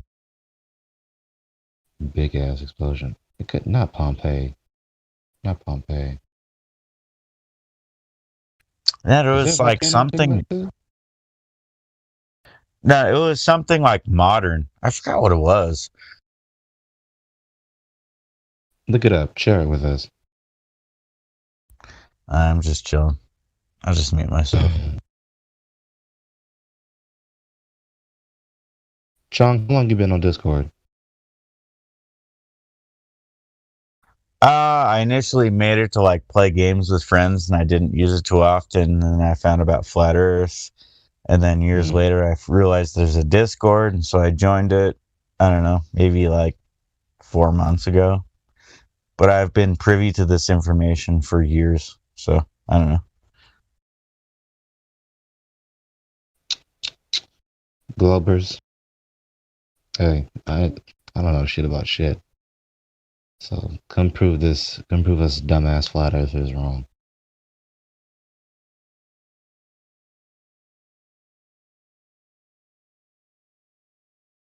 Those of you who aren't condescendingly antagonistic, please, if we're mistaken, please enlighten us so that we may know the truth.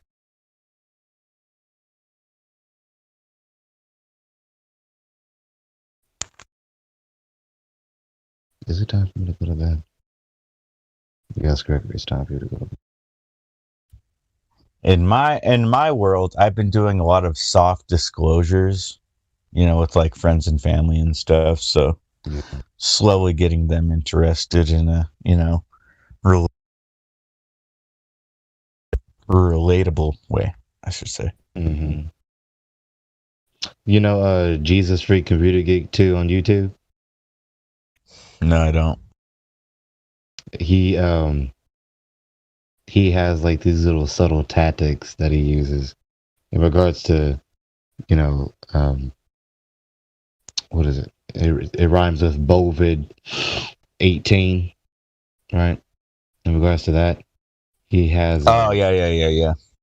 A QR barcode, I think a magnet or sticker, and he has CDC in the middle.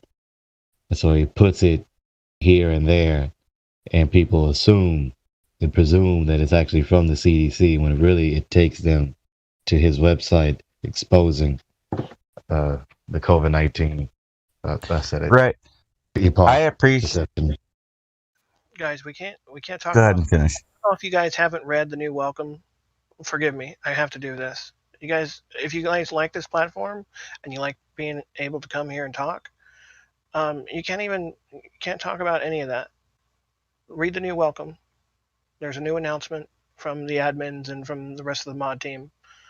I really want you all to embrace not being able to talk about that subject. I'm sorry, I didn't see it. It's okay. Just a friendly reminder. Yeah, thank you. You have to ban everything. I don't want that to happen at all. Are we still living in America? Yes. Oh yeah. But some of us aren't. Some of us are living in our bodies. It's highlighted here. How about you? What World War D? Citation needed. Citation needed for what? That you live in your body. Oh, do you have evidence? Where else would he live?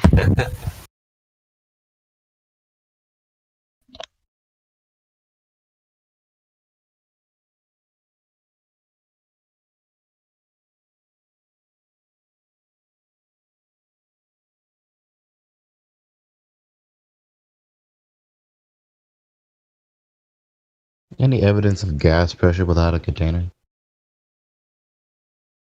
I think I got a flat earthers globe earthers that's about to come in. So how do I know if I'm talking to humans? You ask a question specifically designed. I am a man and I have nipples. I am a human. So, for example, you could ask a yes or no question, and the AI might get it correctly most of the time. But if you develop a question in such a way that only a highly intelligent, free-thinking man could answer, for example, what makes you think you have the right to record in public spaces? Can anybody answer that?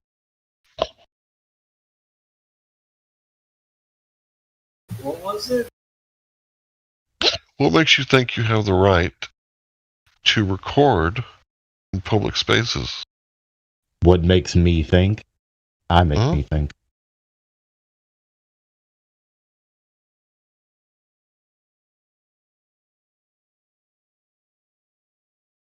I make me think.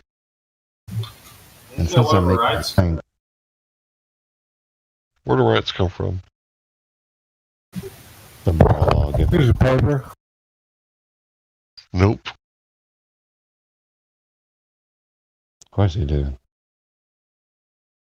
Wait, they're not written on a piece of paper? Where do your rights actually come from?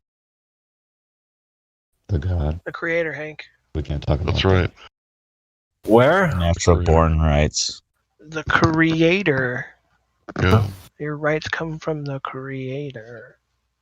They all. You were naturally born into the world. These anti-sovereign type, they're all like the globetards, right? You guys talking about common law? No, there's Just a difference talking about- between they're talking about natural law. Is that like law of the land? About the same, Supposed to dude. be. No, because the law it can be different in different lands. But we're talking about natural law. Yeah, common law is relative to the sovereign state. Right. So there's a different common law for Texans as there is Alaskans, right? Different things are tolerated in New York than there are in Texas, right? We like guns with large magazines, right? That's not tolerated up there in New York. Yeah, dude, but Right, so they people have- don't abide by the law. That's the important part. Well, we can get to that. The first question That's the was, difference. where do our rights come from? Right. Yep. And we're no longer under the law. We're in public policy now, where the law doesn't apply to everyone equally as it used to. It's applied in each particular relation and situation.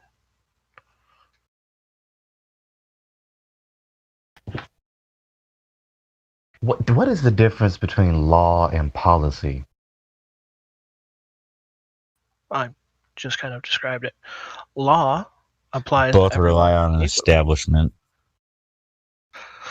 Law applies equally to everyone, and public policy deals with each particular relation and situation and circumstance. Yeah.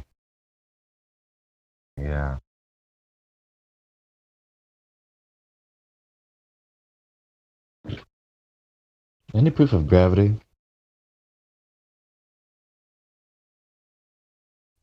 Specific gravity. AKA relative density. Right. How about any proof of Cavendish's gravity? Reminds me of an AC/DC song. I'm thinking of like a casserole dish with like a interesting topping. And Cavendish gravity. Do I got that right? Correct me if I'm wrong. The gravity that is ascribed to Newton actually came from Cavendish, right? Yeah. And Cavendish wasn't really trying to measure, prove gravity or experiment with gravity. It was more of just like the density of the Earth we're trying to do. And it wasn't really an experiment because the observed phenomena was a torsion bar twist, which is conjured within the apparatus, so it disqualifies it from being a scientific experiment. Yeah, nothing is what we thought. It's a cool parlor trick, though. Kind of like that Foucault's pendulum. The Cavendish experiment performed in 1797-1798 by English scientist Henry Cavendish was the experiment to measure the force of gravity between masses in the laboratory, and the first to yield accurate values for the gravitational constant. I wonder if we're boring people talking so soft. Vengeance is mine. I am the Lord. Says the Lord. I don't know why I love that little fucking quote. Because people don't realize how easy it is to get caught in a Hatfield versus McCoy positive feedback loop.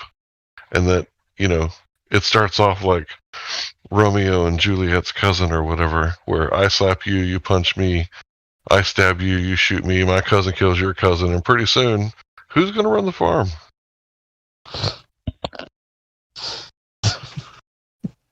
Shit, that's a good question after all that. Leave it to Weimer. Weimer's going to run the farm.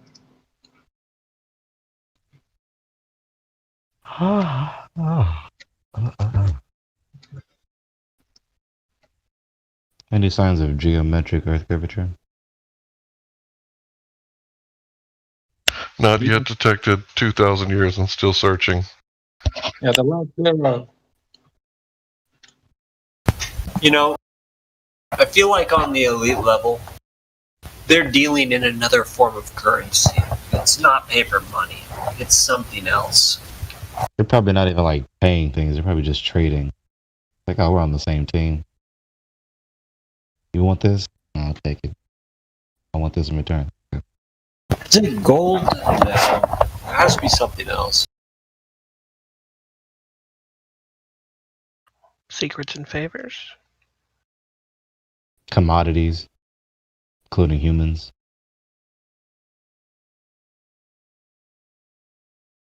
Not to. Isn't that a trip if you were one of those dudes who woke up and looked at your stock index and, checked out the quotes and saw that your human assets are, they're providing a 5% interest this morning, John? Isn't it like a mutually assured destruction? Isn't it mutually assured destruction, extortion, and blackmail? Isn't that how gangs and mafias? Yeah, that too. Mutually assured destruction is a bunch of rubbish. They try to teach me that in politics in college. Yeah, the most real one is extortion. Mutually assured destruction. I don't buy it, dude. What's so unbelievable about it? If you expose this and I'll expose this. But if you expose For this, instance, we'll both go down. like the United States government, the army, right? We're seen to be the biggest, baddest ass military that's ever existed. Okay, great. And then you've got what supposedly is some terrible place called North Korea. Well, honestly, at about a flip of a hat, we could just take the place. We really could. But second strike capability. I love how I say a few words and Whammer only picks up 3 of them and goes off on a tangent. I didn't even hear you say anything, to be quite honest. Well, I said mutually assured destruction, extortion, and blackmail, and you just started going off on a tangent about war powers and military capabilities. Mutually assured destruction, dude. Right, I said mutually assured destruction, extortion, and blackmail, and you went off on mutually assured destruction. Like it was a keyword for your psychological programming to start going on a spiel about what you know about military capabilities of countries. I didn't really say much about what I know. I just was kind of just talking. Yeah. You just heard trigger words and just started talking.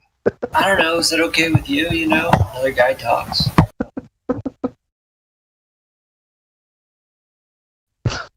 Yeah, it gets much deeper than that. Sometimes other people talk too. Nobody hears me? Okay. I'm just saying. Hey, you're heard. I can hear your voice. Okay. I'm just asking Weimar a question. Weimar doesn't want to answer, bro. What's the question? What are you smoking? The good. Are you seriously smoking? I smoke marijuana. You should try some. No. I just binged like 3 days. I just came off of that shit. Never again. I don't want to smoke it ever again. It's terrible. Who's this, Vlad? Who else do you think it is, bro? Chavichez. Who the hell else would it be? I'm on my phone right now. That's why I sound a little different, probably. Any signs of axial rotation? Yes. Only when Whammer's high. Axial rotation. You gotta take the vaccine first before you can see it. That's a good one. Hey, we don't talk about that shit though. That's a good one. Right. You just got a one-off. One-off. Yeah, I enjoyed it. Push the envelope a little bit. That was good. What's life without a little danger? Little risk. Bro, I'm all about that little bit of fucking pushing the edge and shit. They know me about that, man. I'm all about that shit. But don't go too far. You might fall off, man. Well, that's what I'm saying. We can't go too far because we might fall off. And then we'll never get the server back because they struck us. We already have strikes on it. Yeah, you'll fall off and you'll fall into Mars, man. Maybe even the sun. God damn. That sun's close. And there's... The fact that that's the case, like, it's just... Hey, Chong, is that you talking to me, guy? Are you talking to me? Who, me? Yeah, I am. God damn it, Chong. What'd I tell you? I'm not a fucking degenerate. Okay, don't talk to me like that. What? Yeah, I'm not a fucking cretin, you hear? What? Who do you think you're talking to? Yo, Chong, are you drinking? Are you back on the sauce? Elbow TV? Is that El Boricua? I knew he was going to bring this up, and no. Are you still sober? Been working on it. What's the business, man? We talking about flat Earth here. Hey, don't change the subject, man. I'm not changing the subject. I'm only trying to help you, bro. What's the beeswax, bro? What's the beat? Well, bro, I only listen as an ex. You talk about smoking weed, but you're like telling me I can't fucking drink. Okay, whatever. Well, I'm not trying to tell you not to drink. I'm trying to help you, man. Listen, as an ex-alcoholic, because I went through this shit. It's been a long time I've been drinking. Let's take a private chat and let's talk about flat Earth. Oh, dude, this is all, you're an alcoholic on flat Earth, bro. Yep, flat Earth. You're an alcoholic on flatness. Any evidence of a molten iron core? Nope. No. Undetectable. We can only take 8 miles. I drank 4. I hit the bottle 4 times tonight. God damn it, Hank! But you're not an alcoholic. It's okay when you sometimes drink. You know? God damn it, Bobby. God damn it, Bobby. Ha! I like that. That cheap shit, Hank. No, he was drinking the Pinot Grigio. You didn't see that bottle, bro? Man. Yeah, I'm pretty sure that's cheap. That's the cheap stuff. Yeah, man. The Pinot Grigio. Pinot Grigio. Who was clickety clacking away on the keyboard? It was pretty good. I gotta admit. Sound like you're hacking the government. No, I'm just playing a game, bro. Lots of clickety clacking. Yeah, it's a fast-paced action RPG. Gotta keep clicking. Who plays Skyrim anymore? I just recently watched Gopher Vid. Skyrim sucks, bro. You hate it. Not if you got like 150 mods on Skyrim, it's still a modern game. So I'm guessing most people here are older. Who here actually played Ultima Online back in the day? I'm talking like 15 plus years ago. That's before my time. Ultimate Online, was that a first-person shooter? No, it was a role-playing game. It came out in 97. Oh yeah, that's before my time. The fuck was it called? Ultima Online. Missed it, dude. It doesn't look good. It looks like shit, though. Well, I mean, it's classic graphics. It's classic. It's not bad, right? No, I mean, there's a lot of classic graphics that are better, bro. Literally, when I saw Ultima Online, even back then, bro, I was like, yeah, this looks like shit. So what'd you play, StarCraft instead? Because you literally had like 3 choices. Bro, I had StarCraft. Dude, it was all about Doom. Oh, I fucking played Warcraft. Yeah, dude, yeah. We're talking about DOS mode, yeah. Buddy, I did all of it, bro. What are you talking about? Right, but you never played Ultima, you never played StarCraft? Like, do you even consider yourself an OG gamer? Cheers, boys. I gotta get the fuck out. That I played all of that. What are you talking about? But yeah, I'm a StarCraft. You play it to this day. I still play StarCraft, bro. You probably play StarCraft. Yeah, like a Korean. I'm really good. Like a Korean. Yeah, Koreans are like the best StarCraft players out there. You guys didn't know that? That's what the champions in StarCraft are all Koreans, man. Yeah, we play sports. I got interrupted there, but yeah, they're all Koreans. Should I play video games professionally? Because they do get paid. You know what's crazy about the Koreans is they actually use their social security number to log into their accounts. That's insane. That's pretty crazy. Hacking and duping. That's pretty Asian of them, and it's extremely non-flat Earth. Yo, bro, remember everything all this is done on a flat Earth, so it's all related. Right, yeah. Koreans exist on a flat Earth too, even though we can't see them when we look at the ocean, right?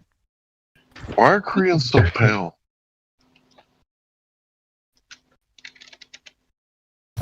Asian people look very similar to me. For you? Are you similar to Asians? I actually have your answer, Hank Hill. What? Well, I'll tell you what, Hank. Black friend told me white people look the same to him. I lived in Okinawa for 2 years, and what they do is they put this, like, you know, like what emo people do is they put these sleeves on their arms, and they hold an umbrella in the daytime to shield the sun. Probably because they need to. They're down there near, like, the equator and shit. You heard about Gates shielding the fucking sky from the sun? Yeah, they have these like arm sleeves and umbrellas that shield them from the sun so they can have a wider appearance. It's real. Trust me, I lived there for 2 years, do it on dude. purpose. Yes, it's a purposeful. Yes, it is. Isn't Bill Gates trying to very prevalent in Asia? Isn't he trying to like shield us from the sun? I'm just telling you. I'm just sharing my experience from living there for 2 years. So whatever. Don't they all wear face masks out there in Asia? Shit, they wear hazmat. Yeah, before the moment that I can't talk about, yeah, they have done that. It's a personal responsibility in their minds. So, like, if you're going to come into work and you know that you have a cold, they wear the mask. That's their responsibility. That's where this whole thing came from.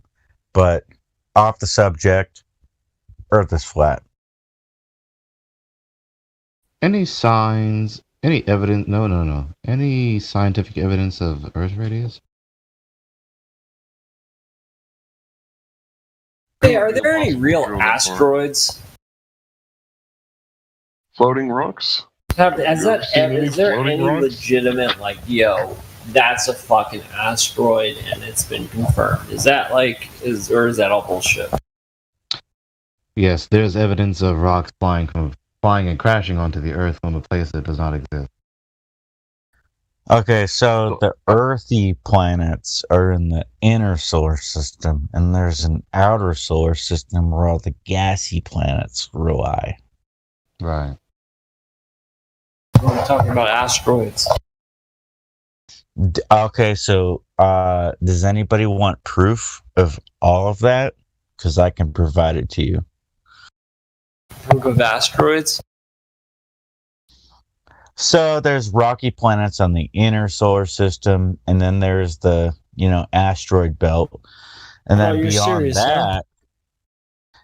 beyond that, there's the gassy planets. And if you want proof of that, just ask me. You're saying... Please show us. Yeah, let's see your fucking evidence. You want the proof? There is none. I want proof. God. You can't handle the proof. There has never been any asteroids that hits Earth, right? Well, if they only hit the moon at perpendicular angles.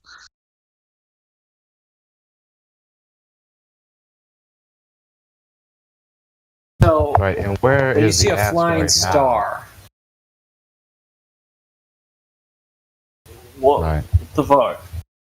That's a comet. That's different. Do we have comets? I've seen them. I mean, do we have? Yeah, I have too. And that's always been an interesting topic, actually. It is. I mean, it's not really talked about much. I mean, is that even legit? So we see lights that appear in the sky with a long tail from time to time. And sometimes they hang out around the sun for a second and we never see them again. And sometimes they go around the sun and they come back around the other side. So in 2012, we were told that in late 2012, you're going to see Comet Ison, and it's going to be brighter than the moon. So I'm going around like a dumbass telling everybody that it's going to be a comet brighter than the moon. And it turned out to be a dud. Yeah, like a dumbass. It turned out to be a dud, and you could barely see it. But you could see it. And when it dove around the sun, so a sun diver goes into the sun and you never see it again. Or maybe it goes behind the sun, you never see it. But Ison went around, and I guess it kept going. Because it didn't sun dive. But it's kind of weird because the should I put this? The tail always points like away from the sun, I think. Wait, you're talking about an asteroid? A comet. No. Comet. Like Halley's Comet. What the fuck's the difference between an asteroid and a comet? A comet has a tail.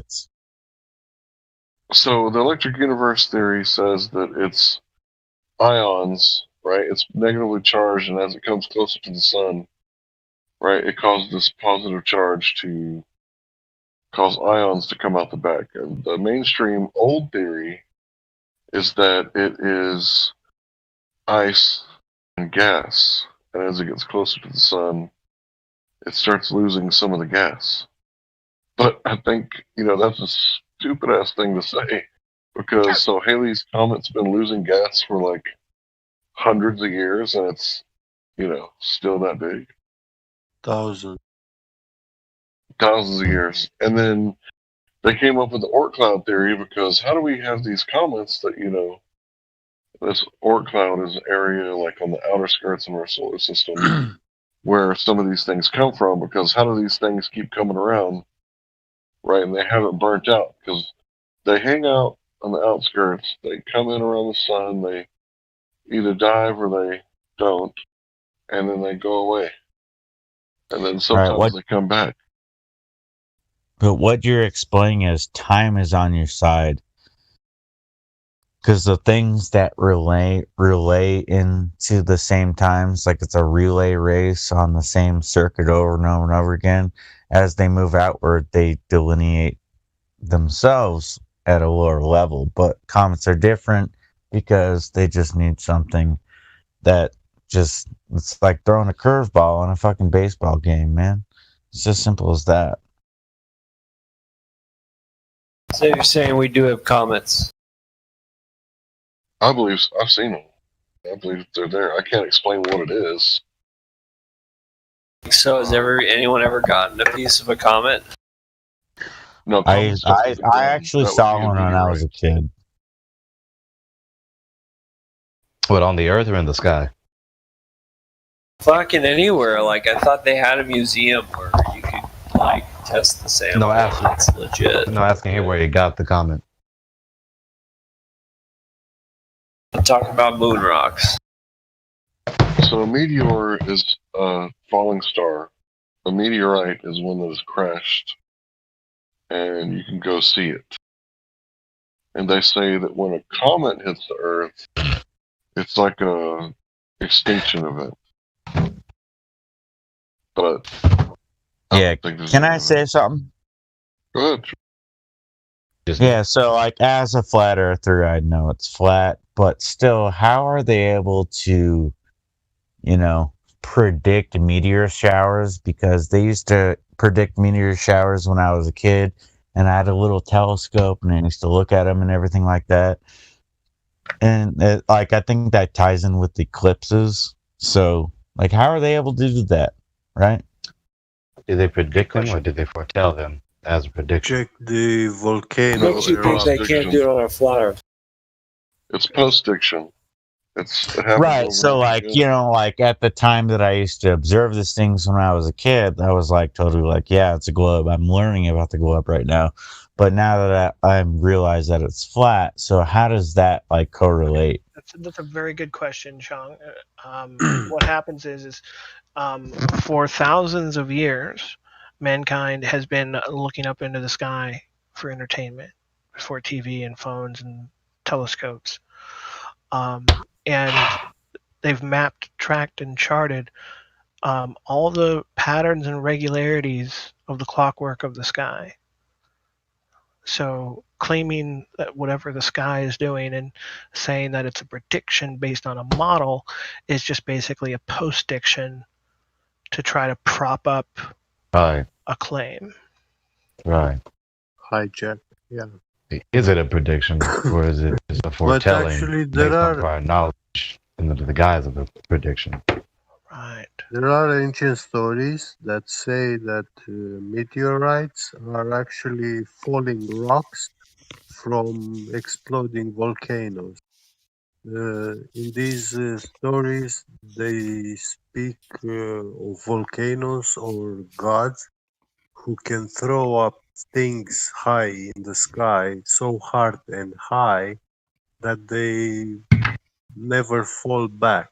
It takes ages to fall back down, thousands of years. I respect you but that seems a little kind of crazy. You're telling me that it's just it's a story. I know it's mankind's version. Shit, what if it's true? What if? Well, I heard someone ask if anybody had ever seen a comet, and I know that we all have. We've seen, well, maybe we all haven't, but we see them moving through the sky. But has anyone ever seen like what they're calling comets that we see in the sky? Has anyone ever see it come from the sky and actually land on the ground and then has anyone actually seen it after that, like at that point? No. I've seen it in the sky, but never close. No, comets. We've all seen comets in the sky, but they're lights in the sky that we call comets. Mm-hmm.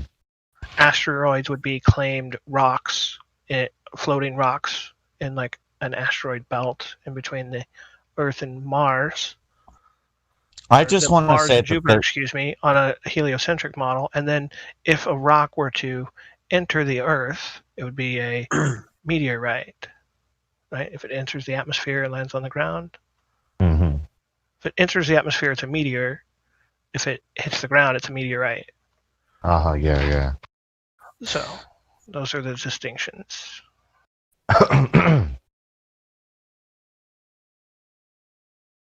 Yeah, I just wanted to distinguish the difference between a meteorite and a comet. Like, they're like bounds between, right? Yeah, meteorite.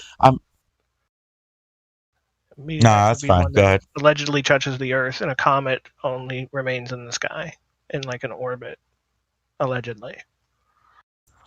Right, but like, okay, all the meteor showers that I've seen have been instantaneous streams of light, but the stars and the lights that I see in the sky are precipitous, right? They're concrete, you know? So there's a difference in between them, and the fact that they can predict them is where I well,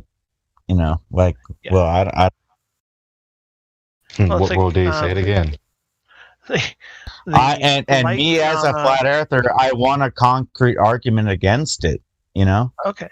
Well, the light phenomena in the sky, whether it's stars or comets or quote unquote meteor showers, or eclipses, anything that goes on in the sky, right, is regular like clockwork.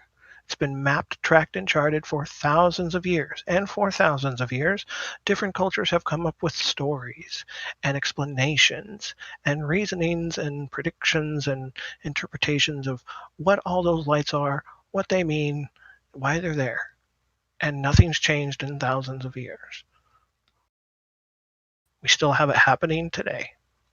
It sounds to me like word of mouth story is kind of like the concrete, you know, like in a civilization that has a lineage that's backed up by, you know, concrete, you know, explanation of the things. But if that were to be eliminated and you're totally to like observe it and like quantify, like, what is it, right?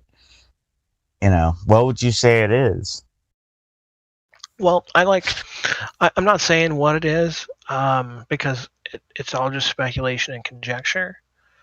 But right, what I say is that it's relative to what you have you. Well, but go on. Sorry. Yeah, you can make up your own story if you want. It'd be just as credible as anybody else's.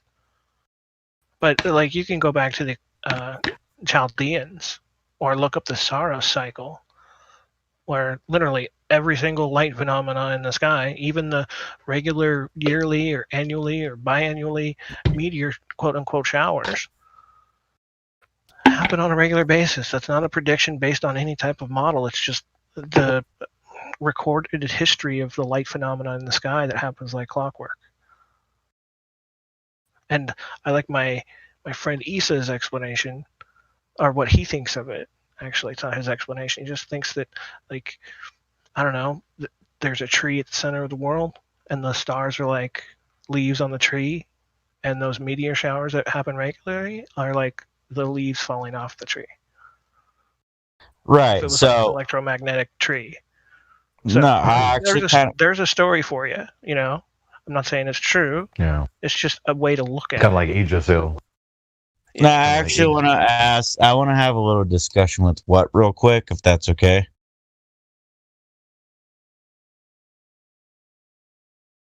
Sure, go ahead. All right. So what you're saying is that there's like basically a pattern in the sky, okay, but you don't know what at which interval it's going to happen for you to observe, right? That's what you're saying. No, I didn't say that at all. What are you implying? Or get to your point. But so what you're saying is that there is a pattern that should be followed because it's a pattern, and there's an interval at which you can define which off the pattern, right? And so all these things that we observe in the sky are based off of a pattern. You know, a pattern and regularity that has been mapped, tracked, and charted for thousands of years, and with more and more observations, we've come to get that pattern down better and better. Yeah. Right. So there is a specific pattern. Us as human beings observe patterns with our brains. Sure. It's pretty simple with ourselves, I should say. Okay, but like, how do we correlate it with the sky? And that's what you're explaining to me, right? So are they all consistent, or is it completely random? It's not completely random.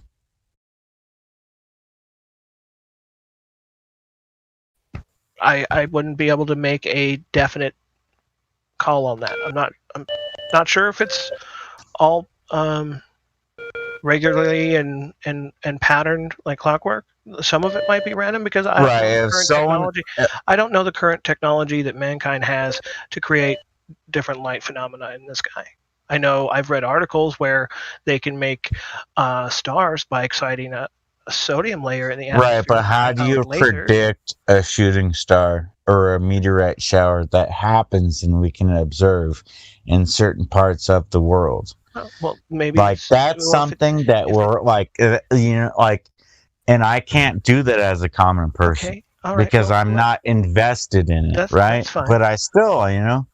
Okay. Well, I mean, if it's something that happens on a regular basis every year around the same time, does that sound like a prediction, or does that sound like, hey, it's scheduled like clockwork to happen?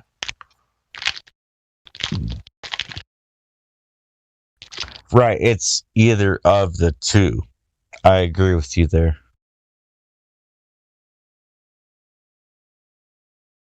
But when it comes down to dissecting the knowledge of why that happens is something few and far between. Oh, right.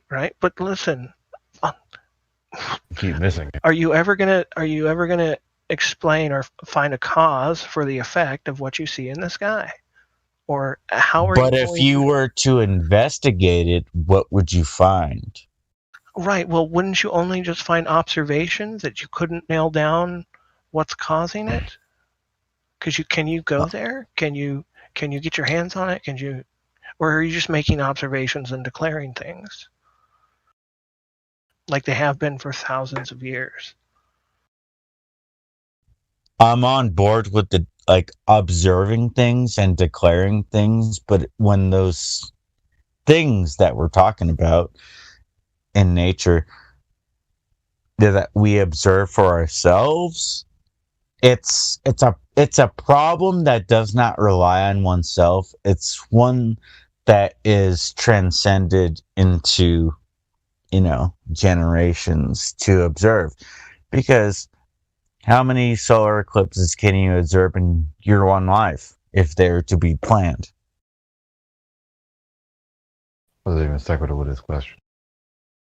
It depends on how long you live and how many eclipses are in the Saros cycle during your years that you're alive. That's how many.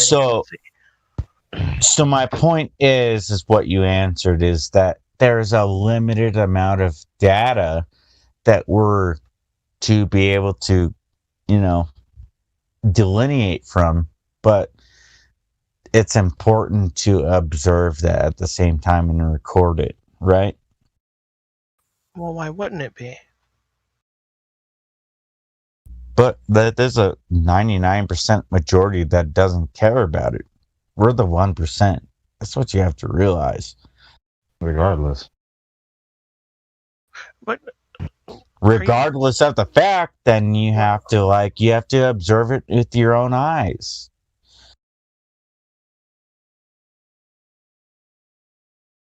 Okay, but I'm not quite sure what do you still have a question about the stars or its predictive capability on one model or the other? Like, is that cleared up for you? Yeah, I actually do. So how are okay, and you guys did not answer the question, is how are we able to predict